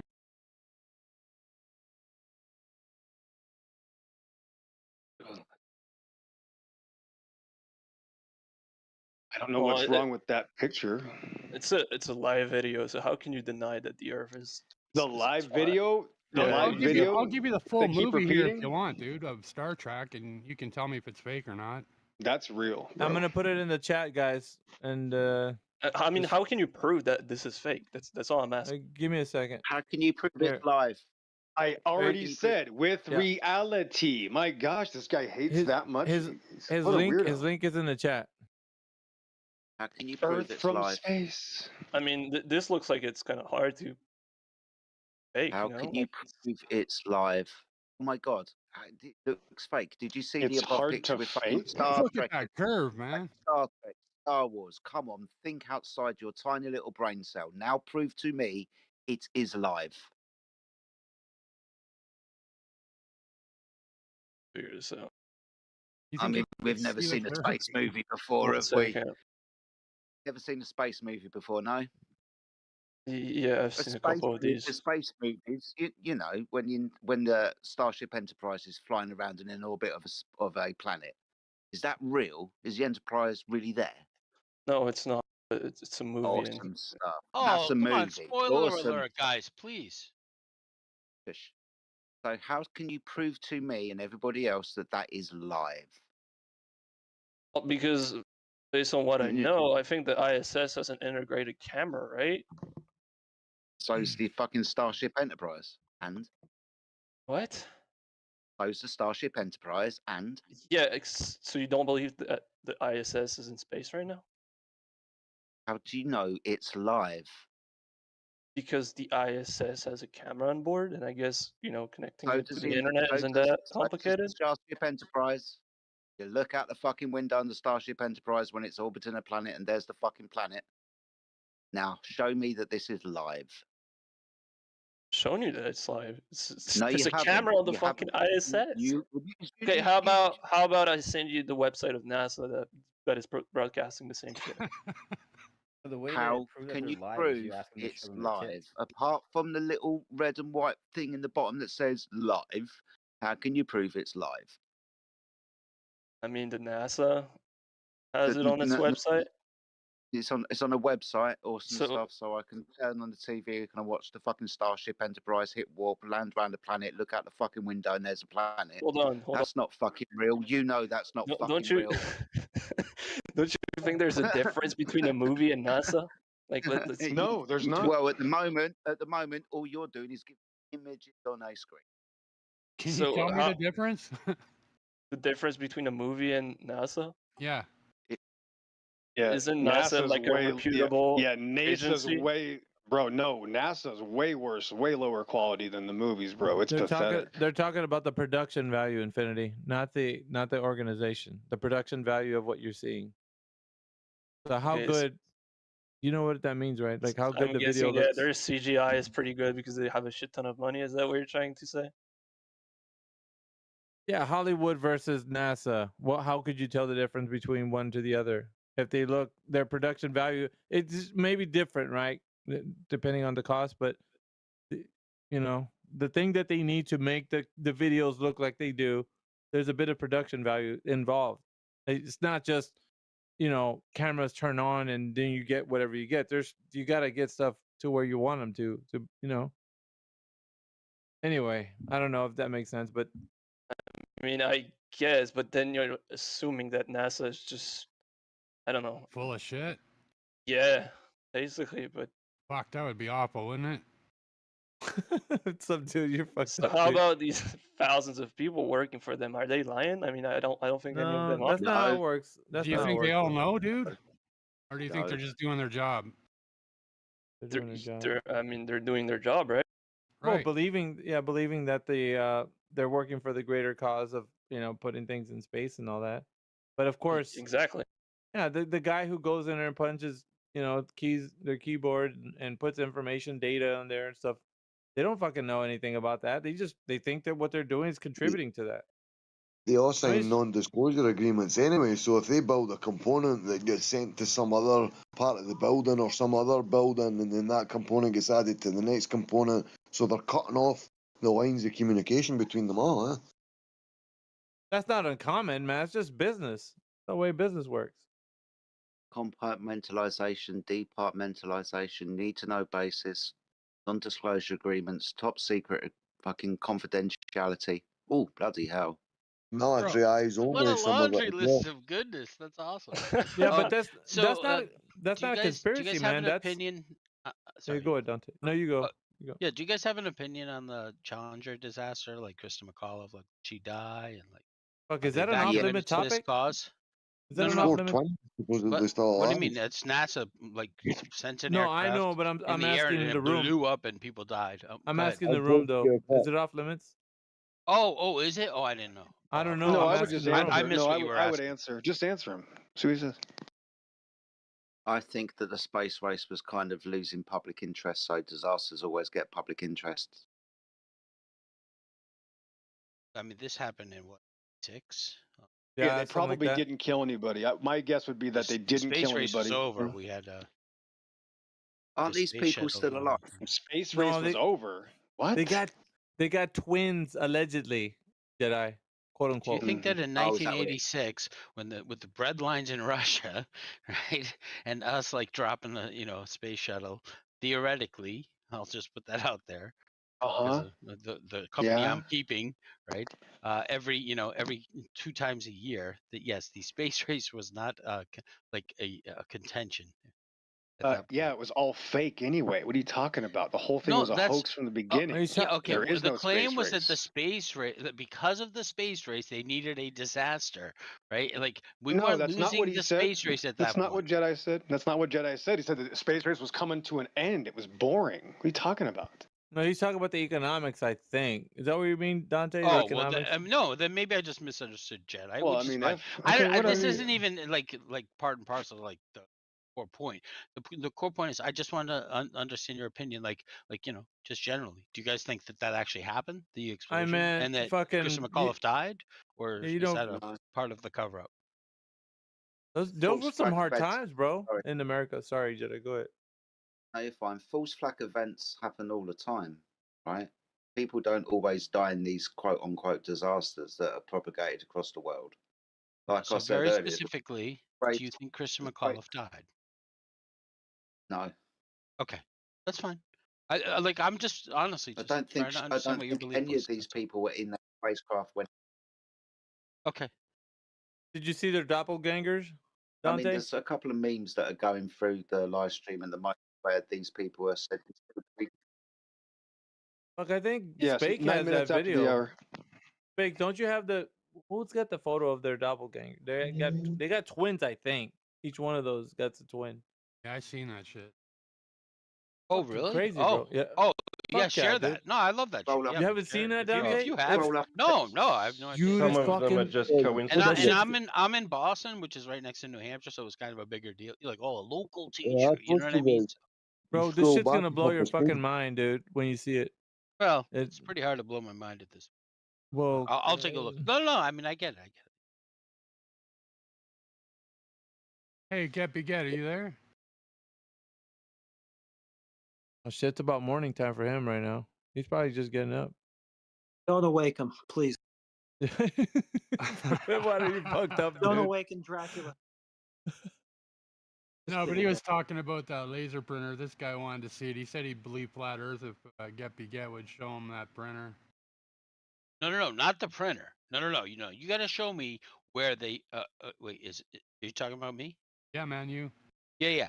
No, I would want to see like this exercise they did where they showed that the distance down to the nanometer was the same on 2 plumb lines, 200 meters apart, right? At ground Yeah, yeah. level, and then however high it was. Oh, Like I would, he's yet I to- would want to see the details, but like yeah, I've like seen- like he- like he's it's real posted them basic. before, If they're basically parallel at that level, we're done.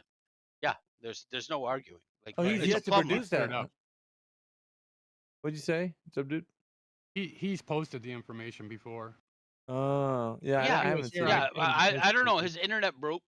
Like he said, I don't have access to the internet at the time, and nobody else had it. And I'm just really surprised. Like if I was a flat earther, I would hang my hat on that one. Like you cannot have a sphere with a gravitational force towards the middle, which plumb lines would point to, right? And they're parallel. It's just impossible. So yeah, like I don't know why other people wouldn't have that handy, but I don't care. Just whoever finds it, please share it. Yeah, once Dante gets it, dude, he's gonna be your worst fucking nightmare, dude. He's gonna be like proselytizing fucking individuals in Yeah, different fucking yeah, discords and I'll shit. be that guy for you. You know I'm that guy already. You're already that fucking guy, man. You just Yeah. put a cherry on top. I don't know. He'll wake up in a minute. Usually comes here like about 1 o'clock in the morning, from my time. I had a look at Renashaw's website in the Wayback Machine, and I don't know that I could find the specific thing that Get Beget was talking about. But there's a load of freaking articles. Like, yeah, you could have a dig yourself and see if you could find something. I mean, I There's, did. there's and just so maybe there's I'll so much dig to more, go but through. like again. I was looking for it too. I couldn't find it. Did But I slid out the back I know door? that he What the did fuck? it, or he posted it before. I mean, being in the precision business as they are, right? Like like, don't you think they would be like, holy fuck? Dante, there's a lot of shit, man. There's so much. I mean, it just feels like every time we have conversations, we don't talk about the deeper things because it's just we have a lot of stuff. So it's Yeah, hard. no, I do get that. I actually do. Like Fucking you're a you're lot, used bro. to dealing with like just the most like presentable stuff. Yeah, that's what it's. Because We the maybe. fact is like not most people wouldn't understand like the implications of the plumb line and stuff like that. So No, that's fair. that's for like maybe someone like you or others that want to inquire about more precision or there's that. But fuck, dude, I mean, there's a lot of stuff. Dude, Jedi thought you left, bro. I was like, dude, fucking Jedi slid out the back door. He's like, fuck, I'm gone. No, I was just having slight connection issues. It was my phone, man. So I thought I'd jump out and come back. We got some new people in here. We got Sir. Oh shit! Did you finish asking your questions, Infinity? I mean, I've got one more. Go ahead. If that's okay. Do you guys Go believe ahead. the ISS exists at all? At all? Uh-huh. Something in this. Yeah, there is something in the sky sometimes. Yes. There is something? What do you mean? Yeah, but Lots of fucking things in the sky. But whether that's got people in it, I don't know. That's mean, definitely not that up there. But sometimes something goes across the moon. We can see the ISS transit the moon. Yeah, Sometimes right. you can figure it out Yeah. where it's on your app and whatnot. And that's fine. Here Yeah, it right. is here, dude, in a swimming pool for you. So it exists, right? No, okay. So let's just break it down real quick. The way that they're telling you of where it is, like in the place of the low Earth orbit, it's not in that location. If it is, right?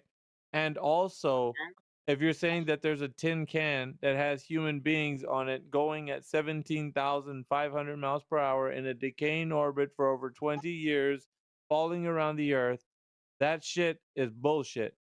But however, technology does exist that it could be up in the sky, that could be working on some type of like, who knows, like solar powered nuclear, like nobody knows what type of technology that is, right? But if you see something that's predictable with one of those an app finder, you can see the thing where it's going to cross your sky. You could see you could see something. Something is going, because I've seen it. Like it must have been like a couple months ago. It crossed over Omaha where I was watching outside, and it was a real bright light that came from the western sky, and it moved off into the eastern sky, and it as it was hitting the midpoint, like 90 degrees right above me, it turned into a red light, and it looked like it just like I can't explain it to you, but the red light turned into like a small dimmer red light, and it dimmed out, and then it just dimmed. Like So you you couldn't most see it likely saw the ISS, right? It was. I was tracking it. I have Okay. a tracking app. It was definitely the ISS, but whatever it was, like whatever type of technology that is, I couldn't say. But the story attached to it, it's not that, bro. It cannot exist the way they're saying it is. There's too much fucking. There's a lot of math and shit that would be involved for something that it's for as long as it's been up there. It's been up there for over 20 years, bro, and falling around the Earth at that speed, like, and I would go into it, but there's a lot entailed, like the space junk. There's fucking, you have to factor in like the mechanics of the thing, like how is it operational I and think it's not falling apart. it gets damaged pretty often, but it gets Yeah, but I repaired mean, too. but I know, but like the components of it, like you can't just send up the repairman. Like AAA doesn't go up there and fix that shit. I mean, it's like, you know what I mean? It's not. Fuck, You dude. got I a mean, leak in a tin can in a near perfect vacuum. Yeah, that's not gonna be a you're problem. fucked, dude. There's a lot of shit to it, man. So just we can't talk. Imagine If the we, I don't really ISS. understand why they would like fake all of that. But Like they check it would out, dude. fake the fact that they have those cameras on that. I know Guys, there's you a believe spaceship. in it, haven't you? there's a You there's a believe it there's right now. You're in here What would be arguing the again. point? What's the point? Like, why To would they do convince that? you. To convince the average Joe that they're up in a tin can in space. Say that again? Taxpayer. So the taxpayers can at least see something for their money, eh? Or this Yeah. black hole fucking Well, I don't NASA. think the taxpayers would care if the Earth is flat or round. Well, they care that they see something worth all the money that's getting spent. It looks like their money's getting spent for some reason or another. Like if they never had anything to look at and they were just told 80 million a day is getting sunk into fucking what projects they never see. Yeah, but Be either pretty way, fucking we would see the Earth, right? Whether it's flat or Right, or low. regardless. It wouldn't be high enough, bro, to see the curve, man. What would be the point of lying about it? Like, what would be the You're point talking. of You're like, asking the using yeah, you're, CGI on those Just cameras? answered you. No. No, he didn't. That's not a good answer. But we're not the Why would experts. the public you care? answer- What? No, but why would the public care if we had evidence that the Earth is flat? What? If you It's told to show everybody in that the they're world doing today, something. could you imagine what the world would change if you told everybody that we're in an enclosed stationary plane? Everybody would start thinking, oh fuck, I'm gonna maybe pay for what I've fucking been doing in this fucking life. I feel like a lot of people would be surprised and kind of happy that we But it actually would found prove their something else, existence. right? But it would prove their existence came from some kind of creation, i.e. a creator. Yeah, and what's wrong about that? Most people don't think that though, they claim to be atheists. yeah, that's not Well, the most current people I speak to on cosmology. Discord. That's not the current cosmological creation story. The current cosmological creation story is that something happened, nature created itself into like an expanding universe. And so the creation story is void of a creator. It doesn't talk about that when you're getting told that at school. You're told that this whole thing came about by a natural process on its own. And so that whole thing is actually kind of lending itself over to that story that this ever expanding universe and ball planets floating around and everything is all part of it. And so that's just a tiny piece that you're seeing. You're talking about the ISS. It's just a tiny piece to all of the grand puzzle of it. It's just a giant, it's a big ass fucking hoodwink, dude. And so focusing on just the ISS and not seeing the overall picture of the entire tradition of it's I call it a tradition at this point, right? Because people talk to each other like it's a real fucking thing. It's just like Santa Claus, right? It's a tradition. It's not fucking real, but you tell your kids that so you can continue to do something fun on Christmas time and that. And so it's a tradition, bro. It's not like an overarching evil plan like these evil overlords are over your trying to like they're scheming in a boardroom like, dude, well, how are we gonna trick infinity today? That's not fucking people just believe it now. It is, however, evil in and of itself, but you talk to somebody else like it's just there's ISS floating around. And whoever doesn't think that is just crazy. So you're already you're born into this. So to you it's just simple to believe. You don't have to. And you look at everybody crazy when they're like, dude, have you looked into it? You're like, fucking why? Like why are Okay. people going crazy? Like Okay, so how do you feel about other planets? Are they round like most of them? Like, let's say the moon, for example. Is it round? Yes or no? Think about this, man. What story do they tell you about that? What do they say? They tell you a story. It's got a nickel iron core. It's got a ice caps. It's got all this shit, right? Uh-huh. And you look through your telescope. You're like, dude, I see a fucking it's red colored, light or whatever. You don't see all the shit that they tell you, but they say because you don't have the right telescope, and so you're like, okay, you looked at that nice telescope, and you see something that looks okay. It doesn't look as embellished as they tell you, but then there's a story that they give to you. Well, you can see so much, right? But the thing is, you got all these the elements and what it's made of. So you at some point you start believing the story without having able to be going, okay, I wouldn't know because I'm just gonna have to take their word for it because they're, like you said, credible sources. So the story becomes believable in your mind. It's not something it's a story, bro. That's all it is. And then you and everybody else that that hears the Hold story on. about. So do you Yeah. believe the moon is round? Yes or no? What I see it to be, it looks like a circle, and sometimes I'm thinking in my head it does look like a sphere. But do I know it's one? No, I don't know it's a sphere. It And looks even that if way it to me. was, I mean, just by looking at it, I mean, can't you Yeah, it figure out looks. if it's a I could, sphere or I not? could, it I looks could, like one.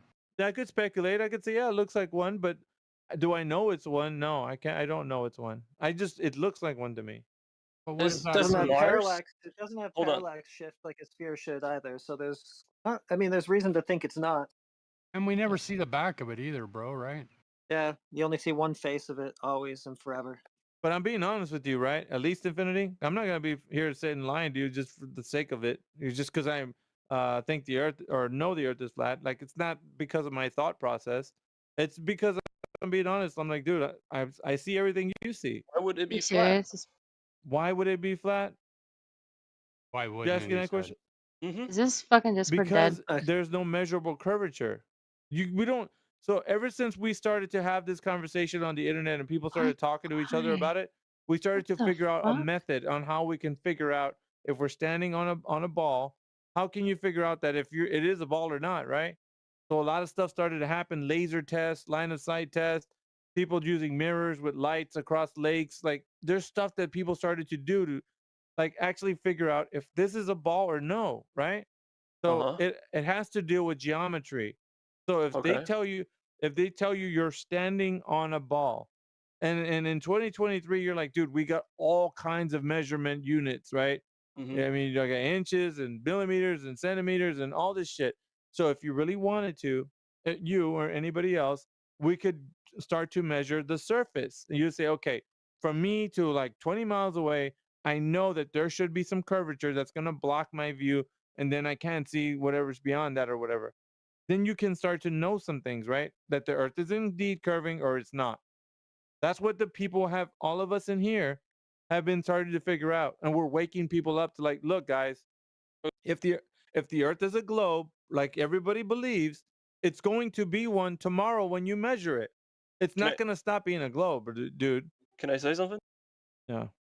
All right. So I'm from France, right? But I study here in the United States, and I take the airplane pretty often, right? And whenever on airplanes now, you have like this tracking thing where you get to see the map and where the airplane goes, right? Yeah. And we always like go over Greenland most of the time. And why? What's the point? Why don't we just go straight, through the ocean without having to go all the way up to Greenland to Well, land in, let's say, Miami? Well, I'm gonna say it this way, dude, because I don't know. But pilots usually want to take a route where they have land that's close to them in case of emergencies. Like they actually plan for that when they make their flights. They I'm just saying, there's precautionary measures. They, even if it has to be a little bit out of the way, they would have to travel in a safe way to make sure that in case there's an emergency, they have contingency plans. So they Or have, maybe they can say faster. it doesn't, whatever it is, right? But what I'm saying though is whatever plan it is so that they can get to the place that they're going from airport to airport in the most direct route possible, and that's it. Because they're flying from airport to airport. Infinity. There's I don't Yeah, know but what if you have. the Earth was flat, like just go straight. You don't have to go They all the way do. to Greenland. They do. I don't know what you're saying. They What? don't do. They don't. Yeah. Yes. What do you mean they don't? Why do we have to go over Greenland instead of going straight? Let's say What do you from mean? Paris What do to you? Miami. I don't understand what You're you mean. thinking Why? on a Why do, globe, though, right? Are you saying that on a globe they go through Greenland? Uh huh. Yeah. Okay, so if they're finding a direct route and it's something to deal with Greenland, then it's probably because, like I said before, they're making a plan in case they need to stop somewhere. But if they're flying from airport to airport, they're gonna try to use the most direct path every single time. And it doesn't matter if you think the Earth is a globe or it's flat. When a pilot takes off from an airport, they're gonna go and find the most direct path to their destination. They're at least. Sometimes they have to navigate around no-fly zones or places they can't go to. You don't know what the pilot's having to do to navigate, right? To crosswinds I mean, and they just other take the things. shortest route, right? Like save as much fuel and as Supposed to it's supposed to be not that. always. It's Yeah, supposed they to be do. that way. It's supposed to be that Exactly. way, but it's not the case all the time, is what I'm telling you. So you can't blame it on because they took another route there. You're like, well, shit, they took another route. You see, it's a globe. Like you can't do that. So it needs to be because you're not the pilot, bro. But that's You the didn't, whole point. Like, just dude. take a look at Flight Radar right now. Like, there's Infinity. hundreds, like I thousands listen, of planes every day taking the bro. same I fucking get you. route. Relax, brother. But what I'm saying is, you're not the pilot. So if the pilot had to make a turn or say like he had to divert his path to do something else, it's not going to be because the Earth is a globe. He's doing that because he has to like have a plan to in case if something's wrong with the plane, he has to land it somewhere. So don't always think that a pilot going from airport to airport is going to prove something. It's not. That's not proving the Earth is flat or a globe. That's not pilots and ships that are sailing. They're not there for that purpose to tell you, okay, we traveled the Earth from this point to that point. It's flat or it's a globe. Like that doesn't matter. The thing that you need to be concerned with is if we're going to be able to test the curvature. That's how you know, not from travel. I mean, traveling is a derivative. It's already with the understanding that the Earth is not a globe. But and when you want to test the Earth a globe, you don't travel over it. That's not testing it. That's only using your bias, or you already think the Earth is a globe. So when you get on a plane, you're like, oh yeah, it's a fucking globe. But when you want to test it, you have to be looking for geometry on the Again, surface. I feel like it sounds you're trying to find out a conspiracy somewhere within pilots. No, that's all- dude, yes, it fuck is. the travel, dude. Like, don't. I'm It is even telling you. important though. But why do you For think what? they go For to what? Greenland, bro? Why is it important? You tell me why being on a plane is important to figure out the curvature of the Earth. Why is that important? Because you actually know what's up there. You understand that the pilot's taking the shortest route. It doesn't matter. To You're reach not the the destination, bro. Because I if he said went it- straight, he would take I said more it. time. I said it before. You're not the pilot. You're not the pilot. You don't know what he's gonna do. If he had to go around a no-fly zone, or if he had to do some kind of maneuver to stay away from bad weather. There's no fly zone Listen, between bro. France Listen and to United what I'm States. telling you. They have flight corridors, dude. Though they Fuck, can't just dude. fly willy nilly as the crow flies. It's like just sort of think of like a virtual highway in the sky that they have to stick to. They can't just You go have- wherever they want. Yeah, you have to Yeah, realize. no shit. Right. But they always take the shortest route because it's efficient. I know that, but if there's Because- weather conditions or there's reasons why they have to fly around a certain area, then you can't make it a reason for you to believe that the Earth is something because they did that. You have to understand, first of all and foremost, you're not the fucking pilot, and you don't know what reasons they had to make a different route to where they want to get to. You don't know that. The only thing you know is that you're a passenger. You see what's happening. You're like, oh shit, they're doing something different or whatever. And then of course you're not gonna go and ask them, pilot, why are you taking a different? Why are you banking left here? Like you don't. Why the fuck would you answer that to them? They don't. Just it doesn't answer the question. What does is figuring out if the Earth has fucking geometry, Infinity. That's what I've been telling you. You get it now? Like it doesn't fucking matter about the pilot doing what he's doing. Can't you actually see the Earth's curvature when you're at No. 35,000 feet on No, a clear bro. day? On a clear day. No, the scientific communicators of today will let you know that Well, not next even time, you know what? I'm gonna take a picture for you when I brother, fly you need France. to fucking listen, bro, because you're stubborn on this point. All right, I'm not. well then listen, bro. Those fucking guys in science, the ones you're saying that tell you what's going on, they're letting you know the geometry of the Earth cannot be fucking seen from an airplane window, bro. Not even from 120,000 feet when Felix Baumgartner was jumping out the gondola on the Red Bull space jump. Yeah. Not even at. Check this out. It 120,000. wasn't this filmed too? Bro, listen to Yep. me, man. 120,000 feet is higher than 40,000 from an airplane. And It on is. top, right, let's go a little higher, right? The ISS is 255 miles above the Earth's surface. Guess what, man? Even with that image of the video that you've been showing with the live feed, they can't see the fucking curvature from that window. And it's going to take you for a surprise because They even the can't, but I see it on the video. I Google it, know dude. that, Yeah. dude. And you can also see it from the fucking Red Bull space jump, bro. Yeah, right. Yeah, right. But what I'm trying to tell you is that's not Earth curvature because the people that tell you how big the Earth is and the math to the Earth, it's not, you can't see curvature from the altitude. It's too big. So you wouldn't be able to see it according to their math, right? That's what I'm trying to tell you, So, bro. well, if next time I somehow manage to take a picture of the curvature or see a slight curvature, right, My and I God, send it bro. to you, will you What do acknowledge you that the Earth is a globe from next where? time I fly to I from really 35,000 feet, like above the Are you Atlantic paying Ocean? attention? Infinity, are So you think paying about attention? it. See when you look at a What? window and you see some Are you kind of paying curvature, attention, make up bro? the Yeah, rest yeah, of I the am. I am. So what am I Bro, if you saying? see I'll curvature give you out of a first-hand fucking window, evidence. Like, what's wrong? Because they're bro, Unless you don't the believe my pictures. it's not about you. You're just a person. The people that exactly. are the people that are giving you this information are the top dogs of science, quote unquote. I don't believe that, but that's what you guys believe, right? The top dogs, Mhm. Neil deGrasse Tyson, he's a fucking like this. You can't say that when he says something, he's just like, oh, this guy's full of shit. He's saying you can't see curvature of the Earth from that altitude. I have the video. I could play it for you so you can hear it. You want to hear it? Yeah, sure. Okay, let me play it for you. 1 second. Because I think that's at this point right now, I think that's good. I think we need to kind of run that so you can see what we're talking about here. I think Spake wanted to get in here real quick too. Yeah. Go ahead, Spake. no, I don't even know what I added. I added something there, but I got kind of drowned out. All right, I'm gonna play it. You finished, Spake? Sorry. No, I forgot what it was, man. I couldn't get in. I think 30 to 50 feet from here.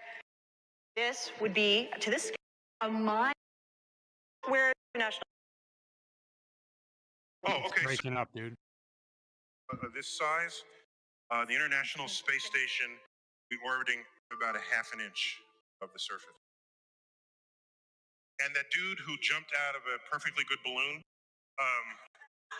what's his name? Felix Baumgartner.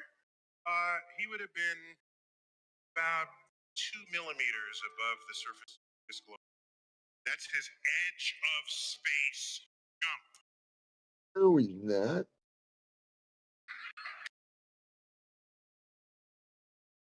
We don't hear nothing. I don't have a problem, but the honesty of it would greatly diminish what I think people thought he was actually doing. And not only that, they made sure to photograph him standing there, really wide-angle lens, which curves horizontal lines. So in the photo, you see this curvature of Earth's surface, and he said, "Wow, he's in space. Look at that." No, he's No, not. he's not. At that height, you don't see see. the curvature of the Earth if you are 2 You millimeters don't. above this beach ball. You That just don't. is flat. That stuff is flat. You That just stuff don't. is flat. That stuff is flat. Okay, so who's wrong, Neil deGrasse or you? Well, I'll have to watch the entire video because it sounds edited. In every case, Neil deGrasse, dude. That guy's a fucking moron. Yeah, You know, Dante, well, when you first came in here, You one of can the appeal. first You things can that appeal. you You can did- appeal Hold to on, him. hold on, I'm dude, fine hold with you on, dude, appealing to hold him in on, general, dude, but hold he on, really dude, is a hold moron. on, I'm not stop, appealing to him. stop, I'm done. Stop. Yeah, Jesus I'll hold Christ, on. why I'm can I done. not talk in my own form? Okay, when you first came in here, one of the very first things that you said to us was, who am I going to listen to, these scientific communicators and experts or you guys? I'm going to go with them. Well, your tune sure has changed. That Well, wasn't me. Neil I deGrasse- promise you that wasn't me. It was Yeah, me. it was you. Neil, Yeah, well, I have always no. You guys were well, playing and I'll flip Machu it out if I Picchu or have whatever to. that guy's name is, and DeGrasse. Oh, please, yeah, no, yeah. Yeah, I Please just do. listened to the whole Neil I crap. deGrasse encourage you. Yeah, if you Tyson. have me on tape saying something like that, that would be like me drunk or something, and I haven't drank in Yeah. at least a Yeah, few you're weeks. like, I'm pretty sure I'm gonna go with them. Yeah, not you guys. What? Yeah, And I and know. that's I not literally beside the said, point I anyway, said because Neil we wouldn't want deGrasse you to go with Tyson, us. But but like this is the guy that said, I didn't choose the universe. The universe chose me. All right, that was my last statement on Neil deGrasse, and I think the only all statement right. I made on Neil deGrasse Tyson up until this point. Okay, so you've But if updated. you Now we're have gonna me, go then with please play it. Yeah. Okay.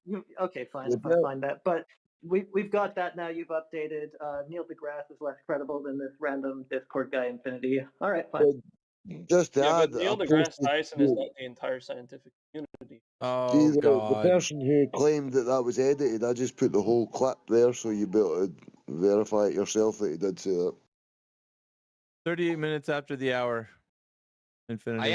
actually called him and Machu Picchu Mr. Wizard, if you remember. Machu Picchu. Now look, man, it's not that I don't I fucking can't pronounce disagree. the guy's name. I'm not trying to insult him. Listen, dude, I don't but I don't think disagree he with. cares.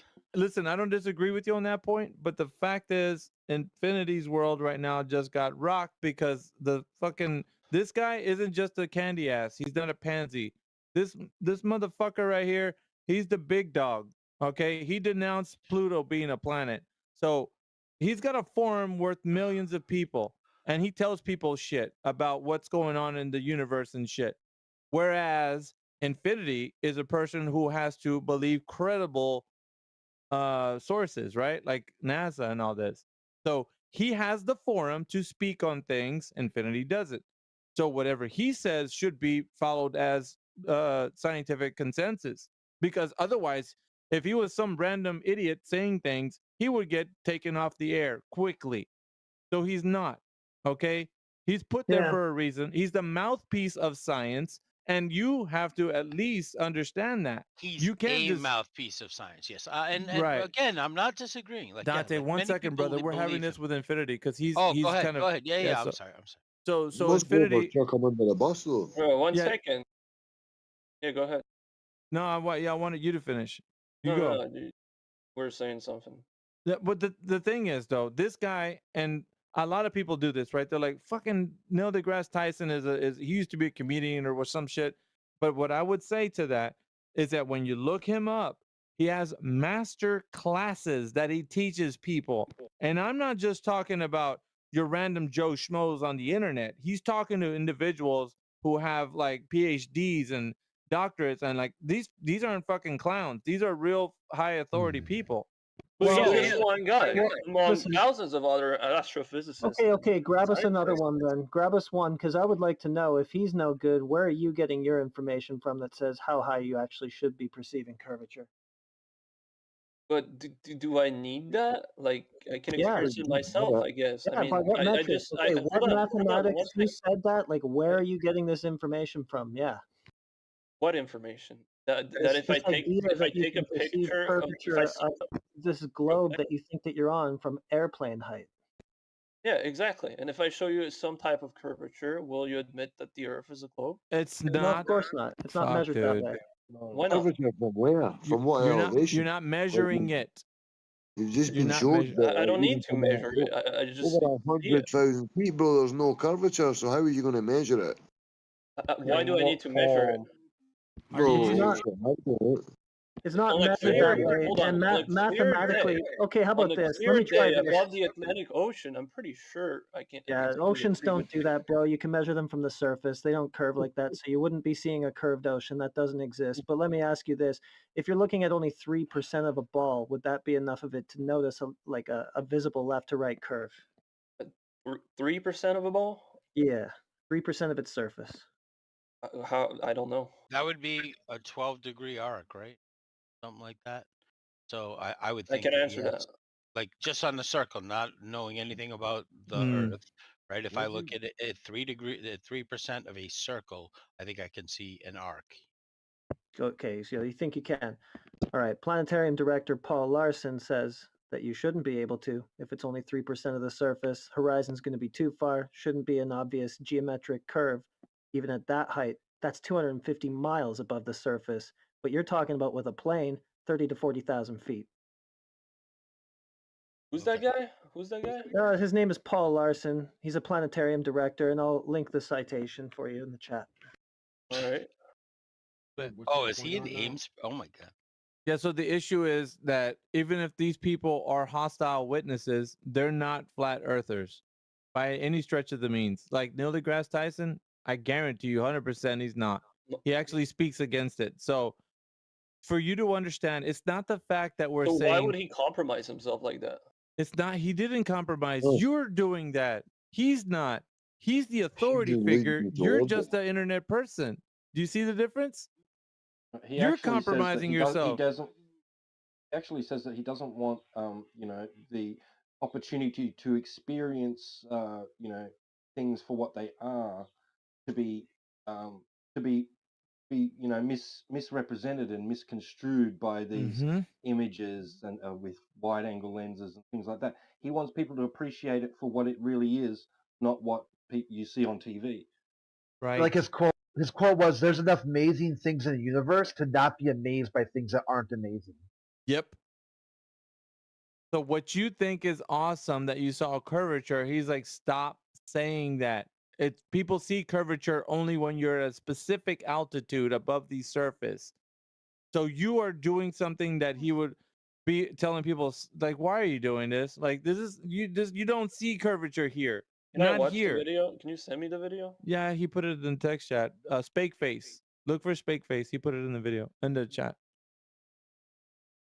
Like this is not, bro. It's not edited, man. There's no reason. Let me listen to it. Go Hey, ahead. y'all, can I add a little something real quick? Yeah, go ahead, man. All right. So I'm looking here at the pictures of these out the windows, right? And I get y'all point is like, you look at a flat surface through a convex lens, it's gonna look curved. The picture, the first picture right here, that intruder alert sent of the plane, where it's just kind of bending on the sides. I don't see the rest of the front line All right, being bent. Okay, And that's at ground also- level. I mean, clearly there's I distortion. know, right? None but of us okay, have seen this. I know, but this like curvature also, at ground level. yeah, but also the second image though is with a wide angle lens, and that's clearly curved. It's also ground level. He posted two. I'm sorry, I was talking about the second one with the engine. Yeah. I mean, like ground level, we all know that Yeah, that yeah, the yeah. lens No, I'm distorted. Yeah. Exactly, but that's the point, though, is they're showing you what the lens actually does to what you're looking at. So you're not But- seeing a physical curve of the Earth, obviously, from ground level. Well, you have the same effect when you're 30,000 feet in the air. Yes. Are they Yes, are that's the they whole not point. the I'm same agreeing, kind of plane window? Yeah, I know you are, Dante. I'm talking to this other guy. Oh, okay. Oh, sorry. What'd you say, kickflip? Say again. I said this is the same plane window. Right?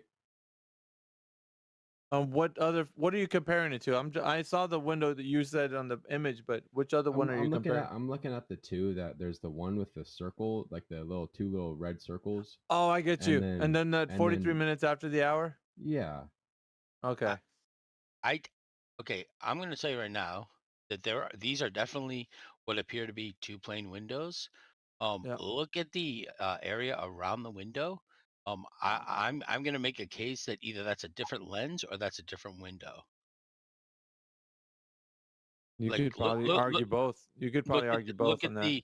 Look at the like the top one, like it's narrow, where like as you go higher.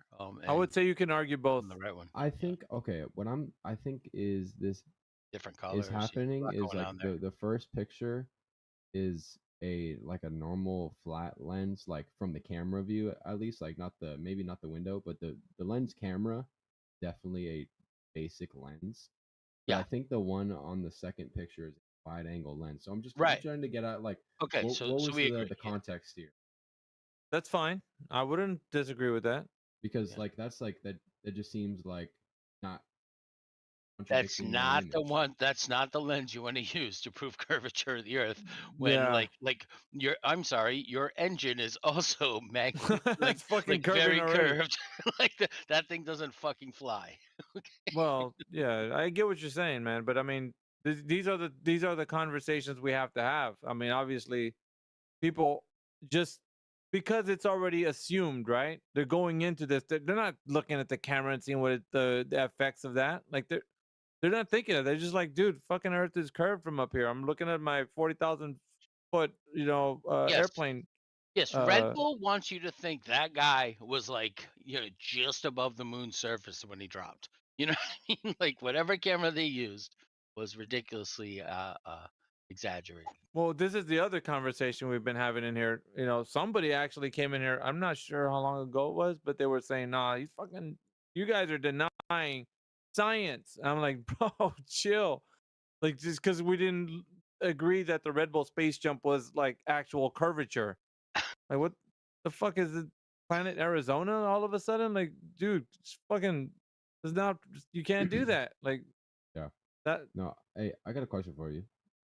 Okay, myself, I'm not a flat earther, but I'd like to know if you believe in like that there is like land beyond Earth. Oh fuck, dude, that's speculation city right there. Like, I'm not.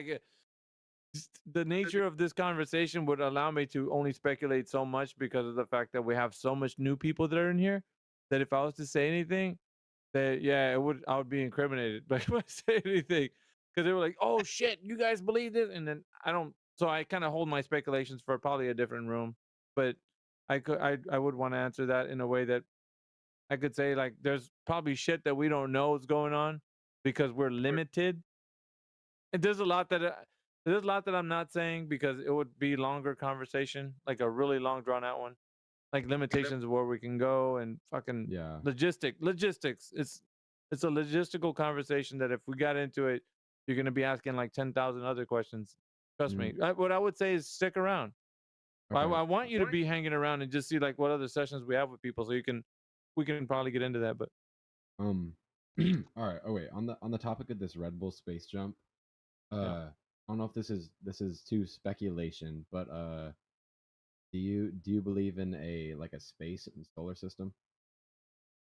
the concept of the cosmology is totally radical from our perspective. It's not what you would envision right now. So what I would say, if you were listening to us tell you the cosmology, you would have to put yours kind of like on the shelf for the moment. Okay. And if you can do that, I can tell you. All right, Otherwise, it's going to be colliding with your mind of like, well, what the fuck? How does that work in space? I will briefly, or forever, how long is completely open mind. Okay. So just real quick, and I'm just going to give it to you like this. We would say that we are the floor of the universe. Everything that you see is all that there is. When you look up at the sky, all that you see up there, that's all that there is. There's no other planets we can go to. We are right now we are in an enclosed system. It's enclosed, right? And I'll give you reasons for everything. I just want to give you the overview. We're in an enclosed system, and we are the floor of the universe. So everything that we are standing on right now, that's all of existence.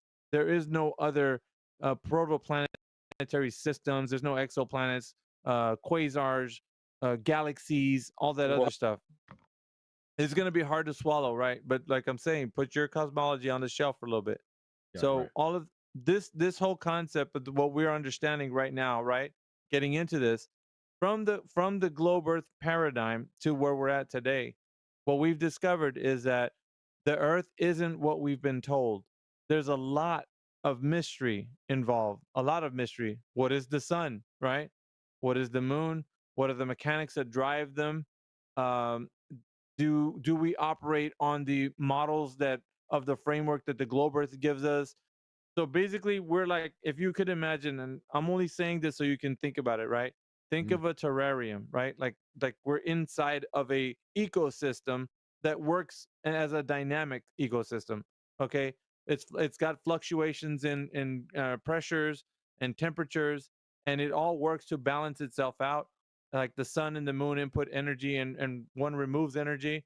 And so like we would say like all of this is happening on a grand scale on the earth, but the earth itself is kind of like it's it's like I said, the floor of the universe. So it'd be like where everybody's on a level plane. We're all on the level plane. So when you point to the north, south, east or west, you're actually pointing straight across the earth, straight to like your neighbors, you know, in Australia. And then the other direction, you'd be pointing to people in China. But you're not thinking about it like pointing straight down, you're pointing to China. That's not how it works. So we're on a level plane of existence.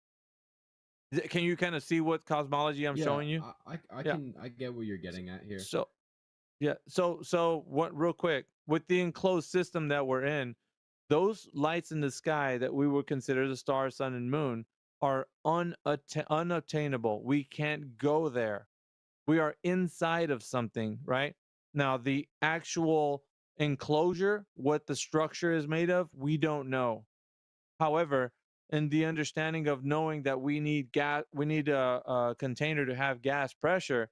So in this system, we have gas pressure for sure, 100%, because we can know that in the surface there's about 14 psi. As you go up in elevation, there's a gradient of pressure. It gets lesser and lesser, right? But the point is, we call in the instance of gas pressure, it would be considered X. Gradient air pressure would be considered delta X. So that the thing that needs to happen first is to have pressure, right, for the gas. So in order to have gas pressure, that's the necessary antecedent for that is a container. So every container has gas pressure. We know that, like a tire, like an air tank. Like in order for you to have pressure, gas pressure, you need to have a container for that gas pressure in every instance that you use gas pressure. So if somebody says, I can achieve gas pressure without a container, then you'd have to say, okay, please give me a demonstration of gas pressure without a container. I need to see one example, just one. Doesn't matter what you use, so long as I know that there's no container and you have gas pressure contained in an area without no gas pressure and it doesn't go anywhere. But no one can do that because according to gas law and the way gas pressure is described, it's the pressure that the walls of the container are, the air is pushing on the walls of its container, making the gas pressure inside of that container. So we understand a simple principle from gas pressure. You need a container if you want to have gas pressure. It's easy to understand. And in order for somebody to negate that and say that we live in an open system, meaning the gas pressure in a globe, it can like rockets can leave the earth. You have matter that can leave the earth. Energy can leave the earth. So it's an open system for all intents and purposes. The gas pressure would not stay in the system. In an open system, it would expand to fill the available space because it's gas, and gas moves in any and all directions, regardless if you think gravity is a force. Because even if you think you live on a planet that's a ball planet and has gravity, gases move freely in any and all directions. This is already known, gentlemen and ladies that are in here. So gases move freely in any and all directions. So going back to the cosmology that we're talking about, it's very radical from the one that you know of in the ball planet, right? The one we're talking about is a level plane of existence. It's a dynamic system where we're enclosed inside of an enclosed dynamic system, and we cannot go to the place where you'd say outer space is, because we are inside of the system and that's being contained. So hopefully that kind of gives you a brief overview. I can speak more Yeah. about the other different no. subjects, but That makes sense. It's okay. like in a sense of like I see this picture you're painting and yeah, okay. There's 'Cause more to it. There's have a more to it, friend like as in who- restrictions. Sorry, I just want to finish up. You're all good. There's more to it, like as in the restrictions as to like where we can go logistically. And then if you want to ask some more about it, I'll let you know. I wanted to add that just so you can know. I don't want to say all of that to say, well, why can't we just go and figure out like what the limitations are? Like there's more to it. Right. Go ahead if you.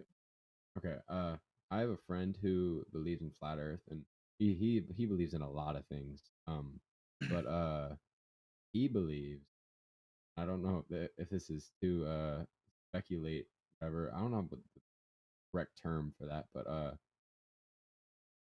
he believes that the moon is a reflection of the Earth.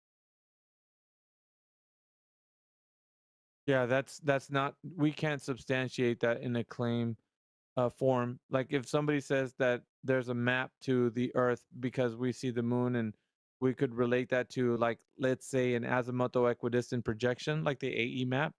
We couldn't find how that correlates. First of all, the AE map is a reification fallacy, meaning that if somebody says this is what the Earth looks like, it looks like the AE map, I would turn around and ask them, how do you know?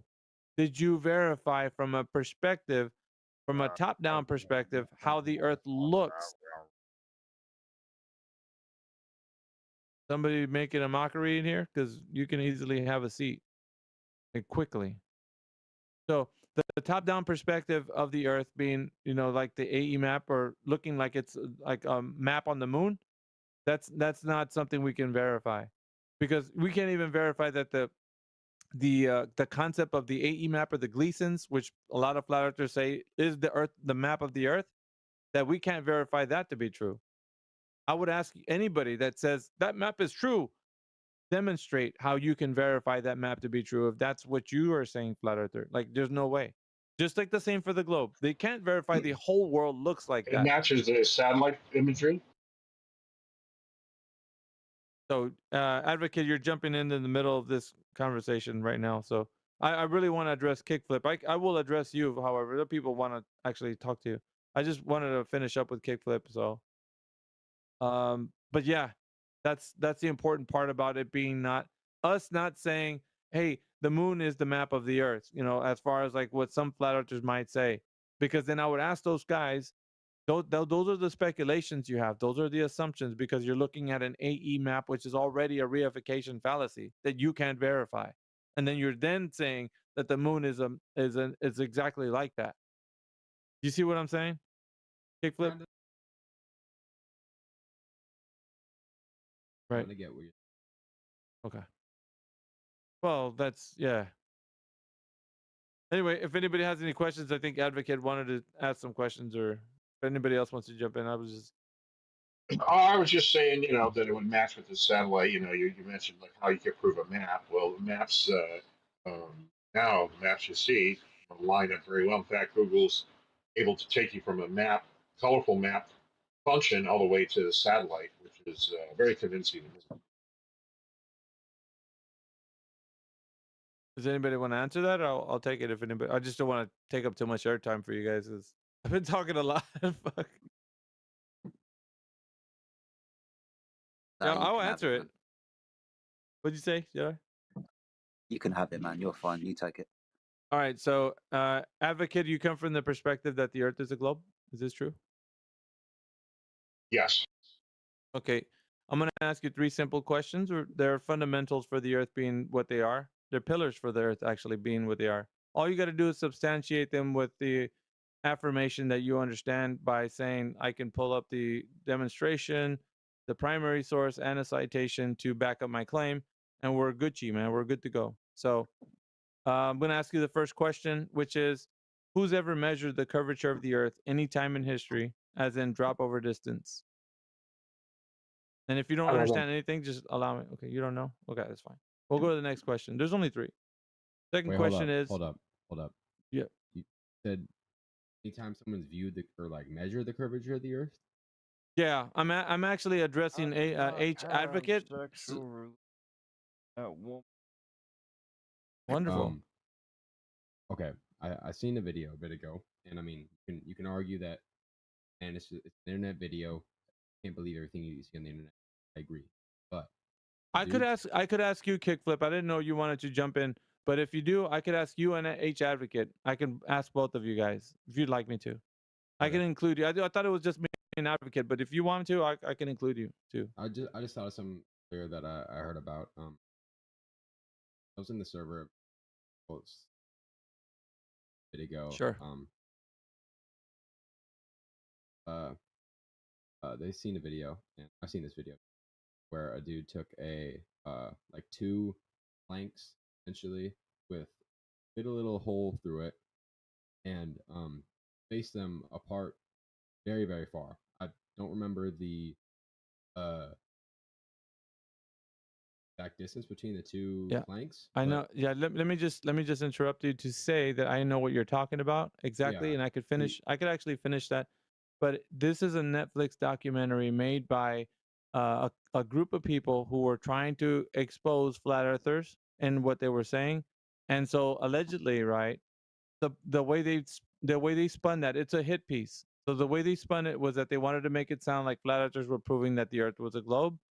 But what my question to Advocate and to you now, because you now entered the 3 questions, right, is to both of you, as in who measured the curvature of the Earth anytime in history. So I want you to look into history because they did. This guy on the internet, or excuse me, on the Netflix documentary, he wasn't the first person to demonstrate to academia that the Earth was a globe, was he? Kickflip. No. Okay, so let's look into the annals of time and see if we can find such a person. The person that I'm looking for is specifically going to bring the information. Why does it matter? Advocate, Why yeah, does it just matter? Because this could be hold a tight. false dilemma, right? No. The Oh, you the got a reason why. presentation. Okay, go ahead with Yeah, it. it's a presentation, but at the same time, it's just trust the method. Okay, the reason why I'm taking this rigmarole is because I want people to realize either they know or they don't know the information to support the claim. That's all. As long as it doesn't involve an e-meter or anything like that. Okay. Any meteorology? What'd you say? An e-meter. It's a joke. E-meters is what the science. No, fuck, no, I don't know what you no. But anyway, kickflip. So, do you know if anybody in history who's ever measured the curvature of the Earth as in drop over distance? I don't know if No. this is like the same measurement, but I don't know how to say his name. I'm gonna try. His name is Eratosthenes. A while ago, I remember hearing about this in like 7th grade. He erected a pole in Alexandria, and on the summer solstice, he observed that it cast a shadow, proving that the sun was not directly overhead but slightly south. Recognizing the curvature of the Earth and knowing that the distance between the 2 cities enabled air whatever to calculate the planet's circumference. Okay, calculation. Do you know anything about the story that you just read currently? Because you didn't know that before, but you just read it on the fly. I'm gonna start to quiz you on it. So either you're gonna tell me, like, it's gonna get more difficult because once you present something, I'm actually gonna start to ask you for the primary source for Eratosthenes. Primary source, right? Okay, my primary source is khanacademy.org. Okay, what is your citation? Presented in the Like, do you want me to just put the link? Yeah, where are you pulling this from? Yeah, so put the link in there so everybody can click because I want it to be like exercise for everybody so they can see what you're doing. Oh, I don't got permission to send messages in this channel. Oh shit. Hey, Okay, you can just look up if anyone's. Well, just tell us what's measured the website and where you went to. Okay, just look up I don't know, measuring like curve of the Earth Khan Academy. It'll probably pop up. Okay.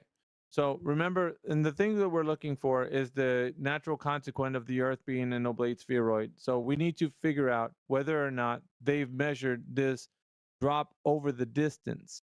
Okay, so the curvature itself would be pronounced if we're saying that an observer was going to take a sight distance, right? Line of sight distance, and it was going to notice that things were being obstructed by curvature, like a boat sailing over the curvature. Right? So over the distance, there's going to be an elevation change from the person relative to the boat that's at the far distance. So you follow what I'm saying? So as a boat, sort of. as a You're boat saying goes that, like, as a boat goes away from the person that's seeing it on the beach, right? He's seeing the boat going away from him, and at some point, he's going to see the boat disappear from the bottom up. You know what I'm talking about? Yeah. Okay, it's doing that because he's going behind the curvature, right? Yeah. Like you talking about that like illusion where like it looks like a boat's floating. No. I don't know. You probably haven't. Have you seen a boat going over the curve at any time, or seen a video of it? I know what you're talking about. If you view a boat that's like pretty damn far away, it does. Hold on, wait. If you don't know, I can just show you. I mean, it's before easy. the hull. That's how Okay. they. That's how the Greeks Yeah. reasoned that the Earth was So round, yeah, if because they would you see the mast before the hull when the ships were starting to come within sight. And they reasoned that if that to be the case, the Earth must be round. Yeah. Do you know now that H Advocate said that? Kickflip. to be honest, I didn't really pick up what H Advocate. All right. Well, let me just illustrate it, okay? Because I have an animation. I want to give you guys as much due diligence as I can to like at least. I'm gonna throw you a bone here. All right, check this out. Okay. Look in the text chat. Now, granted, it's a GIF and it's low quality, but you Right. you can see what I'm saying. Yeah. Well, Would but you? Yeah, go ahead. this, Yes, some. this proves curvature of the Earth. Right. So you think that it does, right? Don't take the bait. Dante, shut the fuck up, dude. I've never seen the picture. This can't end well. Yeah. Okay. So would you affirm that is what's going on there? Based based on based the off this GIF, based on that, not yes. even okay. Let's just say the GIF is low quality and shit. I mean, we'll just give it that. But based on the principle, right? That if this happens, that means that is curvature obstructing your view from seeing that boat because that shit's going over the curve, right? Yeah. Okay. So from the point of observation to where they see that boat doing that, would you say that is Earth curvature? Kickflip. I mean, yeah. Okay. Well, we're good because that means now we can quantify something. We can actually start to figure out where that obstruction begins. Well, it's easy to see now that somebody can actually make an observation of ships disappearing from the bottom up. We can get some definite measurements for sure from the point of observation to that obstruction taking place. So the next thing we need to figure out is how far away is that boat, right? Let's figure out some math because we got to figure this out, man. If the Earth is curving, we're gonna know for sure, and then we're gonna make a gold standard out of this, right? Yeah, I know, I do too, writing. That this is gonna be a gold standard for us, correct? Like once we figure out the distance to that boat where we see that obstruction, Bob's your uncle. We got fucking curvature. Easy peasy lemon squeezy. So if that is the case, then what can we do to figure this out? I'm actually trying to help you kind of think through this, Kickflip and H To Advocate. be honest, I do not know how to calculate that. Well, I mean, okay, so check this out. Now I want you to do this for me. No flat earther did this, so don't go like this is a flat earth information. It's not. Go to Google, type in what is the radius of Earth, what is the circumference of Earth, and what is the diameter of Earth. Then you just type that in, it'll give you some values.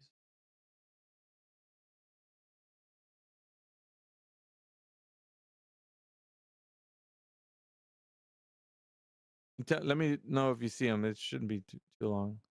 Said radius, circumference, radius. and what? Just do. You could find all three, but I just do radius for now. You really don't have to put all three. Okay. Just radius got for the now.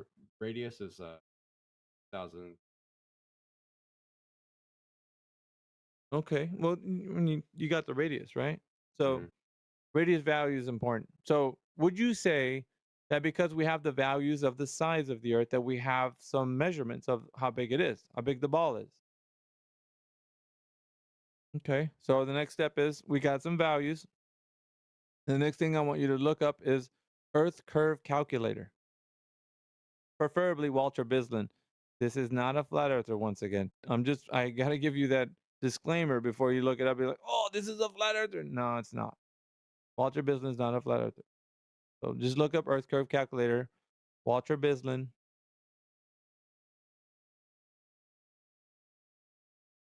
Let me know if you see it. Okay. Do you see it? Yeah. Okay. So you're able to punch in some information, it looks like. All right.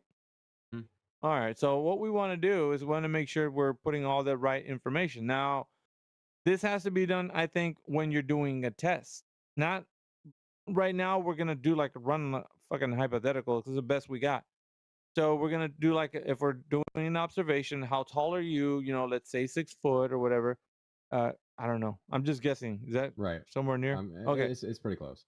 Pretty close. Anyway, 6 foot observer height. We're gonna say that that's from the water line, and so using that target distance 20 miles. Let's say, I don't know how far away that boat was in that GIF I put in, so I don't really want to use that as far as distance goes. But I was trying to figure out some kind of distance we can work with, and I was thinking, what do you think? What would be a good distance you think? Let's not get too crazy though. Kickflip. Okay. Well, in the site here, Mhm. the going by meat is Okay. what it goes by. What's like definitely too crazy, even like I mean, past like that number is probably 100, crazy. 200. Like that's 100, you're 200 going. miles. Yeah, that's a pretty far view. We'll say you think 50? No, I'm gonna say 20 miles. Yeah, you're good. No, that's a green zone. I would say for at least if we got good conditions, if we're meeting all the criteria for having a good viewing distance, I would safely say 20 miles is pretty decent. I mean, over Mhm. the body of water, right? I mean, Yeah. okay, so punch that into the with the appropriate area there. It should be kind of self-explanatory. I don't know if you want somebody to help you or whatever. I don't know because I'm really not sure what this is being measured by because it's just M. That could be meters. That could be miles. Yeah. Let's see. Well, if I put the okay target distance. Oh wait. Okay. Here we go. Never Yeah, mind. that's what I you're figured looking out. for. Okay. That's what It's you're in looking metric for. right now. Okay. Here we go. Now we're in feet. All right. I'm gonna do 20 miles to feet. Got 10,000.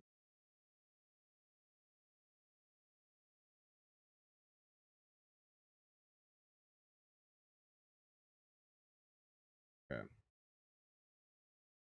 Pretty close. Okay. You got all your values there? I mean, like I said, if you I need got to the look up. target. I got the target distance. Okay. So, I mean, like I said, if you need to look up the values of the yard size, you can do that anytime. It's public information. Anybody can pull it up. And then I got my observer height at 6 feet. Good stuff. Good stuff. What other deal do we need to fill out there? Anything else? There's target size and Well, shit. We didn't even talk about that. How about? Fuck. What do you want to go with? well is we this, can do that cruise the cruise ship. I mean, if you wanted to. I know what kind do of cruise something. ship that. This Carnival cruise ship. Oh, fucking that would Yeah. be Carnival cruise ship. And then, how big is a Carnival cruise ship? It's Fucking 1,100. Okay. So, holy crap! What the heck? Okay. Dude, dang, that's a huge object right now. All right. Did you get your math right? I mean, I think my math's right, but like this looks massive in my viewing. I think I think target size is like I feel like it's more than just feet. I feel like it's just like yeah, that's definitely overall size. So yeah.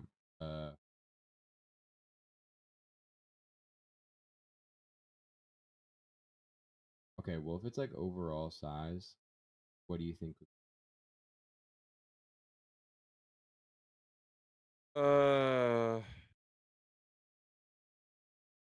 What's it asking for? Like, what size we're gonna be viewing or target? It's target size, so whatever we're looking at. Well, it was 20 miles, wasn't it? Like from our viewing distance. No, that's viewing distance. It's at 20 miles, but Okay. it's asking for target size, which is pertains to the size. Fuck, dude. You want me to pull up some numbers here? Moment.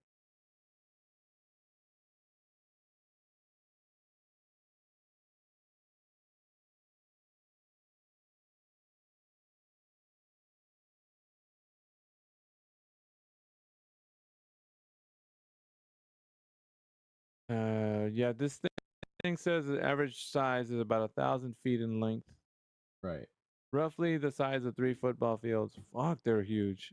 I didn't know That's they a were that big-ass big. ship. That's a big ass ship, bro.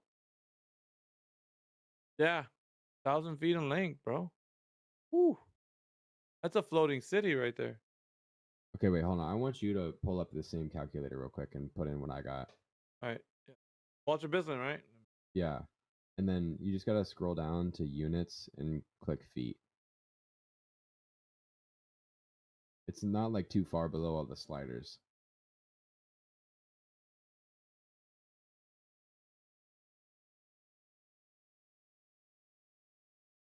Bislin.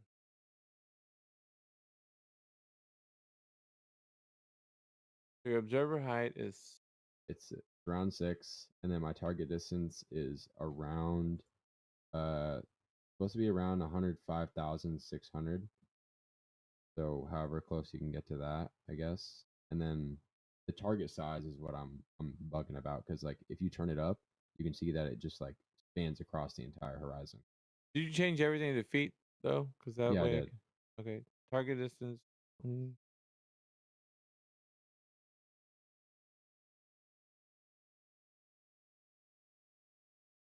Oh yeah, I see what you're saying.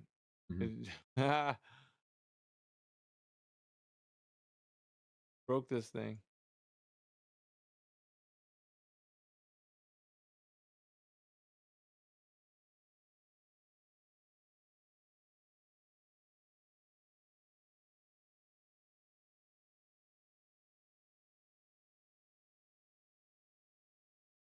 Well, okay. Yeah, but these are other values that you would use if you had like a zoom camera on things that we don't have right now currently.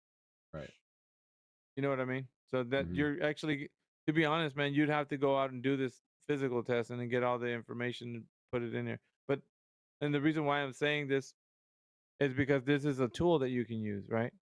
It's going to be something that you're going to be able to find out how much between you and the point of the target, right? Of how much Yeah. curvature there should be to obstruct your viewing distance, if there is such a thing, right? And I would say we'll get it worked out, but the bigger picture here is that once you start to realize that this is what's taking place, so we're starting to figure out like the geometry, right, aspect of it, then we're going to realize if there is any curvature obstructing our view or not. And so this tool is going to give us that information. So from the predicted values, right? Let's say the curvature, I'll just give you an example, is at 5 miles, where it's supposed to be according to the math. Then when you go make your observation, that son of a bitch better be there at 5 miles, right? So when you look at your point of observation to the target distance at 5 miles, you better start seeing some Earth's curvature, right? And if it's not there, the predicted value of the geometry of the Earth was not going to be what they're telling you. So in essence, you're falsifying it in that moment right there.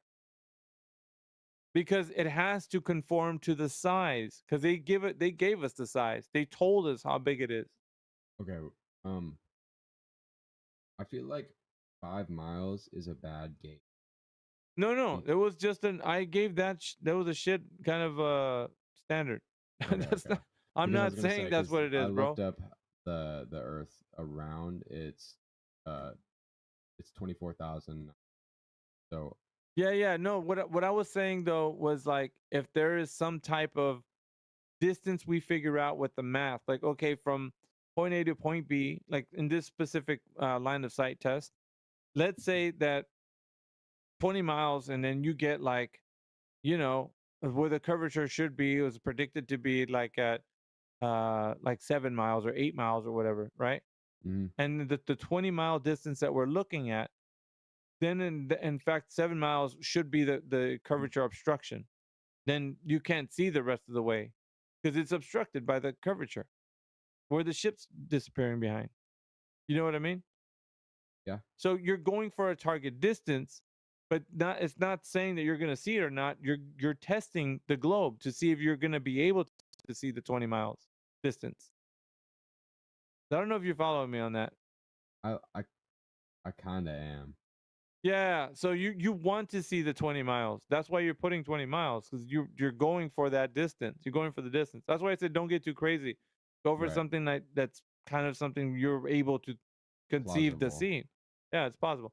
So if you do that, and the curvature where it starts to obstruct the viewer from a elevation of 6 foot, then you would be like, okay, the curvature should be pronounced at 9 miles or whatever math turns out to be. Then you're going to start to realize, okay, now I know that every time that I go out and make my observation, every time the curvature will be at 9 miles. 9 miles tomorrow, the next day, and so on and so forth. And you know what I mean? It will be obstructing my view every time. Right. So you already now have a standard, so you can tell anybody here, look, I did the test. I put all the numbers in there, and everything, the refraction, the target size, the distance, my elevation, height, all that stuff. And then this is my result. And then so you give it to somebody else, and then we compare and all that, and then we'll say, okay, now we know it's a globe. The curvature set where it was supposed to be 9 miles, all that good stuff. So that's what I'm telling you. This is what we're doing here with this. We're falsifying or verifying that the curvature exists, or it doesn't. It's really that, it's like I always say, it's really that easy. That's all you're doing is a line of sight test. You're just testing out to see how far you can see, and if there's any obstruction within the viewing distance, then you do have exactly what you predicted was going to be there, Earth curvature. And if not, then you don't have the curve, and it's not a globe like they tell you. In essence, you're falsifying it. Yeah. But that's a test for you and for anyone to do. Okay. I'm really just kind of leaving it in your hands. But Right. the thing that to be noted here is that when I first started down the path of like walking you through this whole process, is that in fact people think that the Earth has been curving, but like with the first question is who has ever measured it any time in history, as in the kind of the way we're doing it right now, kickflip. Mhm. Who's ever taught you that this is the way with geometry and math and per what the globe the metrics that they give you, like the radius, diameter, circumference, who's ever told you this is the way to wouldn't it be easier in school if they had told you this is the way to verify the curvature of the Earth? This is what I'm saying. It would have been cool, right? For them to say, look, if you want to know that it's Yeah. indeed a globe, just go out and see how far you can see. And if there's curvatures in the way, it's going to be where it's predicted to be. It's going to be at 9 miles, like just for example. It's going to be at 9 miles. Like, and then you'll be like, okay, let's go check it out. And sure enough, you do the math and it's there. And then there would be no reason why nobody would think that the Earth wasn't a globe, because it would demonstrate itself. But Right. from our point of view, and everybody in here, we don't measure that. The predicted value of the Earth's geometry is not where it's supposed to be. And that's why everyone in here has verified and falsified the claim of the Earth being a globe. So that's why they haven't taught this, because there is no Earth curvature. That makes any sense? It makes sense, but like, I think, I don't know. It's like it's a valid argument, but I think it's also like semi equally invalid, because I mean don't get me wrong, it would be cool to be able to measure curvature, but to be honest, like a lot of school you don't use, but I really don't know when I need to know, except for like right now, how to measure the Earth's curve. Right. And because we're not taught how to think about measuring shapes, bro. Like that, Yeah. nobody's telling you like on the if it was that we were living on top of an oblate spheroid, nobody's telling you how to do it. You like obviously everybody thinks it's a shape, right? That's something everybody believes, that it's a shape. We get pictures from NASA and all that, but they don't ever say, hey, you know what? If we are on a ball, then the surface would be curving, and all you got to do is measure the surface, and not all of it, just some of it, and just find out that it indeed is a globe. Like that, you're verifying and falsifying it, and you're good to go. Why would anybody not want that? It'd be measurable. And that's what we're saying here. The thing we're putting out to the public and everyone that comes in here is that why does everybody like not want to know that. It would be so easy to. We got LiDAR. I mean, fuck, man. We got units of measurement that we can be precise with. Like, it's crazy. Like, why we can't know that right now?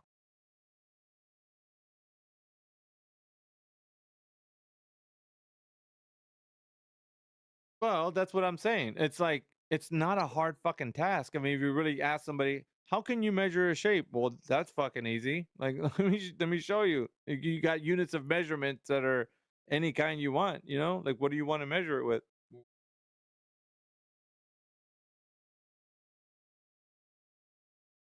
Be on a parabola. Yeah, and on parabola, it'd be like 8 inches per mile squared. You square the function. So you could look this information up too, man.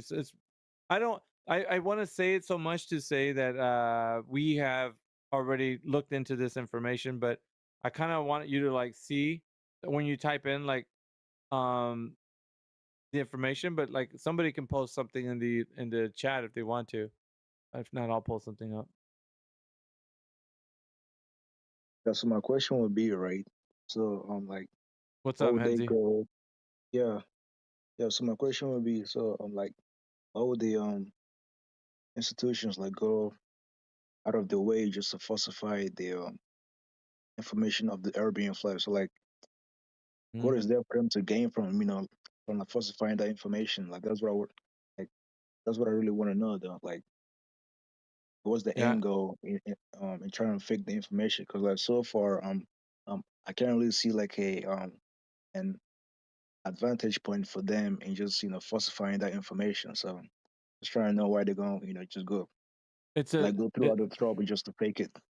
Henzi, that's a loaded question, and the reason being is because right now that question is in an investigation. The motive question would be not asked the first step of like investigation. Like when you do an investigation and research, you want to figure out the evidence first. That's the first step.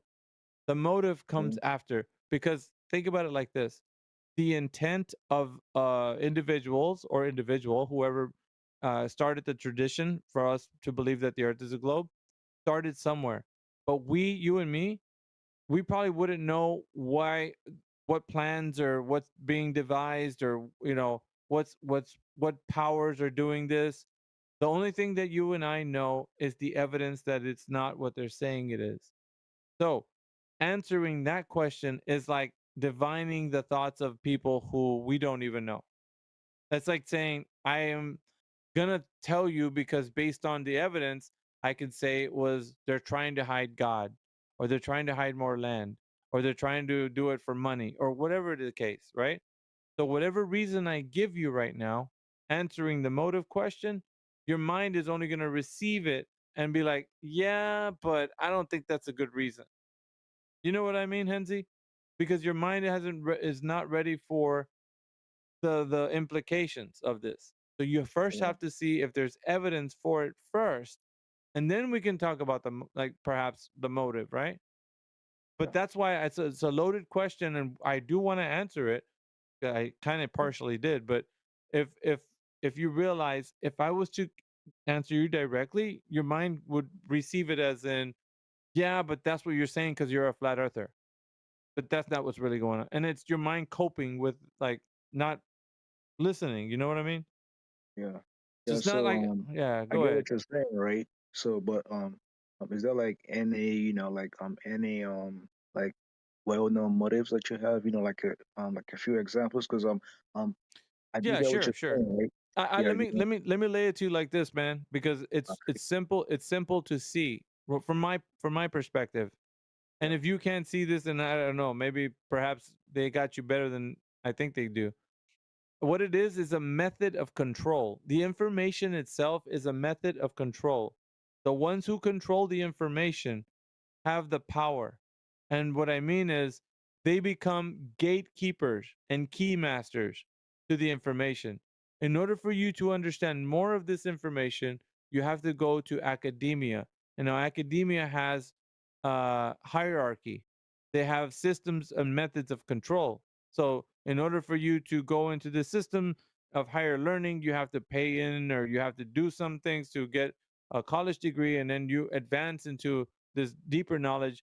But then you, once you get to that place, you know, where you're learning about the cosmology and all these things, there's no empirical evidence in those levels. So you start to propagate information, as in now you start to teach it to people.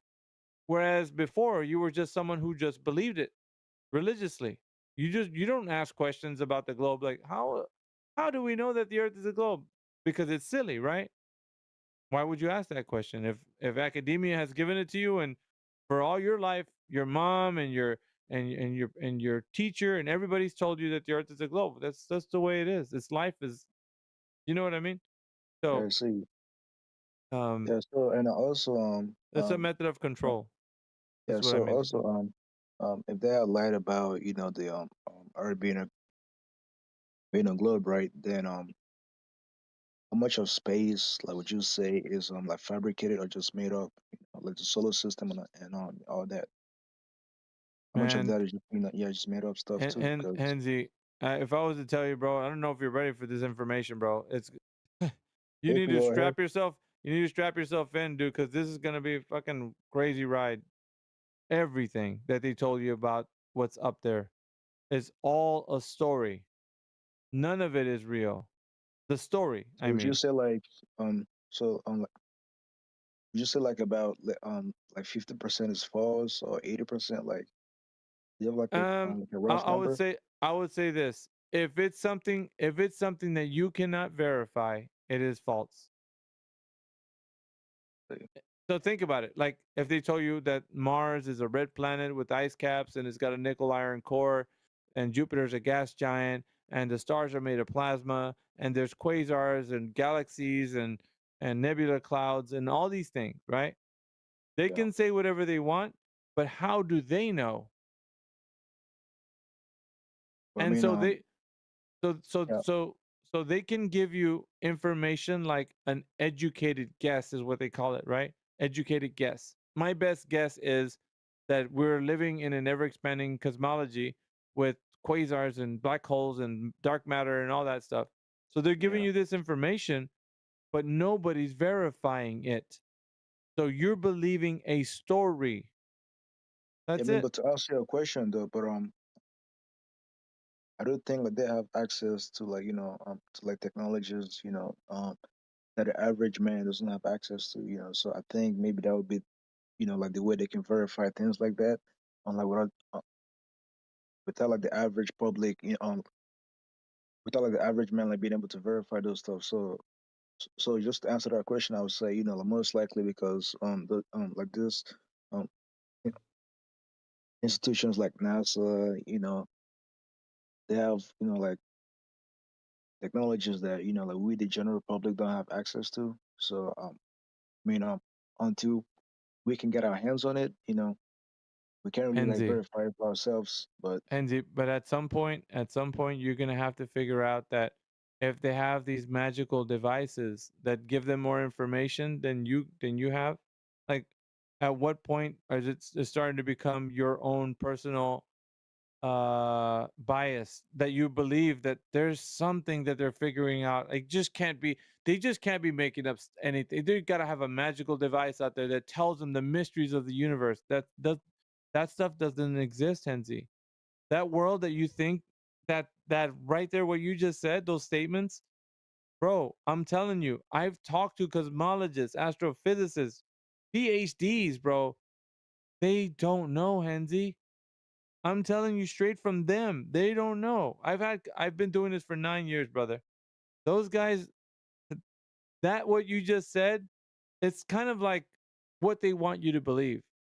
They want you to think that there's some magical devices that they have that can unlock the mysteries of what the stars are. And then you're not privy to that information. So you're just like a commoner, you know, that once they come out with their doctrine that you just believe and accept because they have these devices that helps them know more.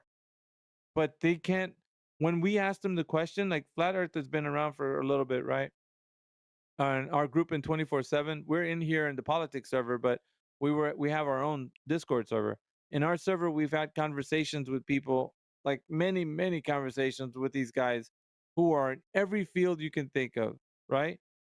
And so they always, when we grill them, when we always ask them questions, we do it for your guys' sake. The ones who are just like thinking like you, no, they have some devices. And that's the reason why we are just people on the internet, and those guys are in academia. They got all the equipment. And because of all the equipment, they know the mysteries of the universe. We don't know that because we're just people on the internet. And that's giving us no credit and giving them all, and you know what I mean? But when we had confrontations with those guys, they don't know. They usually, we asked this guy, his name was Mick West. He's a scientific communicator. He came in there and we was talking to us. We spoke to a cosmologist. We spoke to an astrophysicist. We're always asking them the questions, man. They don't even know. They say, no, that's our best guess that it's this thing and that thing and the other thing. They don't tell us they have an affirmation of what it is. So back to the thing where you think that they have advancement in technology to give them secret information. No, they don't have that, sir. They make up stories about stories about pixels on the on their computer screen. So I'm guessing like the whole SpaceX and Elon Musk fiasco it's just a sham basically. The whole situation of so SpaceX, like trying to go to Mars and building Don't get me and started on building Elon. a Starship and stuff. So I'm guessing that's just a sham pretty much. Well, I mean, think about it, man. If you've ever heard these, like, so being in this group, what we've been exposed to is thousands of hours of content, of videos of them lying, brother. Them saying things that are contradictory to one time they say one thing, one time they say another. At one time they say they can see stars from the ISS, and another time they say they cannot see stars from the ISS. On the one time they say we can go to space, and the other time they say we cannot go to space because we lost the technology and it's a painful process to get it back there again. I'm telling you, brother, it's all a fucking sham. And everybody in that's taken in by this information is falling prey to it. So I'm gonna say this. It's a labor of love for everybody who's in here trying to wake people up, right, about this information. Because we care about it's a passion of ours, right? Once we became kind of free of that in our mind, we're starting to tell other people. Whether people receive or not, we don't know. The only thing we're doing is planting a seed. That's it. If you wake up tomorrow, you're like, oh, those fucking crazy flat earthers, they're stupid. Who cares? That does not up to us. The only thing we're concerned about is telling people what's going on. That's it. But yeah, it's huge, brother. That is huge. It's big. There's a lot of stuff going on. And all we can do is share information with other people. That's it. And have them say, let's just check it out, research it. I don't want you to believe in flat earth. No. I want you to research flat earth. That's crazy too. I mean, like considering how much the United States puts into like budget wise, to the space exploration, for that to just that's crazy, man. Oh. All the time and wow. Well, speaking of them, Space Force, turn the logo upside down and see if you can see anything. Yeah, it's pretty deep, man. Like Henzi, you got to be ready to like listen to like a lot of stuff, bro. Your eyes, you're gonna. It's a lot, brother. There's a lot of stuff involved. And so the people in here have done so much research. I credit them for every single day. They're diligent. Like most of the people that have been in my team. I'm just saying, bro. Like this, if anything, Henzi, like don't discredit it right away. Just stick around and ask some questions. Just hang around. Just listen. You don't even have to jump into convos. Just listen. You'll see what I'm saying. We've had thousands of conversations with people. I've been like seriously, I've been doing this for like 9 years. So you said something about the Space Force logo, like being I'm trying to look for it. yeah, it's old Space Goat. He has it. So, but good evening to everybody, and I'm gonna probably be bidding everybody adieu because it's getting that time of late for me. So appreciate you guys, man. Thank you for giving me the airtime. I do. I care about people, man. So that's why I do it, even past the ridicule and everything. Later, Alright, bro. dudes. Take it easy. Later. Yeah, man. Night, bro. Later, my or Yeah, Mike. That man's a pervert. at least he's not Somalian.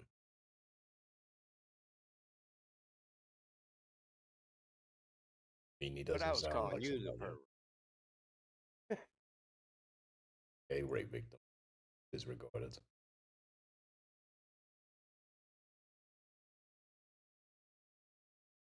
Called you a pervert. No, I'm just calling you something that you are. What you're doing is slandering.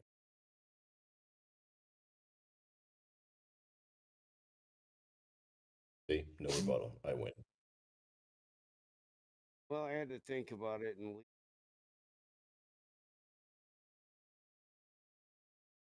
Whatever you say, faggots. Nobody cares.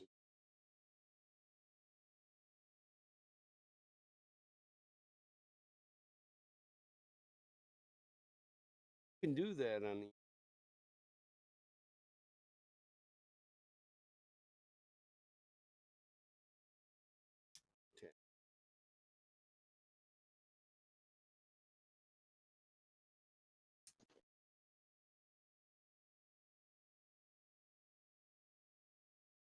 the had to mute.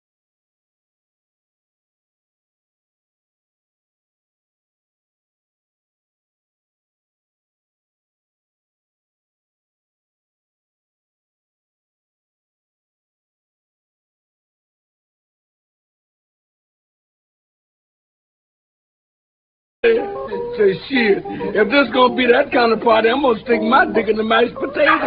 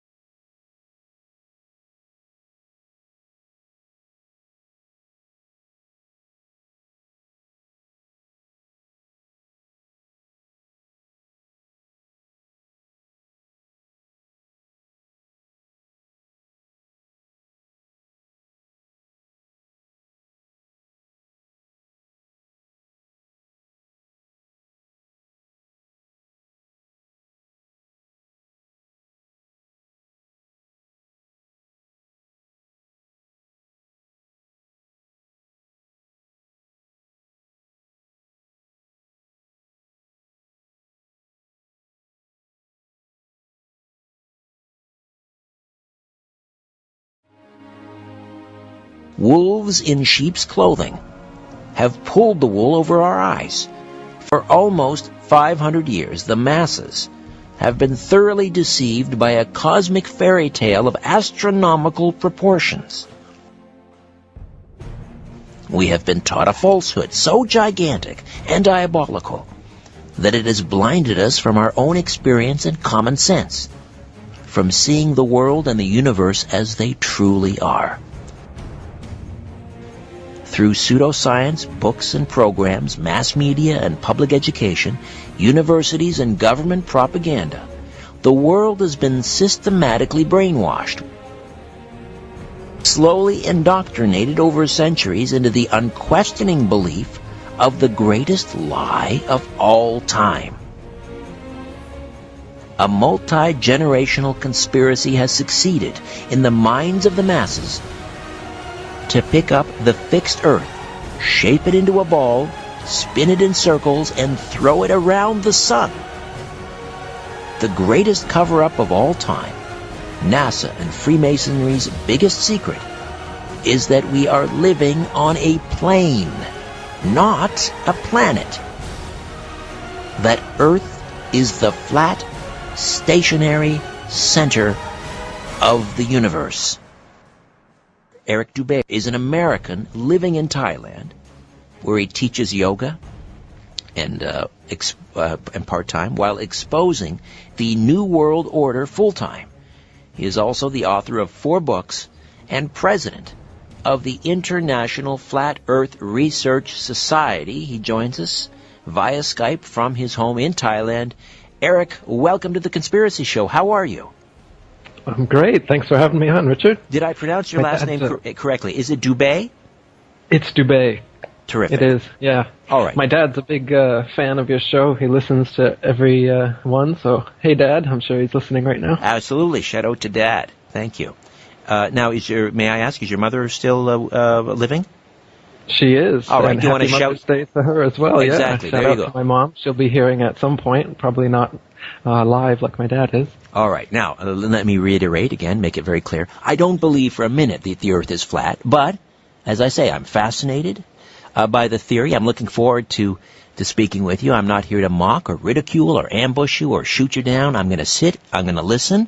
I'm going to ask a few challenging questions. Time permitting, we may also have some callers who'd like to ask you some questions.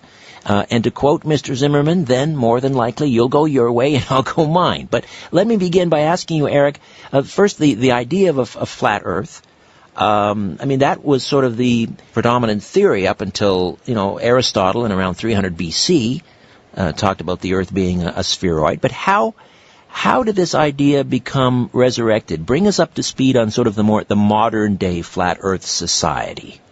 Yeah, throughout history, all around the world, the flat, motionless Earth was a given. It was known until around 500 BC. Pythagoras was the first one to come up with the spinning ball model. And as you mentioned, Aristotle later came up with some more proofs, in quotations, for the spinning ball model. It didn't really pick up speed, though, until around 1500s when Copernicus wrote his book. And then with the Newton and Galileo, it picked up more speed, and now with NASA, you can't find anybody that believes the Earth is flat. Everyone believes that it's a spinning ball. And that word belief is pretty interesting when you look at this, because you say, I believe that we're on a flat Earth, but in fact, I see that I'm on a flat Earth, and I feel that I'm on a motionless Earth, and I see that everything in the sky revolves around me. I also see that the sun and the moon are the same size. But I've been brainwashed to believe something very different from what I see. I've been brainwashed to believe that the completely flat horizon that I always see curves at some point. I've been brainwashed to believe that the motionless Earth that I feel beneath my feet is actually spinning at 1,000 miles per hour. I've also been brainwashed to believe that the stars, sun, and moon that clearly spin overhead are actually, some of them we're spinning around, and there's this big spiral motion of planets and galaxies all spiraling, as NASA has told us. They also tell us that the sun is a big ball of burning light, and it's 400 times further away and 400 times bigger than the moon. Yet when I look out in the sky, I can see them to be both the same size. So, in fact, what we believe nowadays is based on something contrary to our common sense and experience, and actually comes from philosophers like Aristotle giving us supposed proofs of a ball Earth, and NASA, Photoshop, CGI divisions giving us fake pictures, making us believe otherwise. But if we were just given to our own devices, everybody would be a flat earther, because that's how it is. It's flat, it's motionless, everything in the sky revolves around us. And that common sense perspective actually has been experimentally proven as well. many, many ways. My book has over 200 proofs. There's a book in the 1800s called 100 Proofs the Earth is Not a Globe. That was based on something called the Bedford Level Experiment. Now we're coming up on a break. What was that? The Bedford Level Experiment? Do you recall? The Bedford Level Experiment was an experiment by Samuel Rowbotham, who was another flat Earth author in the 1800s, and it was basically an experiment to test if the natural physics of water are as they appear to be, that water finds and remains level.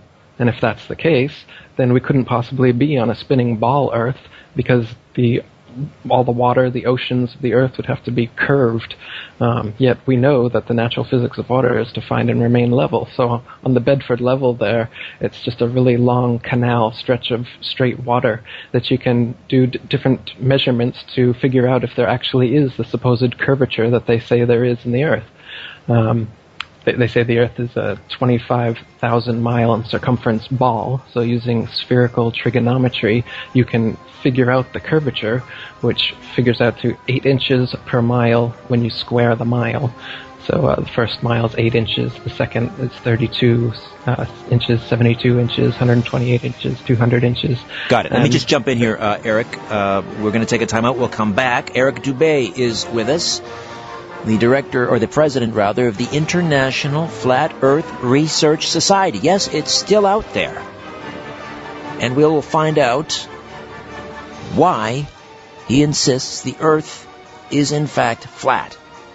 Back with more of The Conspiracy Show. Don't you dare go away.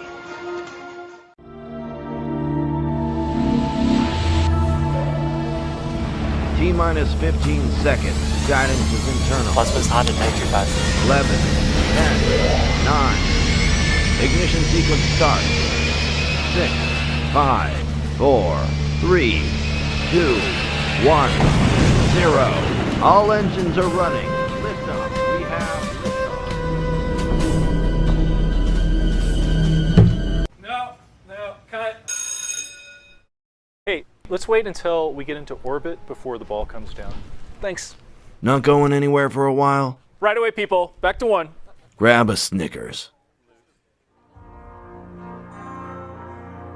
Mission to Mars, Scene Apple, take 2, marker.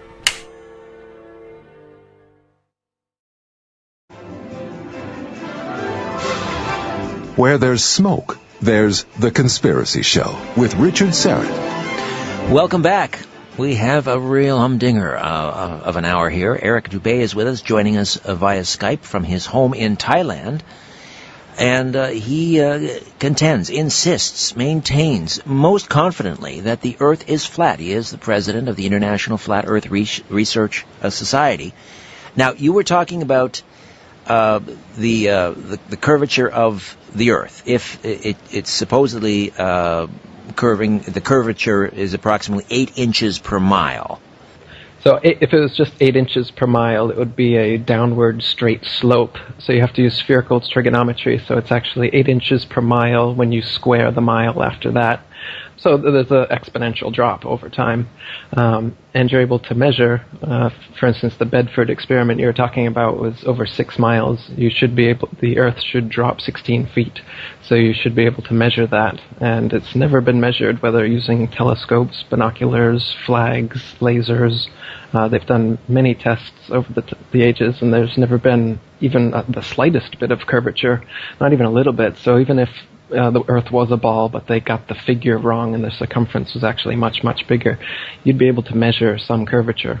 But there's never been any curvature measured whatsoever. All right. What is, if the Earth is flat, we can't show people visuals, but give us a mental picture. What does this plate look like that we're all riding around on, or standing on, rather?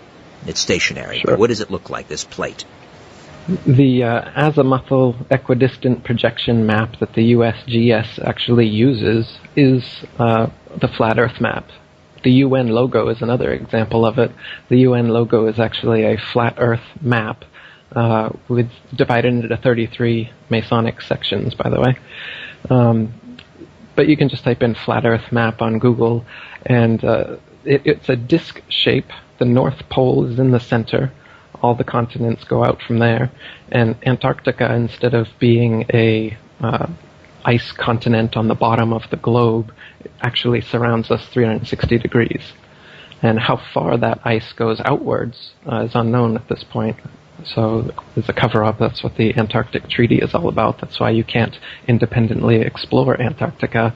And when people like Jarl Anderhoy try to go down there, they get turned away at gunpoint and put in prison.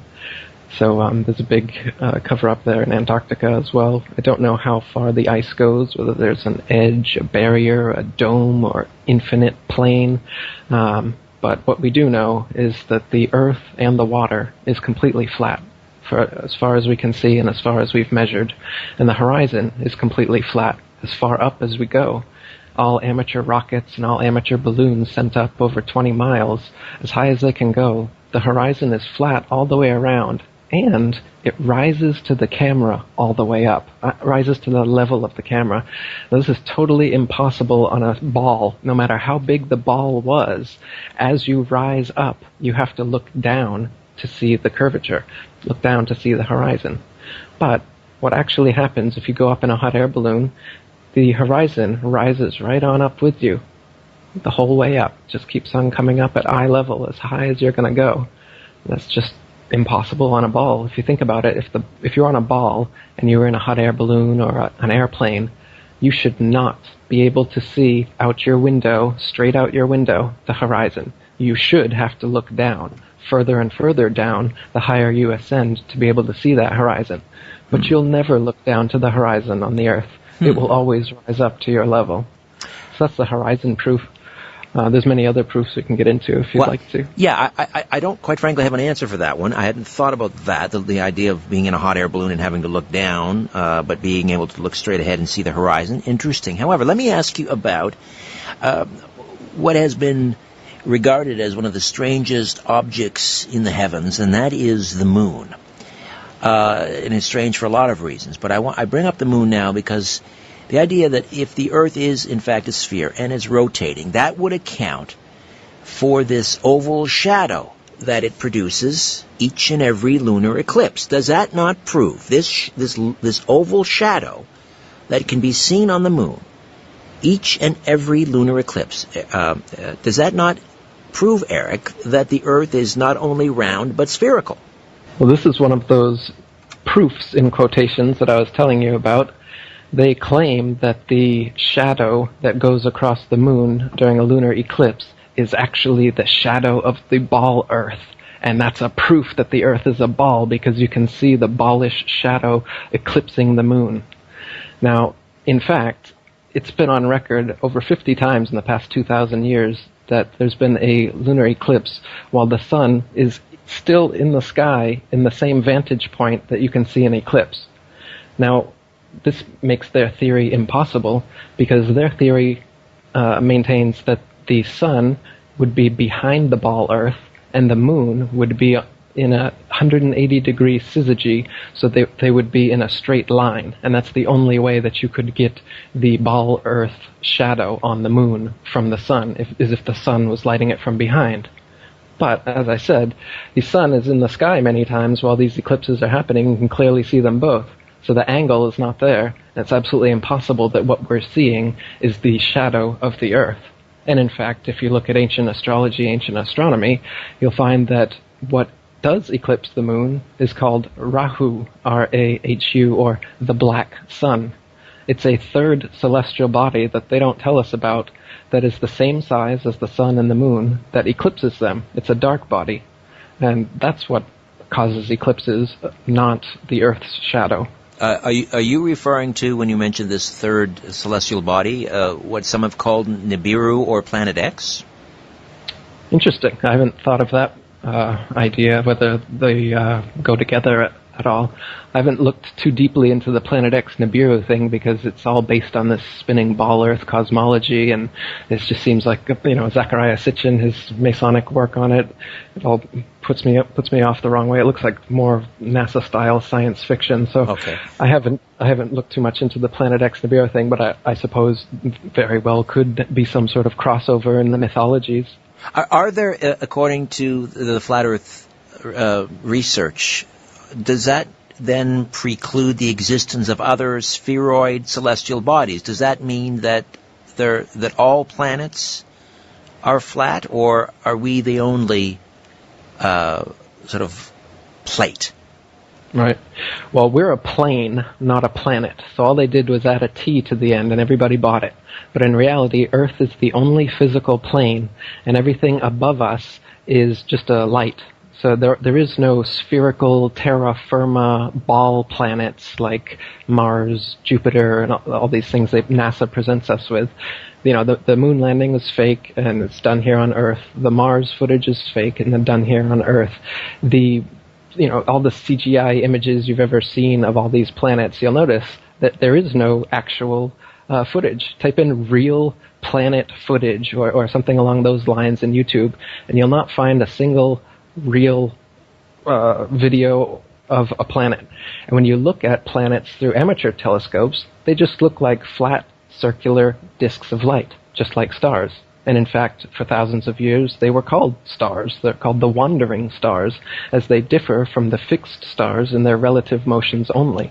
The fixed stars stay completely fixed together in their constellations day after day, year after year, millennia after millennia, which is another proof that we're not on a spinning ball going all around the galaxy like they tell us, because Polaris, the North Pole star, stays exactly where it is, right above us, and all the other stars rotate in a dome-like planetarium shape eastward in a 24-hour cycle all around us. And the wandering stars, so-called, because they kind of wander their own unique paths, they're still in a general motion. They do a kind of a spirograph pattern around the sun. So, no, the sun, the moon, the stars, and the wandering stars that are now called planets are just lights. And they light up the night sky. They give us calendrical time. They divide not only the night from the day, but the years and the months, etc. The word month comes from moon month, and it's the cycle is the same with the female cycle as well. So there's a lot of parallels between, as above, so below. That's where astrology comes from as well. When you propagate the spinning ball Earth model, then suddenly astrology, which was an ancient science of consciousness known to our ancestors, suddenly becomes like some stupid superstition, because how could the position of the stars over us have any significance? But if we are the only plane in existence, and everything in the heavens truly does revolve around us, then that denotes a special importance to not only Earth, but to humans, the most intelligent of the intelligent designers' designs. If we're just, on the speck of God's fingernail in the corner of the universe, like NASA wants us to believe, then it's a very nihilistic, atheistic kind of view. That part I agree. That part I agree. And I take a lot of flack. We talk a lot about UFOs in this program and extraterrestrials, and I don't subscribe to that theory. I think we are unique in the universe. I think this UFO ET phenomenon that we're talking about, interdimensional entities here, I think we are in a sweet spot in the universe, and I think we are alone. This universe was created for us. However, let me go back to some of these other, you call them proofs, and obviously you've heard all of these before, but I'll throw them out to you and you can handle them as you will. And that is, of course, the old ships in the horizon argument, that you go down to the beach and you do not see as ships approaching, they don't just appear out of the horizon like they would if the world was in fact flat. They seem to emerge from beneath the sea because they're obviously, they're not emerging from the waves, but they're coming up into the horizon. So does that not, to the naked eye, obviously, to me anyway, I look at that and I say, well, obviously that's because the Earth is round. Well, that's another one of the old proofs. But in fact, it's a proof of the opposite when you do it yourself. Because what happens is if you watch a boat disappearing over the horizon, as you said, the hull's going to disappear before the masthead, and people have been saying for centuries that that's because it's going over the curvature of the ball Earth. But if that was the case, then after it disappeared from sight from going over the curvature of the ball Earth, you would not be able to bring it back into sight by using, say, a zoom camera, binoculars, or a telescope. But in fact, you can let the boat completely disappear, and then train a telescope on it, and you will bring the entirety of the boat, including the hull, back into view, proving that it did not descend over a wall of convex water, and in fact the horizon is the vanishing line of perspective from your point of view, and that's why you can zoom in on it, or if you rise in altitude you can see more, or on a clearer day you can see more, see further. The horizon is not the curvature of the ball Earth, as we've been told. It is simply the vanishing line of perspective, the law of perspective, as any artist would know. It's the same reason, railroad tracks seem to converge on each other off in the distance, this kind of thing. All right. Or in a hallway okay. as well. The ceiling and the floor converge, yeah. All right. Same now, idea. You mentioned the constellations earlier, and let me just throw this one out again. And just to remind people, Eric Dubé is with us, the president of the International Flat Earth Society, or Flat Earth Research Society, joining us here on The Conspiracy Show from his home in Thailand. And before I get to the next one, and we are approaching another break, and I want to talk about some of these things you've already mentioned, but we'll come back to them. When, for you, did this realization happen? I mean, you grew up, I'm guessing, in a public school system. You had the same sort of, as you call it, propaganda, brainwashing. What was the aha moment for Eric Dubé that the Earth was flat? It took years of researching before I finally said, yep, it's for sure. Because what it's like when you're researching the flat Earth, it's like you've got your hands out, you got the ball Earth in one hand, you got the flat Earth in the other hand, and you think that there's a lot of proof for the ball and not so much proof for the flat Earth. And then you start to look into it, and you find all of these proofs for the flat Earth, and then you find all these debunked supposed proofs for the ball Earth, and then your ball Earth hand just starts getting weighted down with lies, and your flat Earth hand just rises up until you realize that we've been completely lied to, and the Earth is in fact flat. So I would recommend that this process will certainly happen to everyone who reads my book, The Flat Earth Conspiracy, and I've gotten rave reviews saying so. And also, you can check out all the 1800s Flat Earth material. That's where my main aha moment came from, was reading Robotham's books, Carpenter's books, like we talked about, 100 Proofs the Earth's Not a Globe, this one called Zetetic Cosmogony and Zetetic Astronomy. These are both good ones. If you come to my International Flat Earth Research Society, it's ifers.boards.net, IFERS. I've got all those books there and many other materials that you can look through. How many members do you have? How many members do you have at the International Flat Earth Research Society? I just restarted it. As you mentioned, the International Flat Earth Research Society was the first Flat Earth Society in the 50s, and then Leo Ferrari's came along in the 70s, and then his is the only one that existed in the form of the Flat Earth Society online. And so I just restarted the International Flat Earth Research Society just a few months ago. So we've got about 500 members and about 800 guests visiting every day at the moment. But any scientists, astronomers that are part of your organization?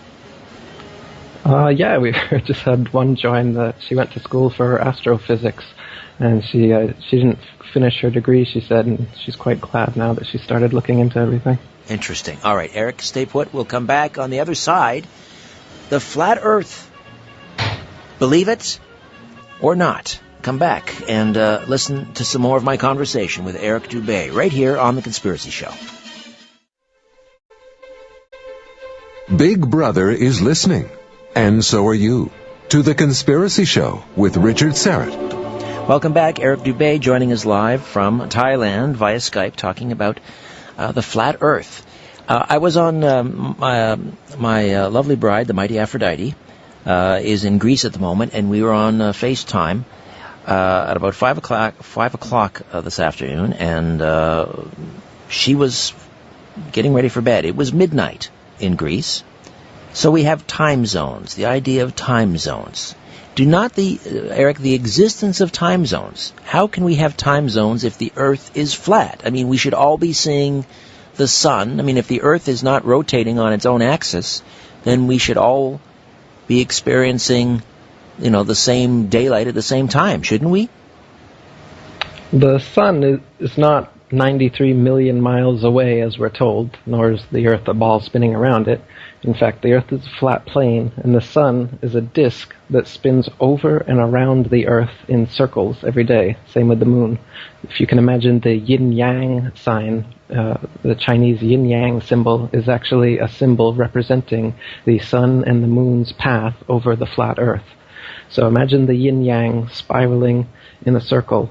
The sun, you can't see the sun all over the Earth from every point at all times. And time zones are caused by its motion over the flat Earth, over and around it. So every 15-degree demarcation point around the circle is 1 hour, and it will do this 24 times a day. So time zones are caused by the sun moving over and around the Earth, not by the Earth spinning around the Earth spinning, as they say. All right. Gravity. We have to talk about gravity. And if the Earth is a sphere, then, no matter where you're standing on a sphere, because it's a consistent shape, you have exactly the same amount of sphere under you. So the center of gravity doesn't change wherever you are on the sphere. But if you're on a plane, a flat plane, think about, spinning a dish around or something like that, a dinner plate. The center of mass in a flat plane is more or less in the center. Are we in agreement so far? The center of mass? The center of mass of a flat plane is in its center, more or less. But it's not spinning, though, right? It's stationary. And the mass is distributed all over the Earth. I don't know how much more mass there would be at the very center than in Antarctica or in the continents. So I wouldn't quite say that, no. That's true. If it's not spinning, then the center of gravity would be consistent. Okay. Right. Now, gravity doesn't exist. Gravity is just their catch-all term for what they can't explain. So they say that the reason that the oceans, buildings, and people don't fall off the underside of the ball Earth is because of gravity. It holds us on. They say the reason that you don't feel the 1,000-mile-per-hour spinning atmosphere going eastward all the time is because gravity pulls the atmosphere along with the spinning ball Earth just so perfectly so you don't feel it.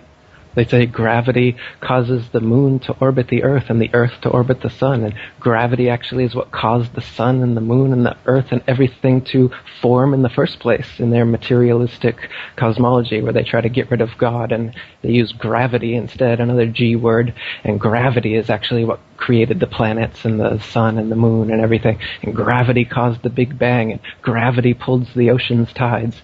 Interesting how gravity supposedly pulls the ocean's tides, but it can never reach the lakes, ponds, marshes, and other bodies of water, can it? It just pulls the oceans. Nice. Gravity, that's gravity for you. But in reality, everything that nowadays is explained through gravity was already explained adequately through the laws of density and buoyancy.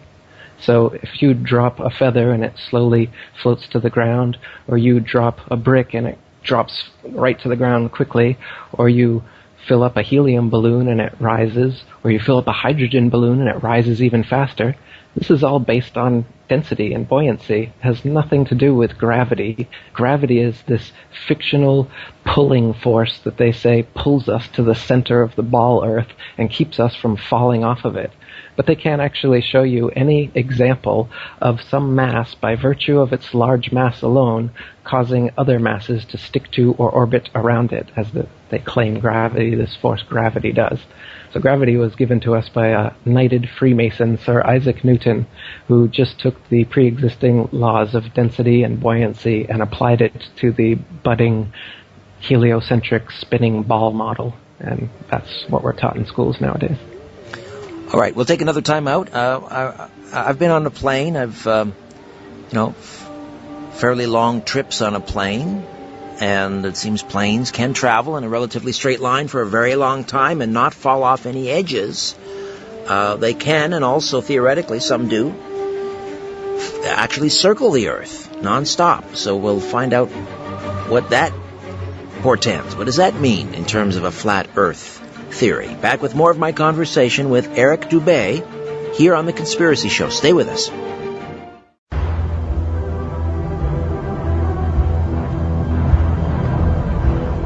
In a democracy, we elect officials so we can sleep at night.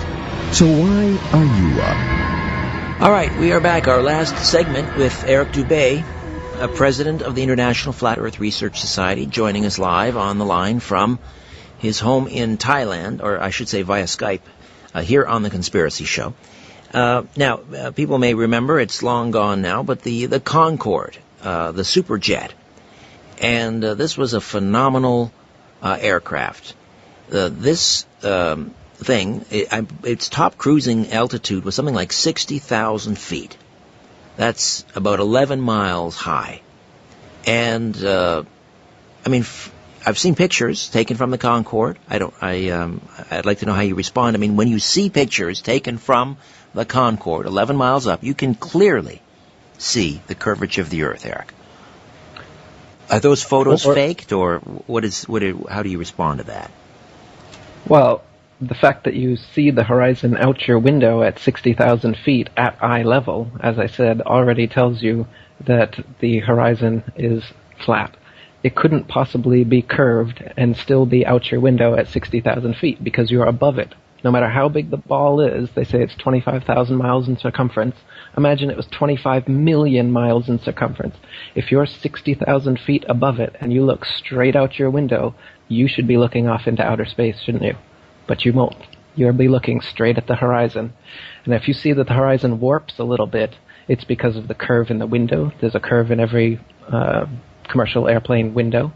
Or a wide-angle fisheye lens, like in the Red Bull dive. You'll notice they used on the outside cameras for that Red Bull dive, Felix Baumgartner did, the outside cameras are fisheye lenses. And so the supposed curvature of the Earth starts right from the base of the Earth all the way up to 128,000 feet. The curve remains the same because it's not the curve of the Earth, it's just the curve of the camera.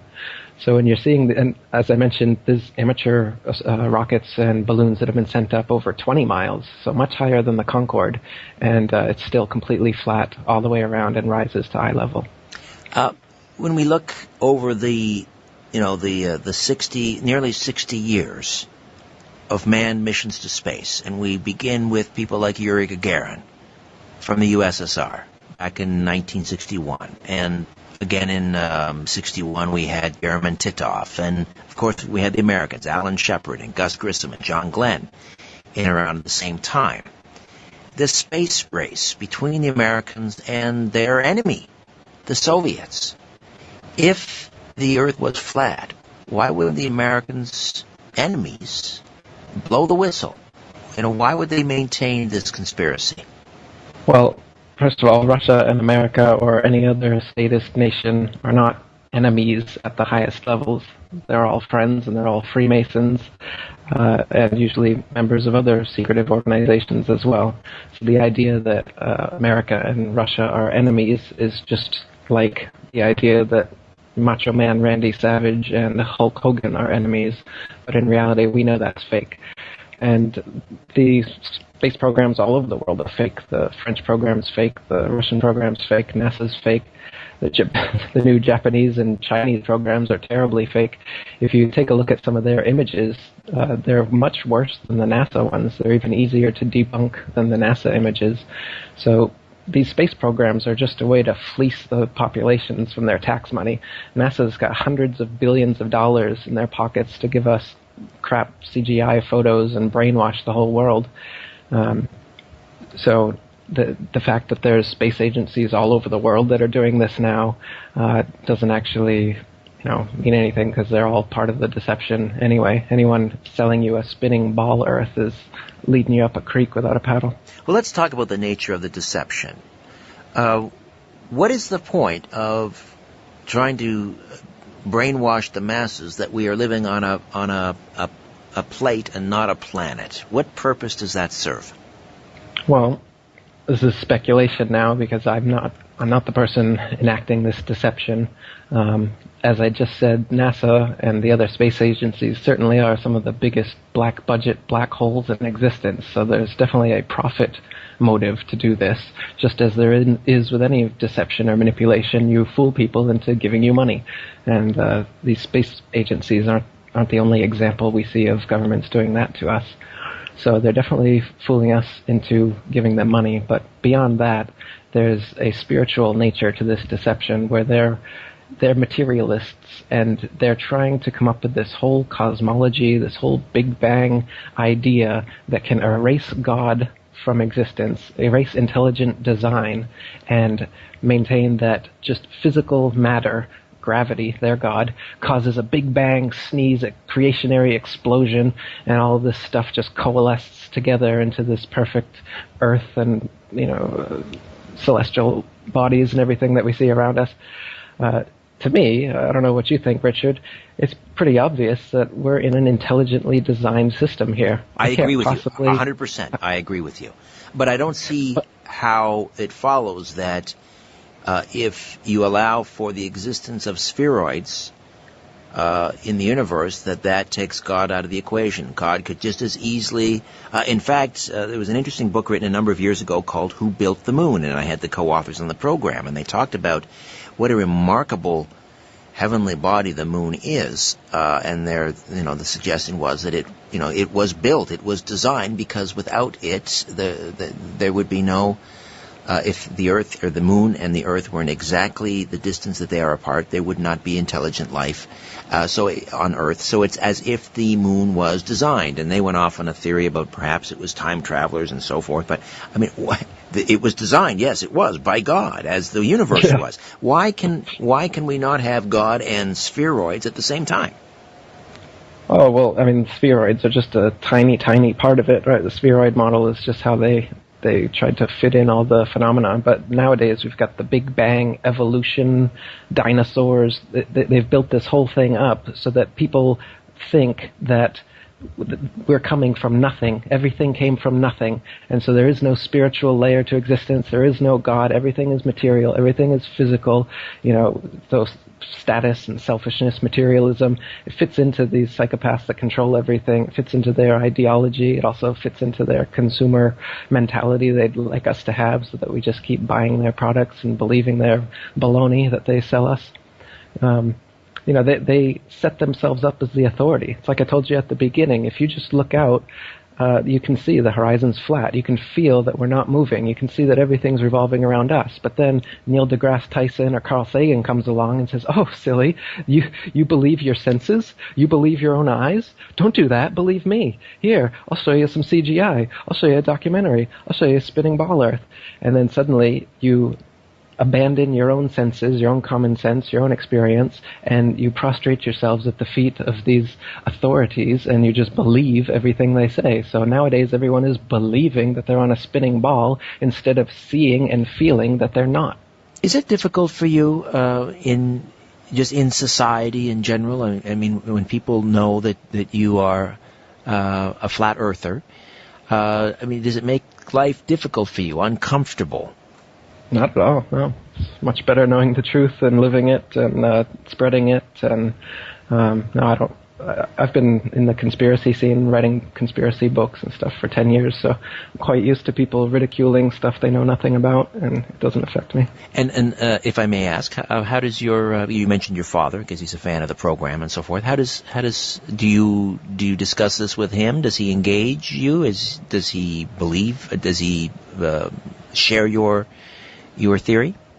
Yeah, he finished reading my book, and he says he's on board now. Really? Interesting. And so before that he was not on board, and now you've convinced him. Yeah, actually, everyone that that's been in contact with me who has read my book is a flat earther now. I haven't heard of anyone who's read my book and still believes the spinning ball. That's fascinating. And do you, if I can use the term, do you proselytize? I mean, do you go out and try and convince other people, or do you simply allow them to come to you and ask you about it? Sure, all of the above. I make a lot of YouTube videos. I have some blogs and websites, books. I go on forums. I have my own forum. Yeah, I've definitely been proselytizing this and other conspiracy truths for a long time. Have you offered to debate, let's say, a non-flat earther, let's say at some academic institution, an astronomer, an astrophysicist? Have you ever offered to debate any of these individuals, and have they ever accepted? No, but I would be interested, especially some of the bigger NASA names like Neil deGrasse Tyson. I'd love to debate him. And you're confident that you would emerge victorious? Sure. There's not even a shadow of a doubt in your mind that the Earth is flat? No, I researched it long enough to make sure that I was correct. It's fascinating. And still researching it now today. I don't have answers for everything. Like I told you, what's beyond the Antarctic ice and stuff, I don't know. There's still mysteries to it. But as far as whether the Earth is spinning or a ball, no, it's absolutely not. What about, I mentioned the transit, these long flights. Airplanes can now circumnavigate the globe, they would say, as one of the proofs that we are not living on a flat Earth. That you can fly around the Earth nonstop. Right. But you can fly around a flat plane as well. And so all these people from Magellan up to current plane circumnavigations are just going east to west around the flat Earth. They're not going under the supposed ball under Antarctica. There are no routes that go straight over Antarctica, as there should be, such as Australia to South America and some other routes like this. The straightest line path, if we are on a spinning ball Earth, is to go straight across Antarctica. But they never do that. They take the long route around. And when you ask them, why do you take the long route around instead of just going straight, they say, it's too cold. The planes can't handle it. But of course, this doesn't make much sense when they're supposedly out there in outer space and have gone to the moon where it's much colder and much hotter, and they have the technology to do that. So why can't they just go straight across Antarctica with these flights? They never do. So circumnavigation is only east to west, and that's possible on a plane as well as a globe. So this supposed proof doesn't actually prove one way or the other, because it's possible on both. You mentioned that the United Nations flag is, in fact, a depiction of a flat Earth. So what are they trying to tell us? They're trying to clue us in? Are they teasing us? Why would they do that? Well, it's not only is it a flat Earth map, but it's divided like a bullseye target into 33 sections. And, Freemasonry has 33 degrees. Right. So, and it's also blue, like the first 3 blue degrees of Masonry. So to me, the flag, the logo, is like a big nudge, nudge, wink, wink for the Freemasons of the world. It's the biggest and oldest secret society in existence with over 5 million members worldwide. And they're the ones who are behind this spinning ball deception from the get-go. So it's kind of a way for them, just like all the symbology they use in Hollywood and elsewhere, it's a way for them to communicate to each other, like, hey, we know what's going on. Meanwhile, the sheeple public can look at that and really not even pay attention whatsoever and have no idea what's going on. And it gives you this symbolic control over humanity because you know the symbolism, the right brain kind of information, and everyone else is locked in their left brain prisons where they can't read the symbolism and see what you're talking about. Ancient society, ancient languages were all symbolic. Hieroglyphics, cuneiform. Sure. They were all based on symbols, and so the people who were using those languages were much more right-brained. They're much more right-brained. Well, actually, they're probably even nowadays. We're overly left-brained if you look at a CAT scan. I think that's absolutely true. Eric, I wish we had more time. Perhaps we can. Maybe I can arrange for a debate on this program. If you'd be good for that, and I'm sure you would be. Eric, a real pleasure meeting you. Thank you. Leave us with a website again. Yeah, it's AtlanteanConspiracy.com. A pleasure to meet you, and thanks for sharing. Thank you. It's good talking to you. You too. Likewise. Eric Dubé, President of the International Flat Earth Research Society. Fascinating. My website, richardsyrett.com. Say hello on Twitter @RichardSyrett. And as always, wherever it leads, follow the truth.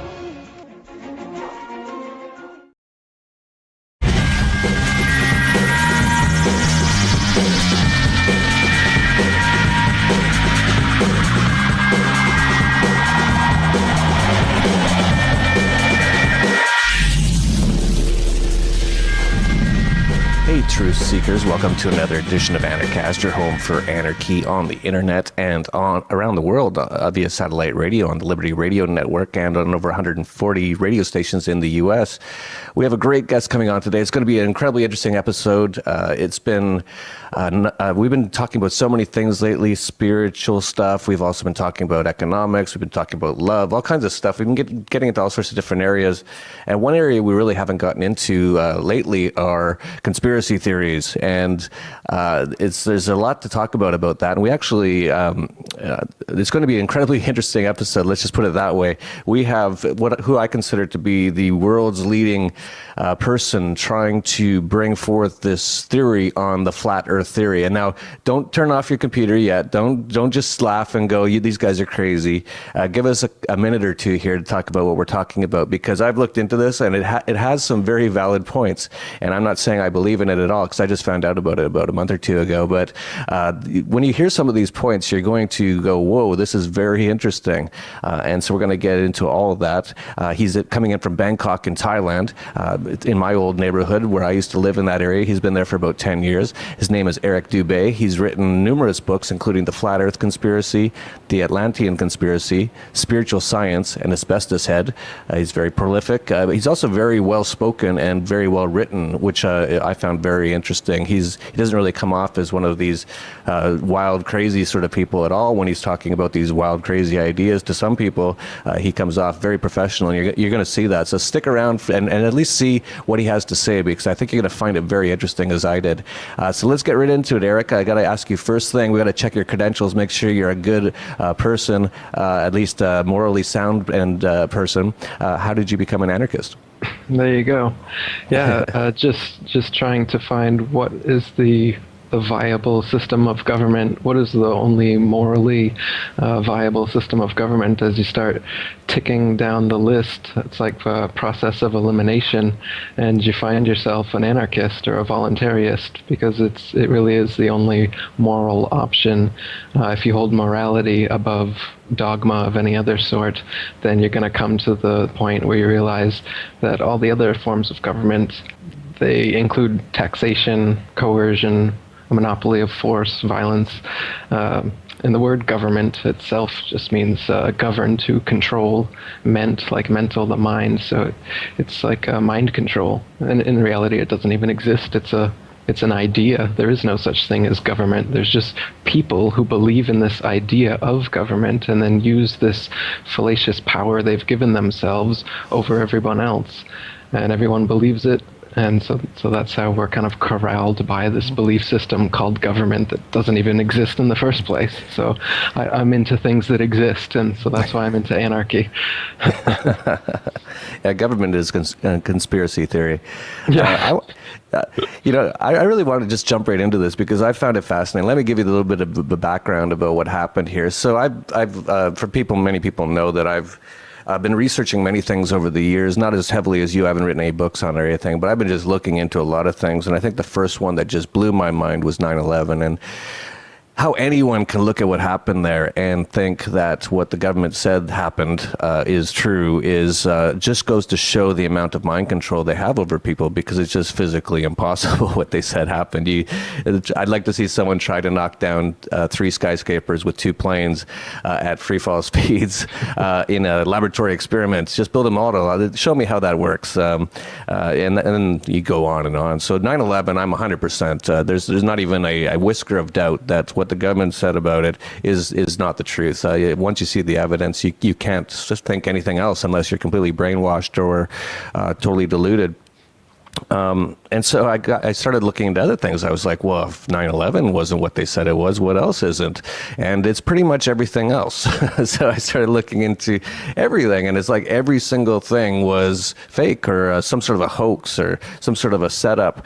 Even the Vietnam War, the Gulf of Tonkin, that's one's public, but no one talks about it, where the U.S. Army or Navy sank their own ship just to get into the Vietnam War, and that's actually been put out by them, and no one really notices. No one seems to care. As George Carlin said, they're all fairly not connected, so not paying attention. I guess the next one that really started to blow my mind was the moon landing. I'm not 100% sure it was fake, so I want to just be honest here. Like with 9/11, I will stand by it 100%. 100%, I have no doubt in my mind that that was not what they said it was. Moon landing, I'm about 98% now. I've been going up 1% per year for the last couple of years, the more I look into it. And so then I had a person send me some stuff on the flat Earth theory. And I was like probably what the people watching right now are doing, going like, oh, come on. Like, they can't, like, that's too crazy. I know this other stuff sounded crazy at the time, but that's too crazy. The place where we live has been a total lie. So I ignored him, actually. And this is sort of like a friend. I didn't ignore him, but I just said, yeah, I watched a bit. I don't know. That's too much. But he kept sending it. And then I started noticing all over the internet people talking more and more about it. So I'd watch another video or read another thing and look at this evidence. And finally, after a certain period of time, I was like, is there something to this? Because what's going on here? And then I came across you, and that's where this all started with me and you, is that I saw what you were doing. I watched a couple of your videos, your interviews, and you were the most well-spoken on it and the most rational. You've written a whole book on it, and you've got so much evidence on it. So I was like, well, and I found out you were an anarchist. I'm like, oh, well, that's interesting. He's actually a morally sound and a peaceful person, which is very rare. And that's a markup in my book any day. So maybe I should talk to this guy and see what's going on. So that's where we're at. I'm going to let you talk for as long as you want on this, and I know you're going to probably be giving us some images and stuff as you talk, if you'd like. I'd first just like to preface before you talk here that Aristotle said that it's the mark of an educated mind to be able to entertain a thought without accepting it, and that's all I'm saying here. I'm not saying that I have accepted the flat Earth theory. I'm just saying I'm entertaining it. I've seen they've got a lot of good information on why this could be true. And so I'm just going to let you go with that. So Eric, take the floor a little bit here and tell us, if you want, tell us a little bit about maybe how you found out about this theory or got into this theory, and then give us your best shot at explaining to someone who's never heard this before why this theory has potential or could be true. Sure. When they first started explaining it to me in school, I do distinctly remember raising my hand and not understanding how the spinning ball Earth would keep people and the oceans from falling off the bottom, right? And they tried to explain gravity, and, okay, I'm shaking my head and writing down the answers, and, over time you see the NASA images and you just go along to get along, but it was always a nagging doubt in my mind, so I brought that into my 20s when I got into conspiracies with 9/11 as well. That was the first kind of breakthrough, unplugging me from the Matrix kind of event that got me into the whole conspiracy scene in the first place. So I definitely learned how to suspend judgment while you look at evidence like you were talking about, and you got to do that for this flat Earth thing, because you think you've got so much evidence and proof and that the Earth is a spinning ball. You've seen it from NASA, you've heard some proofs that your teachers have given you, you've seen the globe on the desk for years, but in fact the horizon, for instance, is always completely flat.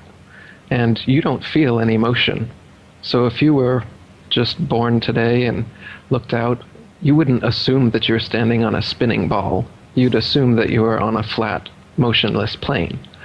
So to assume that we are on a spinning ball is actually contrary to our common sense and our everyday experience. And there's also experiments that have been done to test whether we're on a spinning ball or not. For instance, amateur balloons have been sent up past 20 miles, amateur rockets as well, and the horizon rises all the way up with the camera up to 20 miles up, and it's flat all the way around. Now, in NASA images, they claim to be hundreds and hundreds of miles up, and then you start to see curvature.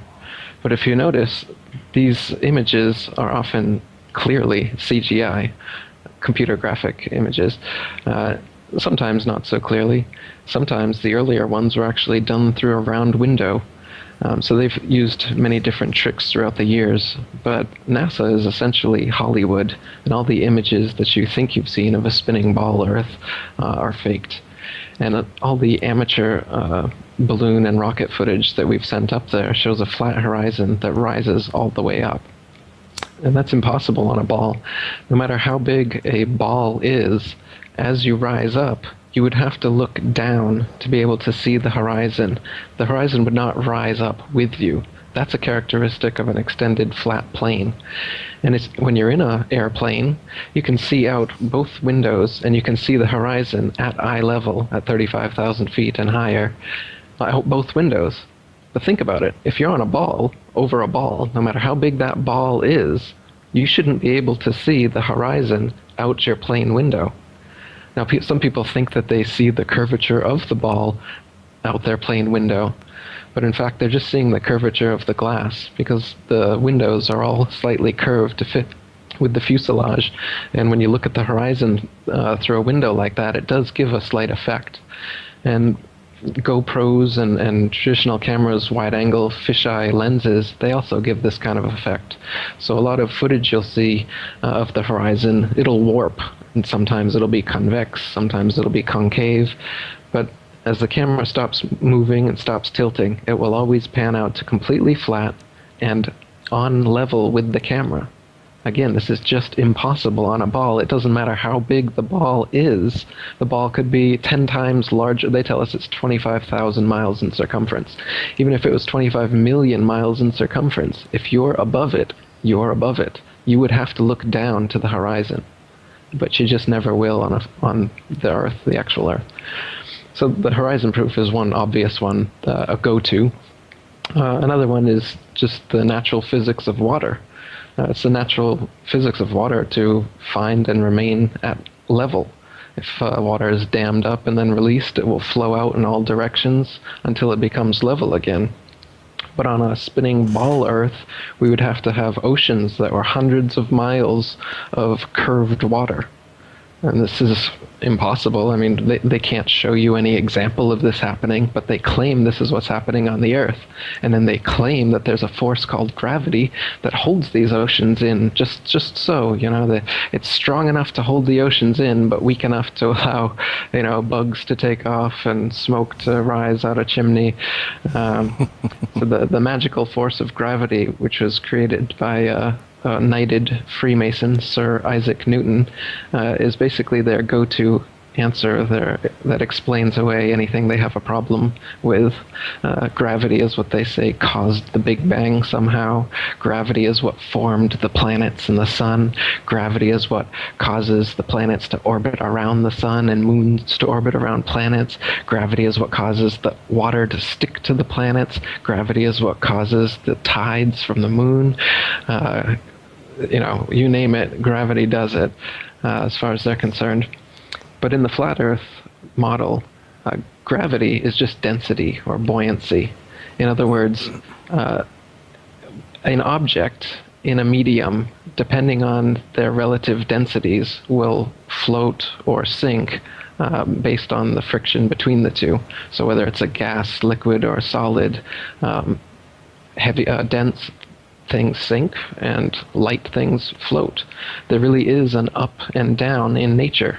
They try to tell us that everything's a ball, and so up and down is an illusion. People in Australia are hanging upside down, and they don't know it. So that's another philosophical impossibility they kind of get us to believe by thinking that gravity sucks everything into the center of the ball and holds us under the ball.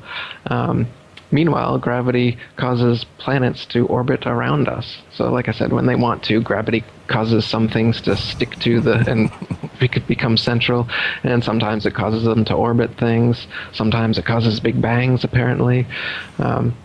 Yeah, gravity's a big catch-all term for whatever they want it to be. Am I right on that I heard that gravity really has never been proven? Like, what did they say gravity is? Like, do they even have like some sort of model, or is it just a word? Yeah, they've got plenty of calculations, and you know, you can look at Wikipedia, and they've got pages of complex mathematics that I have no idea what it means, and supposedly it all has to do with gravity. but again, in actuality, everything can be explained through density and buoyancy without assuming that there's this magical pulling force that pulls things towards the center. They call it a mutual attraction of masses, and that a mass, by virtue of its mass alone, causes this force called gravity, which causes other smaller masses to orbit or stick to those larger masses. But they can't actually show you any example in nature where this happens. They can't show you some object that's so massive, why can't they create some CERN, massive thing that's so massive and dense enough that they could at least cause a dust bunny to gravitize around it? They can't create any sort of experiment to prove that this gravity exists, but yet it's their catch-all explanation for everything that they can't explain. So really the science that people think is so solid that we've been believing with gravity and astronomy and the whole Big Bang cosmology with billions of planets and stars and suns and all this is all science fiction. What's actually going on is we're on a flat plane. I don't know how far the flat plane goes. That's still a mystery. But the sun, moon, stars, all the celestial bodies rotate around us. And this has been proven, too. Since the 1800s, they've done experiments. You can look up Airy's failure is one.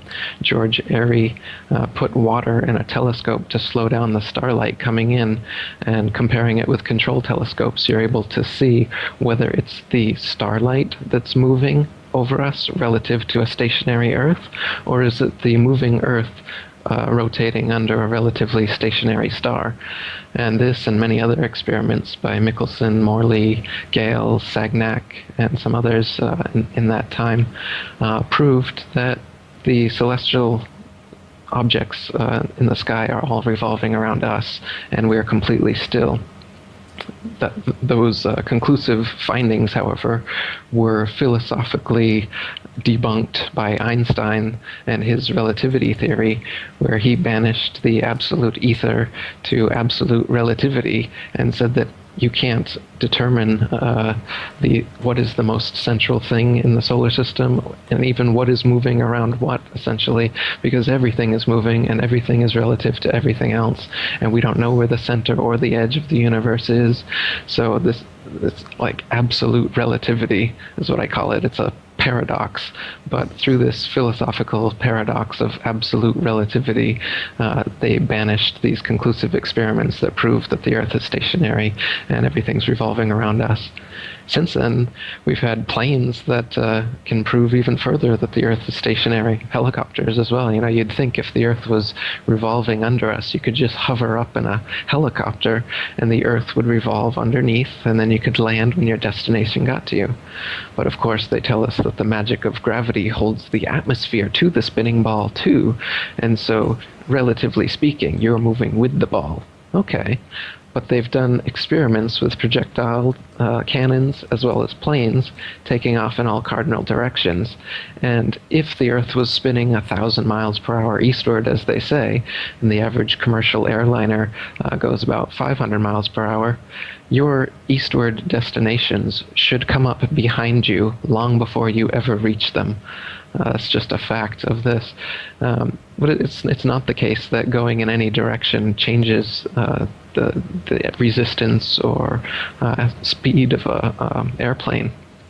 So, and you can imagine how difficult it would be to try to land on a runway that was going at 1,000 miles per hour. Pilots land at all 360 degrees. If the Earth was actually spinning tilted 23 degrees on its axis like that, the only way it would be able to come in on the runway would have to be on very specific angles, otherwise it would be totally off. But again, they just tell you the magic of gravity and the Velcro of the atmosphere somehow makes it so that that's all negligible.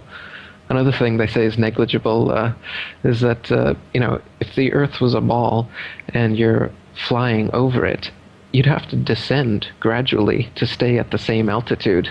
But it's not the case. Whenever pilots are flying, they go up to their desired altitude, they level off, and their artificial horizon remains level, and they just keep on going until they're ready at their destination and ready to come down. at 500 miles per hour, they would actually have to descend approximately a half a mile every minute just to stay at the same altitude. And this just doesn't happen. If the Earth was a ball and they didn't descend, after a half hour you'd be out into outer space just from going straight, right? I can go on. Like I said, Yeah. I've written a book about it. Maybe what I should ask you instead, which is more fun, is why do you think you're on a spinning ball, Jeff? Well, I don't. I'm glad you asked me a question on that because I have a lot of thoughts on that. I was just thinking as you were writing or talking. Sorry, I was writing, trying to take some notes.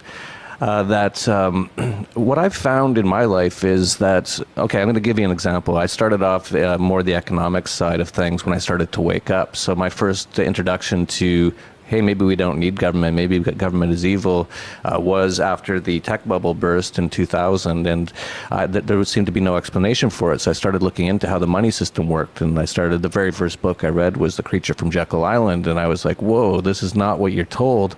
And then I just kept looking into it, and the further I looked into it in Austrian economics and stuff, and, back then, especially, I was like, hey, I've got to learn this economics because, I have to understand how this system works. I'm quite involved in the financial monetary systems, investing, things like that. If I don't understand economics, that's crazy.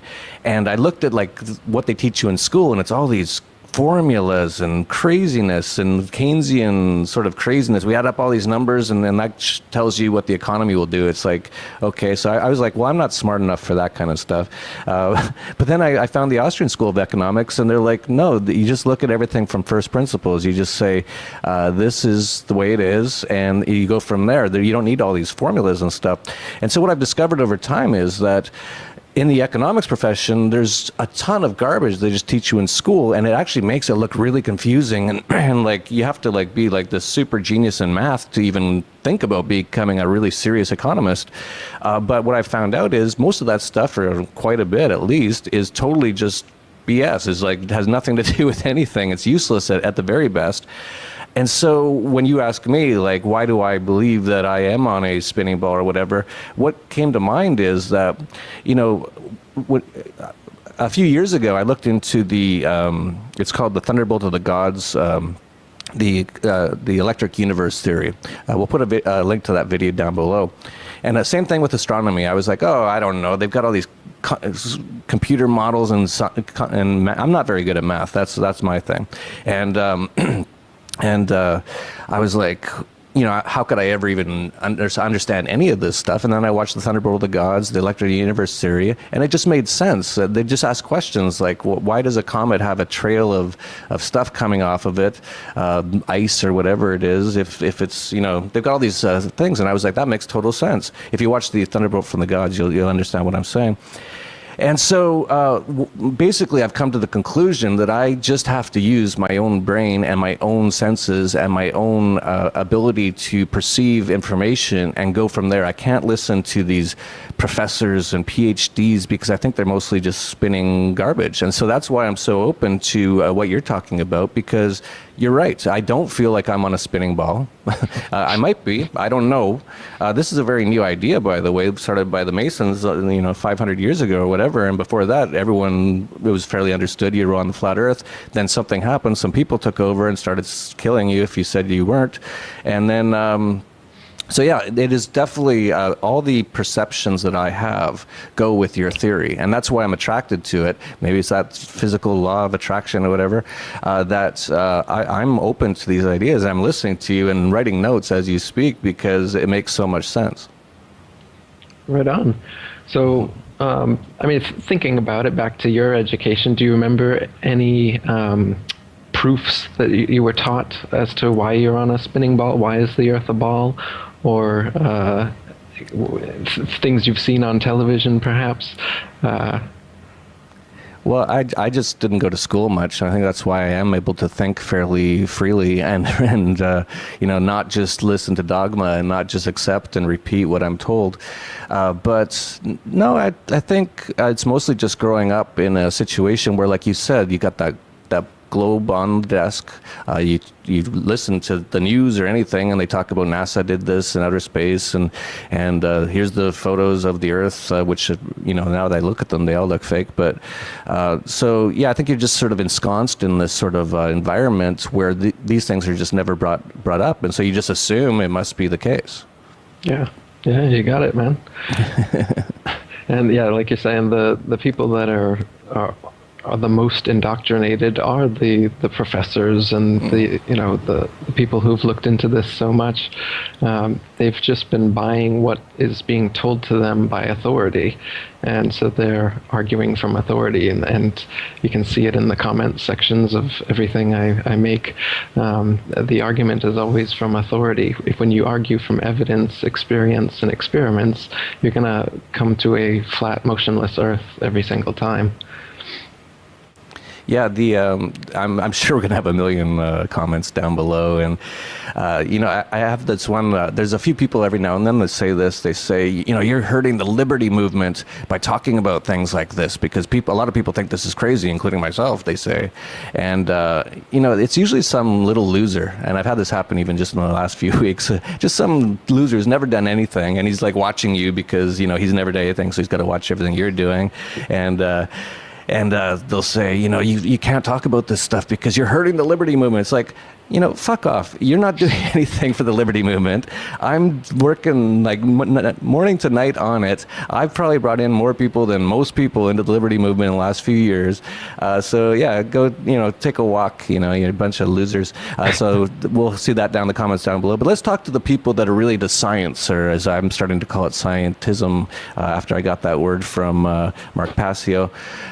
There's going to be a lot of people who are really into the science. And hey, don't get me wrong, I think it's possible that the science stuff is right. I don't know. I have to see with my own eyes more to see it. But they're going to say stuff like, what about when they, there's all these scientific sort of reasons why, that this can't be right. Maybe you can talk about a few of those sort of things that you debunk a little bit from the flat Earth theory, how some of these, what the people are going to say about how science proves this is wrong. Like, for example, some experiments or something like that. I'm sure you know more about it than me.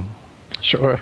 Yeah, this is what I was trying to get out of you in the first place. So, so for instance, people will usually come at you with, well, what about circumnavigation? That's one you learn in school. We can circumnavigate the globe, so it must be a globe. You can go all the way around it. So if the Earth was flat, you couldn't go around a flat Earth. But the flat Earth model, what we're looking at here is, imagine a disk with Antarctica being an ice ring all around it, and the oceans being held in, and the North Pole at the middle. So with this model, circumnavigation just means east to west, like a compass point. Set it in the middle, you can trace a circle. And Magellan's journey, for instance, basically was that, with a few inlets and outlets along the way. All he did was go around from east to west the flat Earth. This doesn't prove that you're on a globe or a flat Earth either way. It can go either way. So basically, the circumnavigation proof is not a proof at all. It could happen regardless of whether the Earth was flat or a ball. Another scientific proof that they'll come at you with is that ships, as they're disappearing on the horizon, as they get further and further away, the bottom, the hull, will start to disappear before the masthead. And so what's happening is it's slowly going over the curvature of the Earth. It's going over the ball. And this is, Aristotle used this. This has been a proof of the ball Earth for a long time. The ball Earth has been theorized back as far as Pythagoras 2,500 years ago, but it didn't really pick up steam until 500 years ago. But so anyway, yeah, this one is one they use a lot. But in actuality, if you use binoculars, a zoom camera, a telescope, after the ship has completely disappeared over the horizon, you can bring it completely back into view, proving that it hasn't descended over a wall of convex water, but in fact it's just gone beyond your perspective. The horizon line is not the curvature of the ball Earth as you're told. The horizon line is the vanishing line of perspective from your point of view. And that's why as you raise altitude or on a clearer day or with a zoom camera, you're able to see further and further along the horizon. It's not a fixed point as it would be on a ball, as they tell you. So again, this is another supposed scientific proof of the ball Earth, but when you do experiments yourself with a telescope, you can see that that's bunk, and in fact, you've proven the opposite. And just, I know there's going to be a lot of people who are going to be devil's advocating, watching this. So I'll do it for them because I've asked these questions as well. So my question was, why, if it's a flat Earth, why couldn't you stand on the coast of California with a telescope and see Japan or Hawaii or something? And I think you know the answer to that. I'll let you answer that. Yeah. You can't see an unlimited distance, regardless of whether the Earth is flat or a globe. And the lowest layer of the atmosphere is the densest and not transparent. So if you imagine like a hot, humid day, the haze over a road, all telescopes will eventually blur out in that same kind of way due to the air. So no, you can't see an infinite distance. And the reason people think this, again, is they think that when they point their telescopes up, that they're seeing starlight from trillions and trillions of miles away, because that's what they've been told by NASA. Now, in fact, you can measure with sextants and plane trigonometry how far away the sun, moon, and stars are, and they figure to be only a few thousand miles off the surface of the Earth. But they tell you that they're like the closest star is 25 trillion miles away, 4.2 light years away. Their science fiction term they created to make it sound more plausible. And the reason they give these ridiculously long distances to the stars is because they have to for it to fit their model. Because day after day, year after year, the fixed stars stay fixed in their constellations as they revolve over and around us. But what they say is that the Earth is spinning, and it's spinning around the sun, and the sun is spinning around the Milky Way, and the Milky Way is spinning around the known universe. And so you've got spinning upon spinning, and it's faster and faster, all these multiple spins happening. But if this is the case, you'd see movement in the stars. So the only way they can claim that you don't see movement is to use this ridiculously huge mathematics to make the math fit. So if you say the closest star is 25 trillion miles away, then you can still say that, oh, there's no parallax change between the fixed stars every year because they're just so far away. But no, you can't see that far through even the best telescope. And by the way, the Hubble telescope doesn't exist, and all the images supposedly coming from the Hubble telescope are wonderful CGI Photoshop. Look again. Yeah, I was just looking that up yesterday. So, I'm just like looking at, okay, let's go look at what the Hubble telescope things are. I've never looked at them. I don't care that much. I'm busy doing my own thing. So I said, well, what's this Hubble taking anyway? So I went and looked at the images, and these images are, wow, these are amazing. Like, how are they getting such amazing images? Like, why don't they turn it back around on the Earth and get some really amazing images of the Earth? Like, they don't really have any images of the ball Earth that's ever been taken, right? Like, that was my question. And I actually had another one too, was about Antarctica. This is a really interesting one in my opinion, and I want to hear your answer. It appears like no one has ever crossed Antarctica from one side of the Earth to the other side of the Earth, even in a plane. Which seems insane to me, and maybe you know of some evidence that they have, but I don't know of any. Or at least someone's claiming that they have. And so I was sort of chatting with a friend the other day, because I've been so interested in this, I've been looking it up, and I said, well, if, we really just need to get a plane and fly it over Antarctica, like just to see what's going on. And my friend who doesn't know anything about your theories or anything, he said, oh no, it's just way too cold. And I'm like, well, they fly over the North Pole pretty much all the time. And he said, no, it's just way too cold. It's too big too down there. And I said, well, in the 1960s, they had the technology to fly to the moon, which is way colder and way hotter, play some golf, drive around in a golf cart, and come back. Why can't we ever get a plane to fly over Antarctica? So I'll let you respond to that one. Absolutely, exactly. That's exactly what they say. They say that it's too cold, and that's why there aren't these flights. But there's flights from Australia to South America, for instance, that if the Antarctica is a little ice continent underneath the ball, as they tell us, then you should take the most direct flight. But they don't take the most direct flight in all these cases. They go around, the long way around, and the excuse they give is that it's too cold. And like you said, well, that doesn't make any sense because it's way colder and hotter out there on the moon and on the way to the moon that they supposedly went. So why is Antarctica giving them such a problem? And, yeah, they haven't gone to the bottom of the ocean yet. The more you think about it, it's like a lot of things don't make any sense. It's like, well, if they can do this, why can't they do that? And if they can do that so easily, why can't they just fly over the Antarctica? And then, of course, as you know, and you mentioned Antarctica is pretty much a no man's zone. It's a militarized zone. If you try to get in there, you'll probably be turned back. So they don't want you to know what's there, from what I can tell. That's right, yeah. People like Jarl Anderhoy have been turned away when you try to just go there on your own without one of their pre-approved tour groups. They will turn you away at gunpoint, fine you, and put you in jail. They don't take kindly to that at all.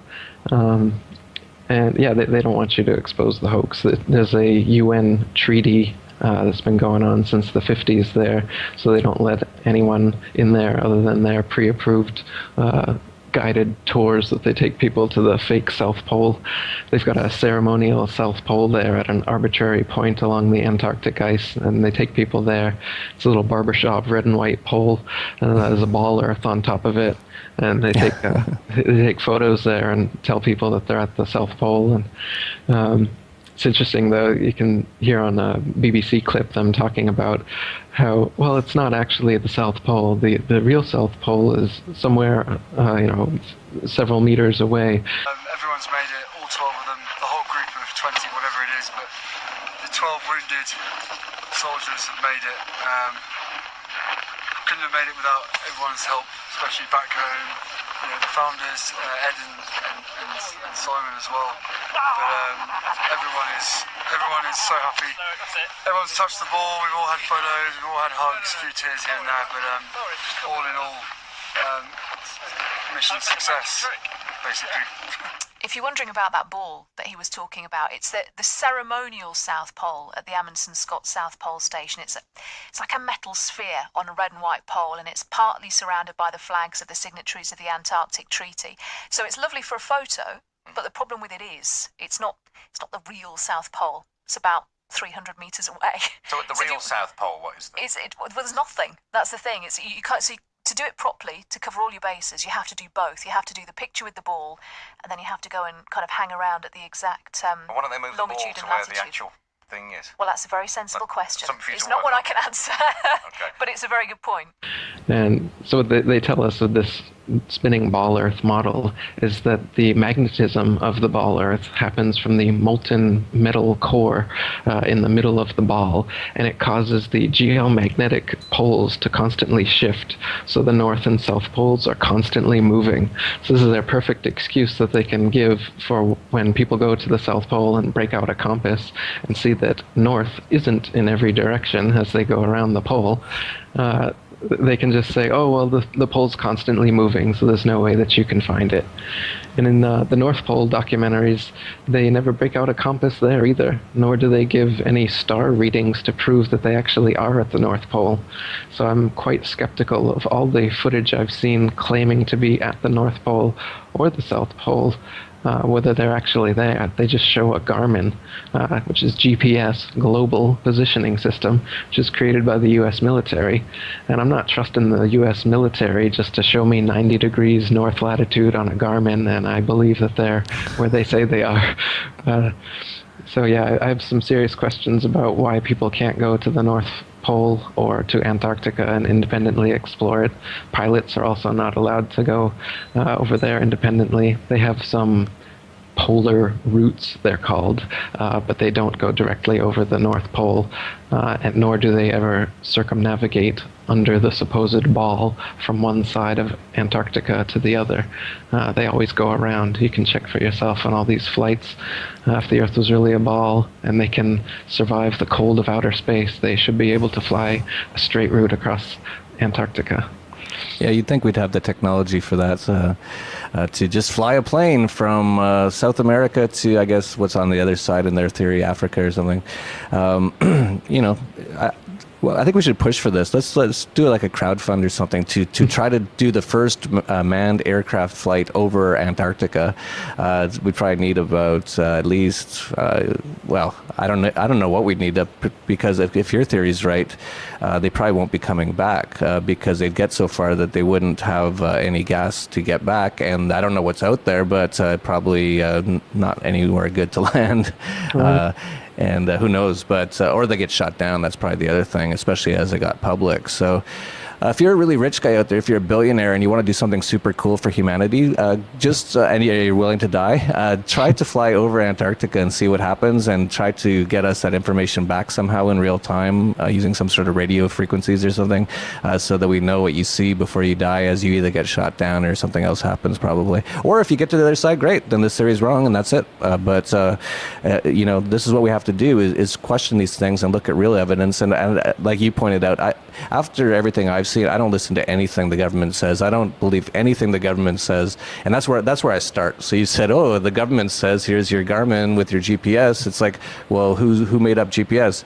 Oh, the U.S. military. Okay, I don't believe it. I believe those numbers are there, and I believe they actually work on where we live to get from place to place. But as far as it being a whole theory that makes sense, and I'm just going to take it from them, no. Absolutely. Yeah, I'd like to see some experiments done like that. If people could get a drone or a plane, either the North Pole or Antarctica, or take ships out there and try to walk it out. Somebody could fund Matt Boyland. He was trying to get an expedition to go from any entry point in Antarctica in a straight line and see whether he comes out the other side or what happens. What else could people do? I'm up for anything. I would love to see people who are, once you figure out this is definitely what's going on. As far as I'm concerned, we don't actually need to do this to figure out the Earth is not spinning and not a ball. That's been decided. But as far as what's beyond the Antarctic ice, that I don't know. Whether there's an edge, a barrier, a dome, or an infinite plane, and it just goes on forever. Who knows? Yeah, we should point out that it is kind of dangerous to talk about these things. There was David Cameron, the prime sinister or the prime murderer of the UK, was at the One World Government headquarters, the UN, which actually uses the flat Earth as a flag. That's very interesting. And he said that the non-violent extremism is just as dangerous as terrorism and must be eradicated using all means at the government's disposal. He references 9/11 and 7/7 truthers, examples of the type of extremism that must be dealt in a similar fashion to ISIS. And of course, the U.S. government started, and the CIA is ISIS. So, but no, this is quite serious. What he's saying is that they should kill us if we question what they're saying. And so, for people out there, if you're wondering why you don't hear a lot of these other theories, or especially this theory, it's probably because people are too scared to say it. Like if we're gone in the next few months and I die of a heart attack or something, and Eric, whatever, some strange car crashes unexpectedly, pretty much you can assume that we probably got taken out. But what we got to do is spread this information. And I'm not saying, again, I'm not 100% on the flat Earth. I'm going to need to see more evidence, but I think the evidence is incredibly compelling to the point where I will continue to look into it for sure. I think it is a point, though, as well, that David Cameron said that us people who are questioning what they're saying essentially is what he's saying, and actually rationally looking at the evidence. He's saying that we're as dangerous to them as terrorism. And that's actually right, because if enough people wake up and look at all the evidence and listen to their own senses and what they're seeing, and not to some professor on TV who's got all these charts and numbers that you don't understand and probably no one understands, and if anyone understands it, they probably don't even get that how it relates to anything. They're just like math freaks or something. This actually is dangerous to the government, and he's right. And so they're going to try to shut it down any way they can. So we have to just get this information out there. I'm not saying again that I'm a flat earther yet, but man, the more you look into it, I'm going to have to see some real solid evidence that I can see with my own eyes to prove one way or another at this point, I think. Yeah, man. The second president of the International Flat Earth Research Society, Charles K. Johnson, he had his house burned down and all of his flat earth materials, books, correspondence, his whole library, and he swore till his dying day that it was a NASA agent that did it, who also tried to kill him on more than one occasion. So there's definitely that aspect to it. They also have controlled opposition set up to defer people away from the legitimate flat Earth. So, for instance, the International Flat Earth Research Society I just mentioned was started in 1957, and in 1970 they started out the Flat Earth Society of Canada, and then they took off the word Canada right away. And this one was a satirical society set up to control the opposition, to make it look ridiculous, and they did a wonderful job. Their president, Leo Ferrari, would go on television interviews claiming to be a flat earther, but then doing ridiculous things like taking on a big rock and saying, I was just at the edge of the earth and I almost fell off. I lost all my shipmates, but I held on to this rock and I saved me. And so I just brought this here from the edge of the flat earth to show you. And he'd say things like this. And nowadays, the Flat Earth Society promotes false flat Earth arguments, such as the flat Earth disk constantly rising to account for gravity. They say instead of the force of gravity pulling us down, the flat Earth disk constantly rises up. And they claim that this is what flat Earthers believe. But as I said earlier, we don't take gravity as being real in the first place. We just take experience and experiments, the zetetic method as it's called, just common sense. You don't need to, Occam's razor, you don't need to make unnecessary assumptions and call something gravity when it's completely explained with the already existing laws of density and buoyancy. So that's characteristic of their pseudoscience that's nowadays taught as science. And when somebody presents you with ideas of a flat Earth or a geocentric system, that's thought of as ancient pseudoscience that our ignorant ancestors believed, when in fact the experiments, experience, evidence, common sense is actually on that side. And we've been fed a bill of lies, pseudoscience, for so long that we believe it to be science. Yeah, they always try to flip everything like to be the opposite of what it really is. And when I say they, I don't know exactly totally everything about all this stuff, but it appears to be Freemasonry seems to be a big one involved in what they call the occult, hiding the knowledge. Occult just means hidden. And for whatever reason, over the last few hundred years, it looks like they have just decided they don't want people to know what life is. They want to totally try to confuse them in every single way, including the money system. If you're in the U.S. and you pull out a $1 bill, just look at the back of the $1 bill. That's the Masonry symbol, the all-seeing eye pyramid. So you have an occult symbol in your pocket. So this is not crazy theories. This is what's going on. I've heard that what they're trying to do is trying to get humanity away from God, whatever God is, spirit, gods, from themselves, from understanding truth, from being human, basically. And I don't know why they're doing that, and I don't know if it's satanic, or I don't know if they're just screwed up psychopaths. I don't know, and maybe you do know. And if you feel you have some evidence on that, let me know. But isn't that right that it's basically been sort of from Freemasonry? They've been trying to hide this knowledge for a long time. And if it is true, do you know why they're trying to do it? Yeah. Like you said on the dollar bill, the mono eye, that's the one eye of Freemasonry, of the Illuminati, whatever you want to call it. So money is definitely part of the scheme. As you mentioned, the UN, their symbol, their logo, their flag is a flat earth. And it's divided like a target, like a bullseye. It's divided into 33 sections. And you know, there's 33 degrees of Freemasonry.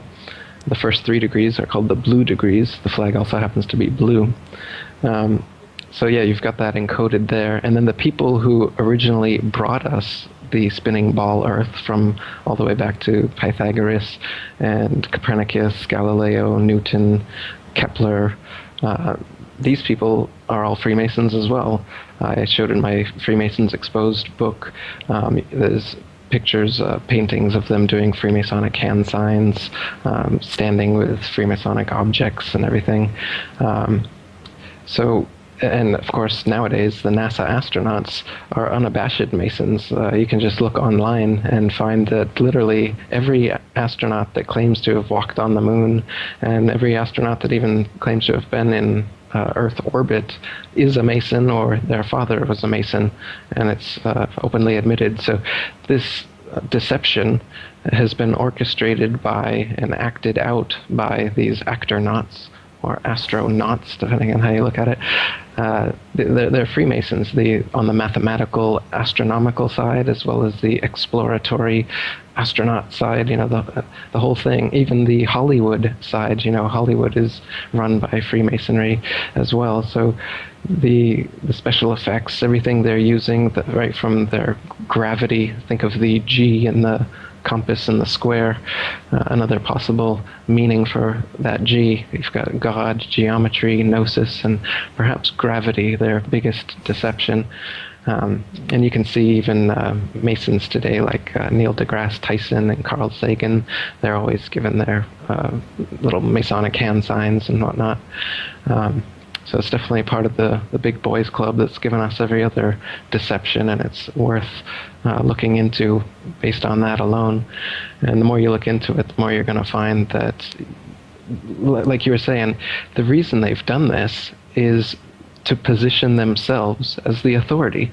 Once they tell you that because of their special telescopes and their special rockets and all these technologies that they have that you don't, that are able to see out into the cosmos and determine all of these things, that they are the authority, and so you have to go to them, you have to watch their documentaries, you have to go to Neil deGrasse Tyson, and you gotta prostrate yourself at his feet and ask, "Oh mighty NDT, tell me please, what is the universe like?" And you give up your own common sense and your own experience to him, and he tells you that you're on a spinning ball, and he tells you all the, you know, he weaves quite a nice story, and he does a lot of nice little NLP stuff. I don't know how he does it. Well, you got the Mason hand signs going, you got the little NLP, you got the flat earthers over here, and the ball earthers over here, you know. So they've got all their little magician tricks that they're using, from CGI to zero-G planes to underwater pools, to make you think that they're floating in outer space. But in reality, what goes up must come down. There is no point where you can just go up in a rocket and suddenly pop out into the nothingness, the vacuum of infinite space, they call it, which is a paradox if I've ever heard one. How can there be a vacuum in infinite space when it's adjacent to an atmosphere and not separated in any way? You can't have a vacuum. And how does gravity pull you back to the Earth but then get less and less to the point that you float? How does that happen? And they say that the atmosphere is spinning because the gravity is sticking it to it. So if you figure that, the Earth is spinning at 1,000 miles per hour, but then as you go up higher and higher, the atmosphere must be spinning even faster because it's further away from the point of the center of rotation. So as you're going up in your rocket, you're going through layer after layer of constantly faster and faster spinning atmosphere hitting your rocket until finally you pop out into non-spinning vacuum of infinite space, says NASA. Interesting that we all buy this and just accept this, even though it's physically and philosophically impossible. We just watch a little CGI image and you know, a little camera trickery. You splice a rocket launch together with something else, and then you think that they're in outer space. But again, if you use your eyes and you watch those rockets, you'll see that they don't go straight up. Every single rocket forms a parabolic curve, just like every amateur rocket, just like any projectile that you would send up. It couldn't just go straight up and keep on going until you go into outer space. It comes right back down. So, but what does NASA tell you when you ask them the question? Well, why is there a parabola formed by all of your rockets? Well, that's because it's going to spin around the ball Earth before it reaches escape velocity, and then it will go out into outer space from there. Right. I've seen a documentary full of nothing but NASA rocket launch failures, and if you just watch that, I don't think you'll be able to believe that they've put a man on the moon or even put a rocket out as far into outer space as these supposed ISS images are coming from. It's absolutely ridiculous. The technology we have is nothing like the science fiction that we've been shown. Yeah, it's amazing. So much deception. I was talking, we could talk forever about this. I don't want to keep you too long. And if people really like this, we can have Eric back on another time to do it and maybe answer your questions or whatever. And if you don't like it, then that's the last time he's on because I need ratings. So I'm just joking. So I was chatting with a friend who, again, was because he's a very science guy, which is fine, whatever. And he said, we started talking about the space station.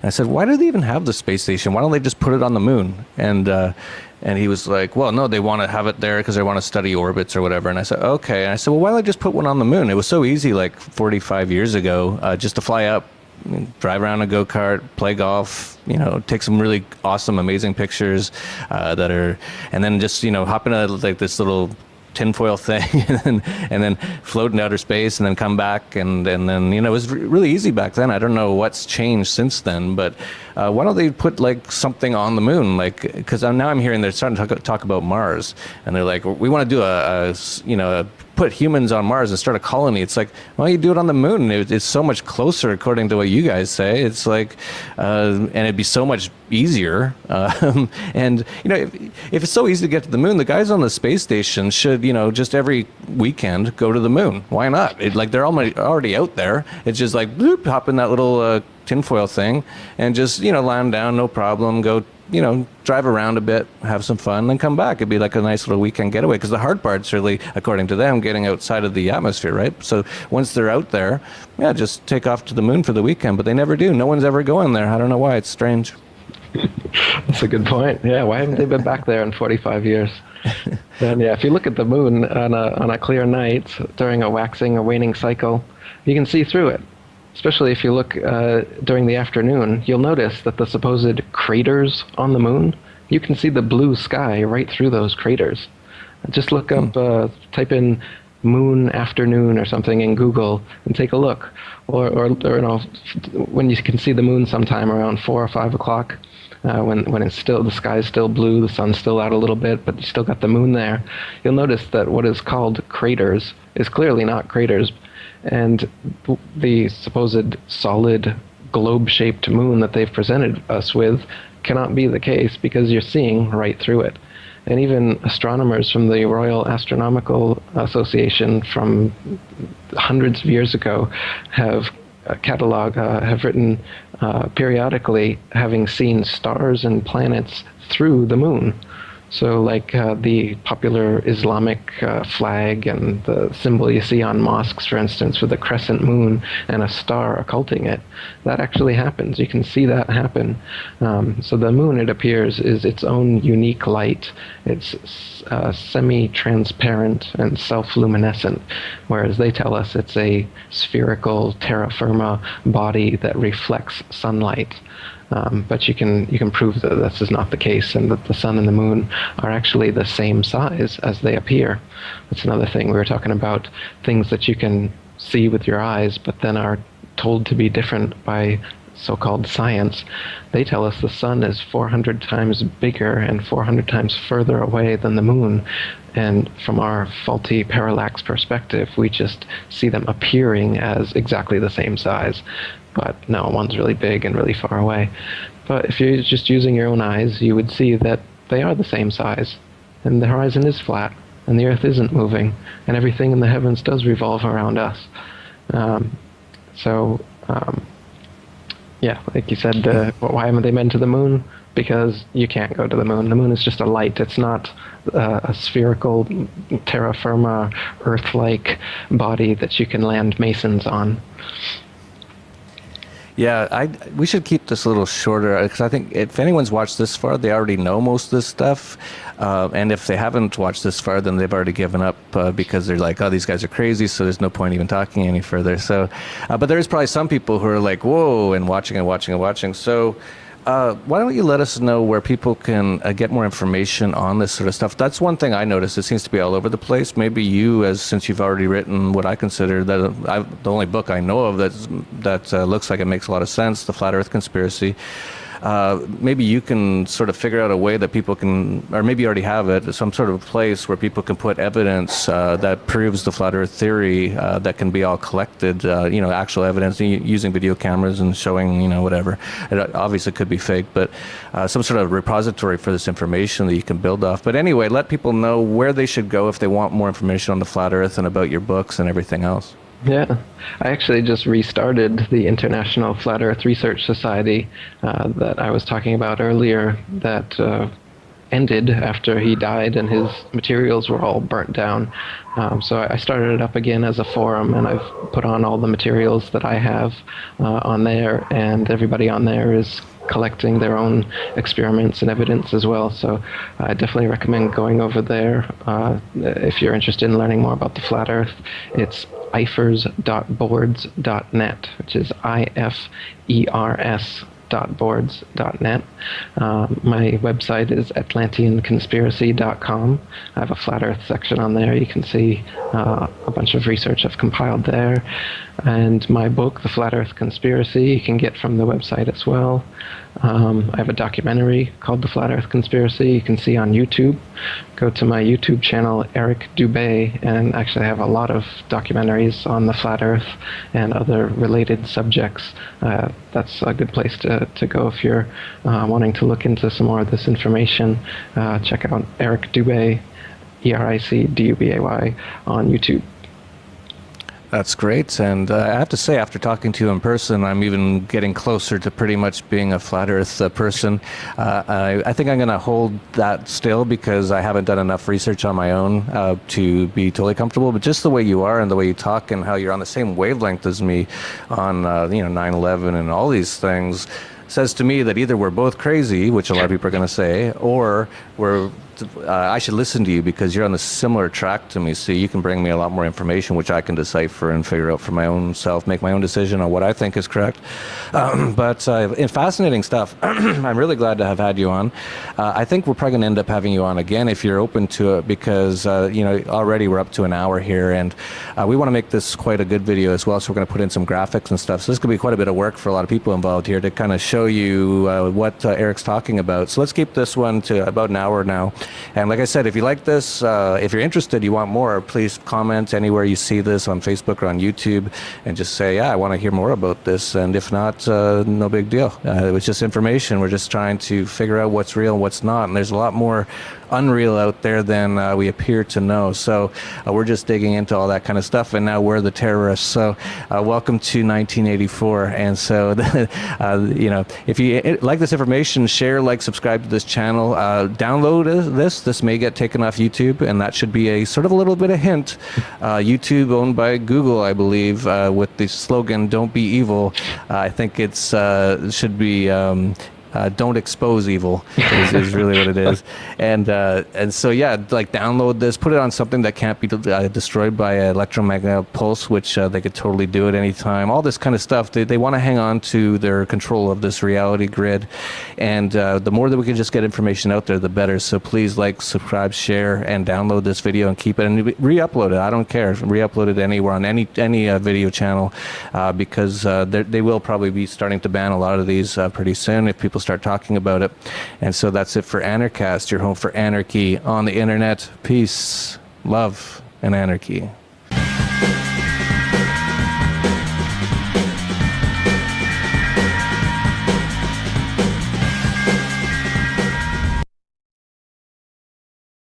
All right, what is up, LFA TV? Welcome back to Matter of Fact. I am your host, Ryan Matta. We have a great interview planned for today. One of our good friends and new buddies, Flat Earth Dave. He goes by Flat Earth Dave. Do you go by a last name or is it just Flat Earth Dave? Well, my last name's Dave. My first name's Flat Earth. I like it. I like it, man. Dave.com. Flat Earth Dave. Also known as David Weiss. All right. But if you want to find me, I noticed people do podcasts and at the end they go, oh, my Facebook is this and my Twitter's this and my Rumble's this and nobody remembers anything. Okay. All you have to remember is flatearthdave.com right there. Flatearthdave.com. And that brings you can contact me. You can book me for a show. You can check out my app. You can check out my videos. You can check out the crash course. You can check out Flattoberfest. Where are you located, Ryan? Michigan, Detroit. You know that we're having a conference of October 20 and 21st in Vegas. No, I didn't. Las Vegas, October 20th and 21st. It's going to be amazing. You can find all the information at flatearthdave.com. It's called Dave. Go ahead. It's called Flattoberfest. That's all. Flattoberfest. I dig it, man. Well, Dave, it's such an honor. I'm very, very new to the flat earth. We were just kind of having a conversation a few minutes ago, and he goes, how long you been into the flat earth? And I'm like, a couple weeks. And he's like, oh, and I started going, I was like, no, let's record. So I was like, but before that, I had told him, I said, and all the research I've been doing and going through all these videos and just trying to consume hours and hours of flat earth content, you are the legend, my friend. You're in almost every video. You're referenced in pretty much everything. And don't leave early because I'm going to show you an app that is absolutely going to blow your mind. And you can download it in the Apple iTunes Store and Google, correct? Yep, Apple App Store and Google Play Store. And when you do, promo code is going to be MATTA, M-A-T-T-A. But we're going to get into that. But before we do, I want to hear a little bit about your story, Dave. So why don't you tell me where you grew up, where you were raised, and we'll start at the beginning. We'll kind of work our way up to the flat Earth. It's funny. I was born in Fairfield County on the East Coast in Connecticut, and that's like the rich bubble, if you will, right? I don't consider myself rich, and all my vacations. I go to the Puerto Rico, and I go to Hawaii, and I go to California, and I always said before I was a flat earther that I live in a bubble. Right? Because I never see middle America. I never see any of these other places. They just fly from end to end. So I live in a bubble. And the funny thing is, I think we do live in a bubble. And so, my quick story is, I normal kid growing up, graduated high school, went to college, left college, went out to work like everybody does and worked my way up through a couple different businesses. I was in the printing business for 20 some odd years. And then I switched to the solar power business. Kind of dominated there, started my own solar power, commercial solar power development company. And at the same time, I was doing a little podcast called Deep Inside the Rabbit Hole, exposing people to deceptions of this world. It started out with the Federal Reserve. I'm like, and what is money? And that kind of ballooned out. And I ended up doing this podcast out of New York City. And then I was introduced, people started sending me flat earth stuff. Dave, have you looked into flat earth? And I'm like, oh, delete, you're a joke, get out of here. And then they kept doing it and I banned them for life because I don't have time to deal with somebody that stupid to say the earth is flat. Of course we know it's a ball, right? Spinning through space and and everything else that it does. But then another researcher who I trust very much said, Dave, I think the earth is flat. And I'm like, you are kidding me, not you too. And I looked into it, and for 2 weeks, I tried to debunk it. I just literally said, all right, this is baloney. This is nonsense. And as you probably know, 2 weeks ago, you were probably trying to debunk flat earth and prove the globe. That's how you become a flat earther. Took me 2 hours. 2 hours. Right. Nice. That's it. Nice. Well, that is it. The number one thing that got you? Was it the nonsense of the helio-nonsensical model?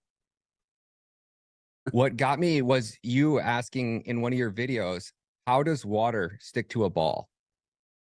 That was the big eye opener for me when you started talking about gravity and how, and then from there, well, actually the funny story is I'm here for the exact same way you are. I got into all of this for the Fed, learning about money. And once you learn how money works and you learn what a scam fiat currency is, you just start going down the rabbit hole and you start realizing everything is a lie. But it was how does water stick to a ball? And then I watched some debunking and garbage videos that were just obviously didn't make any sense. And they were just talking with Fauci science.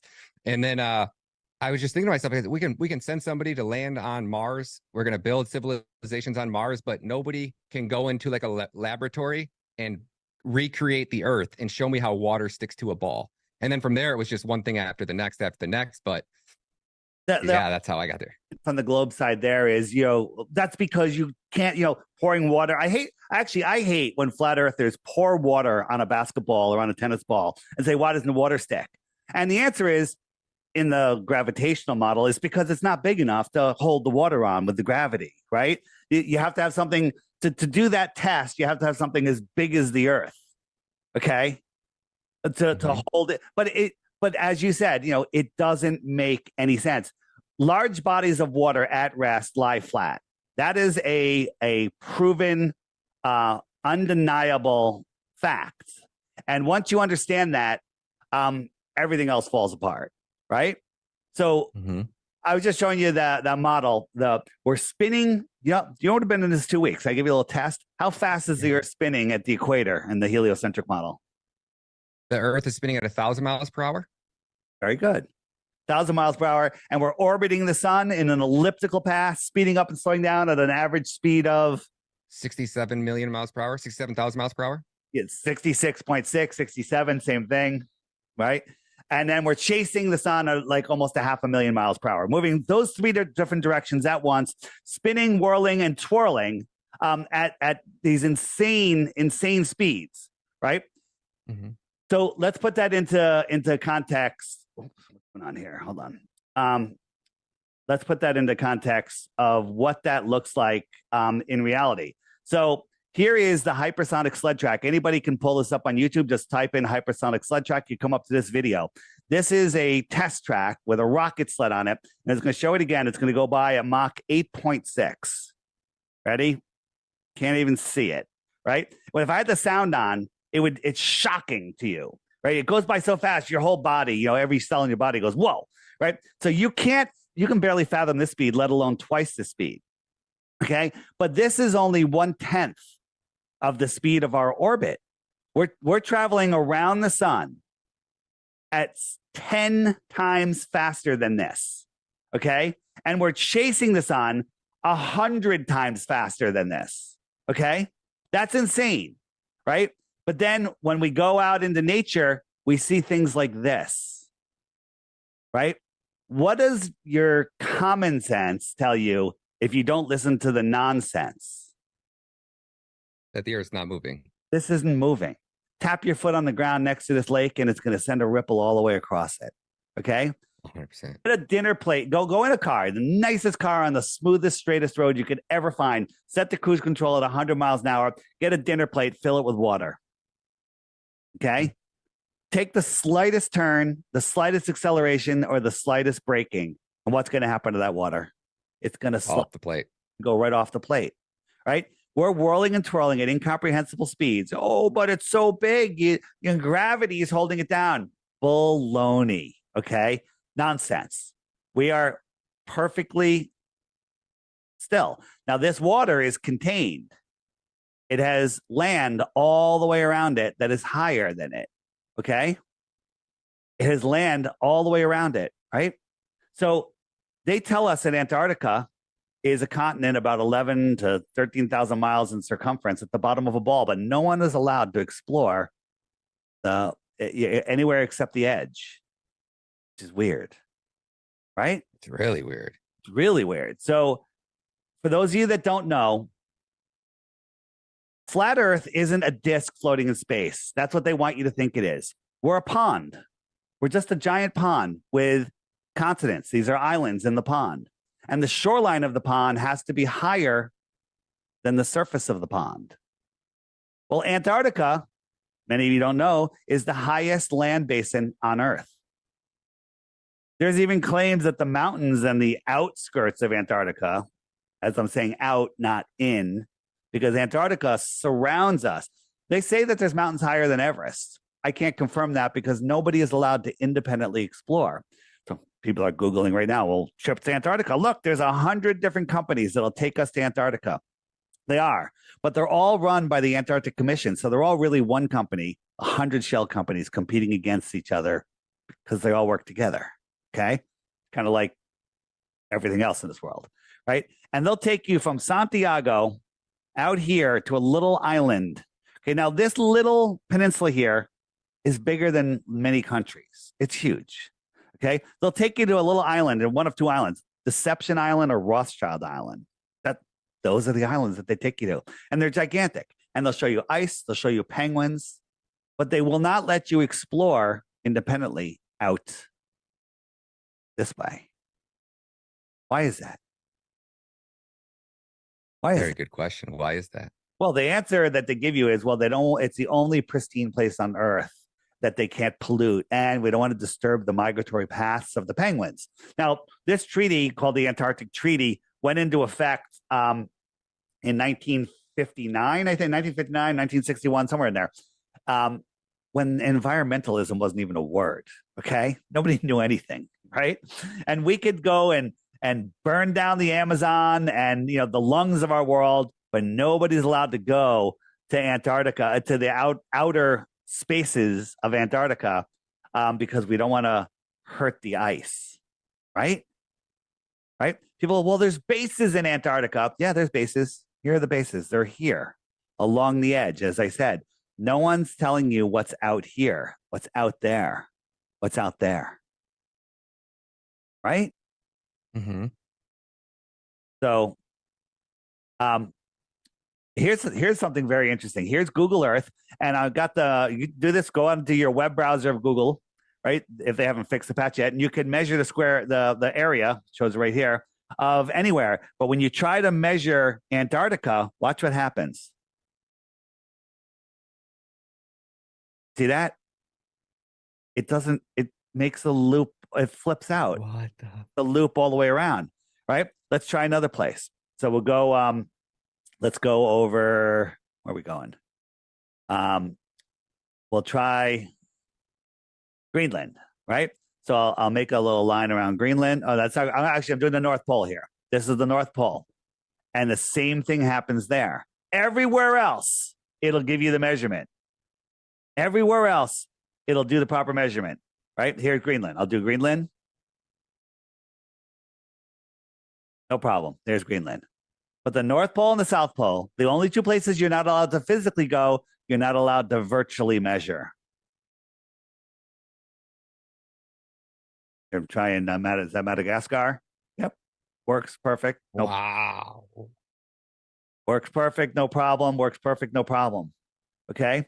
So this is a problem, right? The Antarctic Treaty, Admiral Byrd and Project High Jump went out to Antarctica, said there's land beyond the pole. What does that mean? Like from Middle America, beyond the South Pole, that would be over towards Australia on the globe, okay? Land bigger than the United States, filled with resources that no human has ever set eyes upon. Filled with resources at a time where we're having wars for territory and resources that no human has ever set eyes upon, and they go, nobody can go there. All the countries in the world agree on two things now. There's only two things in the world they agree upon, all the countries. Everybody can't go to Antarctica, can't go to the North Pole, and you got to get the thing stuck in your arm. Oh yeah. Yeah. The clot shot. Is You it? don't have to censor that on my channel. Is it? Well, we're careful what we say here, because I want to put it on my YouTube channel. Okay. Oh, okay. I got you. No problem. So we can talk properly. Yeah, I'm with you. Yeah. So when you understand how that lie works, and when you actually think about it, the problem is people don't think, right? Like there's people you can show them unbelievable evidence, and undeniable evidence, and they will just short circuit. It's like they don't teach us how to think in school. They teach us how to memorize and regurgitate. Where do we get the information from? The Rockefeller textbooks. The Rockefellers who are quoted as saying, I don't want a society of thinkers. I want a society of workers. Okay. If you are, if you are the elite families that are running the world, are you going to educate all of the serfs, all of the useless eaters to challenge your authority? Or are you going to teach them to be good little worker slaves? Nailed it. Why is that? Why do you think that island is called Rothschild Island? Because and again, when we talk today, we don't need to go beyond 60 degrees south, which is the limit where we're allowed to go. and we don't need to. We can't, and we don't need. We're going to speculate about what's above us and what's beyond there. That's speculation. We don't need to go there to prove the Earth is flat. We can do that without leaving our yards. It's that easy. Okay. But it is interesting to speculate out there. And I kind of think, that there are controlling families, civilizations, whatever, on lands that we're unaware of. They could be within our pond, or they could be beyond the shoreline of Antarctica and other inhabitable continents. We have these world leaders that go to Antarctica all the time, and they go to South Pole Station, and then they're disappeared for 3 days. Their itinerary is blank, and then they're back at South Pole Station, and they go back home. What are they doing? Are they getting their marching orders from the real people? Right? Mm-hmm. You know about the North Pole, right? No planes do fly towards the North Pole, but then nothing goes over the North. And they say, well, that's because the magnetic anomaly, makes the planes, not function. So you have to stay a couple thousand miles away, right? But there's some old video of the North Pole where there's like a vortex and a hole, and you can see the wind patterns. I'll show you. Well, I don't know if it's going to show you right here. So on here on the app, I have this wind map, and you go to winds. Where's winds? Wind. Okay, I'm on winds. There we go. We'll go up to higher.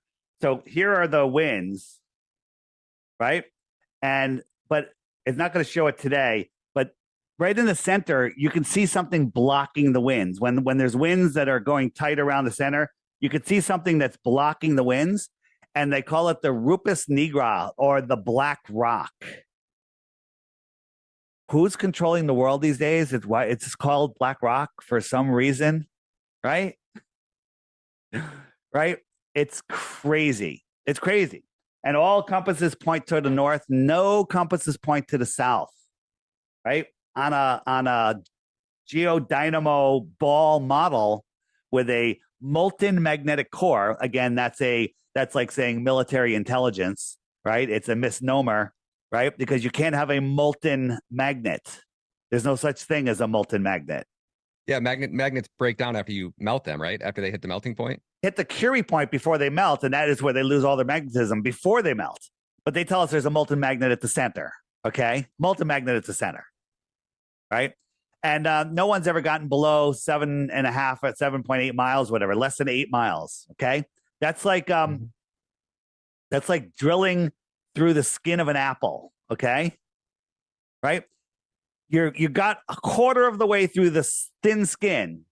You were guessing what you were going to hit all the way through, and you were wrong every step of the way. Every time you predicted something with your ground penetrating radar, it was wrong. And then you hit an impenetrable barrier that you couldn't get through for years. But somehow the next 4,000 miles is this, when you couldn't even get through the part of the skin. Okay? This is pseudoscience. It's in every science book. Mm-hmm. Okay? So when they tell you, well, the radius of the Earth is 3,589 miles, or whatever it is, close to 4,000, and these are the layers. This is just a guess. And even when they were using ground penetrating radar, they were wrong. So that's even worse than their predictions. It's literally pseudoscience. That is another part that really woke me up.